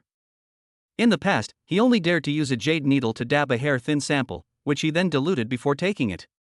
But now, facing an imminent and deadly crisis, he decided to take the risk. Just one drop. I'll give it my all. He gritted his teeth and carefully drew a drop of milky white marrow essence, brimming with vitality, from the jade bottle, and dripped it into the prepared clear water. Without hesitation, Lei Ming tilted his head back and drank it all in one gulp. Boom! The moment the liquid entered my stomach, it felt like a miniature sun exploding inside me. A torrent of energy, far more violent and terrifying than ever before, instantly swept over his limbs, bones, and internal organs. The meridians felt like they were being torn apart, the dantian felt like it was about to explode, fine beads of blood seeped from the surface of the skin, and the whole person felt like an inflated balloon, on the verge of collapse. Ugh! Lei Ming let out a suppressed roar, veins bulging on his forehead and his face contorted. He frantically circulated the supreme foundation building technique, attempting to guide and refine this out-of-control torrent. Within his sea of consciousness, the primordial divine refining technique was also pushed to its limit, condensing his divine sense to protect the clarity of his spiritual platform and resist the tearing pain. After an unknown amount of time, when the destructive torrent of energy was finally tamed and guided back onto the right track, a muffled roar suddenly came from Lei Ming's body. Buzz! An incomparably powerful aura suddenly erupted from his body, shaking even the dust inside the tower. His cultivation broke through the barrier of the 7th level of Martial Master with unstoppable momentum, stepped into the 8th level, and then soared all the way until it stopped steadily at the peak of the Martial Master realm. Just one step away from reaching the Martial Grandmaster realm. With his breakthrough blocked, the remaining vast energy, like hundreds of rivers flowing into the sea, settled deep within his meridians, acupoints, and even his limbs and bones, slowly nourishing his body, waiting for the day when his divine sense was strong enough, so that he could break through the barrier in one fell swoop. Although he failed to reach the Martial Grandmaster level, his peak Martial Master cultivation, coupled with the immense energy accumulated within his body that was comparable to decades of arduous training, had already brought about a dramatic change in Lei Ming's strength. He clenched his fist slightly, causing the air to explode with a soft sonic boom. The power of his internal energy far surpassed his previous level. He slowly opened his eyes, his gaze sharp as lightning. Feeling the power surging within him like a mighty river, Lei Ming's lips curled into a cold smile. Peak Martial Master, plus all this accumulated energy, and numerous trump cards, next time, it'll be your turn to taste what it's like to be hunted down. With a thought, he vanished from the tower and returned to the hidden crevice in the rock. Outside, the sun is shining brightly. Seeing the gradually calming violent aura around Lei Ming in his peak Martial Master realm, Ba Xiao lay on the rock and blinked. Another breakthrough, it muttered to itself, already somewhat used to it. After all, it seems reasonable that one's cultivation level would advance faster after following a master with extraordinary opportunities. It lazily shifted to a more comfortable position, resting its chin on its front paws. However, at this rate, if I don't step up my training, it probably won't be long before my master surpasses me. It seems I need to sleep more in the future so I can increase my strength faster. Looking at the meteorite battle blade in his hand, riddled with corrosion pits and its spiritual light dimmed, Lei Ming sighed softly and put it away. Immediately, he took out the long sword he had obtained from the Fong Beak from his storage space. The moment the sword was drawn, it brought with it a chilling aura. The blade is long and slender, gleaming with a cold, eerie blue light. A thin, dark gold line was embedded along the spine of the blade, extending all the way to the tip, exuding a fierce aura. A fine blade. Lei Ming gently stroked the blade with his fingertips, clearly feeling the immense energy contained within and its toughness far exceeding that of ordinary metals. It must contain the core material of some high-level alien beast, and it was forged with a great deal of effort. He flicked his wrist slightly, and the blade sliced through the air, emitting a slight hum, its sharpness penetrating to the bone. What a pity, the sharp beak was used before it was given to me. Lei Ming held his breath, gripped the hilt of the sword, and silently chanted in his mind, "System, enhance this sword." The moment the command was given, a sudden change occurred. The entire longsword suddenly burst forth with a dazzling light, no longer the dark red of before, but a golden white light containing supreme sharpness and majesty. The blade trembled violently, emitting a clear and melodious sound like a dragon's roar. Inside the blade, the dark gold line seemed to come alive, transforming into a miniature tiger phantom, roaring towards the sky. Ding! Enhancement successful. Triggered a 10,000x critical hit. The longsword has been upgraded to Godslayer Blade. This blade's material has been refined through unparalleled creation. Even a full-force attack from a great martial saint cannot damage it. The blade is sharp enough to break through the protective aura of a great martial saint, posing a fatal threat. But the prerequisite is that the wielder must have the ability to injure a great martial saint. The sword seals the divine soul of the heavenly tiger from the battle of heaven, allowing it to launch a soul attack on the enemy at the master's will. 10,000 times. God-slaying blade. Lei Ming stood there dumbfounded, his mind blank, overwhelmed by the ecstasy in his heart. A weapon capable of threatening a great martial saint? That's a legendary existence. He gripped the hilt of the knife tightly, feeling the blood connection between the blade and his veins, as well as the terrifying power within it that could change the very fabric of the world. He was so excited that he almost roared to the heavens. It took him a long time to suppress his surging blood and chi, and he lovingly stroked the cold and mysterious blade. After the golden light subsided, the god-slaying blade looked simple and unadorned. Only upon close inspection could one discover that within its profound blade, there seemed to be a flowing river of stars and a dormant tiger's soul. Such a divine artifact must never be shown to others lightly before one has sufficient strength. Lei Ming took a deep breath, his eyes regaining their clarity. He understood the principle that possessing a treasure is a crime. After calming down, he took out another beast core burst bomb. With the god-slaying blade as an example, this enhancement process was much calmer, but the result was still astonishing, and he obtained another terrifyingly powerful hellfire. He carefully put away the newly acquired hellfire lotus and turned his gaze back into the distance. With significantly increased strength and an additional trump card, it's time to take the initiative and confront the mastermind hiding behind the scenes. Chapter 57: The Mastermind Revealed. Blackwater Wharf in the west of the city, abandoned warehouse number 7. Just after midnight, the moonlight was obscured by thick clouds. The warehouse was filled with discarded shipping containers and fishing nets, and the air was thick with the smells of mildew and fish. Thunder lurked in the shadows like a ghost, its presence blending perfectly with the surrounding environment. He had infiltrated the place several hours in advance and had already thoroughly explored every possible hiding place inside and outside the warehouse. He didn't discover that anyone had laid an ambush beforehand, which made him even more vigilant. Either Feng Hui is deceiving him, or the other party is extremely confident, but the latter is more likely. Instead of waiting in the middle of the warehouse, he chose a secluded corner that offered a panoramic view and made evacuation easy. He slowly spread his divine sense, enveloping the entire warehouse space. After achieving minor success in the primordial divine refining technique, his range and accuracy of divine perception were greatly enhanced. Time ticked by, and the warehouse remained deathly silent. At 12:30, just as Lei Ming was wondering if the other party would come, a very faint but rhythmic sound of footsteps came from outside the warehouse. The footsteps were steady and powerful, indicating that the newcomer was not weak and had excellent self-control. Soon, a figure appeared at the warehouse entrance. Moonlight pierced through the clouds, illuminating the profile of the person who approached. It was a square face with a hint of sternness. Although he was dressed in casual clothes, his air of someone who had long held a high position made it clear that he was no ordinary person. Lei Ming felt a sense of familiarity from their brief encounter, which made his heart skip a beat. Zhao Qian, Deputy Regiment Commander of the City Guard of Poji City, one of the most powerful figures. It was him. Lei Ming's pupils contracted, and the killing intent in his chest surged instantly, almost uncontrollable. But he forced himself to calm down. Although Zhao Qian was a high-ranking official, he seemed not qualified enough to set up such a large-scale scheme. There must be someone behind him. Zhao Qian walked alone into the center of the warehouse, his sharp gaze sweeping over his surroundings, a hint of barely perceptible anxiety and malice in his eyes. He did not notice the thunder hidden in the shadows. The wind brought raven feathers, Zhao Qian said in a low voice to the empty warehouse, a code word for the rendezvous. Lei Ming didn't show himself. He changed his voice, and a hoarse voice came from the shadows. Where's the stuff? Zhao Qian frowned, somewhat displeased with Feng's attempt to conceal his true intentions. But he still took something out of his pocket and placed it at his feet. This is the remaining reward in the agreed condensing essence liquid. Where's Raven?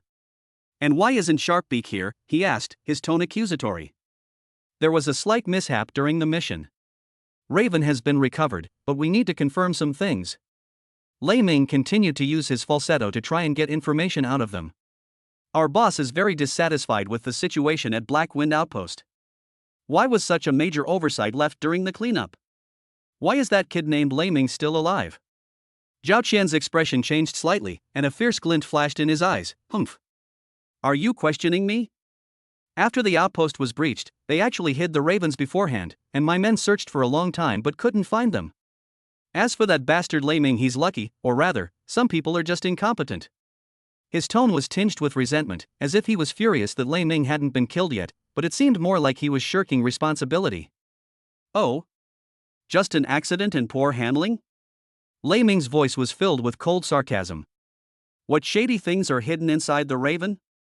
These words, half speculation and half bluff, precisely struck Zhao Qian's sore spot. You, who exactly are you? Zhao Qian suddenly took a step back, his aura as a peak martial master erupting from his body, looking in surprise and uncertainty towards the direction where Lei Ming was hiding. How could you know about these things? You're not one of Gale. He realized something was wrong. The Rapid Wind team was just a bunch of people who did what they were paid to do. There was no way they could know such core secrets. Who I am is not important. Lei Ming knew he had gotten something out of her, and sneered inwardly. He continued to press her. What's important is that you can't hide your secret anymore. Do you think you can rest easy after taking the blame for someone else? Don't forget, if things go wrong, you'll be the first scapegoat pushed out. Zhao Qian's face turned deathly pale instantly, his eyes flashing violently. Clearly his secret had been exposed. He gritted his teeth and growled, "Shut up. What do you know? I was just following orders. Some secrets, the more you know, the faster you die. The scope of the scavenger program is far greater than you can imagine. I'm warning you, hand over Raven right now and get out of here. Otherwise." Otherwise what? Lei Ming's voice suddenly became clear and cold, returning to its original tone. At the same time, a condensed divine sense thorn, like an invisible steel needle, pierced Zhao Qian's sea of consciousness. Ugh! Zhao Qian was caught off guard. He felt a sharp pain in his mind and groaned. He staggered and his consciousness blurred for a moment. In the blink of an eye, thunder rumbled. The speed of the shadow-breaking step at the minor completion stage exploded to the extreme, and his figure seemed to tear through space as he flashed down from the top of the container. The slightly rusted meteorite blade, carrying a chilling killing intent, aimed straight for Zhao Qian's neck. He wanted to capture this man alive and extract all his secrets from him. However, Zhao Qian was, after all, a peak martial arts master who had experienced countless battles. Although he was attacked by divine sense, his fighting instincts made him react to the limit in the face of life and death. He suddenly turned his head to the side, and at the same time, the hand that had been on his waist swung violently. Clang! A piercing clang of metal clashing rang out. Zhao Qian suddenly held a soft sword in his hand, narrowly parrying Lei Ming's fatal blow. Sparks flew everywhere. But the immense force contained in Lei Ming's strike still made his arm go numb, his blood surge, and he staggered back several steps. It's you! Lei Ming!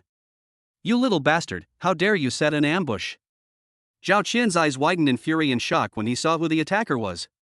He never expected that Lei Ming would not only survive, but also become so powerful and audacious as to ambush him here. Once I take you down, you'll know whether I dare or not. Lei Ming pressed his advantage relentlessly, unleashing a storm of attacks with his sword flashing like a waterfall. He incorporated his newly acquired footwork into his swordsmanship, his movements unpredictable, each strike deadly. Zhao Qian was both shocked and furious. He fought back with all his might, his soft sword moving in a dense and impenetrable manner. His strength was originally above Lei Ming's, but he was injured by his divine sense first, and his mind was in chaos. In addition, he felt guilty and could only exert 70% of his strength. He was forced to retreat step by Lei Ming, and several wounds were added to his body in an instant. "You brat! You're asking for death." Zhao Qian was completely enraged, a glint of madness flashing in his eyes, as if he wanted to fight to the death. Ignoring his own defenses, he poured all his inner strength into the soft sword with a desperate gamble. The soft sword instantly straightened, and the tip emitted a 3-foot-long, ghastly green poisonous light. With a fierce, suicidal momentum, it pierced straight into Lei Ming's heart. This sword strike was as fast as lightning and extremely vicious. It was a desperate, life-or-death tactic. Good timing. However, Lei Ming, who was well prepared, was waiting for this moment when he lost his composure and was ready to fight to the death. When the primordial divine refining technique was activated to its fullest extent, the flow of energy and the distribution of power in the opponent's moves were crystal clear to him under his powerful divine sense. Just as the poisonous light touched his body, Lei Ming brought the exquisite shadow-breaking step to its peak. His figure swayed slightly like a ghost, narrowly avoiding the fatal sword strike. At the same time, his left hand, with its sharpened blade, slashed upwards with unparalleled precision, just managing to block the soft sword at the point of force. Clang! A piercing sound of impact rang out. Although the tempered blade was not broken, the impact force that condensed Zhao Qian's life's work still made Lei Ming's arm go numb and his blood surge. But in that split second, Zhao Qian's right side was wide open from his all-out thrust. His old strength was exhausted, and new strength had not yet been generated. Now. Chapter 58: A Life or Death Battle Against the Martial Master. A cold light flashed in Lei Ming's eyes, and his right arm, which had been poised to strike, suddenly swung out. At this moment, he had replaced his weapon with the newly enhanced, yet-to-be-blooded God-slaying blade. The God-slaying blade transformed into a chilling light, almost invisible to the naked eye, and silently sliced through Zhao Qian's left shoulder along a mysterious trajectory. There was no deafening clang of metal clashing, nor the feeling of resistance against bone. The blade sliced through as if cutting not flesh and blood, but a piece of soft tofu. Put! An intact arm, along with the soft sword still tightly gripped, was instantly severed from the body. The cut was smooth as a mirror, and blood gushed out like a fountain. Ah! My arm! Zhao Qian let out a heart-wrenching, shrill scream, as excruciating pain and unbelievable fear instantly overwhelmed him. He staggered backward, his face ashen, the excruciating pain from his severed arm and the massive blood loss nearly causing him to faint, his breath rapidly fading away. The outcome is decided. Life or death is imminent. Lei Ming would not give him a chance to breathe. He took a step forward, and the cold tip of the God-slaying blade was already pointing at Zhao Qian's throat, his chilling killing intent locking onto him completely. Speak! What is the truth behind the scavenger project? Who is your mastermind? Lei Ming's voice was as cold as iron, brooking no argument. He had to pry his mouth open while he was in a state of mental collapse. Zhao Qian collapsed to the ground, staring at the murderous Lei Ming before him, feeling the stinging pain in his throat and the aura of death. His mental defenses completely crumbled. He opened his mouth, blood gushing out, his eyes filled with despair and pleading, as if he wanted to say something. However, at this critical moment, mutation and regeneration. Buzz. A chilling, immense, and destructive pressure descended without warning, instantly enveloping the entire warehouse. The pressure was so strong that it far exceeded that of a martial master, even causing Lei Ming and Zhao Qian to feel a momentary suffocation and their movements to slow down involuntarily. A blurry black shadow appeared like a ghost on the steel frame on the second floor of the warehouse, looking down at the people below. The shadowy figure was shrouded in a large black robe, and wore a blank white mask on its face, revealing only a pair of deep, cold eyes that were devoid of any human emotion. Waste! A cold, hoarse sound, like the friction of metal, rang out in the silent warehouse, clearly reaching the ears of the two people. Upon seeing this man, Zhao Qian's face turned deathly pale, his eyes filled with extreme fear, and he cried out in shock, "Master!" Lei Ming's heart sank to the bottom. This aura was definitely that of a martial grandmaster level expert. Moreover, it was an enemy, not a friend. Is this the real mastermind behind it all? Or? The shadowy figure's gaze swept over Zhao Qian with undisguised disgust, finally settling on Lei Ming. Beneath the white mask, a cold smile seemed to curl at the corner of his mouth. Interesting little bug. It seems the plan needs a slight adjustment.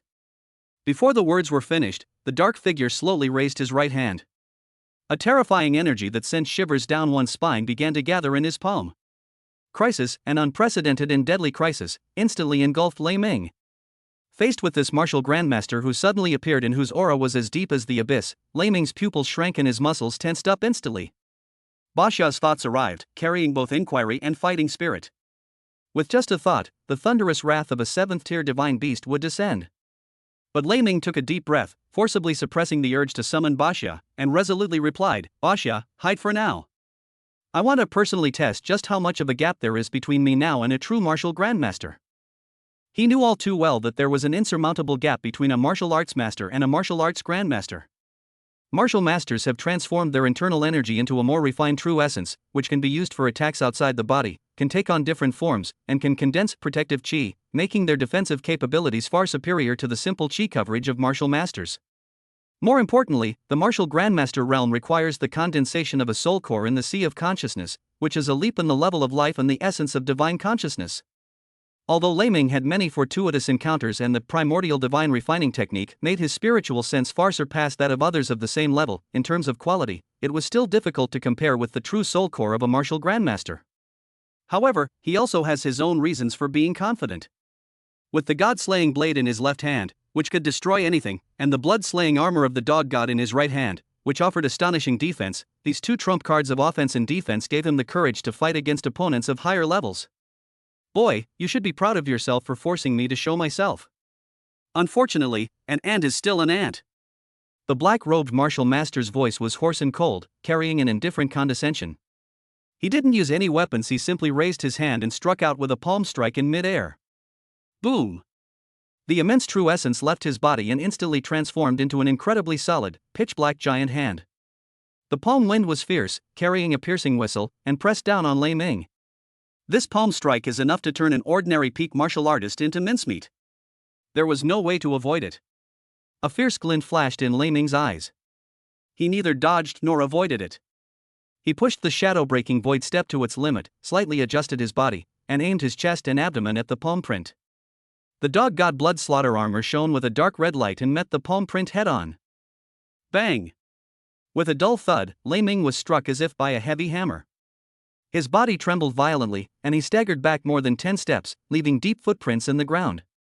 He felt a sweet taste in his throat, but he managed to endure it. The ancient patterns on the Inugami blood armor flowed, absorbing and dispersing most of the impact force.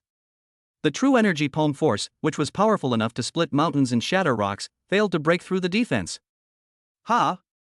The black-robed martial master let out a soft exclamation, a hint of surprise and greed flashing in his eyes beneath the mask, clearly not expecting Lei Ming's armor to be so formidable. "That's an interesting turtle shell.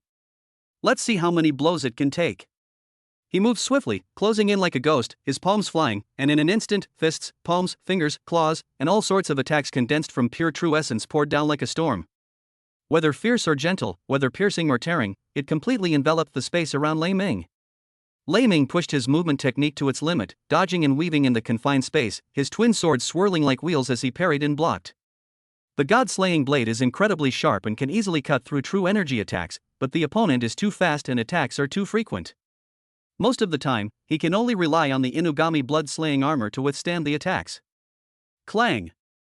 Bang! Sizzle! The sounds of collisions, roars, and flashes of armor light were incessant. Lei Ming was like a small boat in a storm, beaten almost without any power to fight back. He could only defend himself passively and was repeatedly knocked away. More and more blood spilled from the corner of his mouth, and his internal organs were already injured. However, under the suffocating pressure of death, and in the struggle of this body to the limit, Lei Ming did not despair, but instead felt a surge of joy. He clearly felt that the seemingly invincible bottleneck of the martial grandmaster realm was beginning to vibrate and loosen under the frenzied clash and pressure. The energy of the millennia-old stone marrow that had accumulated in his body was wildly stimulated, and his blood and chi surged like a dragon, launching one attack after another against that barrier. He suppressed his excitement and remained calm, still appearing to be struggling and facing constant danger, while secretly guiding the opponent's power to continuously hone himself and break through the barriers. The profound sensations of the condensing soul core are becoming clearer and clearer. It's just one step away from completion. The game should end. Unable to break through after a prolonged attack, the black-robed martial master seemed to lose patience, and his eyes flashed with murderous intent. His true essence surged wildly, and his body was filled with powerful energy. He threw a punch, and the air in front of his fist twisted and condensed into a hideous demon head, which let out a silent howl and went straight for Lei Ming's face. This attack was far more powerful than the previous one. Now! Lei Ming's eyes flashed with a sharp light. He knew he couldn't hide any longer. Chapter 59 Human Greed. He suddenly handed the god-slaying blade to his right hand, no longer blocking, but pouring all his mind, all his strength, and his resolute will to break through the bottleneck into this one strike. The Inugami blood armor also shone with its full glory. Cut. A dark golden blade of light, condensed to its extreme and seemingly capable of cutting through light, slashed upwards from below. There was no grand momentum, only a resolute determination to annihilate everything. What? The black-robed martial master felt the sharpness of the blade's light, which made his soul tremble. His expression changed drastically, but it was too late to change his move. Puff! The dark gold blade light sliced through the demon's head without any resistance, just like a hot knife through oil, and then swept past the protective aura hastily erected by the black-robed martial master and his right arm. Ugh! The black-robed martial master let out a shrill scream as his entire right arm was severed at the shoulder. Blood gushed out. His eyes were filled with disbelief, horror, and fear. How could this knife be so sharp? Even his protective aura and his martial grandmaster body, comparable to metal, were as fragile as paper? But he was, after all, a martial grandmaster. Despite being severely injured, he still managed to strike out with his left palm, which landed hard on Lei Ming's chest. Bang! Lei Ming was sent flying backward like a kite with a broken string, spitting out a lot of blood. The sound of his ribs cracking came from his chest. His internal organs were severely injured. He crashed heavily to the ground, and the god-slaying blade flew out of his hand. The black-robed martial master also staggered backward.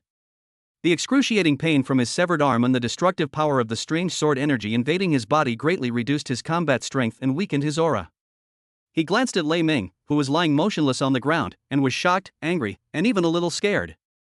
He began to think of retreating. "You little bastard! You're asking for death," he roared venomously, gathering his true energy as he lunged forward to kill Lei Ming. However, he had barely darted out 10 feet when a seemingly small and exquisite, yet terrifyingly powerful, dark golden tortoise claw silently pressed down on his chest, as if traversing space.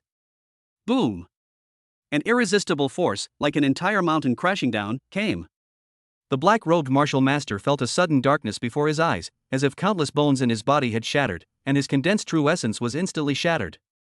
His body flew back at an even faster speed, like a tattered sack, and crashed heavily into the ground some distance away, spitting out blood. He was left with only half a breath left. He struggled to lift his head, looking at the little turtle that slowly retreated, lay on the rock, and yawned, his eyes filled with utter bewilderment, absurdity, and incomprehensible fear. What is that?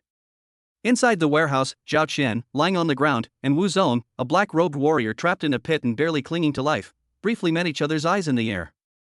A look of unbelievable absurdity and bitterness flashed in both of their eyes at the same time. This sewer has been turned upside down way too thoroughly. Despite the excruciating pain in his internal organs, Lei Ming struggled to sit up and tremblingly retrieved a jade bottle from his storage space. Without hesitation, he poured the glistening liquid into his mouth. The medicine melted upon entering his throat, transforming into a gentle yet powerful life force that rapidly nourished his damaged meridians and internal organs, while the wounds on his surface healed at a speed visible to the naked eye. This action caused a flicker of shock to cross the eyes of the black-robed martial master in the deep pit and Zhao Qian, who was observing from the shadows. Such a miraculous healing medicine is no ordinary item. The secrets and potential of this young man are far deeper than they imagined. With his injuries somewhat stabilized, Lei Ming's eyes turned cold as he gripped the god-slaying blade and walked step by step toward the mysterious martial master. Baxia appeared silently on his shoulder as if by teleportation, its dark golden eyes indifferently sweeping over the person at the bottom of the pit. Feeling the chilling aura of the god-slaying blade that made his soul tremble, and the unfathomable gaze of Baxia, the black-robed martial master at the bottom of the pit trembled all over, his eyes filled with fear. "Take off the mask." Lei Ming's voice was devoid of any emotion, like a cold wind blowing in the dead of winter. You can't kill me." The black-robed martial master's voice was hoarse, filled with desperate struggle. "I can get the higher-ups to drop the warrant for your arrest. I can also give you countless cultivation resources. Cultivation techniques, potions, as long as you let me go and don't investigate this matter anymore." "Heh," Lei Ming's lips curled into a mocking smile, "it seems you haven't grasped the current situation yet, Baxia." As soon as he finished speaking, an invisible yet heavy pressure descended suddenly, precisely enveloping the person at the bottom of the pit. He felt as if he were being crushed by a bottomless sea, his breath stopped, and his very bones were groaning. I'll take it off. I'll take it off," he answered with difficulty, raising his only remaining left hand and laboriously removing the white mask. The mask slipped off, revealing a pale, pain-twisted face of a middle-aged man, yet still bearing a hint of dignity and world-weariness. When Lei Ming saw the face clearly, he was struck dumb again. His pupils contracted sharply, and he froze on the spot, exclaiming in shock, "It's you? Vice Commander Li? How could it be you?" The person before me was none other than Li Gang, one of the 3 deputy commanders of the Poji City Defense Division. A martial arts master, renowned in the public eye for his iron-fisted integrity and repeated victories against beast tides, held a prestigious position and was deeply loved by his subordinates. Lei Ming had seen him from afar at the Broken City military camp and heard him give a speech to encourage the new recruits. "Why?" Lei Ming's voice trembled with shock and anger. "You are already a vice commander, revered by thousands. Why would you do something that betrays humanity and destroys our own Great Wall? Why?" "Ha ha ha." Li Gang laughed as if he had heard the biggest joke in the world, his laughter shrill and desperate, mixed with blood foam. "How could you, the chosen ones of heaven, possibly understand? How could you possibly understand what I, Li Gang, have sacrificed to climb to this position today, rising from humble beginnings to this point after decades of struggle, countless brushes with death, and witnessing the fall of numerous comrades? How could you possibly understand the despair of being stuck at the early stage of martial grandmaster for over a decade without making any progress? How could you possibly understand the agony of being overwhelmed by hordes of monsters, your companions being torn apart one by one, and being utterly powerless to stop it?"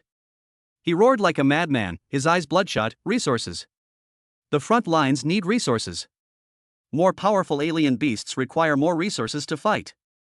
But resources are limited. They're all controlled by powerful families and high-ranking officials.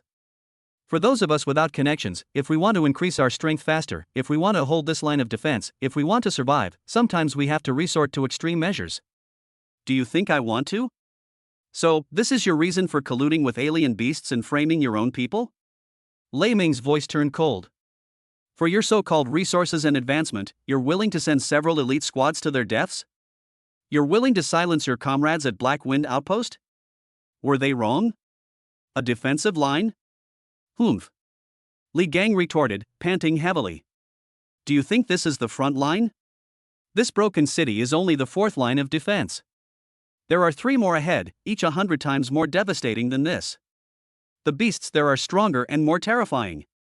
All I want is to improve my strength as quickly as possible, so that one day I can be transferred to a more advanced front line and do my part for the human race. What did I do wrong?" "Enough." Lei Ming interrupted his sophistry sharply, the last trace of emotion in his eyes turning completely icy. "I don't want to hear your high-sounding excuses anymore. Let's start from the beginning and explain the scavenger plan in detail." Li Gang abruptly shut his mouth, his eyes flashing, and he clenched his teeth, clearly not intending to speak again. Chapter 60 Deeper Shadows. "Baxia, can we make him speak?" Lei Ming turned to the little turtle on his shoulder. "There is a way, but it's not easy, especially for those whose soul cores have already formed.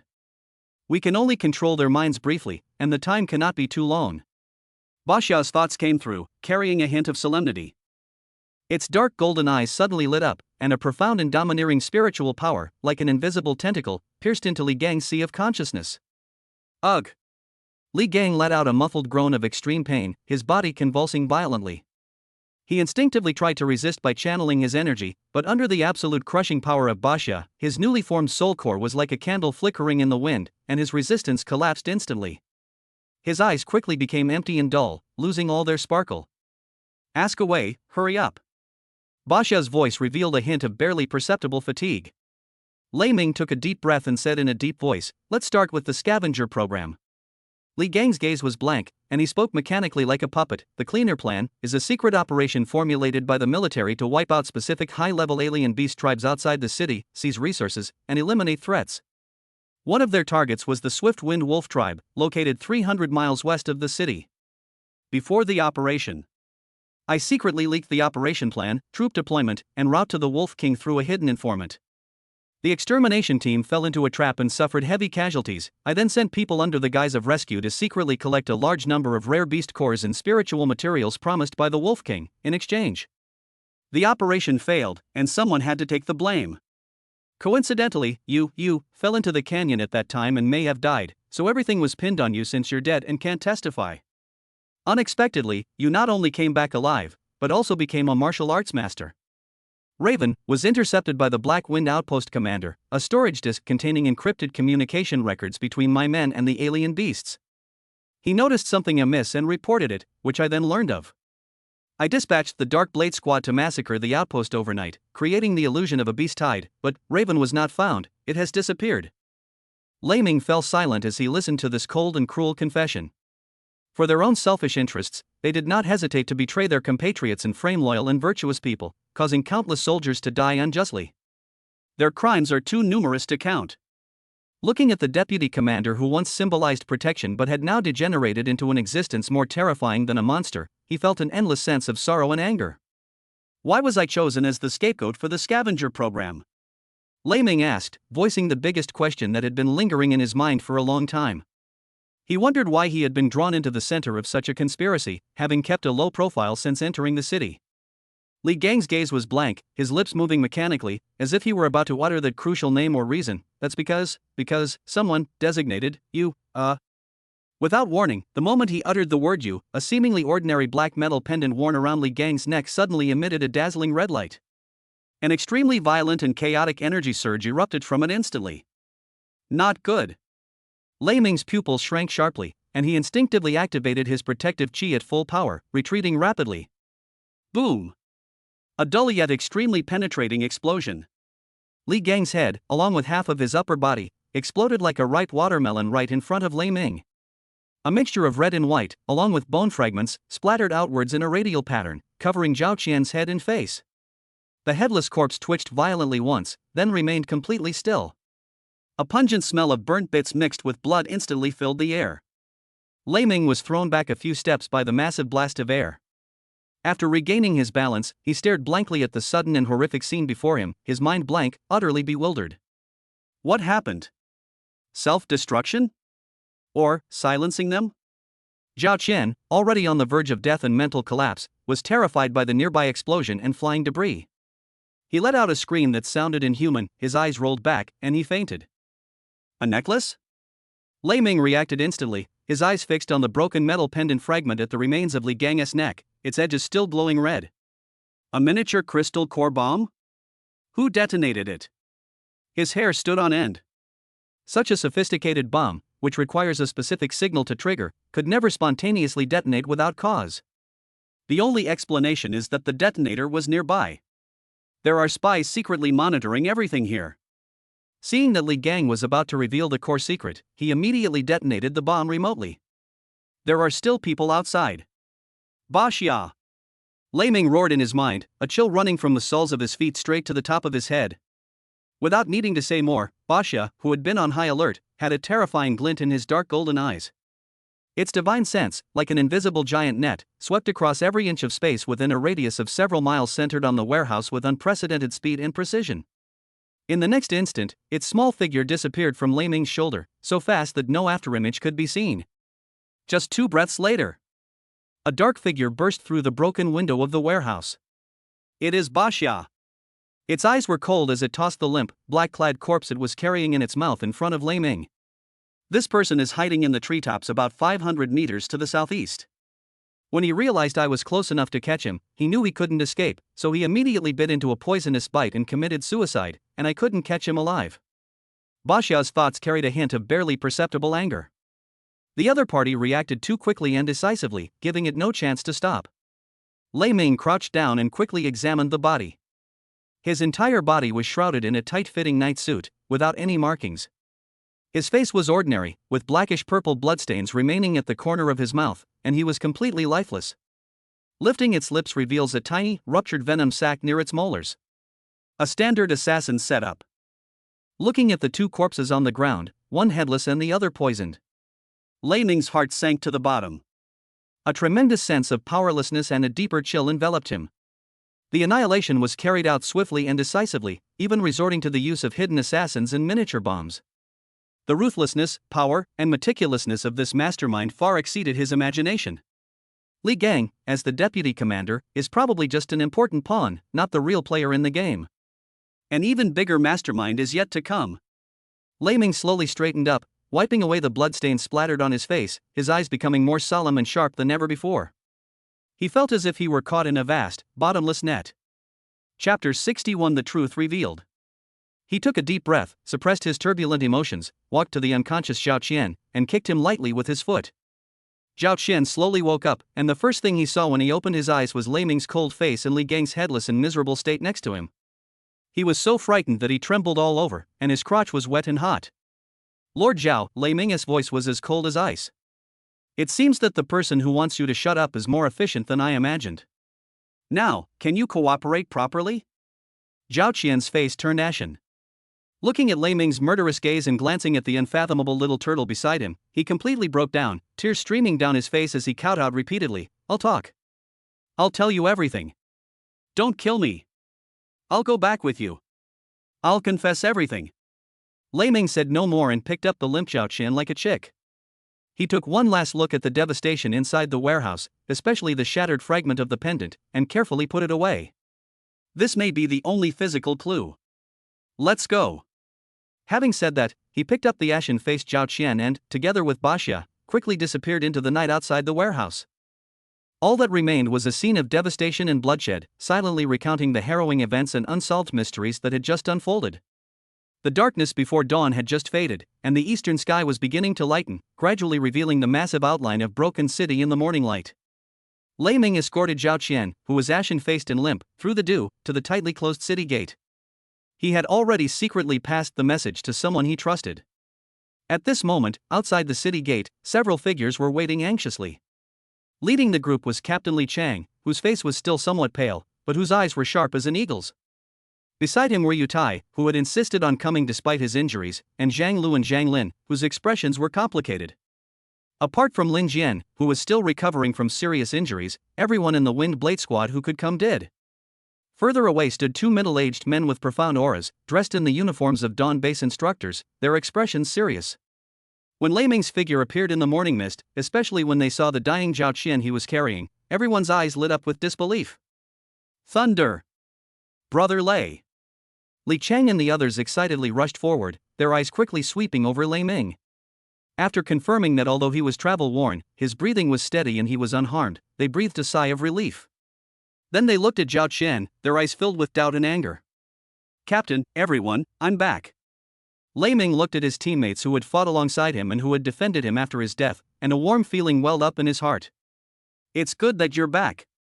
It's good that you're back."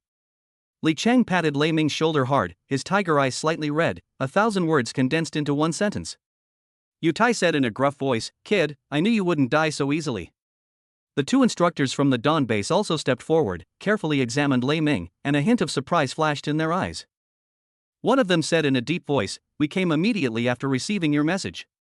This matter is of great importance. The High Command at the base and in Broken City are aware of it and will definitely investigate it thoroughly. This person," he looked at Zhao Qian, "is he the key evidence?" "It is both evidence and witness." Lei Ming nodded. "The specific details can only be explained in person to the city lord." "All right. We'll escort you into the city," Li Chang said decisively. The members of the Wind Blade Squad immediately spread out, subtly protecting Lei Ming and Zhao Qian in the center, while the two Dawn instructors stood guard at the front and back. Ignoring the suspicious looks from the city guards, the group headed straight for the city lord's mansion, the most heavily guarded place in the city.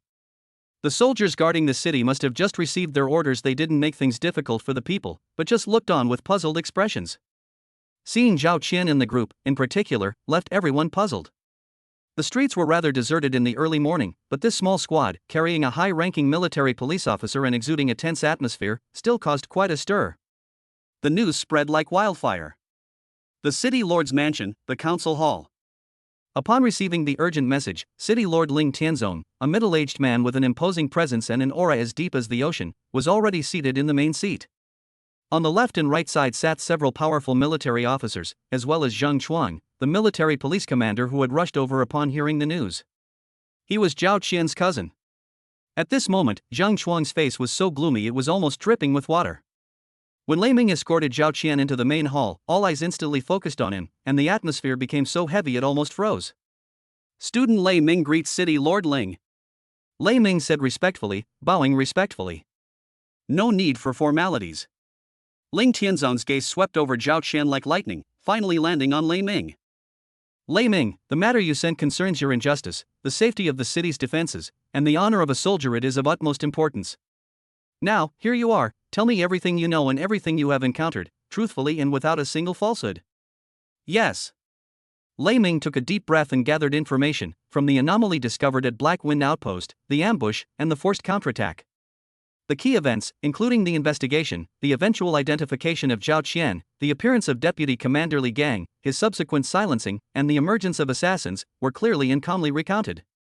He concealed the core secrets such as Baxia and the Qiankuan Tower, only vaguely mentioning them as a chance encounter and help from a mysterious senior. However, the key witnesses and physical evidence are all available, and the logical chain is clear and complete. As he narrated, the hall fell silent, save for increasingly heavy breathing. The entire audience was shocked, especially when they heard that Deputy Commander Li Gang was actually a mole and had been silenced on the spot. Several military commanders slammed their fists on the table, their anger barely contained. Nonsense! You're spouting nonsense! Zhang Chuang suddenly stood up, pointing at Lei Ming and shouting angrily. Lord of the city! This man is a criminal, having murdered the captain of the military police. In desperation, he fabricated such absurd lies in an attempt to confuse the public and escape punishment. Vice Commander Li is utterly loyal. How could he be allowed to slander him? And Zhao Qian, he was clearly tortured and forced to confess. Commander Zhao. Ling Tianzong spoke coldly, his voice not loud, but containing an undeniable authority that instantly suppressed Zhang Chuang's imposing aura. I will make my own judgment on right and wrong. Zhao Qian, is what Lei Ming said true? Zhao Qian, who had already suffered a mental breakdown, dared not hide anything in the face of the city lord's pressure and the facts. With tears streaming down his face, he intermittently confessed how he had been coerced and lured by Li Gang into participating in framing Lei Ming, as well as what he knew about the cleaner plan. His confession corroborated Lei Ming's account. The evidence is irrefutable. Zhang Chuang's face turned deathly pale instantly. He staggered backward, slumped into a chair, and could no longer utter a word. Ling Tianzong's face was ashen, but his eyes flashed with cold light. He never expected that such a heinous act of betrayal would occur under his rule. A deputy commander turned out to be an inside agent for the alien beast. Guards! Ling Tianzong's voice was icy. Take Zhao Qian to the death row and keep him under strict guard. Military Police Commander Zhang Chuang has been suspended from his duties pending investigation. A joint investigation team shall be immediately established, under the personal supervision of the city lord, to thoroughly investigate the scavenger project and all related personnel. Anyone implicated, regardless of rank, will be severely punished. As soon as the order was given, guards rushed forward and dragged the limp Zhao Qian away, and Zhang Chuang was also invited away from the main hall. Chapter 62 Breakthrough to Martial Grandmaster. After dealing with these matters, Ling Tianzong turned his gaze back to Lei Ming, his eyes filled with complex emotions: admiration, guilt, and a hint of inquiry. Lei Ming, he said slowly, you have been wronged. An investigation revealed that your killing of the military police captain Wang Mang was a forced act of self-defense, and the circumstances were understandable. The charges of colluding with strange beasts and framing comrades are pure fabrication. The city lord hereby announces the withdrawal of all warrants and charges against you, and the restoration of your honor and military status. He paused, then continued, in this matter, you were not afraid of powerful figures, ventured deep into the lion's den, exposed the traitor, and made a great contribution by eliminating a major cancer for Poji City. As a special reward, I bestow upon you 100 low-grade spirit stones, 3 bottles of high-grade healing potions, and the Xian rank advanced fist technique, 7 forms of breaking army. Yuan stones are crystals formed from otherworldly energy that can only be used by cultivators at the martial grandmaster level or above, making them extremely rare and precious. Advanced healing potions can quickly repair bodily damage, and their powerful effects are effective against all serious injuries, except for limb replantation. The true explanation of the 7 forms of breaking army fist technique is not a simple martial arts manual, but a collection of the military, left behind by a deceased martial arts master of the highest level. It not only records 7 powerful and unparalleled boxing techniques suitable for battlefield combat, but also includes his lifelong detailed annotations on power generation, blood circulation, and artistic conception. It can be called a textbook of boxing, and its value is immeasurable. Especially for Lei Ming, who lacks a systematic boxing tradition, it is a timely help. This reward is truly generous. Upon hearing this, everyone in the hall showed envy, but even more so, admiration for Lei Ming. All of this was earned with his life. Lei Ming felt reassured his injustice had been redressed, and his heavy burden was lifted. He clasped his hands in a fist and bowed deeply, saying in a deep voice, "Thank you for your wise judgment, City Lord." Ling Tianzong nodded, looking at him with deep eyes. "After this incident, you should know that the road ahead is fraught with danger. I hope you will guard against arrogance and impetuosity, and strive to improve your strength. Poji City needs young people like you." "I understand," Lei Ming replied solemnly. As he stepped out of the city lord's mansion, the morning sun had already bathed the earth. He had cleared his name and gained resources, but Lei Ming felt little relief. The shadowy figure behind Li Gang and the precise execution foreshadow an even bigger storm to come.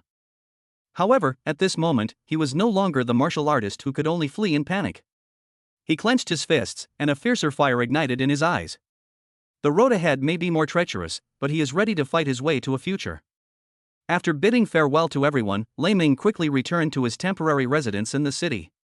As soon as he closed the door, he let out a muffled groan, and his aura fluctuated violently, like boiling magma, which he could no longer suppress. The massive amount of energy accumulated during his cultivation within the Qiankuan Tower, along with the essence of the 10,000-year stone marrow and the insights gained from his life or death battles over the past few days, has propelled him to the absolute peak of the martial master realm. The opportunity to break through is right now. He immediately flashed into the first level of the Qiankuan Tower, sat cross-legged, and fully activated the Supreme Foundation building technique and the Primordial Spirit refining technique.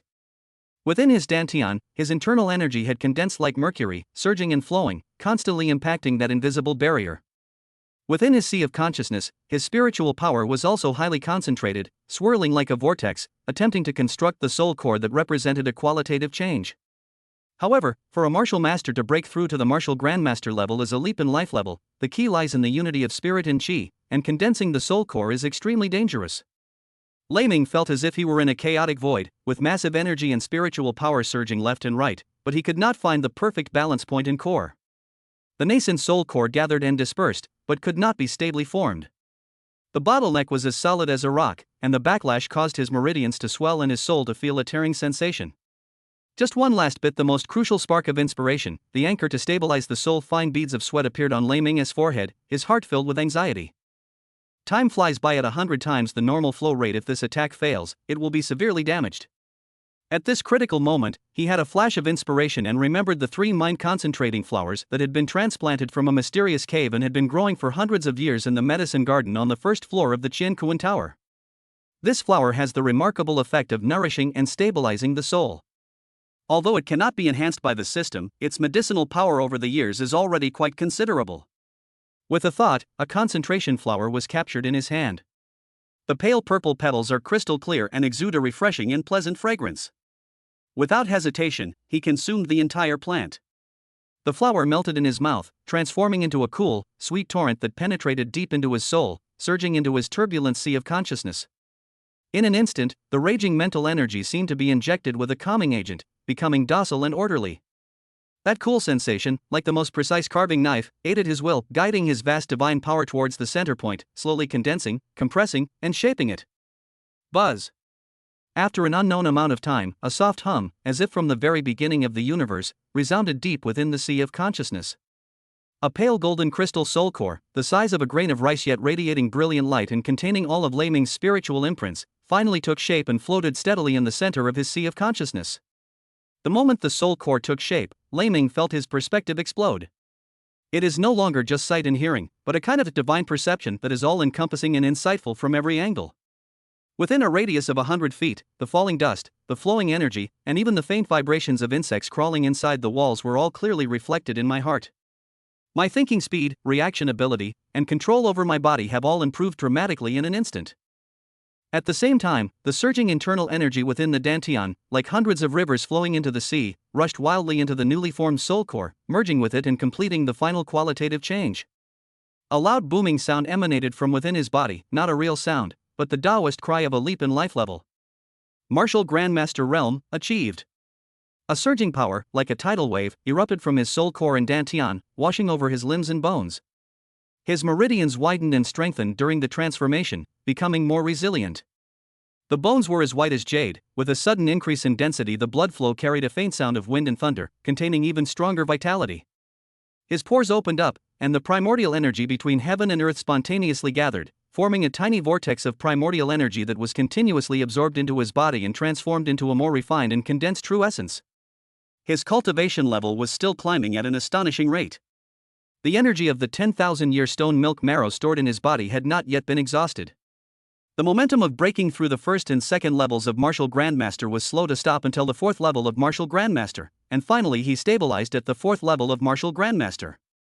He clenched his fist slightly, the air bursting open with a soft popping sound. With a slight thought, a wisp of pale golden true essence emanated from the body, swirling around the fingertips, condensing without dissipating. It could be both hard and soft, containing destructive power and agility far exceeding internal strength. This is the hallmark of the martial sect true essence leaving the body. Moreover, he could feel an incredibly strong protective aura flowing naturally across his body, providing far greater defense than his previous energy coverage. Is this the power of a martial grandmaster? Lei Ming opened his eyes, his gaze shining brightly, as if golden light flowed within them, before quickly receding. He felt that he could easily defeat 10 versions of himself before his breakthrough. This is a qualitative leap. At the same time, he secretly realized how lucky he was to have seriously injured Li Gang. Chapter 63 Beast Siege. After stabilizing his realm, Lei Ming emerged from seclusion and, under the personal examination of the instructor leading the team at the Dawn base, was officially confirmed to have entered the Martial Grandmaster realm. The news caused a huge uproar among all the students in the same cohort. When Lei Ming reappeared at the assembly point and faced his classmates who had participated in the Dawn selection and had trained or competed alongside him, he felt as if he had lived through another world. In just 2 short months, the hellish escape, the breakthrough in desperate situations, the treacherous conspiracies, the bloody battles against opponents of higher levels, the richness and danger of the experience far exceeded that of an ordinary person's entire life. His gaze swept calmly over the crowd before him. Most of these students have advanced to the warrior realm, and a few outstanding ones have reached the high warrior realm, but in his perception at this moment, they are like strong men looking at children.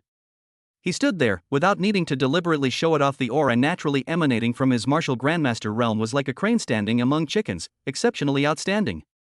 For a moment, the entire room fell silent. All eyes were on him, filled with disbelief, shock, envy, and even a hint of fear. Those classmates who had previously resented or secretly envied his rapid advancement now avoided his gaze, not daring to meet his eyes. The enormous gap between a martial grandmaster and a warrior made them unable to even think of comparing themselves, leaving them only with a deep sense of powerlessness and awe. Lei Ming took in all of this without feeling sorrow or joy, but secretly noted down the few figures with the most complex expressions. Some things are not in a hurry. The teacher leading the team was beaming, his excitement evident. Recruiting a prodigy like Lei Ming is definitely the biggest gain of this competition, and he will make a significant contribution upon returning to the base. He was about to announce the assembly and lead the team onto the return flight aircraft. Sudden. Wah-ah! A piercing, alarming siren suddenly resounded throughout the entire city of Broken City. The sharp, drawn-out sound instantly shattered the morning's tranquility and extinguished the joy that had just begun to rise in everyone's hearts. It's a top-level alert. A large-scale attack by monstrous beasts is on the city. The teacher in charge of the group's expression changed drastically, and he shouted sharply. Aircraft are prohibited from flying. Trainees, proceed immediately to the city walls for defense. Before the words were even finished, the earth trembled slightly. A muffled rumble like thunder came from the distant city walls, along with the mixed roars and howls of strange beasts. In the sky, countless black dots began to appear. Those were flying beasts. The young geniuses, who had just passed the assessment and hadn't even had a chance to catch their breath, instantly lost all color in their faces. Most of them had only seen or killed small groups of strange beasts, and had never experienced a real, overwhelming beast horde attacking the city. The real, bloody battlefield was about to unfold before our eyes. And this may be the first and most brutal lesson they will have to learn as they become Dawn warriors. Lei Ming raised his head, gazing towards the city wall. His eyes held no fear, only a chilling fighting spirit. Martial Grandmaster level power surged within him. Perfect, he'd test his blade on these beasts. All trainees, follow me. Quickly. The instructor leading the team from Dawn Base reacted swiftly, his voice booming like a bell, silencing the commotion on the scene. His original plan was to evacuate immediately, but the highest alert meant the entire city was under lockdown and air routes were cut off, so he could only defend the city on the spot. Although the students were all geniuses selected from thousands, they had never seen such a scene before. Many people turned pale and their eyes showed panic, especially the young men and women who had just been selected from the relatively peaceful inland areas, who were at a loss. "What's the panic?" A cold shout rang out. The voice wasn't loud, but it carried a peculiar penetrating power and a calming force, instantly attracting everyone's attention. It was Lei Ming who spoke. He stepped forward from the crowd, no longer deliberately concealing his martial grandmaster aura. A calm and composed aura, like a pillar in the middle of a stream, naturally emanated from him, clearing away the chaotic atmosphere around him. His gaze was sharp as a knife, sweeping across the young but pale faces. "We are the students of Dawn, the bulwark of humanity's future. With the beast tide approaching, to cower is to die. If you want to live, pick up your weapons and follow me to the city walls." The thunderous sound was resolute and unwavering. He didn't have time for much mobilization in a life or death situation. Actions speak louder than words. His composure and formidable strength became the most effective stimulant at this moment. Violet Bear, Shadow, Xian, and other Dawn students who had previously interacted with him stood behind him without hesitation, their gazes resolute. Seeing this, the other trainees seemed to have found their pillar of support, and they all suppressed their fear and gripped their weapons tightly. "Teacher, please coordinate with the city's defense forces to delineate a defensive zone for us. Classmates, form a circular formation with me at the core, with warriors on the outside, apprentices on the inside, and ranged attackers in the center providing fire support. Support each other and don't be reckless." Lei Ming quickly issued the order, his thinking clear, just like a seasoned commander. His powerful divine sense had already given him a clear understanding of the surrounding environment. The teacher in charge gave Lei Ming a deep look, a hint of admiration flashing in his eyes, and nodded without hesitation. "Okay. The city guards have sent word that the pressure on the 7th section of the western city wall is relatively low. You're in charge now. Be careful." He needed to go to the front lines where the pressure was greater to provide support. "Clear." Lei Ming took the lead, his figure as fast as lightning, and rushed towards the steps leading to the city wall. Dozens of trainees followed closely behind, their steps still somewhat disordered, but their formation was beginning to take shape. Stepping onto the towering city walls, a bloody battlefield unfolds before your eyes. Outside the city walls, the dark, surging tide of beasts resembled a vast, turbulent ocean. In the sky, countless flying beasts with wingspans of several meters and claws like hooks swooped down like bombers, spewing acid and poisonous fire, or directly ramming into the ground, searching for weak points in their defenses. The air was filled with a strong smell of blood, burned food, and the stench of strange beasts. The defenders on the city wall were fighting a bloody battle. Energy cannon shells whistled through the air, and shouts of battle, screams of agony, and explosions filled the air. A few flying beasts have already rushed onto the city walls and engaged in fierce hand-to-hand combat with the defenders. The seemingly powerful defenses proved utterly ineffective against the strange beasts, and in the end, it was only the high-level martial artists who could determine the outcome. This is the difficulty of rebuilding in Wasteland. Form ranks. Kill.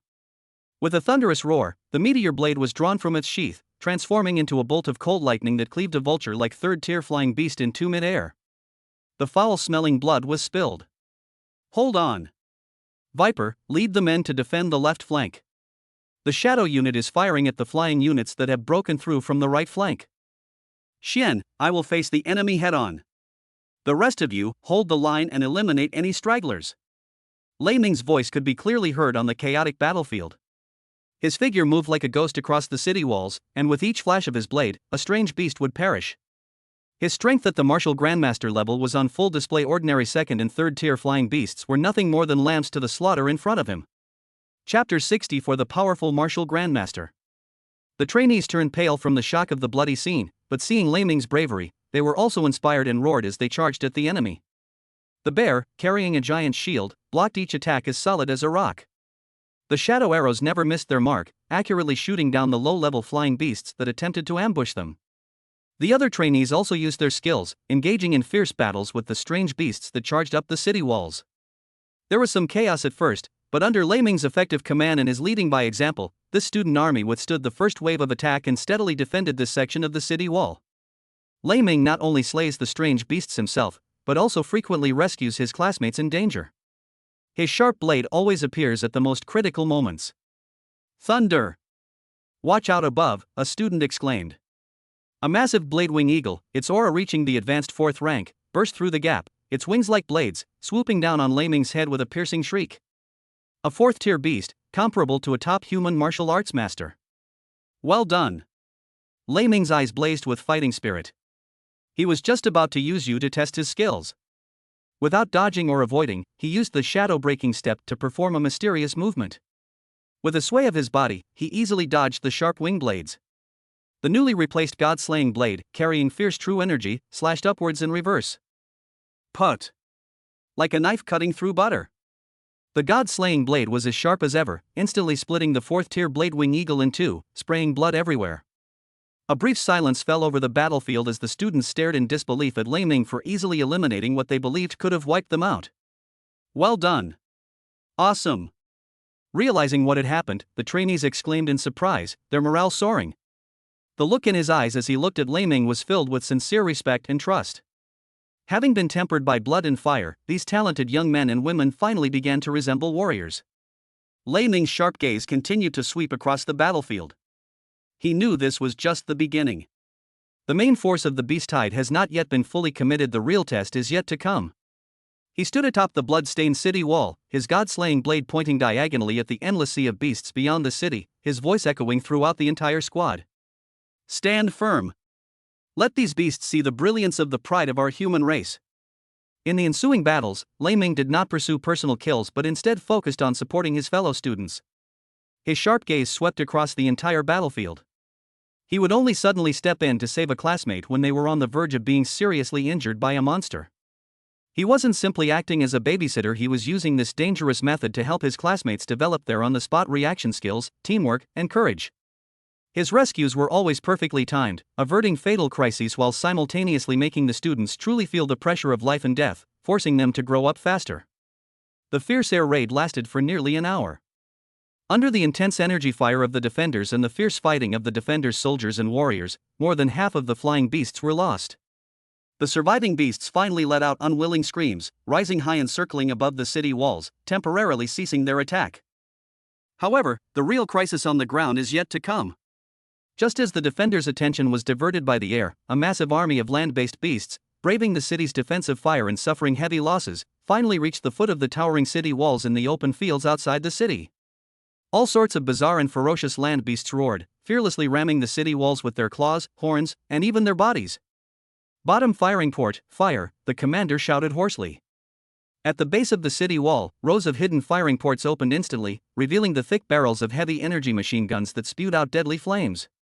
Like the scythe of death, a dense hail of bullets instantly swept down the low-level beasts gathered at the base of the wall, blood and flesh flying everywhere, limbs and severed bodies scattered all around, turning the area at the foot of the city wall into a bloody slaughterhouse in an instant. But the ferocity of the beasts far exceeded our imagination. Driven by the roars of the high-level beast leaders behind them, a large number of low-level beast cannon fodder fearlessly trampled over the corpses of their comrades and continued to charge forward. Their corpses were used as materials to fill trenches and build steps. The morning passed in a fierce battle of attack and defense. The trainees relied on the city walls to deal with the occasional strange beasts climbing up the walls and the flying beasts that occasionally swooped down from the sky. Although the pressure was considerable, they were able to hold on. Lei Ming remained highly focused, only taking action at crucial moments, spending most of his time calmly observing and honing his classmates' skills. However, as the meat ladders made up of countless animal corpses gradually approached the height of the city wall, the battle situation suddenly escalated.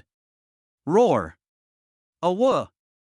With a deafening roar, the second and third-tier elite beasts, who had been poised to attack, along with a few terrifying fourth-tier leaders, finally launched their all-out assault. With their powerful explosive force, they leaped up the mountain of corpses or climbed the battlements with their sharp claws, falling into the defenders' positions like dumplings being dropped into a pot. These strange beasts were far stronger than the previous fodder soldiers. They were thick-skinned and had fierce attacks, and they quickly opened up breaches in many places on the city wall. The trainees' formation was immediately disrupted, and cries of alarm, screams, the clash of weapons, and the roars of strange beasts filled the air, greatly increasing the pressure. Lei Ming, who had been relatively relaxed, suddenly turned sharp as a knife in his eyes. He moved, no longer confined to a small area. A student's longsword was knocked away by a fourth-tiered golden rending tiger with a single claw, and its blood-red maw, carrying a foul stench, came down on his head, leaving the student with a look of despair. Just as the sharp teeth were about to close, a burst of true energy transformed into a steel whip and swept across. With a muffled thud, the massive body of the golden tiger was struck as if by a battering ram, flying sideways and crashing heavily into the wall, its bones shattered. On the other side, the sticky poisonous webs spewed by 3 third-tier ghost-faced spiders were about to engulf and corrode a small teen when a condensed burst of true energy struck first, like an invisible blade slicing through, cutting the poisonous web and the spiders in two. Lei Ming's figure flashed across the city walls, each appearance accompanied by a thunderous attack. He didn't use fancy martial arts techniques, often just a simple punch, a kick, or the release of true energy with his fingers like knives. But the terrifying power contained within and the precise grasp of timing made every strike hit the vital point, efficient and deadly. He was like a firefighter, and also like a pillar of strength. Wherever he went, danger was immediately averted. Even powerful 4th-tier beasts couldn't last more than a round or two against him. The formidable strength of the martial Grandmaster realm was fully revealed at this moment. He not only saved lives, but also stabilized the crumbling defense line with a powerful stance, greatly boosting the morale of the defenders. However, the attacks of the strange beasts were like a tidal wave, one wave stronger than the next. Chapter 65: The Terrifying God-Slaying Blade. Lei Ming darted across the city wall, his blade flashing as he constantly diffused the students' crises. Just as he swung his sword at a diving iron-winged vulture, a chilling killing intent suddenly struck him from behind, sending a shiver down his spine. His mind was racing with alarm bells, but he remained outwardly calm. The action of slaying the vulture was fluid and without the slightest hesitation, but in secret he had already pushed the supreme foundation building technique and the primordial divine refining technique to their limits. The abundant true energy surged within his body, instantly forming a layer of incredibly condensed, pale golden protective energy shield that adhered tightly to his skin. At the same time, he subtly adjusted the angle of his right hand holding the sword. Although the god-slaying blade was not fully drawn, its unparalleled sharpness was already poised to be unleashed. Sure enough, just as his old strength was exhausted and his new strength had not yet been generated, at that delicate moment when his body was suspended in mid-air. Squeak, squeak, squeak. 3 sharp, piercing squeaks rang out almost simultaneously. 3 gray figures, moving with lightning speed, pounced from 3 directions, instantly forming a triangular shape that surrounded Lei Ming in the center. It was 3 gray-backed demon monkeys, each the size of a teenager, yet exuding a terrifying aura of a 5th-order grandmaster. These demonic monkeys moved so fast they left afterimages, their sharp claws gleaming with a chilling blue light, clearly indicating they were highly poisonous. They worked in perfect harmony, blocking all of Lei Ming's possible escape routes, and 6 eyes filled with violent killing intent were locked on him. However, faced with this sudden and deadly situation, Lei Ming was not alarmed but delighted, and a surge of heroic spirit welled up in his heart. Since breaking through to the martial grandmaster level, he has not encountered a worthy opponent. Now is the best time to test his own strength. Well done! He roared, his true energy erupting as he unleashed the shadow-breaking step to its fullest extent. It felt as if he was treading on invisible ripples. Instead of retreating, he charged towards the demon monkey directly in front of him with lightning speed. So fast that it left only a faint afterimage in its place. The god-slaying blade was suddenly drawn. There was no earth-shattering momentum, only a dark blade light, condensed to the extreme, slashing straight down. A hint of anthropomorphic horror flashed in the crimson eyes of the gray-backed demon monkey facing it. It had clearly not expected that Lei Ming would counterattack, and at such a speed. It screamed and, relying on its racial instincts, retreated rapidly to the side and rear, trying to increase the distance between them. But just as it began to step aside, Lei Ming's straight-line figure twisted and changed direction in a bizarre and illogical manner, following closely behind, and his sword speed increased by another 3 points. It is precisely the strange ability to change direction and speed that one possesses after mastering that shadow-breaking step. Put. It was like cloth being forcibly torn apart. The sharpness of the god-slaying blade, combined with the pure true essence of the thunderous martial grandmaster, is simply indestructible. As the blade flashed, the protective aura on the monkey's body, which was strong enough to withstand attacks from ordinary martial grandmasters, shattered like paper, and its tough fur and muscles were also cut open. Blood gushed out like a fountain. Ack! A heart-wrenching scream echoed across the city wall. The demon monkey had been cleaved open from its right shoulder to its left rib, with a deep, bone-revealing wound that revealed its internal organs. It had almost been dismembered. Even more terrifying, under the attack of the blade's energy, its 2 forearms, which it instinctively raced to block, were also severed at the wrists and fell to the ground with their sharp claws attached. One strike. Severely injuring a 5th-tier grandmaster-level demon monkey. Even Lei Ming himself was slightly shocked by the devastating effect. He knew the god-slaying blade was powerful, but he never expected that when combined with his own true essence, it could have such an overwhelming effect on a 5th-tier beast. It seems that in the past, due to his low cultivation level, he was unable to unleash the full power of the god-slaying blade. This sudden, thunderous strike not only nearly killed one powerful enemy, but also completely stunned the other 2 gray-backed monkey demons who were about to pounce on it. Their bodies suddenly froze, their crimson monkey eyes filled with disbelief and terror, and their movements stiffened for a moment. Squeak! Roar! The next moment, the 2 demon monkeys snapped out of their shock and let out even more furious and frenzied howls. The serious injury to their companion completely ignited their ferocity. They were no longer cautious and instead transformed into 2 gray lightning bolts, one on the left and one on the right, wielding their poison claws and rushing straight towards Lei Ming with a shriek that tore through the air. Humph! You're courting death! Lei Ming's confidence soared, and he let out a long laugh as he brandished the god-slaying blade.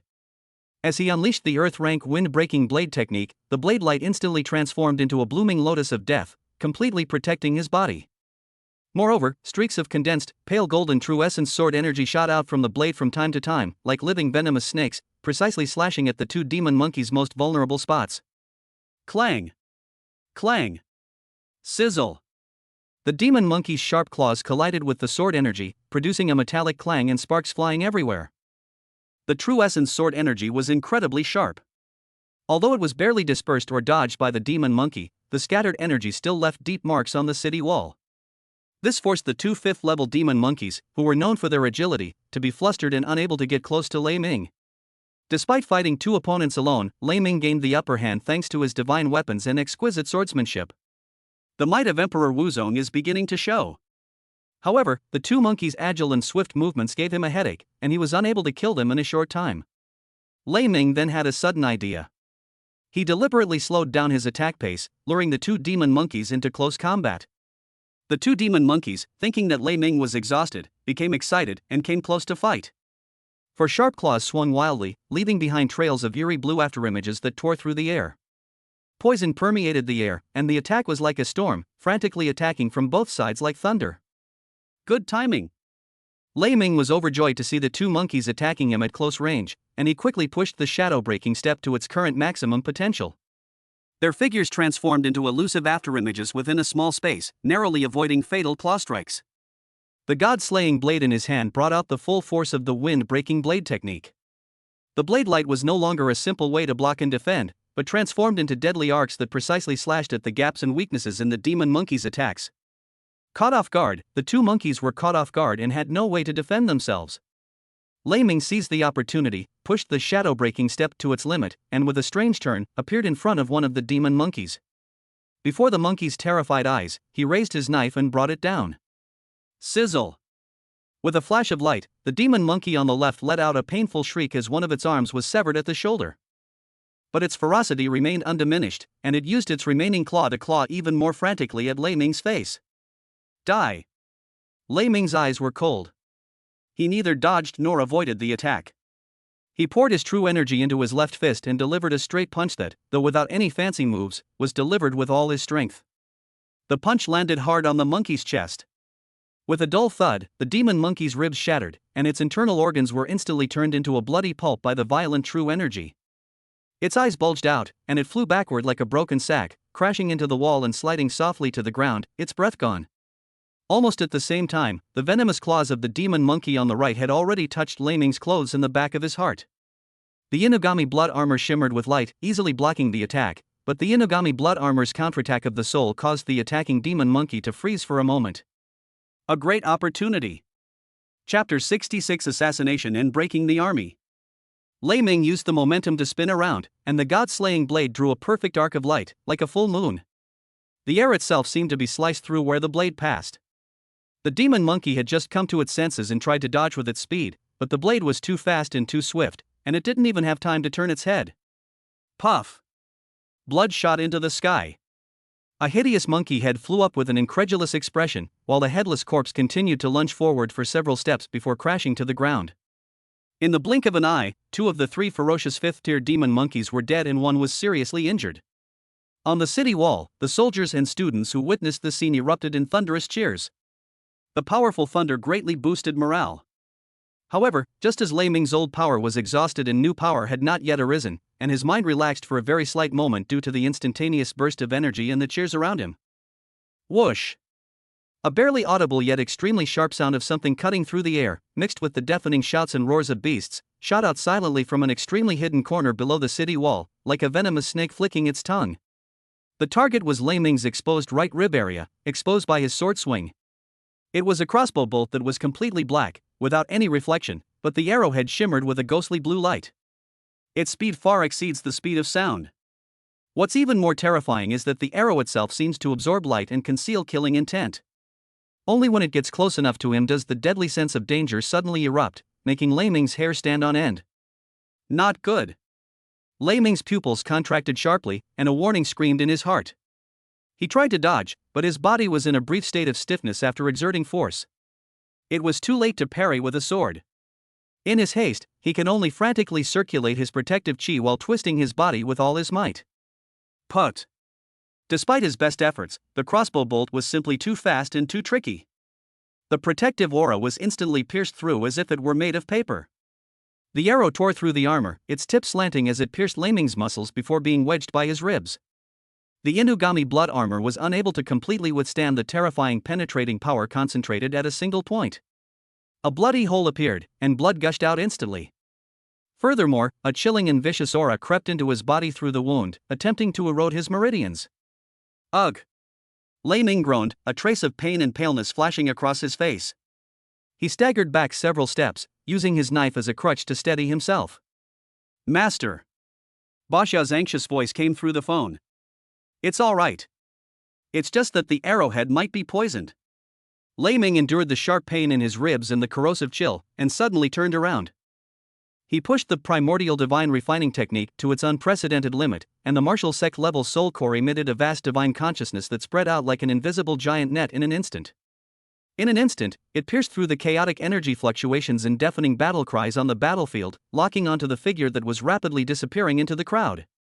Although the man had changed into ordinary soldier's armor and deliberately hunched his back.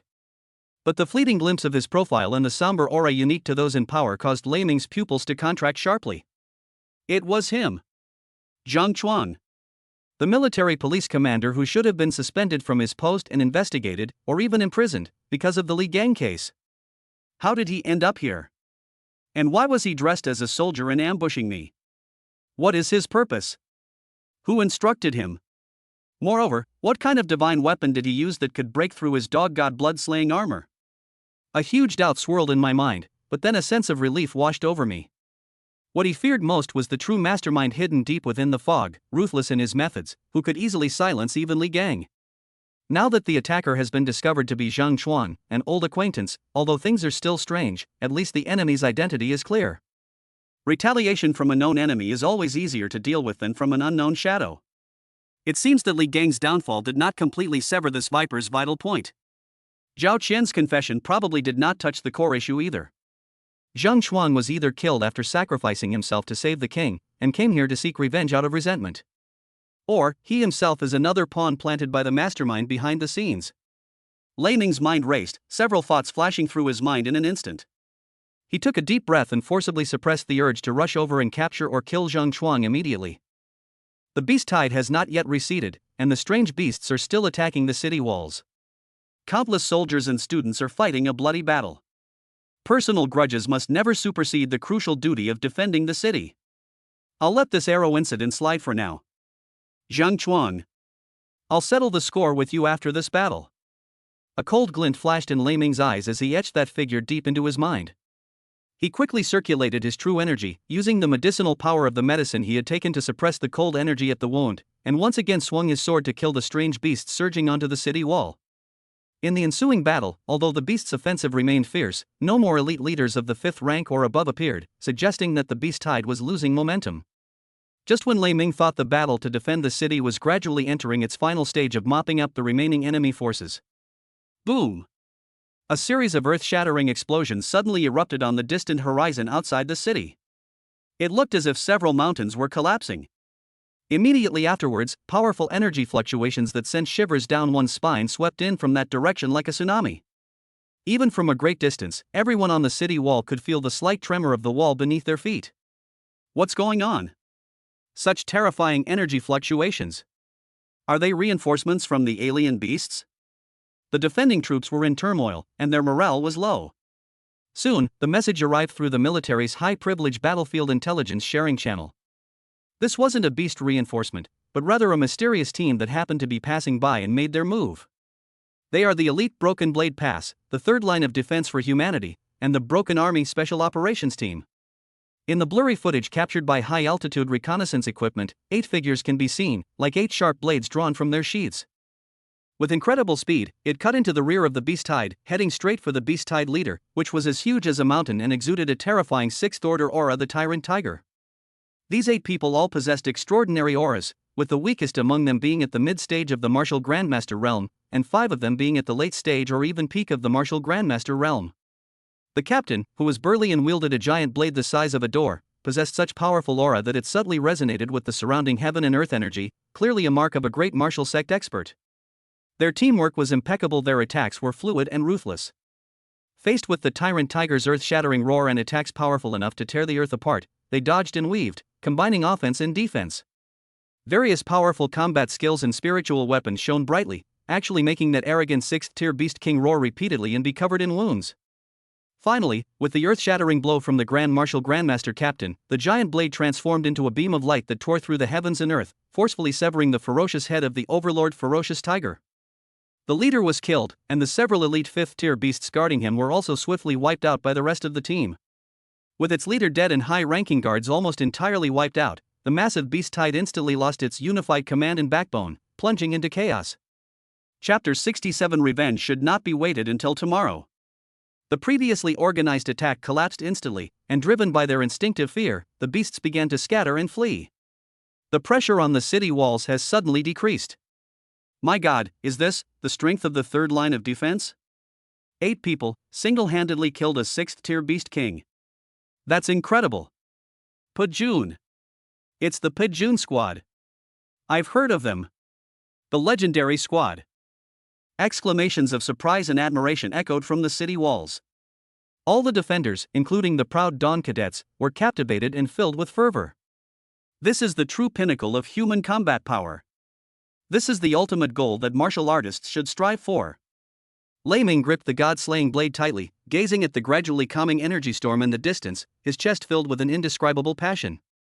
One person's strength has its limits, and this kind of powerful team composed of top experts with perfect teamwork is the team he longs for.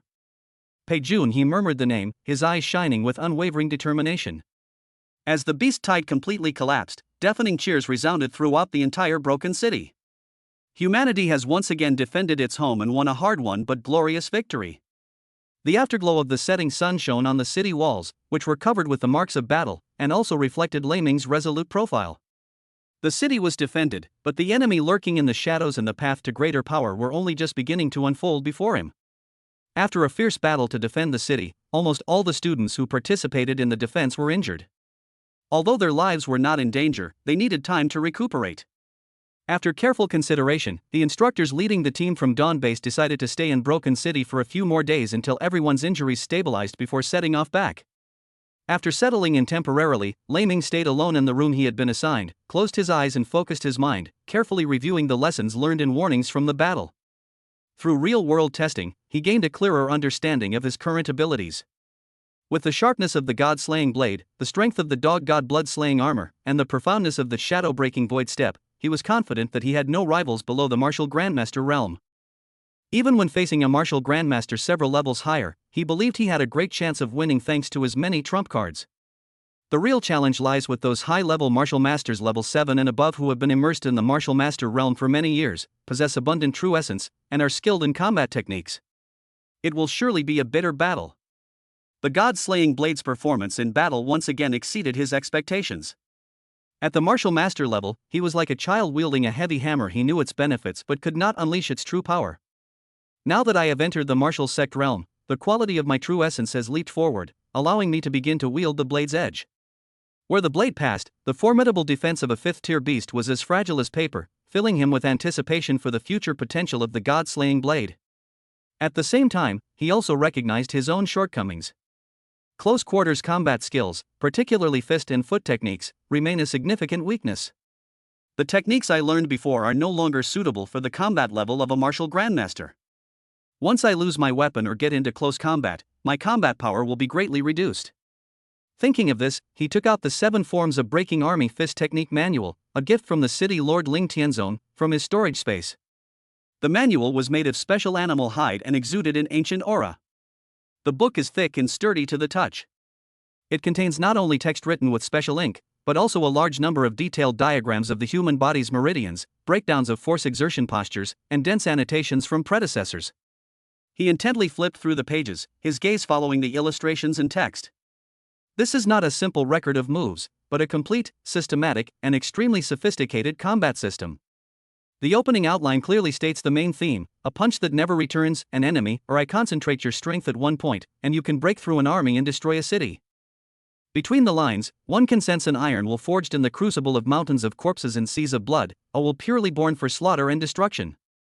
The 7 forms of boxing each correspond to an extreme way of exerting force and a technique for bursting out true energy. For example, the first move, piercing armor, emphasizes compressing the body's strength and true energy into a single point of the fist in an instant, using this point to break through the surface and specializing in defense. The second move, mountain collapse, is a crushing, downward moving shockwave containing multiple layers of superimposed internal force. The more Lei Ming studied the complex routes of how true energy accelerates, accumulates, and explodes in specific meridians, and the more detailed the descriptions of how muscles, bones, and fascia work together under extreme conditions, the more alarmed he became. This set of boxing techniques places extremely high demands on the practitioner's physical strength, control over true energy, and even the timing of combat. But once mastered, its power will undoubtedly be astonishing. Each move abandons redundant variations, pursuing the ultimate speed, power, and lethality, which is the best supplement to his current lack of close combat ability. It really is a good product. Lei Ming thought excitedly. This 7 Forms of Breaking the Army directly addresses the core of power application. If mastered, it would be enough to bring about a qualitative leap in his close combat strength. Putting down the book, he picked up the dark blue crossbow bolt that had almost caused him to capsize in the ditch. The arrows were icy to the touch, and strange runes were etched on the arrowheads. Even when stationary, they faintly exuded an aura of destruction. He examined it carefully, feeling a chill run down his spine. The Inugami blood armor's defense is unquestionable. It can withstand attacks from a martial saint level. However, its characteristics are more inclined towards energy defense and the dispersion of overall impact. This crossbow bolt is clearly designed to concentrate all its power into a single point, specifically designed to break through various protective auras and high-intensity defenses. It is a typical armor-piercing weapon. This served as a wake-up call for him. Even the strongest defense is not absolutely invincible. Everything in the world has its counterpart. In future battles, we must be more cautious and never rely too much on our armor. We must improve our strength as soon as possible. A sense of urgency arose spontaneously. Without further hesitation, he moved his mind and appeared on the 3rd floor of the Qiankuan Creation Tower, in that magical space that was blessed with a 100-fold increase in comprehension. Here, thoughts become clear, and all sorts of inspirations flash by. He abandoned all distractions and immersed himself in comprehending the 7 Forms of Breaking the Army. The words, illustrations, and insights in the book, like a gentle stream, were understood, digested, and absorbed by him at an unprecedented speed, aided by his heightened comprehension. He repeatedly rehearsed the techniques for exerting force and the routes for circulating true energy in each move, engaging in fierce battles with his imaginary enemy in his mind. Before he knew it, the outside world was already deep and quiet. Lei Ming slowly opened his eyes, a glint of light flashing in them. He had already gained a preliminary understanding of the first 2 forms of the 7 Forms of Breaking the Army.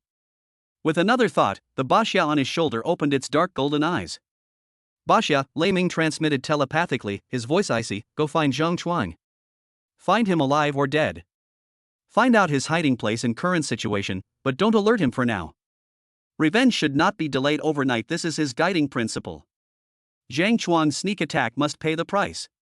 And Baxia is undoubtedly the best tool for tracking and reconnaissance. Understood, Master. Baxia replied briefly, her small figure disappearing silently from the window into the vast night, as if blending into the shadows. Its incomparably powerful divine sense, like an invisible net, has begun to envelop every corner of Broken City. Inside the room, Lei Ming closed his eyes again and continued to study the fist technique. Under the cover of night, a covert hunt targeting the traitor has begun.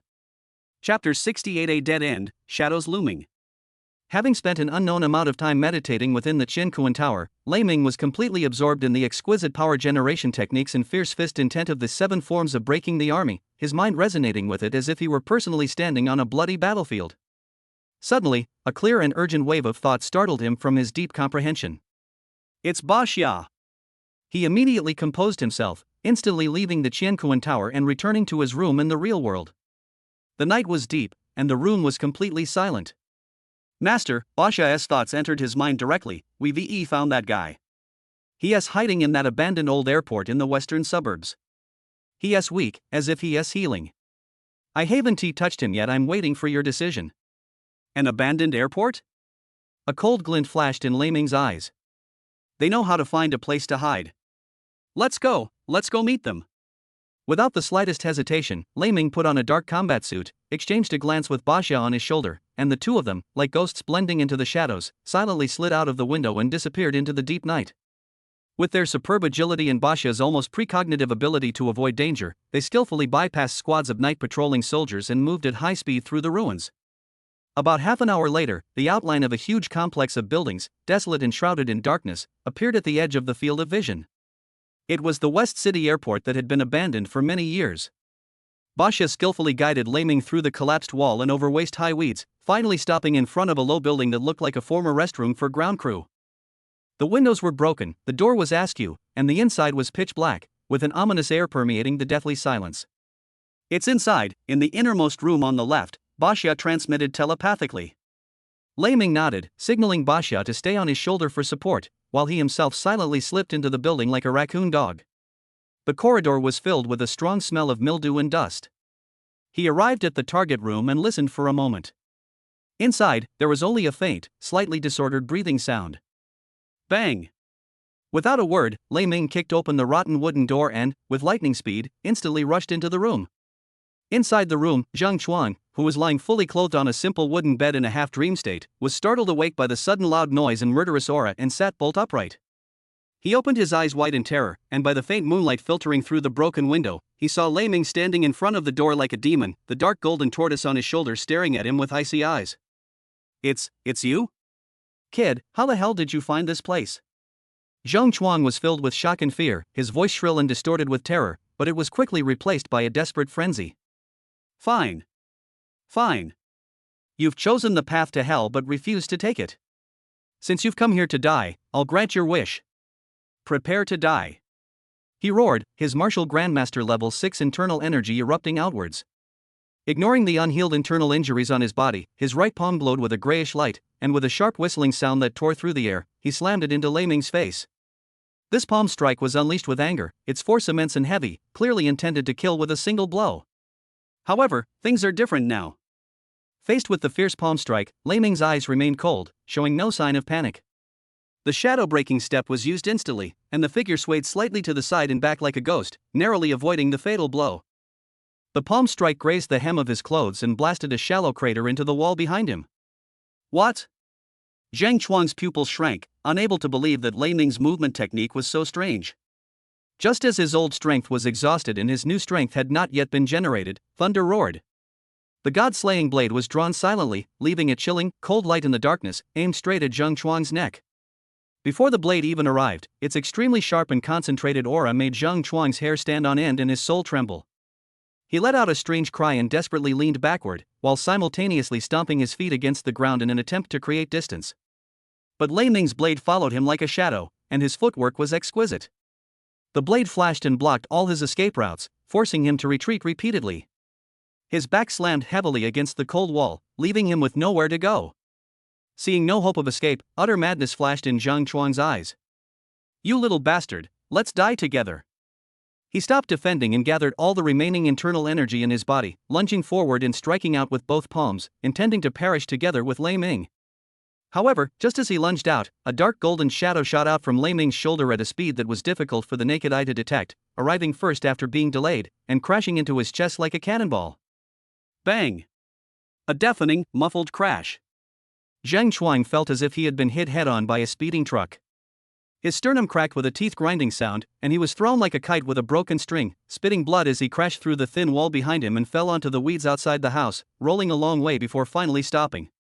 He struggled to lift his head, his internal organs throbbing with excruciating pain as if they had shifted, and looked into the room with utter terror.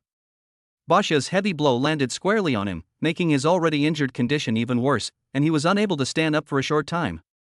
Lei Ming slowly walked out of the hole, the little turtle still lazily lying on his shoulder, as if the earth-shattering blow had nothing to do with it. Cough, cough, cough, what the hell is that? Zhang Chuang's voice trembled, filled with despair and confusion. Lei Ming looked down at him with indifferent eyes, as if he were looking at an ant. Once upon a time, Zhang Chuang, the commander of the military police, was a powerful figure whom he needed to look up to and who could decide his life and death at will. At this moment, the other party lay sprawled at his feet like a dead dog, only his eyes filled with resentment and unwillingness. TSK, how pathetic. Lei Ming spoke slowly, his voice filled with cold mockery. They didn't hesitate to silence Li Gang, and then turned around and sent you, their fairly useful dog, to kill me to silence me as well. And you actually wagged your tail and came? What a loyal dog. He deliberately used words to provoke and test them. Sure enough, upon hearing the word silence and sent you here, a trace of extreme panic and fear flashed uncontrollably deep in Zhang Chuang's eyes. Although he forcibly suppressed it in an instant, how could he escape Lei Ming's gaze, who was fixed on his eyes? This fleeting moment of panic stirred up a storm in Lei Ming's heart. He had initially guessed that this might be Zhang Chuang's personal act of revenge, but now it seems that there was indeed a mastermind behind it all. Li Gang's death was by no means an isolated incident. Zhang Chuang realized that his momentary loss of composure might have given him away, and immediately forced a fierce but weak roar. What nonsense are you spouting? I don't know. It's you. It's you who made me lose everything. I will never let you go. If I can't kill you this time, there will be a next time. I'll haunt you even as a ghost. Oomph, what a joke. Lei Ming sneered. If you hadn't been so determined to make me a scapegoat, how could things have turned out this way? You think you can protect the people behind you by taking everything upon yourself? How naive. Zhang Chuang abruptly shut his mouth, his eyes turning from resentment to deathly ashes, yet also revealing a strange resolve, and he uttered no more words.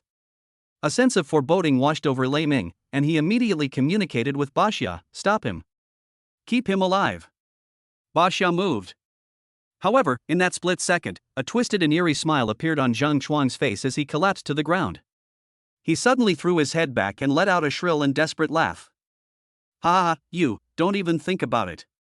Before he could finish speaking, his body shuddered violently, and a large mouthful of foul-smelling, black blood gushed from his mouth. His eyes instantly lost all light, his head lolled to the side, and he stopped breathing completely. The entire death process was faster than anyone could imagine. Lei Ming strode forward, his fingers probing the man's neck pulse, his face instantly turning ashen. He committed suicide by poison. It was a highly toxic sac that had been hidden in his teeth all along. He had long been prepared to die if the mission failed. Lei Ming frowned deeply as he watched Zhang Chuang's body rapidly turn bluish-black. The trail has gone cold again. But this resolute suicide only further confirms the existence of the mastermind behind the scenes and their terrifying control. The water was deeper and muddier than he had imagined. Chapter 69 Mysterious Crossbow. Lei Ming looked at Zhang Chuang's rapidly cooling body and did not choose to destroy the evidence. He simply cleaned up the obvious traces left in the room from the fight. Try to make the scene look like a mutually destructive skirmish after a skirmish, rather than a premeditated hunt. Then, he squatted down and began to carefully search Zhang Chuang's body. They examined clothing, pockets, shoes, socks, and even mouths and hairbuns, trying to find any clues that could point to the mastermind behind it all. However, apart from a few ordinary energy crystals, some miscellaneous personal items, and the disguised soldier's uniform, they found nothing. The other party was clearly extremely cautious, leaving nothing behind that could expose the mastermind. Just as he was slightly disappointed and about to give up, his fingers touched a hidden pocket in Zhang Chuang's underwear. There were no documents or keepsakes inside, only a photograph with slightly worn edges, protected by a special waterproof material. Lei Ming took out the photo and looked at it in the dim light coming in from the window. The photo shows a much younger Zhang Chuang with a genuine and radiant smile. He had one arm around a gentle and beautiful woman, and the other arm around a little girl of about 3 or 4 years old with pigtails and a wide, toothy smile. The background is a sunny park, and a family of 3 is snuggled together, their happiness almost overflowing from the picture. Looking at Zhang Chuang's happy smile in the photo, and then at the distorted, resentful, and desperate corpse at his feet, Lei Ming felt a complex and indescribable emotion welling up inside him. What exactly happened behind this huge contrast? Was he forced into becoming a henchman because his family was controlled and coerced by a mastermind? Or did he experience some kind of huge upheaval that completely warped his character? Whatever the reason, the entanglements and darkness behind it are clearly beyond his current personal capabilities to reach and resolve. The trail has gone cold again, but at least, this photo might tell us something. Lei Ming carefully put the photo away. It might serve as some indirect evidence for future investigations. We can only leave the situation here in Zhang Chuang's body to the city lord's mansion for investigation, hoping they can find some clues.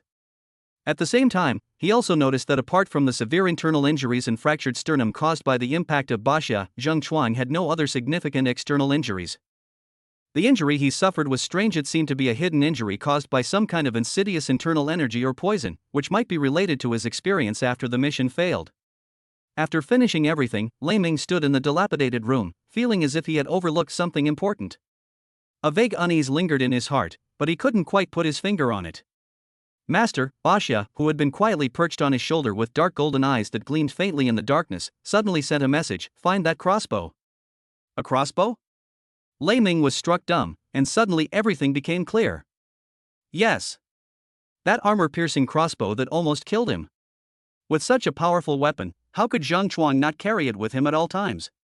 Unless he left it somewhere else, or he didn't have time to retrieve it after the mission failed?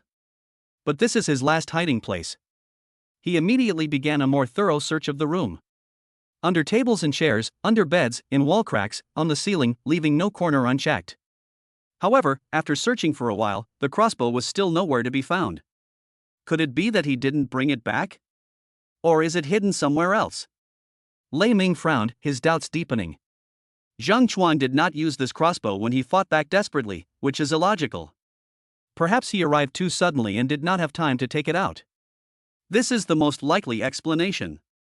Perhaps there's a mechanism? Baxia's thoughts calmly returned. Lei Ming's eyes narrowed, no longer relying on his naked eye. He took a deep breath, and the pale golden soul core in his sea of consciousness trembled slightly. His boundless spiritual power spread out from him to every inch of the room like mercury spilling onto the ground. Mental perception is completely different from visual observation. It can touch subtle differences in matter, sense traces of residual energy, and even detect abnormal airflow. Mental energy, like the most precise scanner, slowly swept across the mottled walls, the damp ground, the decaying furniture when it swept across a seemingly identical patch of blue brick floor in the corner. Lei Ming's mental power keenly detected an extremely faint but clearly different energy shielding fluctuation from the surrounding environment. The fluctuation was very subtle. If he hadn't possessed strong mental power and was deliberately searching for it, he would have had no chance of detecting it. Here. He walked to the corner of the wall, squatted down, and carefully tapped the blue brick and its surroundings with his hand. The sound was normal. But he trusted his spiritual perception. He circulated his true energy, gathering a wisp of sharp energy at his fingertips, and carefully cut along the cracks at the edge of the blue brick. With a soft click, it was as if some delicate latch had been activated. The entire blue brick, along with the stone slab below, was slightly concave inward, and then slid to one side, revealing a hidden compartment that was only about 2 palm widths square and about half a foot deep. The interlayer is lined with soft, shock-absorbing fleece. Lying quietly on it was that black, sleek, dangerously beautiful hand crossbow. Next to it, there were 2 armor-piercing crossbow bolts of the same material, with black arrowheads, placed side by side. Found it! Lei Ming was overjoyed and carefully took out the crossbow and bolts. He examined the crossbow in his hand carefully. The crossbow body was made of some unknown metal. It was cold to the touch, pitch black, and seemed to absorb the surrounding light. Holding it in my hand, I couldn't feel much killing intent emanating from it. Only near the crossbow's trigger mechanism, there were extremely fine energy circuit patterns that were faintly visible. The 2 crossbow bolts were made of the same material, and the eerie blue runes on the arrowhead shimmered with a dangerous light in the darkness. What an ingenious design! What terrifying stealth and penetrating power! Lei Ming liked it more and more as he looked at it. This is absolutely a top-tier weapon designed for assassination and breaching defenses. Even the Inugami blood armor couldn't completely withstand it, making its value immeasurable. He suppressed his distracting thoughts and carefully put away the crossbow and bolts. Zhang Chuang is dead, and the origin of this crossbow and arrows is probably hard to trace. But now that they have fallen into his hands, it is his opportunity and a trump card to fight against powerful enemies in the future. Just as he was basking in the ecstasy of acquiring a powerful trump card, a calm thought came from Basha on his shoulder, instantly bringing him back to his senses.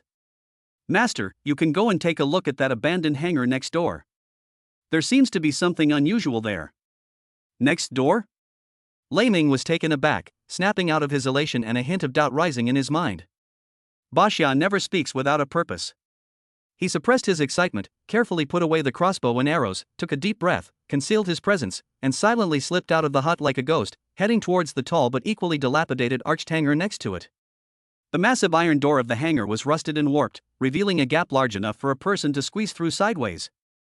Lei Ming held his breath and slipped inside.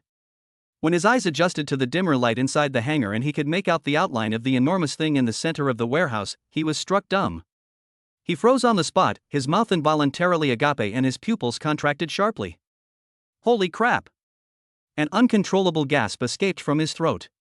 Chapter 72,000 times enhanced fighter jet. In the center of the hangar, a streamlined, futuristic aircraft was quietly parked. It has a matte dark gray finish and extremely smooth lines, as if it were made by nature, without any unnecessary rivets or seams. Most notably, it lacks traditional wings, features a slightly swept-down blended wing body structure on both sides of the fuselage, has deflectable vector nozzles at the tail, and appears to have a hidden lift fan canopy under the fuselage. This is clearly a high-performance fighter jet with vertical short takeoff and landing capabilities. Its technological sophistication and refinement are completely different from the bulky, noisy fighter jets he knew of that were built primarily with heavy armor and powerful firepower. These are products of two completely different eras. A tremendous sense of absurdity and cognitive shock swept through Lei Ming's mind. At the same time, a flash of inspiration struck him, and he remembered the magical Rubik's Cube he had obtained during a practical assessment at school, which was also a creation that surpassed current technology. No wonder Zhang Chuang chose to hide here, Lei Ming instantly realized. He is not simply hiding, he is waiting for an opportunity to escape Broken City on this plane. Our arrival disrupted his plans. Having figured this out, even greater questions flooded my mind. Where did this fighter jet, which clearly surpasses the current level of technology, come from? Who manufactured it? Could it be the force behind Zhang Chuang? How could they possess such advanced technology? His upbringing and experiences taught him that the cataclysmic event, the invasion of alien beasts, caused the collapse of the global industrial system. The surviving humans rebuilt civilization on the ruins, and in order to deal with the terrifying individual strength of the alien beasts, the focus of development shifted entirely to the martial arts system that could rapidly improve individual combat power. In terms of technology, only some relatively simple, robust, and mass-producible city defense weapons such as heavy machine guns and energy cannons and necessary transport vehicles such as robust and durable transport aircraft and helicopters have been retained. Many sophisticated modern weapons such as guided missiles and high-performance fighter jets have long been lost due to the disruption of the industrial chain and technological gaps. This has led to the strange phenomenon of the coexistence of high-technology residual heritage and specific developments and low-technology daily life and general equipment. However, the fighter jet in front of him completely overturned his understanding. Its existence silently proclaims that the technological level possessed by this world, at least by certain hidden forces, is far from being as backward as it appears on the surface. What is the energy system? What level has the material science reached? How is the stealth performance? What about the weapon configuration? A series of questions flashed through Lei Ming's mind. He didn't need to go inside for a closer look. Just from the fighter jet's perfectly formed shape, its meticulous craftsmanship, and its restrained aura of danger, he could sense its extraordinary nature. This is by no means a concept machine in the laboratory, but a mature product that can be put into actual combat. Just how powerful are the forces behind Zhang Chuang? What is their purpose in possessing such technology? Is it merely for internal strife and silencing witnesses? Lei Ming felt a chill rise up his spine. He originally thought he was facing only a hidden upper-level force within the system, but now it seems that he may be facing a much more astonishing force with unfathomable technological strength. This secret may be far more enormous and terrifying than the conspiracy uncovered by people like Li Gang and Zhang Chuang. He stood there, gazing at the silent steel behemoth for a long time, his heart filled with turbulent emotions. Just as Lei Ming was awestruck by this advanced fighter jet that was beyond his comprehension and his mind was in turmoil, a bold idea suddenly flashed into his mind. System. You have not used your enhancement opportunity for today. This fighter jet is already a masterpiece. What would it become if it were further enhanced by the system? Could it become a powerful tool for him to deal with huge crises and explore unknown secrets in the future? Once the thought arises, it can no longer be suppressed. Lei Ming took a deep breath to calm his turbulent emotions, gently placed his palm on the cool, smooth, matte skin of the fighter jet, and focused his mind into his sea of consciousness, communicating with that mysterious and unpredictable being. System, enhance the aircraft in front of you. The moment the command was given, a sudden change occurred. Centered on the point of contact between Thunder's palm and the aircraft, countless dazzling silver-white rays of light emerged out of thin air, like living mines, instantly covering every inch of the fighter jet's surface. The original dark gray matte coating began to undergo a visible transformation under the influence of the silver light, gradually deepening in color and turning into a deeper, darker hue that seemed to absorb all light.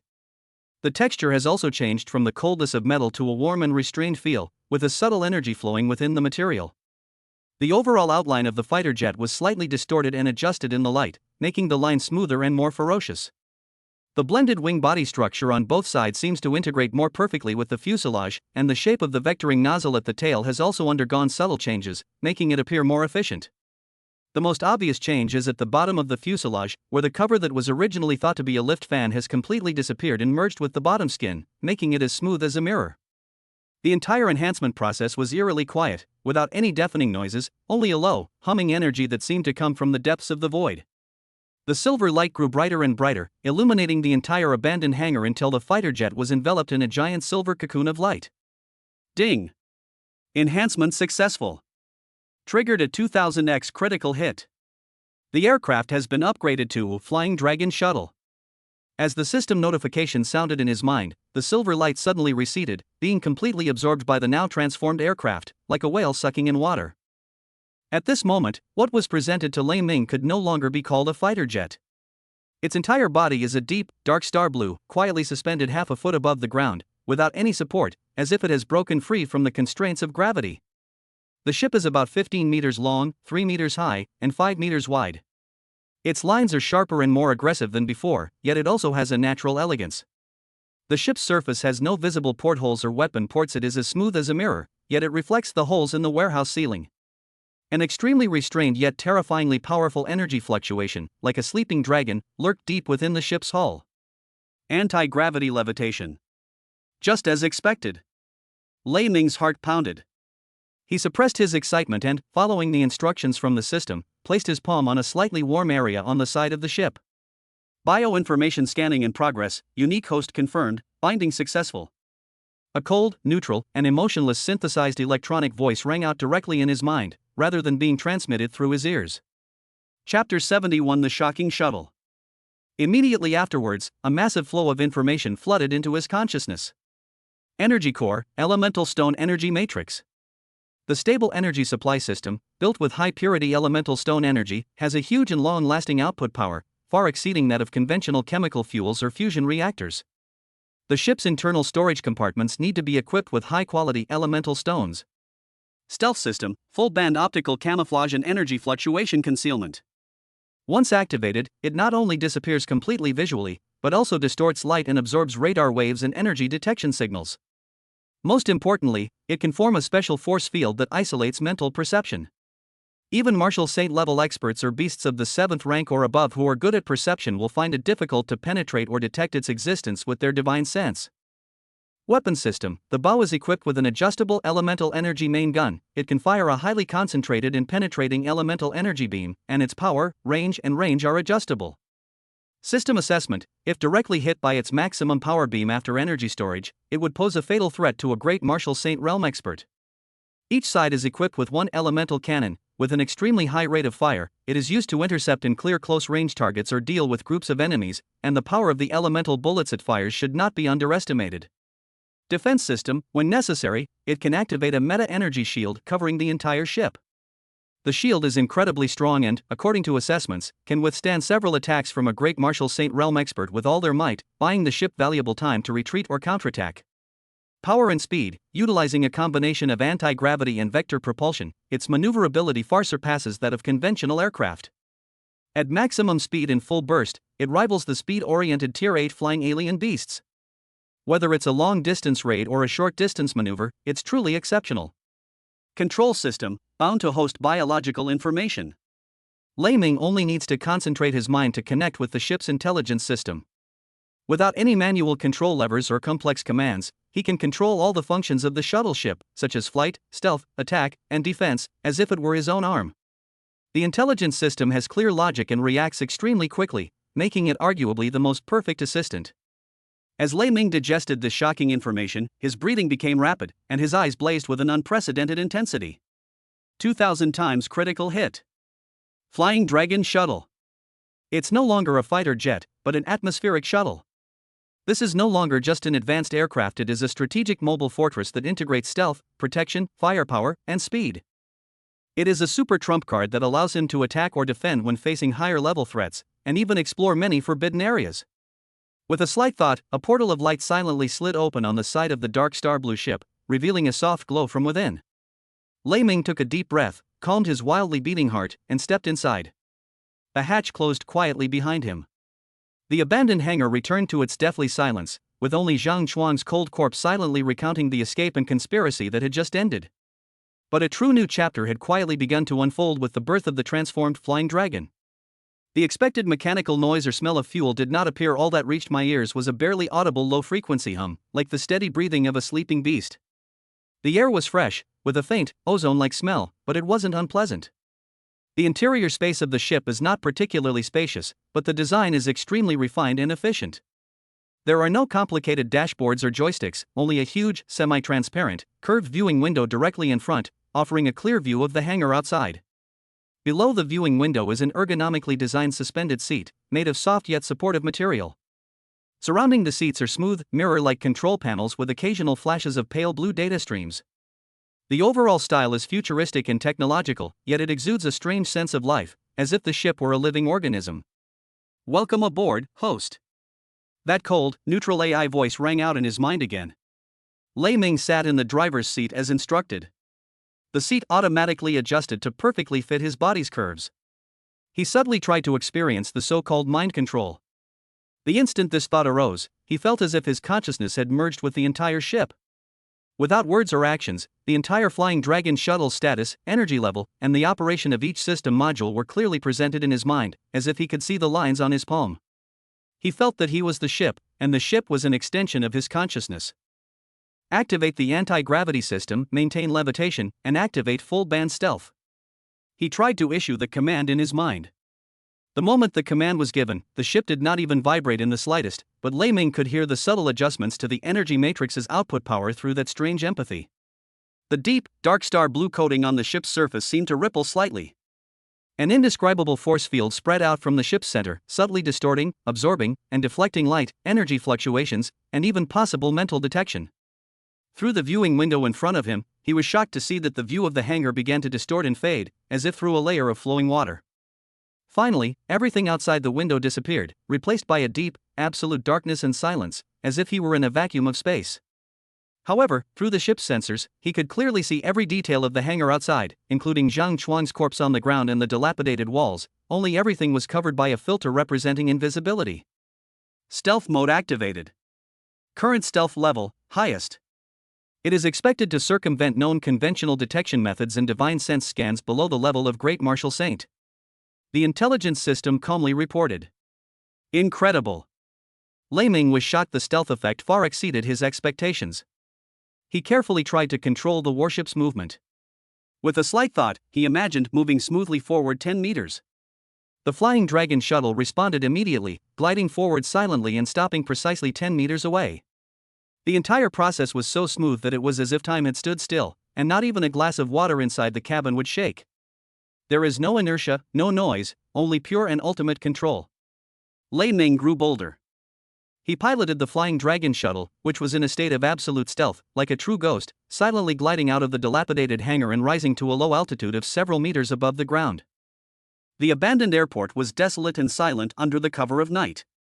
A patrol of soldiers, leading hyenas with keen senses of smell, walked past not far below, completely unaware of the enormous creature hovering above them. The silhouette of the distant broken city appeared majestic in the night.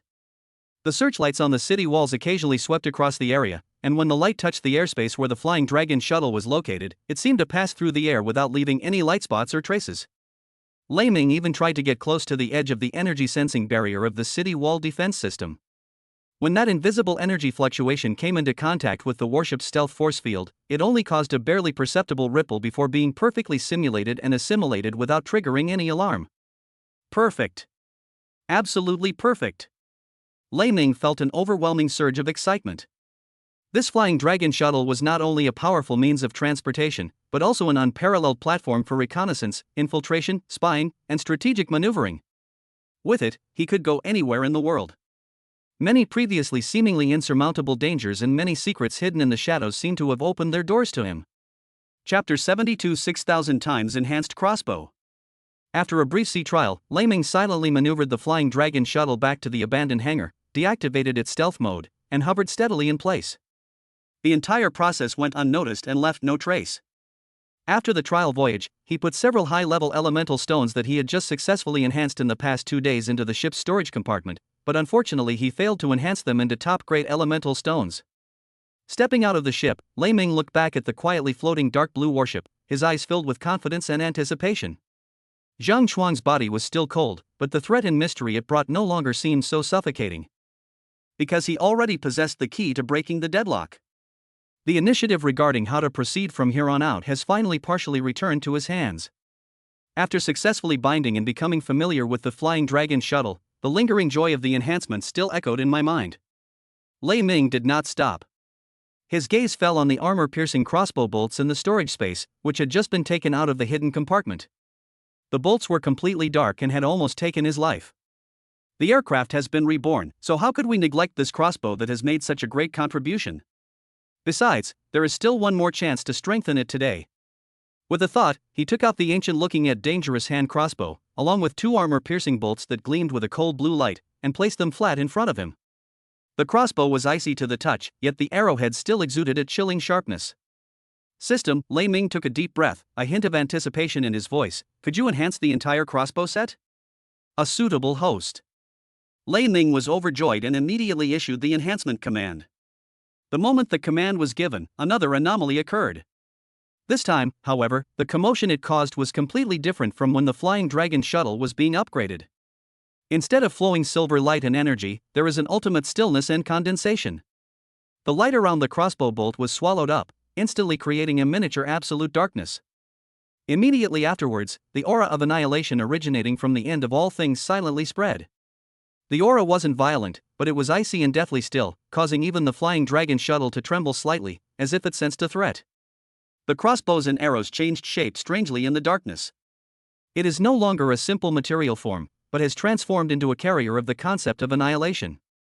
The crossbow's lines are simple and sharp, turning into a blacker color than the abyss, seemingly capable of absorbing light. At the crossbow mechanism, a tiny, condensed dark star slowly rotated.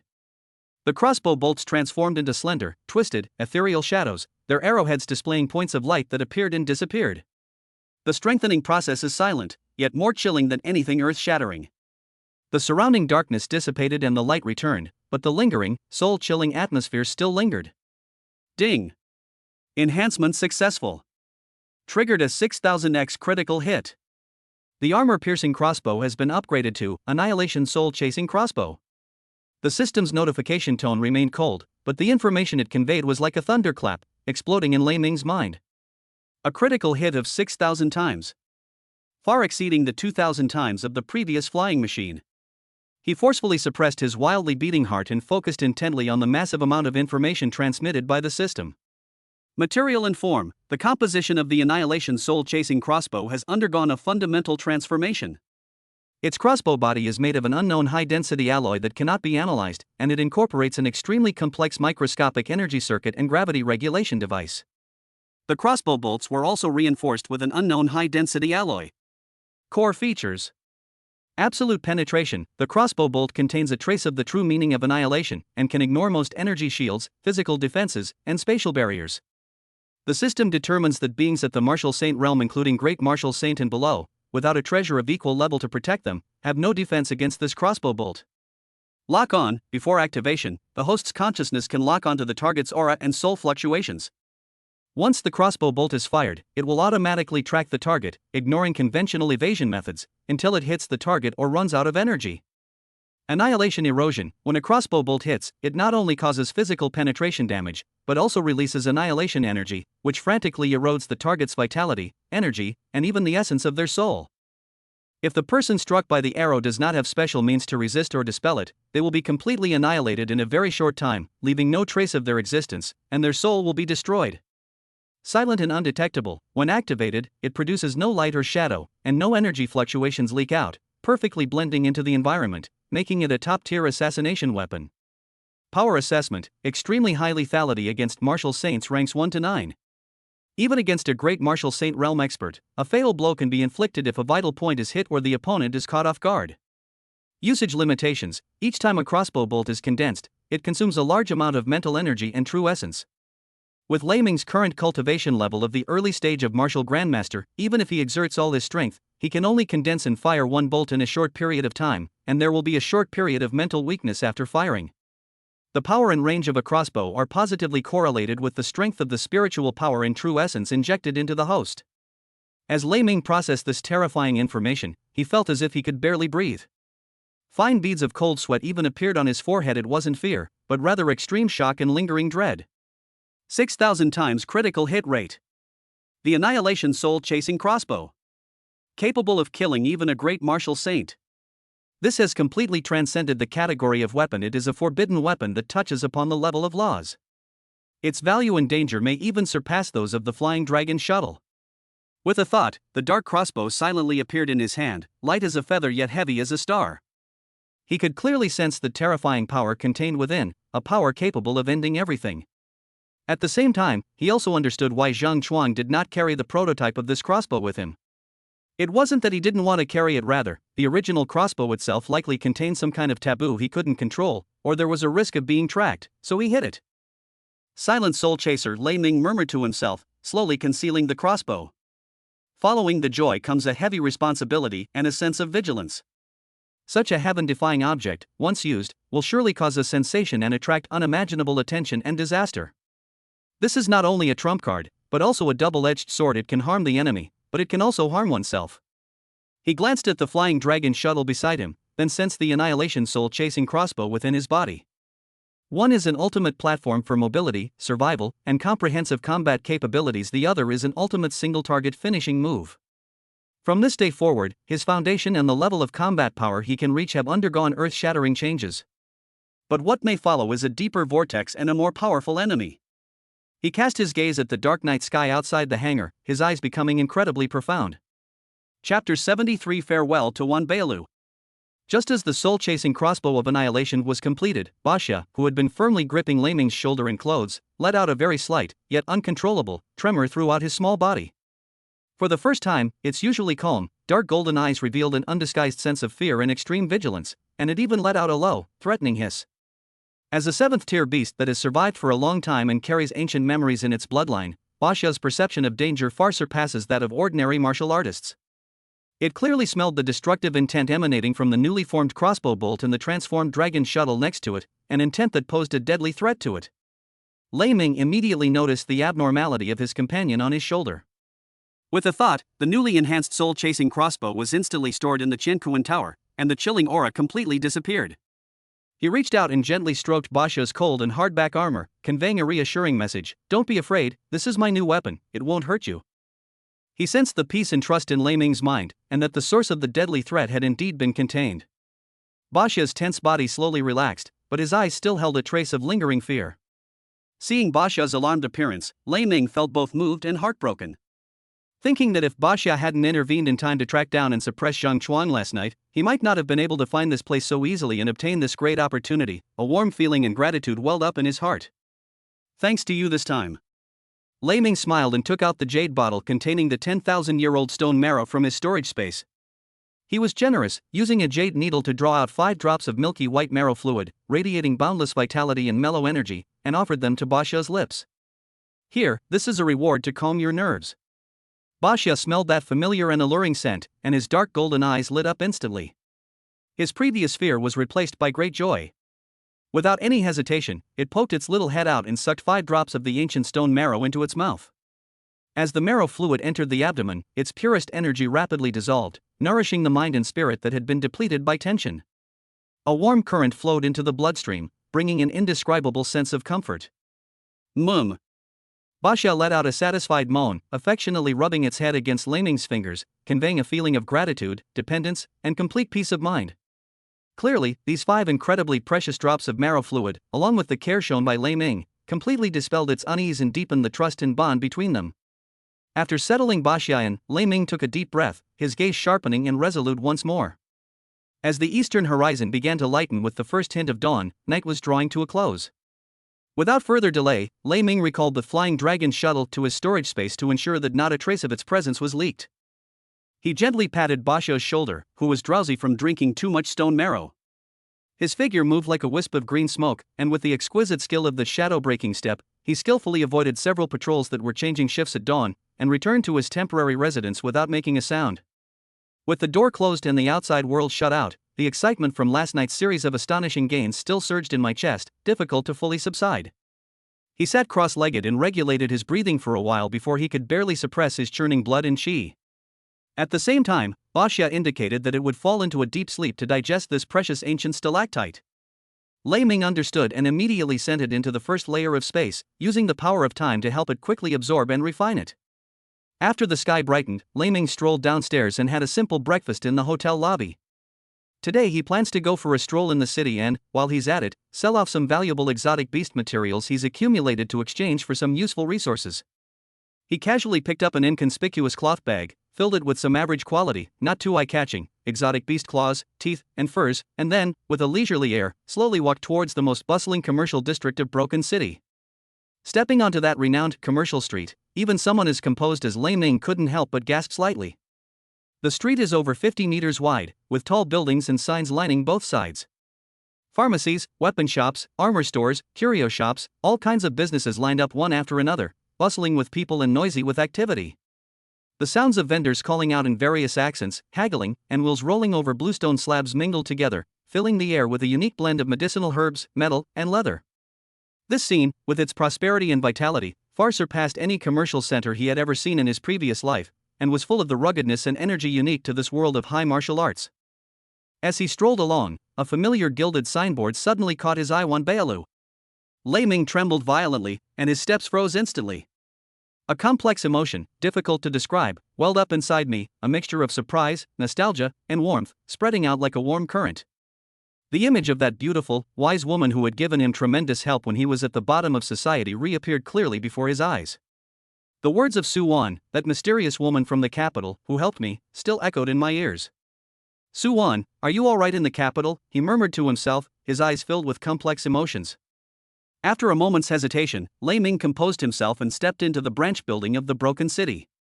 The interior layout was almost identical to the one Bailu in his memory of that small town, except that the area was more than 10 times larger, the decoration was more luxurious, and the atmosphere of the guests coming and going was significantly more imposing. A strange sense of familiarity enveloped him. He slowed his pace, seemingly browsing the dazzling array of goods in the crystal display cases on both sides, but his mind was actually drifting far away, recalling every little detail of his acquaintance with Su Wan, filled with emotion. If she knew that in just 6 months since they parted, she had already broken through from a mere martial arts apprentice to the martial grandmaster realm, she would have known. Having gone through countless life and death battles and gained opportunities that are unimaginable to ordinary people, one wonders what he thinks? Sir, I'm so sorry. A gentle but authoritative female voice sounded beside him, interrupting his thoughts. The second floor area requires a VIP token to enter. Lei Ming came to his senses and realized that he had unknowingly walked to the entrance of the carved wooden staircase leading to the second floor. A maid with delicate features, dressed in the standard uniform of Wan Bailu, was bowing slightly and blocking his way, her tone respectful but firm. With a slight thought, he pretended to reach into his robes, but actually took out the electronic waist tag given to him by Su Wan from his storage space and handed it over. The maid took the waist token with both hands, walked to an inconspicuous embedded device next to the stairs, and swiped it lightly. Deep verification successful, level 3 access permission. Master command, Zixio. The instrument emitted a crisp notification sound. The maid's gaze toward Lei Ming had shifted from perfunctory respect to genuine reverence. She returned the waist token with both hands, bending even lower, her voice trembling slightly, "Please, sir. Forgive my poor eyesight, please go upstairs." Lei Ming nodded, took the waist tag, and stepped up the stairs. He didn't notice that after he turned around, the maid didn't return to her original position, but instead hurriedly, even somewhat frantically, headed towards the backyard. Chapter 74. It seems like an old friend has arrived. The second floor has a more elegant and quiet environment, and the quality of the goods on display is significantly higher, including rare medicinal herbs, fine weapons, and some oddly shaped items. Lei Ming looked around but didn't find anything he urgently needed. He then found a middle-aged man dressed in a brocade robe who was clearly the manager of the second floor. "Hello, could you please give me an estimate?" Lei Ming placed the inconspicuous cloth bag he was carrying on the counter.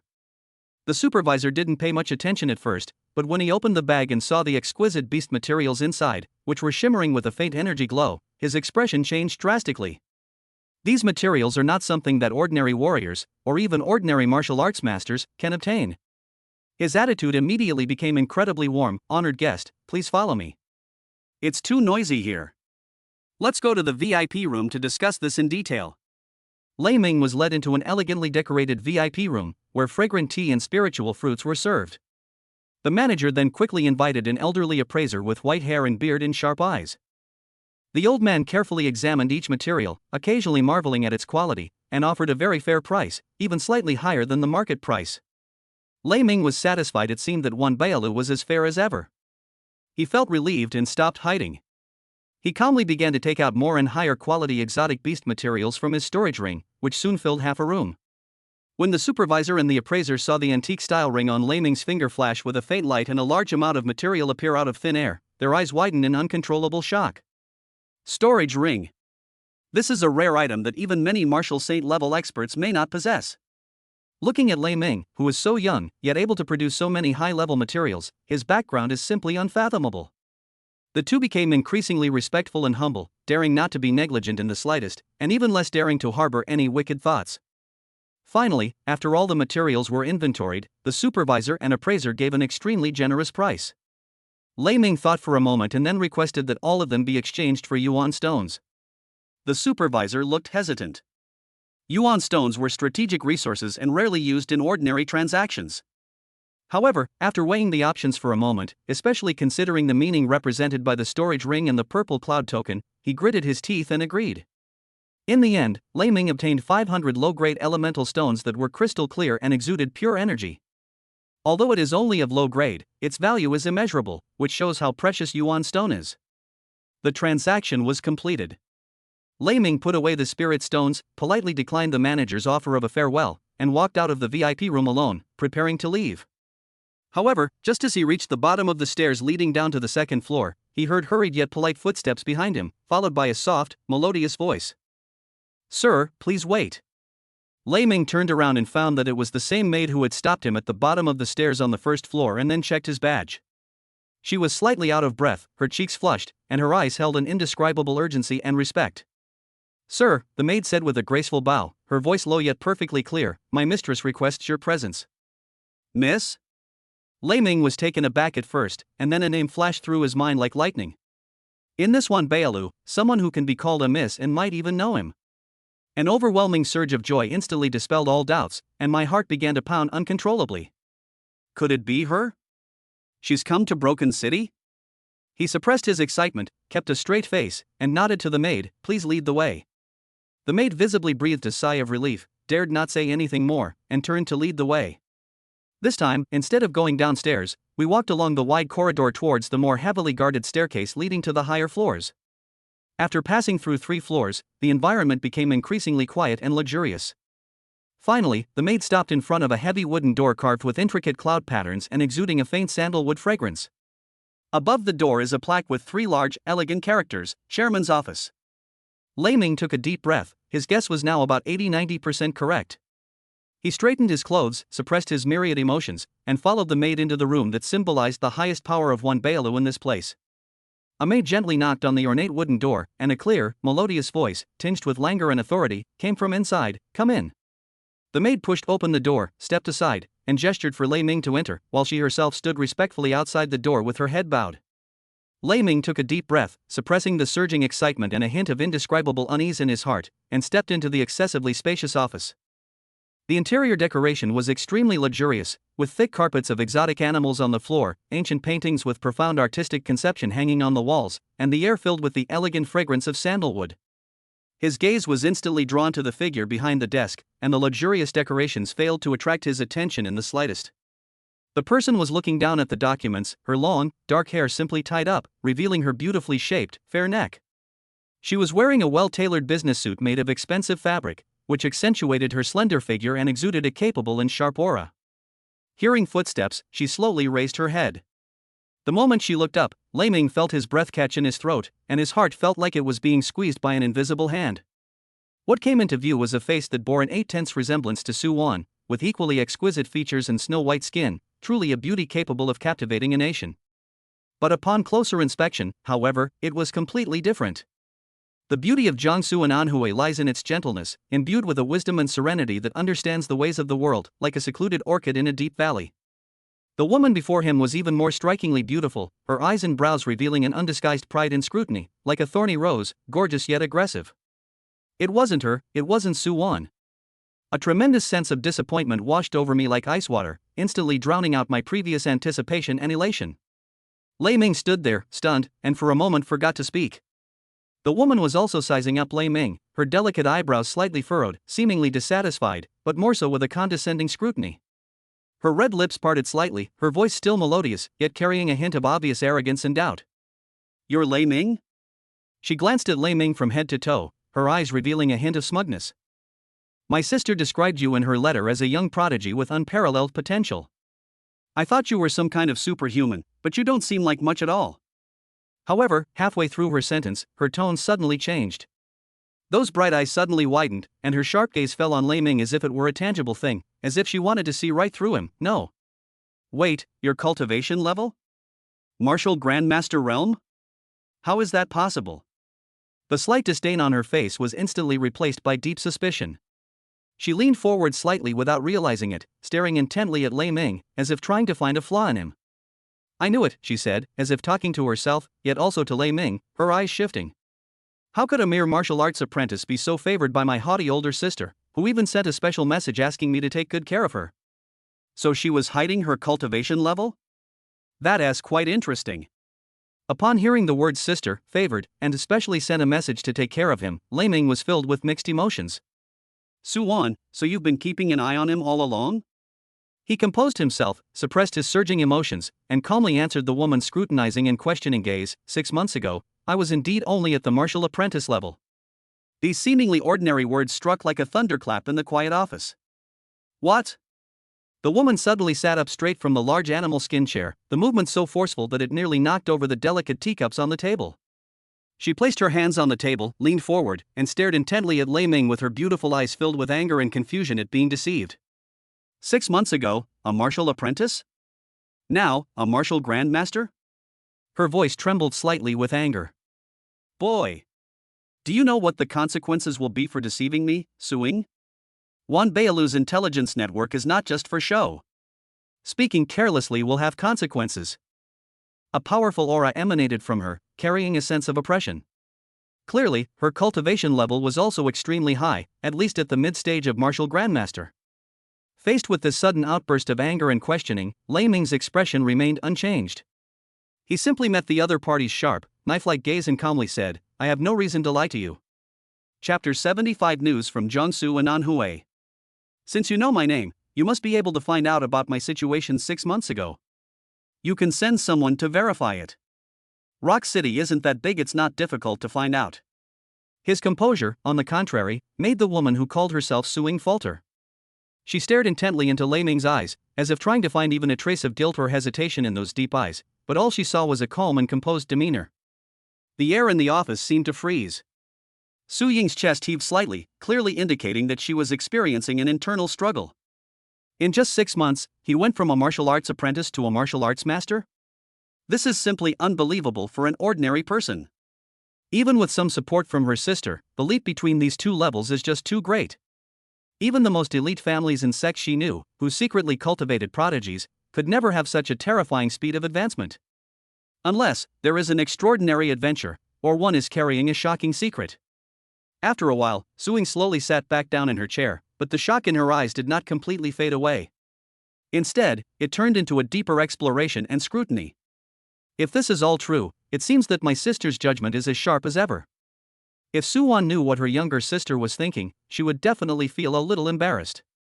Even she herself probably hadn't expected Lei Ming to improve so dramatically.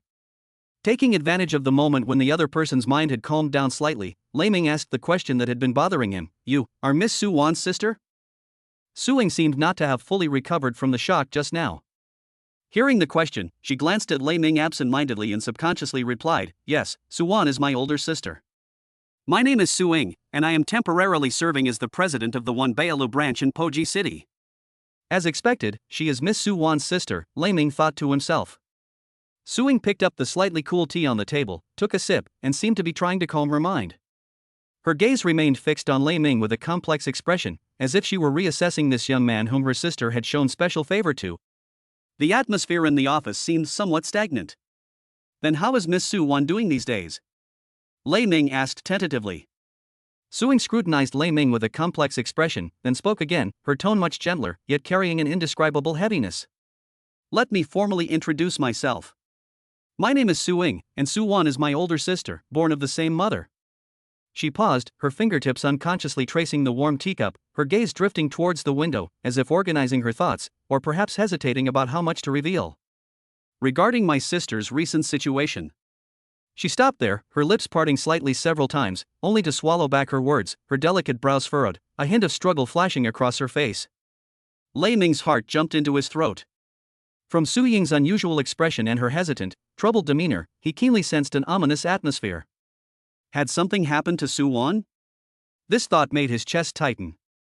"Miss Suing," Lei Ming's voice carried a hint of urgency, but he remained composed. "Suwon is my good friend, and she saved my life.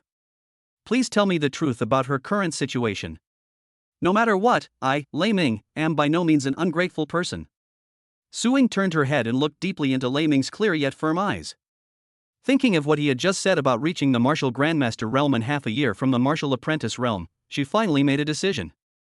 Perhaps, this young man, valued by his older sister, really can create a miracle? At least, he has the right to know.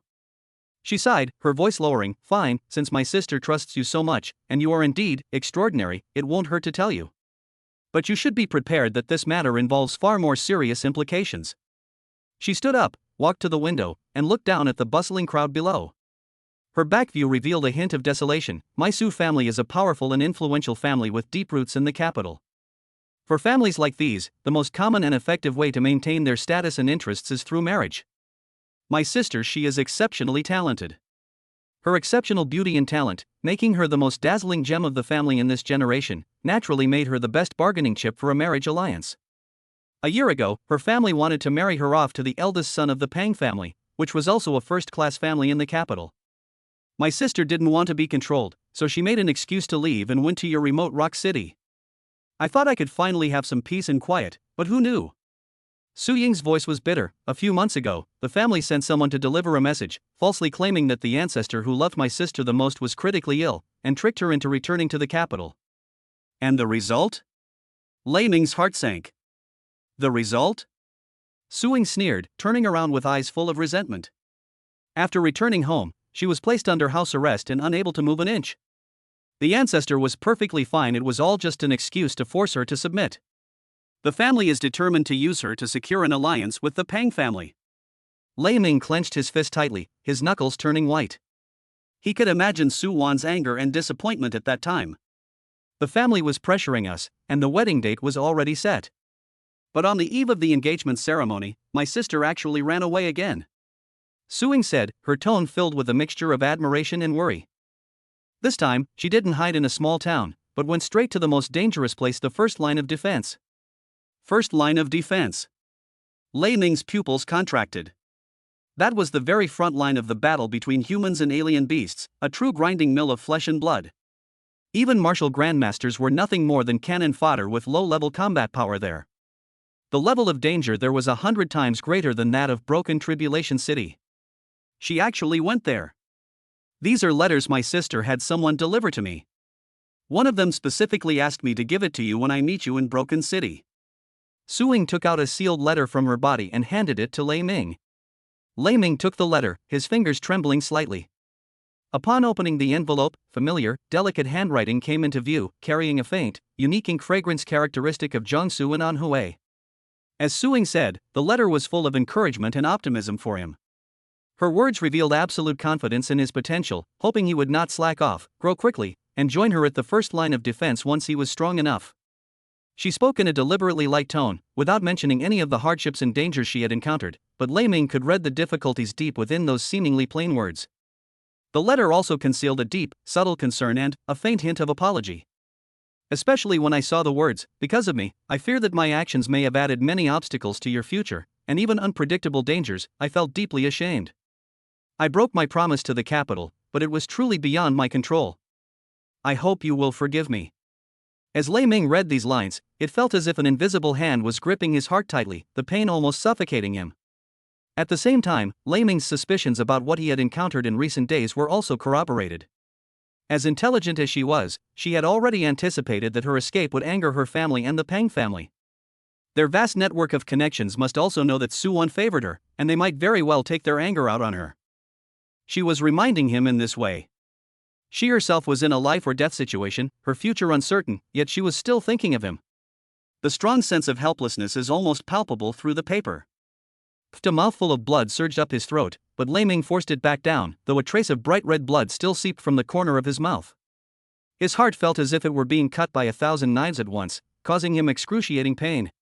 The peerless woman who gave him warmth, recognition, and help when he was insignificant, the elegant and intelligent President Su, is now being traded like a commodity under the oppression of her family, and forced to flee to the most dangerous place.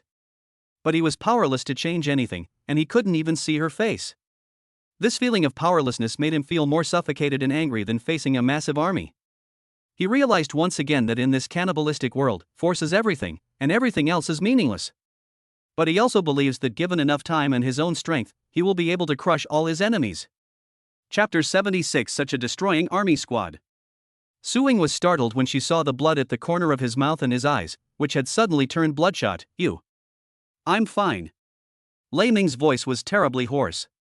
He slowly raised his head, and the complex emotions in his eyes had all turned into an almost frozen coldness and determination. Miss Suing, thank you for informing me. He carefully folded the letter and tucked it away close to his body, as if it were the most precious treasure in the world. Then, he looked at Suing and said, word by word, as if making a vow, "Please tell Miss Su that if she still receives the message, Lei Ming will reach the pinnacle of martial arts as quickly as possible and rush to the first line of defense. I will personally sever the shackles that the Su family has placed upon her. Her destiny should be in her own hands." After saying that, he said no more, gave Suing a slight bow, and strode away. His back view was resolute, like a sharp blade already drawn from its sheath, determined to cut through all obstacles. Suing stared blankly as he disappeared through the doorway. After a long while, she slowly sighed, her eyes filled with complex and unfathomable emotions. Sister, the person you chose, perhaps, can really bring some unexpected changes. However, the road ahead is too treacherous. At this moment, Lei Ming had only one thought burning fiercely in his mind: to become stronger. Become stronger at all costs. Then, go to the first line of defense, find her, and take her away. Whether it's the Peng family, the Su family, or the whole world standing in their way. Carrying the information about Jiangsu and Anhui obtained from Wan Bailu and 500 heavy yuan stones, Lei Ming returned to the temporary residence arranged by the Dawn base with a heavy heart. Suwan's situation, being imprisoned and forced to travel alone to the front lines, was like a scorching hot iron burning his heart, pushing his desire for power to its peak. He was preparing to immediately go into seclusion and use the newly acquired resources to break through to a higher realm when a short but forceful knock on the door interrupted his thoughts. Standing outside the door was a martial artist with a cold and stern face and a sharp aura, dressed in the dark combat uniform distinctive to the third line of defense. The shoulder insignia bears an inconspicuous sword emblem, which is the symbol of the Breaking Army Squad. Thunder Cadet, the newcomer said in a flat, emotionless voice. Captain Qin Feng wants to see you. Immediately. The Pajun Squad? That elite squad that displayed overwhelming combat power outside the city, the one he once admired? Lei Ming frowned slightly, a hint of doubt passing through his mind. Why did they suddenly summon him at this critical juncture? Could it be that they want to recruit me into the Pajun Squad? Should I accept? He suppressed his thoughts and nodded calmly, saying, "Let's go." Following the team member, Lei Ming arrived at a heavily guarded, isolated building deep within Broken City. After passing through several alloy doors that required authorization, we finally entered a conference room. The meeting room was dimly lit, and a man sat at the head of the long table. It was Qin Feng, the captain of the Pajun squad. He was still wearing that seemingly ordinary combat uniform, but just sitting there quietly, a heavy, oppressive feeling, like that of a mountain, spread out. That was the aura naturally emanating from a powerful grandmaster who had been through countless battles and held the power of life and death. On either side of the long table, the other 7 members of the Pajun squad sat or stood, their eyes fixed on Lei Ming as he entered, like searchlights. His eyes were sharp, scrutinizing, inquisitive, and filled with an undisguised sense of superiority. Lei Ming felt that things might not be as he had imagined. Thunder? Qin Feng spoke first, his voice low and unreadable. He did not offer his seat, which clearly indicated that this was not an equal meeting. It's me. Captain Qin, is there something you need? Lei Ming stopped and replied calmly. The enemy's formation raised his vigilance to the highest level.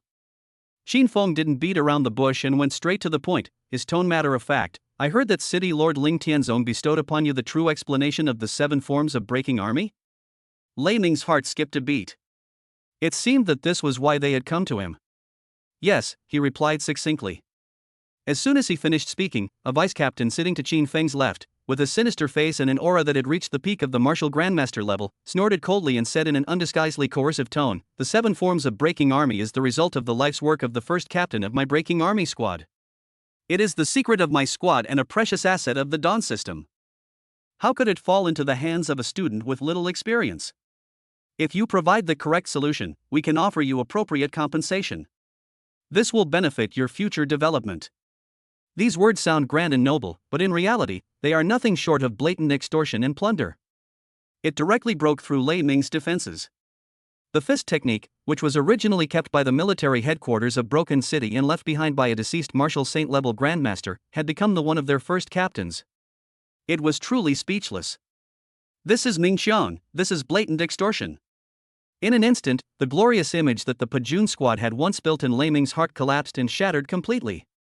What elite demeanor, what upholding beliefs in the face of absolute power and profit, they are no different from the actions of robbers. In this world, the only true and eternal truth is the strength one possesses oneself. An uncontrollable rage surged up to Lei Ming's head. He was strong-willed and would not yield to coercion, especially when he first learned of Su Wan's persecution and was deeply disturbed.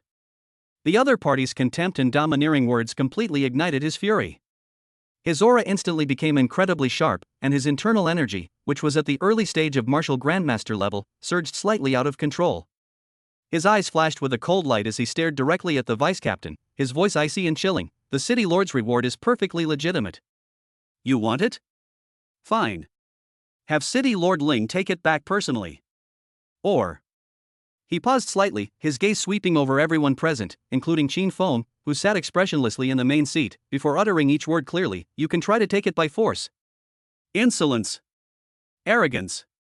The atmosphere in the meeting room instantly plummeted to freezing point. Several members of the Pajun squad suddenly stood up, their violet auras crushing towards Lei Ming like a storm. Especially the vice captain, whose eyes were filled with murderous intent. His peak martial grandmaster aura was so real that he crashed into Lei Ming. He actually seemed ready to take action and suppress anyone who disagreed. Lei Ming's true energy surged wildly within his body, and the shadow-breaking step was already gathering momentum. His divine sense was also condensing in his mind, and the sharp intent of the god-slaying blade flowed through his fingertips. At the same time, he communicated with the storage space, and the Annihilation Soul-chasing crossbow and the Flying Dragon shuttle were ready to go. With all his cards in his hand, what has he to fear? Even when facing the entire Pajun squad, he dared to fight to the death. At this critical moment. Enough! Qin Feng, who had been silent all along, finally spoke again. The voice remained calm, yet carried an undeniable authority that instantly suppressed all the restlessness. His deep gaze fell on Lei Ming, carefully examining this young man who dared not back down and even retort despite the pressure of his great martial sect aura and the hostility of the entire squad. A faint hint of appreciation flashed in his eyes. He did want to take back the 7 forms of breaking the army, but he also had reservations. This young man's advancement speed is bizarre, his trump cards are unknown, and he is also a member of the Dawn Project. Using force against a genius who has just made a contribution in the city of broken calamity, in full view of everyone, is by no means a wise move, and the consequences are unpredictable. More importantly, he could vaguely sense a hint of danger in Lei Ming's confident gaze. After a moment's consideration, Xin Feng suppressed his displeasure and said slowly, "Young man, it's good to have vigor, but being too rigid can lead to breakage. The 7 forms of breaking the army are of great importance and cannot be possessed by you alone. Let's leave today's matter alone. Take care of yourself, and I hope you won't regret your choice today." These words, though seemingly a concession, are actually barbed and full of warnings and the implication of settling scores later. Lei Ming sneered inwardly. Regret? You should be the ones regretting not making a move today. Chapter 77 Return to the attack. He said no more, but swept his cold gaze across every face present, whether angry, gloomy, or indifferent, as if to etch these hypocritical faces into his heart. Then, he abruptly turned around, no longer looking at anyone, and strode out of the disgusting conference room. The heavy alloy door closed behind him, shutting out the suffocating pressure and hostility. Walking back to his lodgings, the night wind brushed his face, but it couldn't dispel the coldness and murderous intent in Lei Ming's heart. The Breaking Army Squad? They're nothing but a bunch of bullies. He'll remember this humiliation. Suwan's predicament and the pressure from the Pajun squad were like 2 red-hot iron pincers, fiercely clamping down on his nerves. All the forbearances for the final explosion. He took a deep breath, his eyes burning with an almost frenzied rage. Strength. He needs even greater strength, enough to crush everything. Back in his room, Lei Ming set up a simple warning barrier and immediately sat down cross-legged. Consciousness sank into the Qiankuan Tower, completely isolating it from all external disturbances. The pure energy of the century-old stone marrow surged through the meridians, and the supreme foundation building technique and the primordial divine refining technique were pushed to their limits.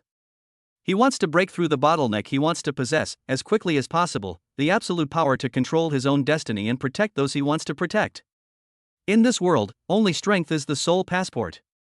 He has already embarked on this bloody path to the top, and there is no turning back. For the next 2 days, Lei Ming stayed indoors, devoting all his time to frantically cultivating in the Qiankuan Tower's space with a time flow rate 100 times faster. He made full use of the twice-daily system enhancement opportunities, targeting his most important resource, low-grade elemental stones. Although the repeated enhancements to the low-grade spirit stones did not trigger any more astonishingly high multiplier critical hits, he successfully obtained several medium and high-grade spirit stones with energy purity far exceeding that of ordinary ones, providing a powerful source of power for his cultivation. Moreover, he used these 2 days to further familiarize himself with the operation of the Flying Dragon Shuttle and the Annihilation Soul-Chasing Crossbow. I gained a lot from my 2-day retreat. When the assembly call sounded, Lei Ming walked out of his residence and saw the students lined up in the square. He could clearly feel the change in their demeanor. He has lost some of his naivety and impetuosity, and gained more composure and fortitude after being tempered by blood and fire, even faintly carrying a trace of murderous intent that has not been completely dispelled. Lei Ming sighed inwardly. True life or death battles are indeed the fastest and most brutal crucible for tempering martial artists. The massive transport helicopter's rotors roared, kicking up clouds of dust. The trainees boarded the planes one by one, and escorted by the 2 latest Hayabusa fighter jets that had brought them there, the formation took off and headed back towards Dawn Base. The atmosphere inside the cabin was relatively relaxed. Many trainees looked out the window at the gradually shrinking broken city, their faces showing a sense of relief, and whispered about their gains and insights from this practical exercise. Lei Ming sat by the window, closing his eyes to rest, but in reality, he was keeping his spiritual sense focused and silently circulating his cultivation technique, unwilling to waste any time. Lina was sitting not far in front of him, chatting away with her best friend. That was originally Lei Ming's seat, but Lin Na asked him to switch seats so she could chat with her best friend. Lin Na is a petite and lively girl among their group of trainees, and she is well liked by everyone. The flight was smooth, and we were halfway through the journey. Below us were endless, barren mountains. Just when most people are most relaxed. An indescribable, extremely intense sense of crisis, like ice water poured over his head, pierced Lei Ming's sea of consciousness without warning. It wasn't a killing intent specifically targeting him, but rather a pervasive, terrifying premonition that seemed as if death itself was about to descend upon this airspace. The source is unclear and the direction is hard to discern, but the sense of devastating oppression is incredibly real. Not good. Lei Ming's alarm bells rang, and his eyes snapped open. Almost at the same instant he opened his eyes. Call out. A faint yet sharp high-frequency whistle, seemingly capable of tearing the soul apart, overpowered the roar of the engine, pierced through the thick alloy cabin walls, and drilled into everyone's eardrums. The sound hadn't even faded. Boom! Not far ahead of Lei Ming, the sturdy left bulkhead of the transport plane shattered suddenly, like glass struck by an invisible giant hammer. A vertical hole, taller than a person, appeared out of nowhere. The metal at the edges was a glaring dark red, and molten steel was dripping down with a hissing sound. A high-energy laser beam, condensed to its maximum intensity, swept across Lina's seating area. The seatbelt anchor point was instantly vaporized by the laser beam, and the alloy seat below was torn apart and melted in half. Lina narrowly escaped, but was stunned by the shock. The violent airflow, like a flood bursting its banks, surged wildly into the cabin from the breach. The enormous pressure difference caused unsecured items inside the cabin to be sucked toward the breach like pieces of paper. Lina, who was sitting in that seat, didn't even have time to let out a complete cry of surprise before she was violently pulled out of the cabin along with the broken seat wreckage by the terrifying suction force, and her figure instantly disappeared into the vast sea of clouds outside the cabin. Everything happened in the blink of an eye. The entire process, from the moment the laser struck to Lina being thrown out, took no more than 2 seconds. A moment of deathly silence fell over the cabin, followed by terrified screams and chaotic shouts. Under attack! It's a laser weapon! Lina fell out. Sound the alarm! The pilot frantically maneuvered the aircraft in an attempt to stabilize it, while the escort fighters quickly increased their alert level, and alarms blared shrilly inside the cockpit. Just before the laser beam struck, Lei Ming's extraordinary intuition made his heart clench, and he instinctively activated his true energy to protect himself. When he opened his eyes, he saw the last scene of Lina, who was sitting in her original seat, being thrown out of the cabin. There was no time to be shocked by the appearance of laser weapons, nor any hesitation whatsoever. Teacher! I'm going to save her. You all return first and meet up at base. Lei Ming shouted something very quickly to the teacher in charge who was closest to him and trying to steady himself. The situation was critical. There was no time for a detailed explanation, and not a moment's delay was allowed. Every second of hesitation diminishes Lin Na's chances of survival. Before he finished speaking, he sprang from his seat like lightning, ignoring the raging air currents inside the cabin. With a twist of his body, he shot out with perfect precision from the rupture that was still emitting high temperatures and a burnt smell, instantly disappearing into the vast airspace outside the cabin. Thunder! The teacher in charge's horrified shout was left behind. The moment I jumped out of the cabin, a feeling of weightlessness suddenly came over me, and the sound of violent wind was like the wailing of ghosts. Despite his discomfort, Lei Ming's eyes flashed like lightning as he quickly locked onto the figure below, which was turning into a small black dot and falling rapidly. It was Lin Na. Chapter 78: The Lingering Ghost. He took a deep breath, pushed the shadow-breaking step to its limit, adjusted his body, and channeled his true energy into his limbs. Like an eagle aiming at its prey, he tore through the clouds and swooped down at an even faster speed towards the direction where Lina was falling. The rescue operation begins a race against time. After falling at high speed for more than 10 seconds, Lin Na's figure rapidly grew larger in his field of vision, but at this point he was less than 100 meters from the ground. At this speed, he would surely die. Lei Ming's heart tightened. Conventional methods were no longer in time. This is the only one we can use. In the blink of an eye, his consciousness sank into the storage space. The next instant, a sleek, dark star blue Dragon shuttle appeared silently beside him, completely invisible thanks to its optical camouflage and energy shielding. Lei Ming reached out and precisely grasped the cold auxiliary wing edge on the side of the ship, urging it with his mind.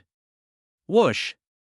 With a slight adjustment to the vector nozzles at the stern of the shuttle, a powerful thrust was unleashed. With a thunderous roar, it tore through the air at a speed far exceeding that of free fall, hurtling toward the falling figure below. The wind howled in my ears, and the scenery on the ground rushed closer and closer. Finally, at the brink of life and death less than 30 meters from the ground, Lei Ming's arm shot out like an iron clamp, grabbing Lin Na's slender yet icy waist. The immense force of the fall caused his arms to tremble violently, but he managed to stabilize himself thanks to his strong physique and the shuttle's auxiliary hovering system. Then Lei Ming released his grip on the shuttle, and the two fell freely again, but falling from 30 meters would no longer cause them any harm. Boom! Almost simultaneously, the two landed heavily on a soft forest clearing below, kicking up a cloud of dust. Lei Ming quickly put Lin Na down, and at the same time, with a thought, the Flying Dragon shuttle was once again silently stored in the storage space, as if it had never appeared. Lin Na, who had survived the ordeal, was as pale as a sheet, and her delicate body trembled violently uncontrollably. The fear of facing death had completely shattered her usual composure. The moment her feet touched the ground, she seemed to lose all her strength. She instinctively turned around and threw herself into Lei Ming's arms, wrapping her arms tightly around his waist, burying her head in his chest, and bursting into tears. Her tears instantly soaked Lei Ming's clothes. When the warm, soft body entered his arms, Lei Ming froze instantly, feeling an awkward, flustered state. In his 2 lifetimes, he had never experienced anything like this. He could only awkwardly pat Lina on the back and clumsily comfort her, and nothing, it's safe now. However, this moment of tenderness and relaxation is fleeting. A chilling, bone-piercing pressure, mixed with intense killing intent, suddenly surrounded them from all directions like an invisible cage, completely sealing off the area where the two were located. The air seemed to freeze. Lei Ming's pupils contracted sharply, and he abruptly shielded Lin Na behind him, his icy gaze sweeping across the surroundings. 5 figures emerged slowly from the shadows of the woods, like ghosts. They were shrouded in uniform dark gray light armor, their faces covered with visors, revealing only pairs of cold, ruthless eyes.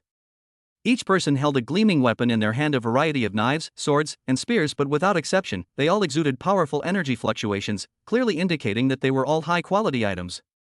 The 5 people's positions seemed random, but they subtly formed a battle formation that integrated offense and defense, completely blocking all escape routes. What's even more chilling is the aura emanating from them. 1 was at the 6th level of Martial Grandmaster, 3 at the 7th level, and 1 even reached the peak of the 8th level. The 5 powerful pressures combined, like 5 mountains, and pressed down hard on Lei Ming. Lin Na, who was being protected behind him, was weaker in cultivation. Under this terrifying pressure, she suddenly became short of breath, her face turned even paler, and she almost lost her balance. Lei Ming also felt a heavy pressure, and his blood in chi churned slightly. But the series of misfortunes, such as Su Wan's predicament, the coercion of the Pei Jun squad, and now the assassination attempt. He had long suppressed his anger and murderous intent to the extreme. Facing a formidable enemy, he felt no fear, but instead felt a strong desire to vent his anger and test his own strength through battle.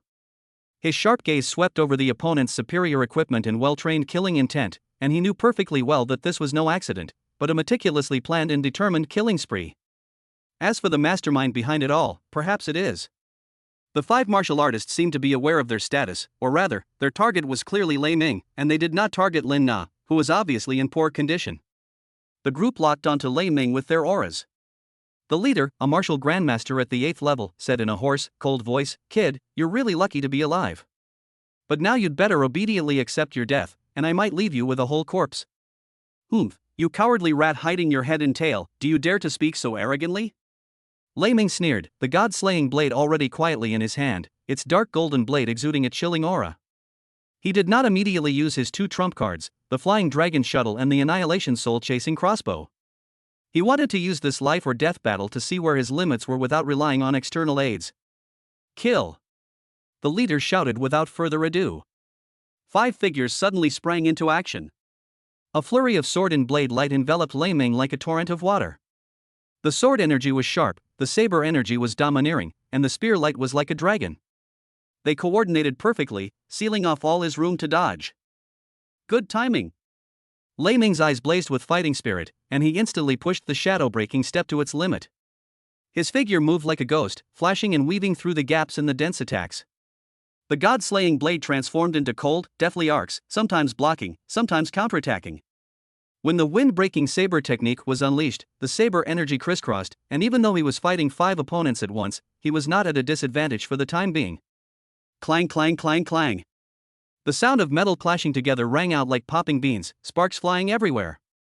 Lei Ming pushed his agility to the limit, always managing to evade fatal attacks at the last second. The dog god blood armor withstood several glancing energy impacts, its radiance flowing, and remained unharmed. But his counterattack was equally fierce.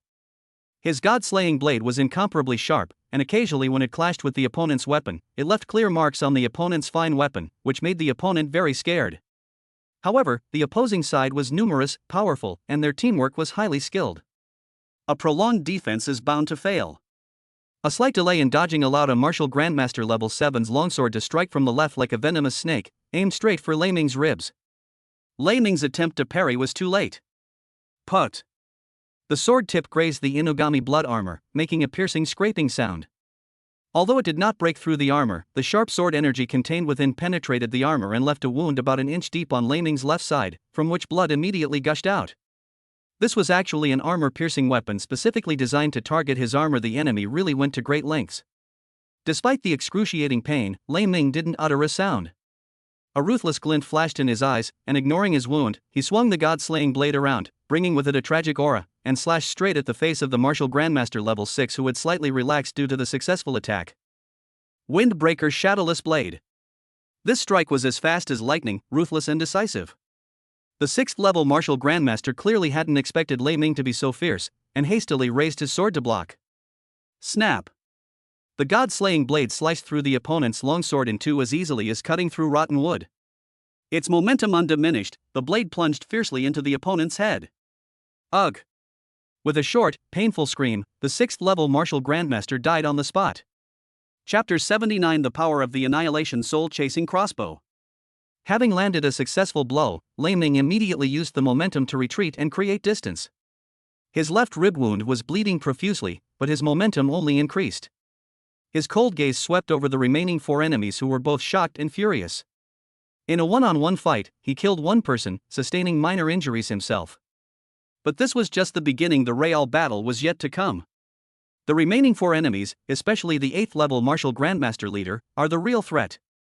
Seeing that Lei Ming had actually managed to kill one of them despite being surrounded by 5 men, the remaining 4 assassins were both shocked and furious, and their attacks became even more frenzied. Especially the leader, who was at the 8th level of martial grandmaster, had a murderous glint in his eyes. The dark longsword in his hand burst out with a sharp whistling sound that tore through the air. The sword energy was like a solid mountain, pressing down on Lei Ming continuously. "You little bastard, die!" The leader unleashed his full power, displaying the immense true essence of a martial grandmaster at the 8th level without reservation. His swordsmanship was expansive and powerful, with each strike containing terrifying force capable of shattering mountains and splitting rocks. The other 3 martial grandmaster level 7 warriors also cooperated perfectly, their swords and spears striking Lei Ming's vitals from tricky angles, forcing him to retreat repeatedly and putting him in grave danger. Clang! Lei Ming took the leader's heavy blow head-on with his god-slaying blade. The immense force caused his tiger's mouth to split open, his blood to surge, and his body flew backward uncontrollably. He barely stopped after crashing into a large tree. He felt a sweet taste in his throat and spat out another mouthful of blood. The Inugami blood armor flashed with light, blocking most of the impact, but its internal organs were already severely injured. He knelt on one knee, panting heavily, his eyes growing increasingly cold and sharp. Fighting 4 against 1, especially 4 martial grandmasters whose strength surpassed his own, was far too much of a strain. Continuing the fight would undoubtedly lead to defeat. We have to use our trump card. His mind raced, his gaze fixed on the leader who was charging at him again and a warrior thrusting his spear from his side and rear. In the brief instant when their figures briefly overlapped due to their forward momentum. Now! Thunderous intent surged forth. The soul-chasing annihilation crossbow instantly solidified and materialized in his hand. There was no bowstring vibration, no energy fluctuation, and not even the sound of something cutting through the air. Only a tiny, almost non-existent ripple in space flashed by at a speed beyond comprehension. The leader, who was charging forward with all his might, and the gun-wielding warrior behind him, suddenly froze. As if they had been frozen in place. At the same time, a tiny, almost imperceptible hole appeared between their eyebrows. No blood flowed out, but an aura of absolute deathly stillness instantly spread throughout their bodies. The madness, murderous intent, and even astonishment in their eyes faded and dissipated as if erased by an eraser, eventually turning into a hollow, deathly gray. Splash! Splash! The 2 corpses remained in a forward-moving posture, then fell straight to the ground, lifeless. Not even a trace of spiritual energy had dissipated. Their souls and spirits had been annihilated.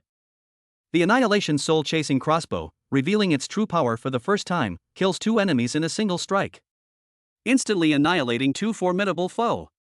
This bizarre and terrifying scene made the remaining 2 martial grandmaster level 7 warriors, who were about to attack from both sides, feel as if they had been doused with ice water, with a bone-chilling cold rushing from the soles of their feet to the top of their heads. What? Chief? What's going on? The 2 men were terrified, their attack abruptly halted, their eyes filled with incomprehensible fear. They hadn't even seen what happened. They only saw their leader and companion charge forward, and then, die? Died silently, died inexplicably. Overwhelming fear instantly extinguished their will to fight.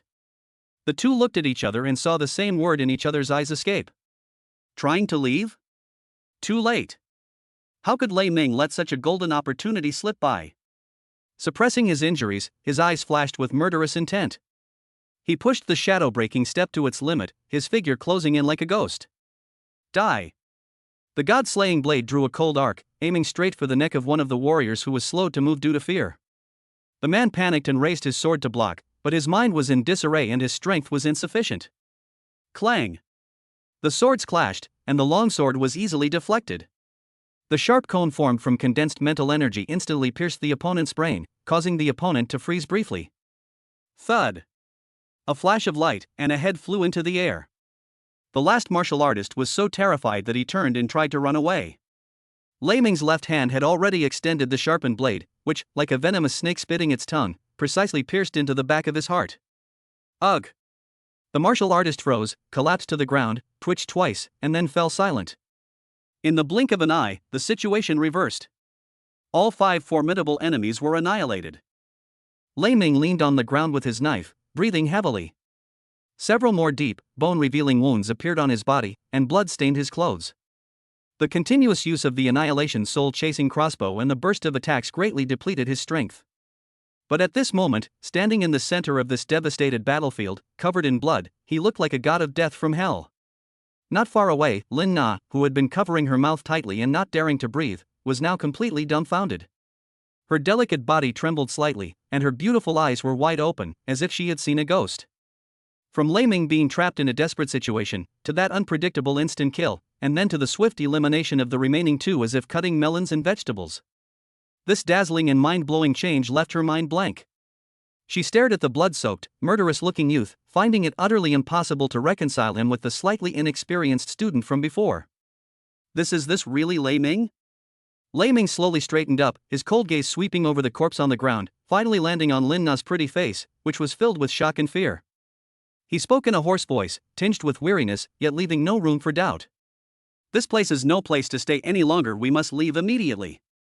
Then, despite the burning pain from his wounds, Lei Ming quickly surveyed the battlefield. 5 corpses lay scattered about, the air thick with the stench of blood and the burnt smell of annihilated energy. He dared not delay for a moment. If the mastermind could plan such a precise assassination, there was no guarantee that there was no backup plan. He took a deep breath, walked to the corpse of the 8th-level martial grandmaster leader, and squatted down. His fingertips brushed against the exquisite dark gray armor, sensing the faint residual energy and excellent protective properties it contained. A thought flashed through his mind, and the seemingly simple storage ring on his finger gleamed faintly. Receive! Without a sound, the leader's corpse, along with his complete armor and the dark longsword beside him, vanished from the spot and were absorbed into his storage space. He then repeated the process, moving swiftly across the battlefield to collect the corpses of the remaining 4 warriors, their scattered weapons, and other odds and ends that had fallen from their tattered armor into his ring. His movements were clean and efficient, as if he were used to doing this. During this time, they also used the senses of the Annihilation Soul-chasing crossbow to find the magical crossbow bolt. By then, the bolt was hundreds of meters away from where it was fired, and it had pierced through a boulder and several giant trees, finally embedding itself deeply into the trunk of the last large tree. Seeing this, Lei Ming clicked his tongue in amazement, marveling at the terrifying power of the Annihilation Soul-chasing crossbow. No wonder it could kill a martial saint-level being. Chapter 80: The Scale of Rebellion. The entire process took only a dozen or so breaths. The battlefield, which had just been a mess, had no physical evidence to show the identities and origins of the dead, except for the bloodstains and signs of battle on the ground and the destroyed vegetation. However, this scene left Lin Na, who was struggling to stand up and secretly adjusting her breathing, dumbfounded. Her red lips parted slightly, and she almost cried out in surprise. A storage ring. Her beautiful eyes were fixed on the inconspicuous ring on Lei Ming's finger, and her heart was filled with turmoil. Such a spatial artifact is an extremely precious and rare strategic resource even in her own family. It's usually bestowed only upon elders or core members who have made great contributions. How could Lei Ming, a martial artist from a remote town, possibly possess one? Considering his terrifyingly rapid increase in strength and his unpredictable and deadly killing methods, combined with the sudden appearance of this storage ring, Lin Na felt that the mystery surrounding the blood-soaked youth in front of her was growing thicker and more unfathomable. After Lei Ming finished dealing with the scene, he turned around and met Lin Na's shocked and incredulous gaze. He knew in his heart that the exposure of the storage ring was inevitable, but compared to the Flying Dragon shuttle and the Annihilation soul-chasing crossbow, this was already the least conspicuous trump card. He remained calm, as if he had only done a trivial matter, and said in a deep voice, "This place is not safe to stay any longer, we must leave immediately." Lina snapped out of her daze and quickly nodded, suppressing the myriad of questions in her mind. Now was definitely not the time to press for answers. Lei Ming quickly assessed the situation. Using the Flying Dragon shuttle was undoubtedly the fastest and safest way to escape, but this vessel was of paramount importance. It was his true trump card for survival, and he absolutely could not reveal it to Lin Na. At least, not until he fully trusted her. "Follow me. I remember there's a transit city called Grey Rock about 300 miles to the northeast. We'll walk there, avoiding main roads as much as possible and keeping our tracks hidden," Lei Ming decided. For a martial master, 300 li is a distance he should be able to cover before nightfall if he runs at full speed and tries to conceal his tracks. Okay. Lina had no objections. After their life or death experience together, she had developed an unconscious trust and dependence on Lei Ming. Without another word, Lei Ming determined the direction, then moved swiftly, leading Lin Na deep into the densely forested mountains. When the shadow-breaking step is unleashed, the figure moves elusively, leaving as few traces as possible. Under his guidance, Lin Na also used her movement technique to follow closely behind, but her speed was clearly affected by her limited cultivation. Lei Ming noticed this and deliberately slowed down a bit, diverting some of his divine sense to be vigilant about his surroundings. The sunlight dappled through the woods as two figures moved silently and swiftly, one after the other. The forest behind them, which had just witnessed a bloody battle, was quickly left far behind, but an invisible sense of crisis loomed over them like a shadow, urging them to keep moving forward. As Lei Ming hurried on his way, he silently circulated his cultivation technique to recover from his injuries and depleted true energy. His heart was filled with icy coldness. The mastermind behind this has added another debt to his list. "I'll remember this. When my cultivation is complete, I will make you pay 100-fold. As they sped along, Lei Ming held Lin Na's cool yet soft hand tightly, guiding her through the rugged, dense forest. The subtle touch and the warmth of their shared existence in his palm brought a strange sense of security to his desperate escape, occasionally causing a ripple in Lei Ming's mind, but it was quickly replaced by heightened vigilance. Because they needed to protect Lina's cultivation and try to conceal their whereabouts, their speed was greatly affected. As dusk settled and only a faint orange hue remained on the horizon, they finally squeezed into the rear transit city called Grey Rock amidst the rumbling sound of the heavy city gates about to close completely. I found a secluded inn to rest for the night, and treated my wounds to recover my strength. The next morning, Lei Ming took Lin Na, whose face was still pale, to the city lord's mansion for help.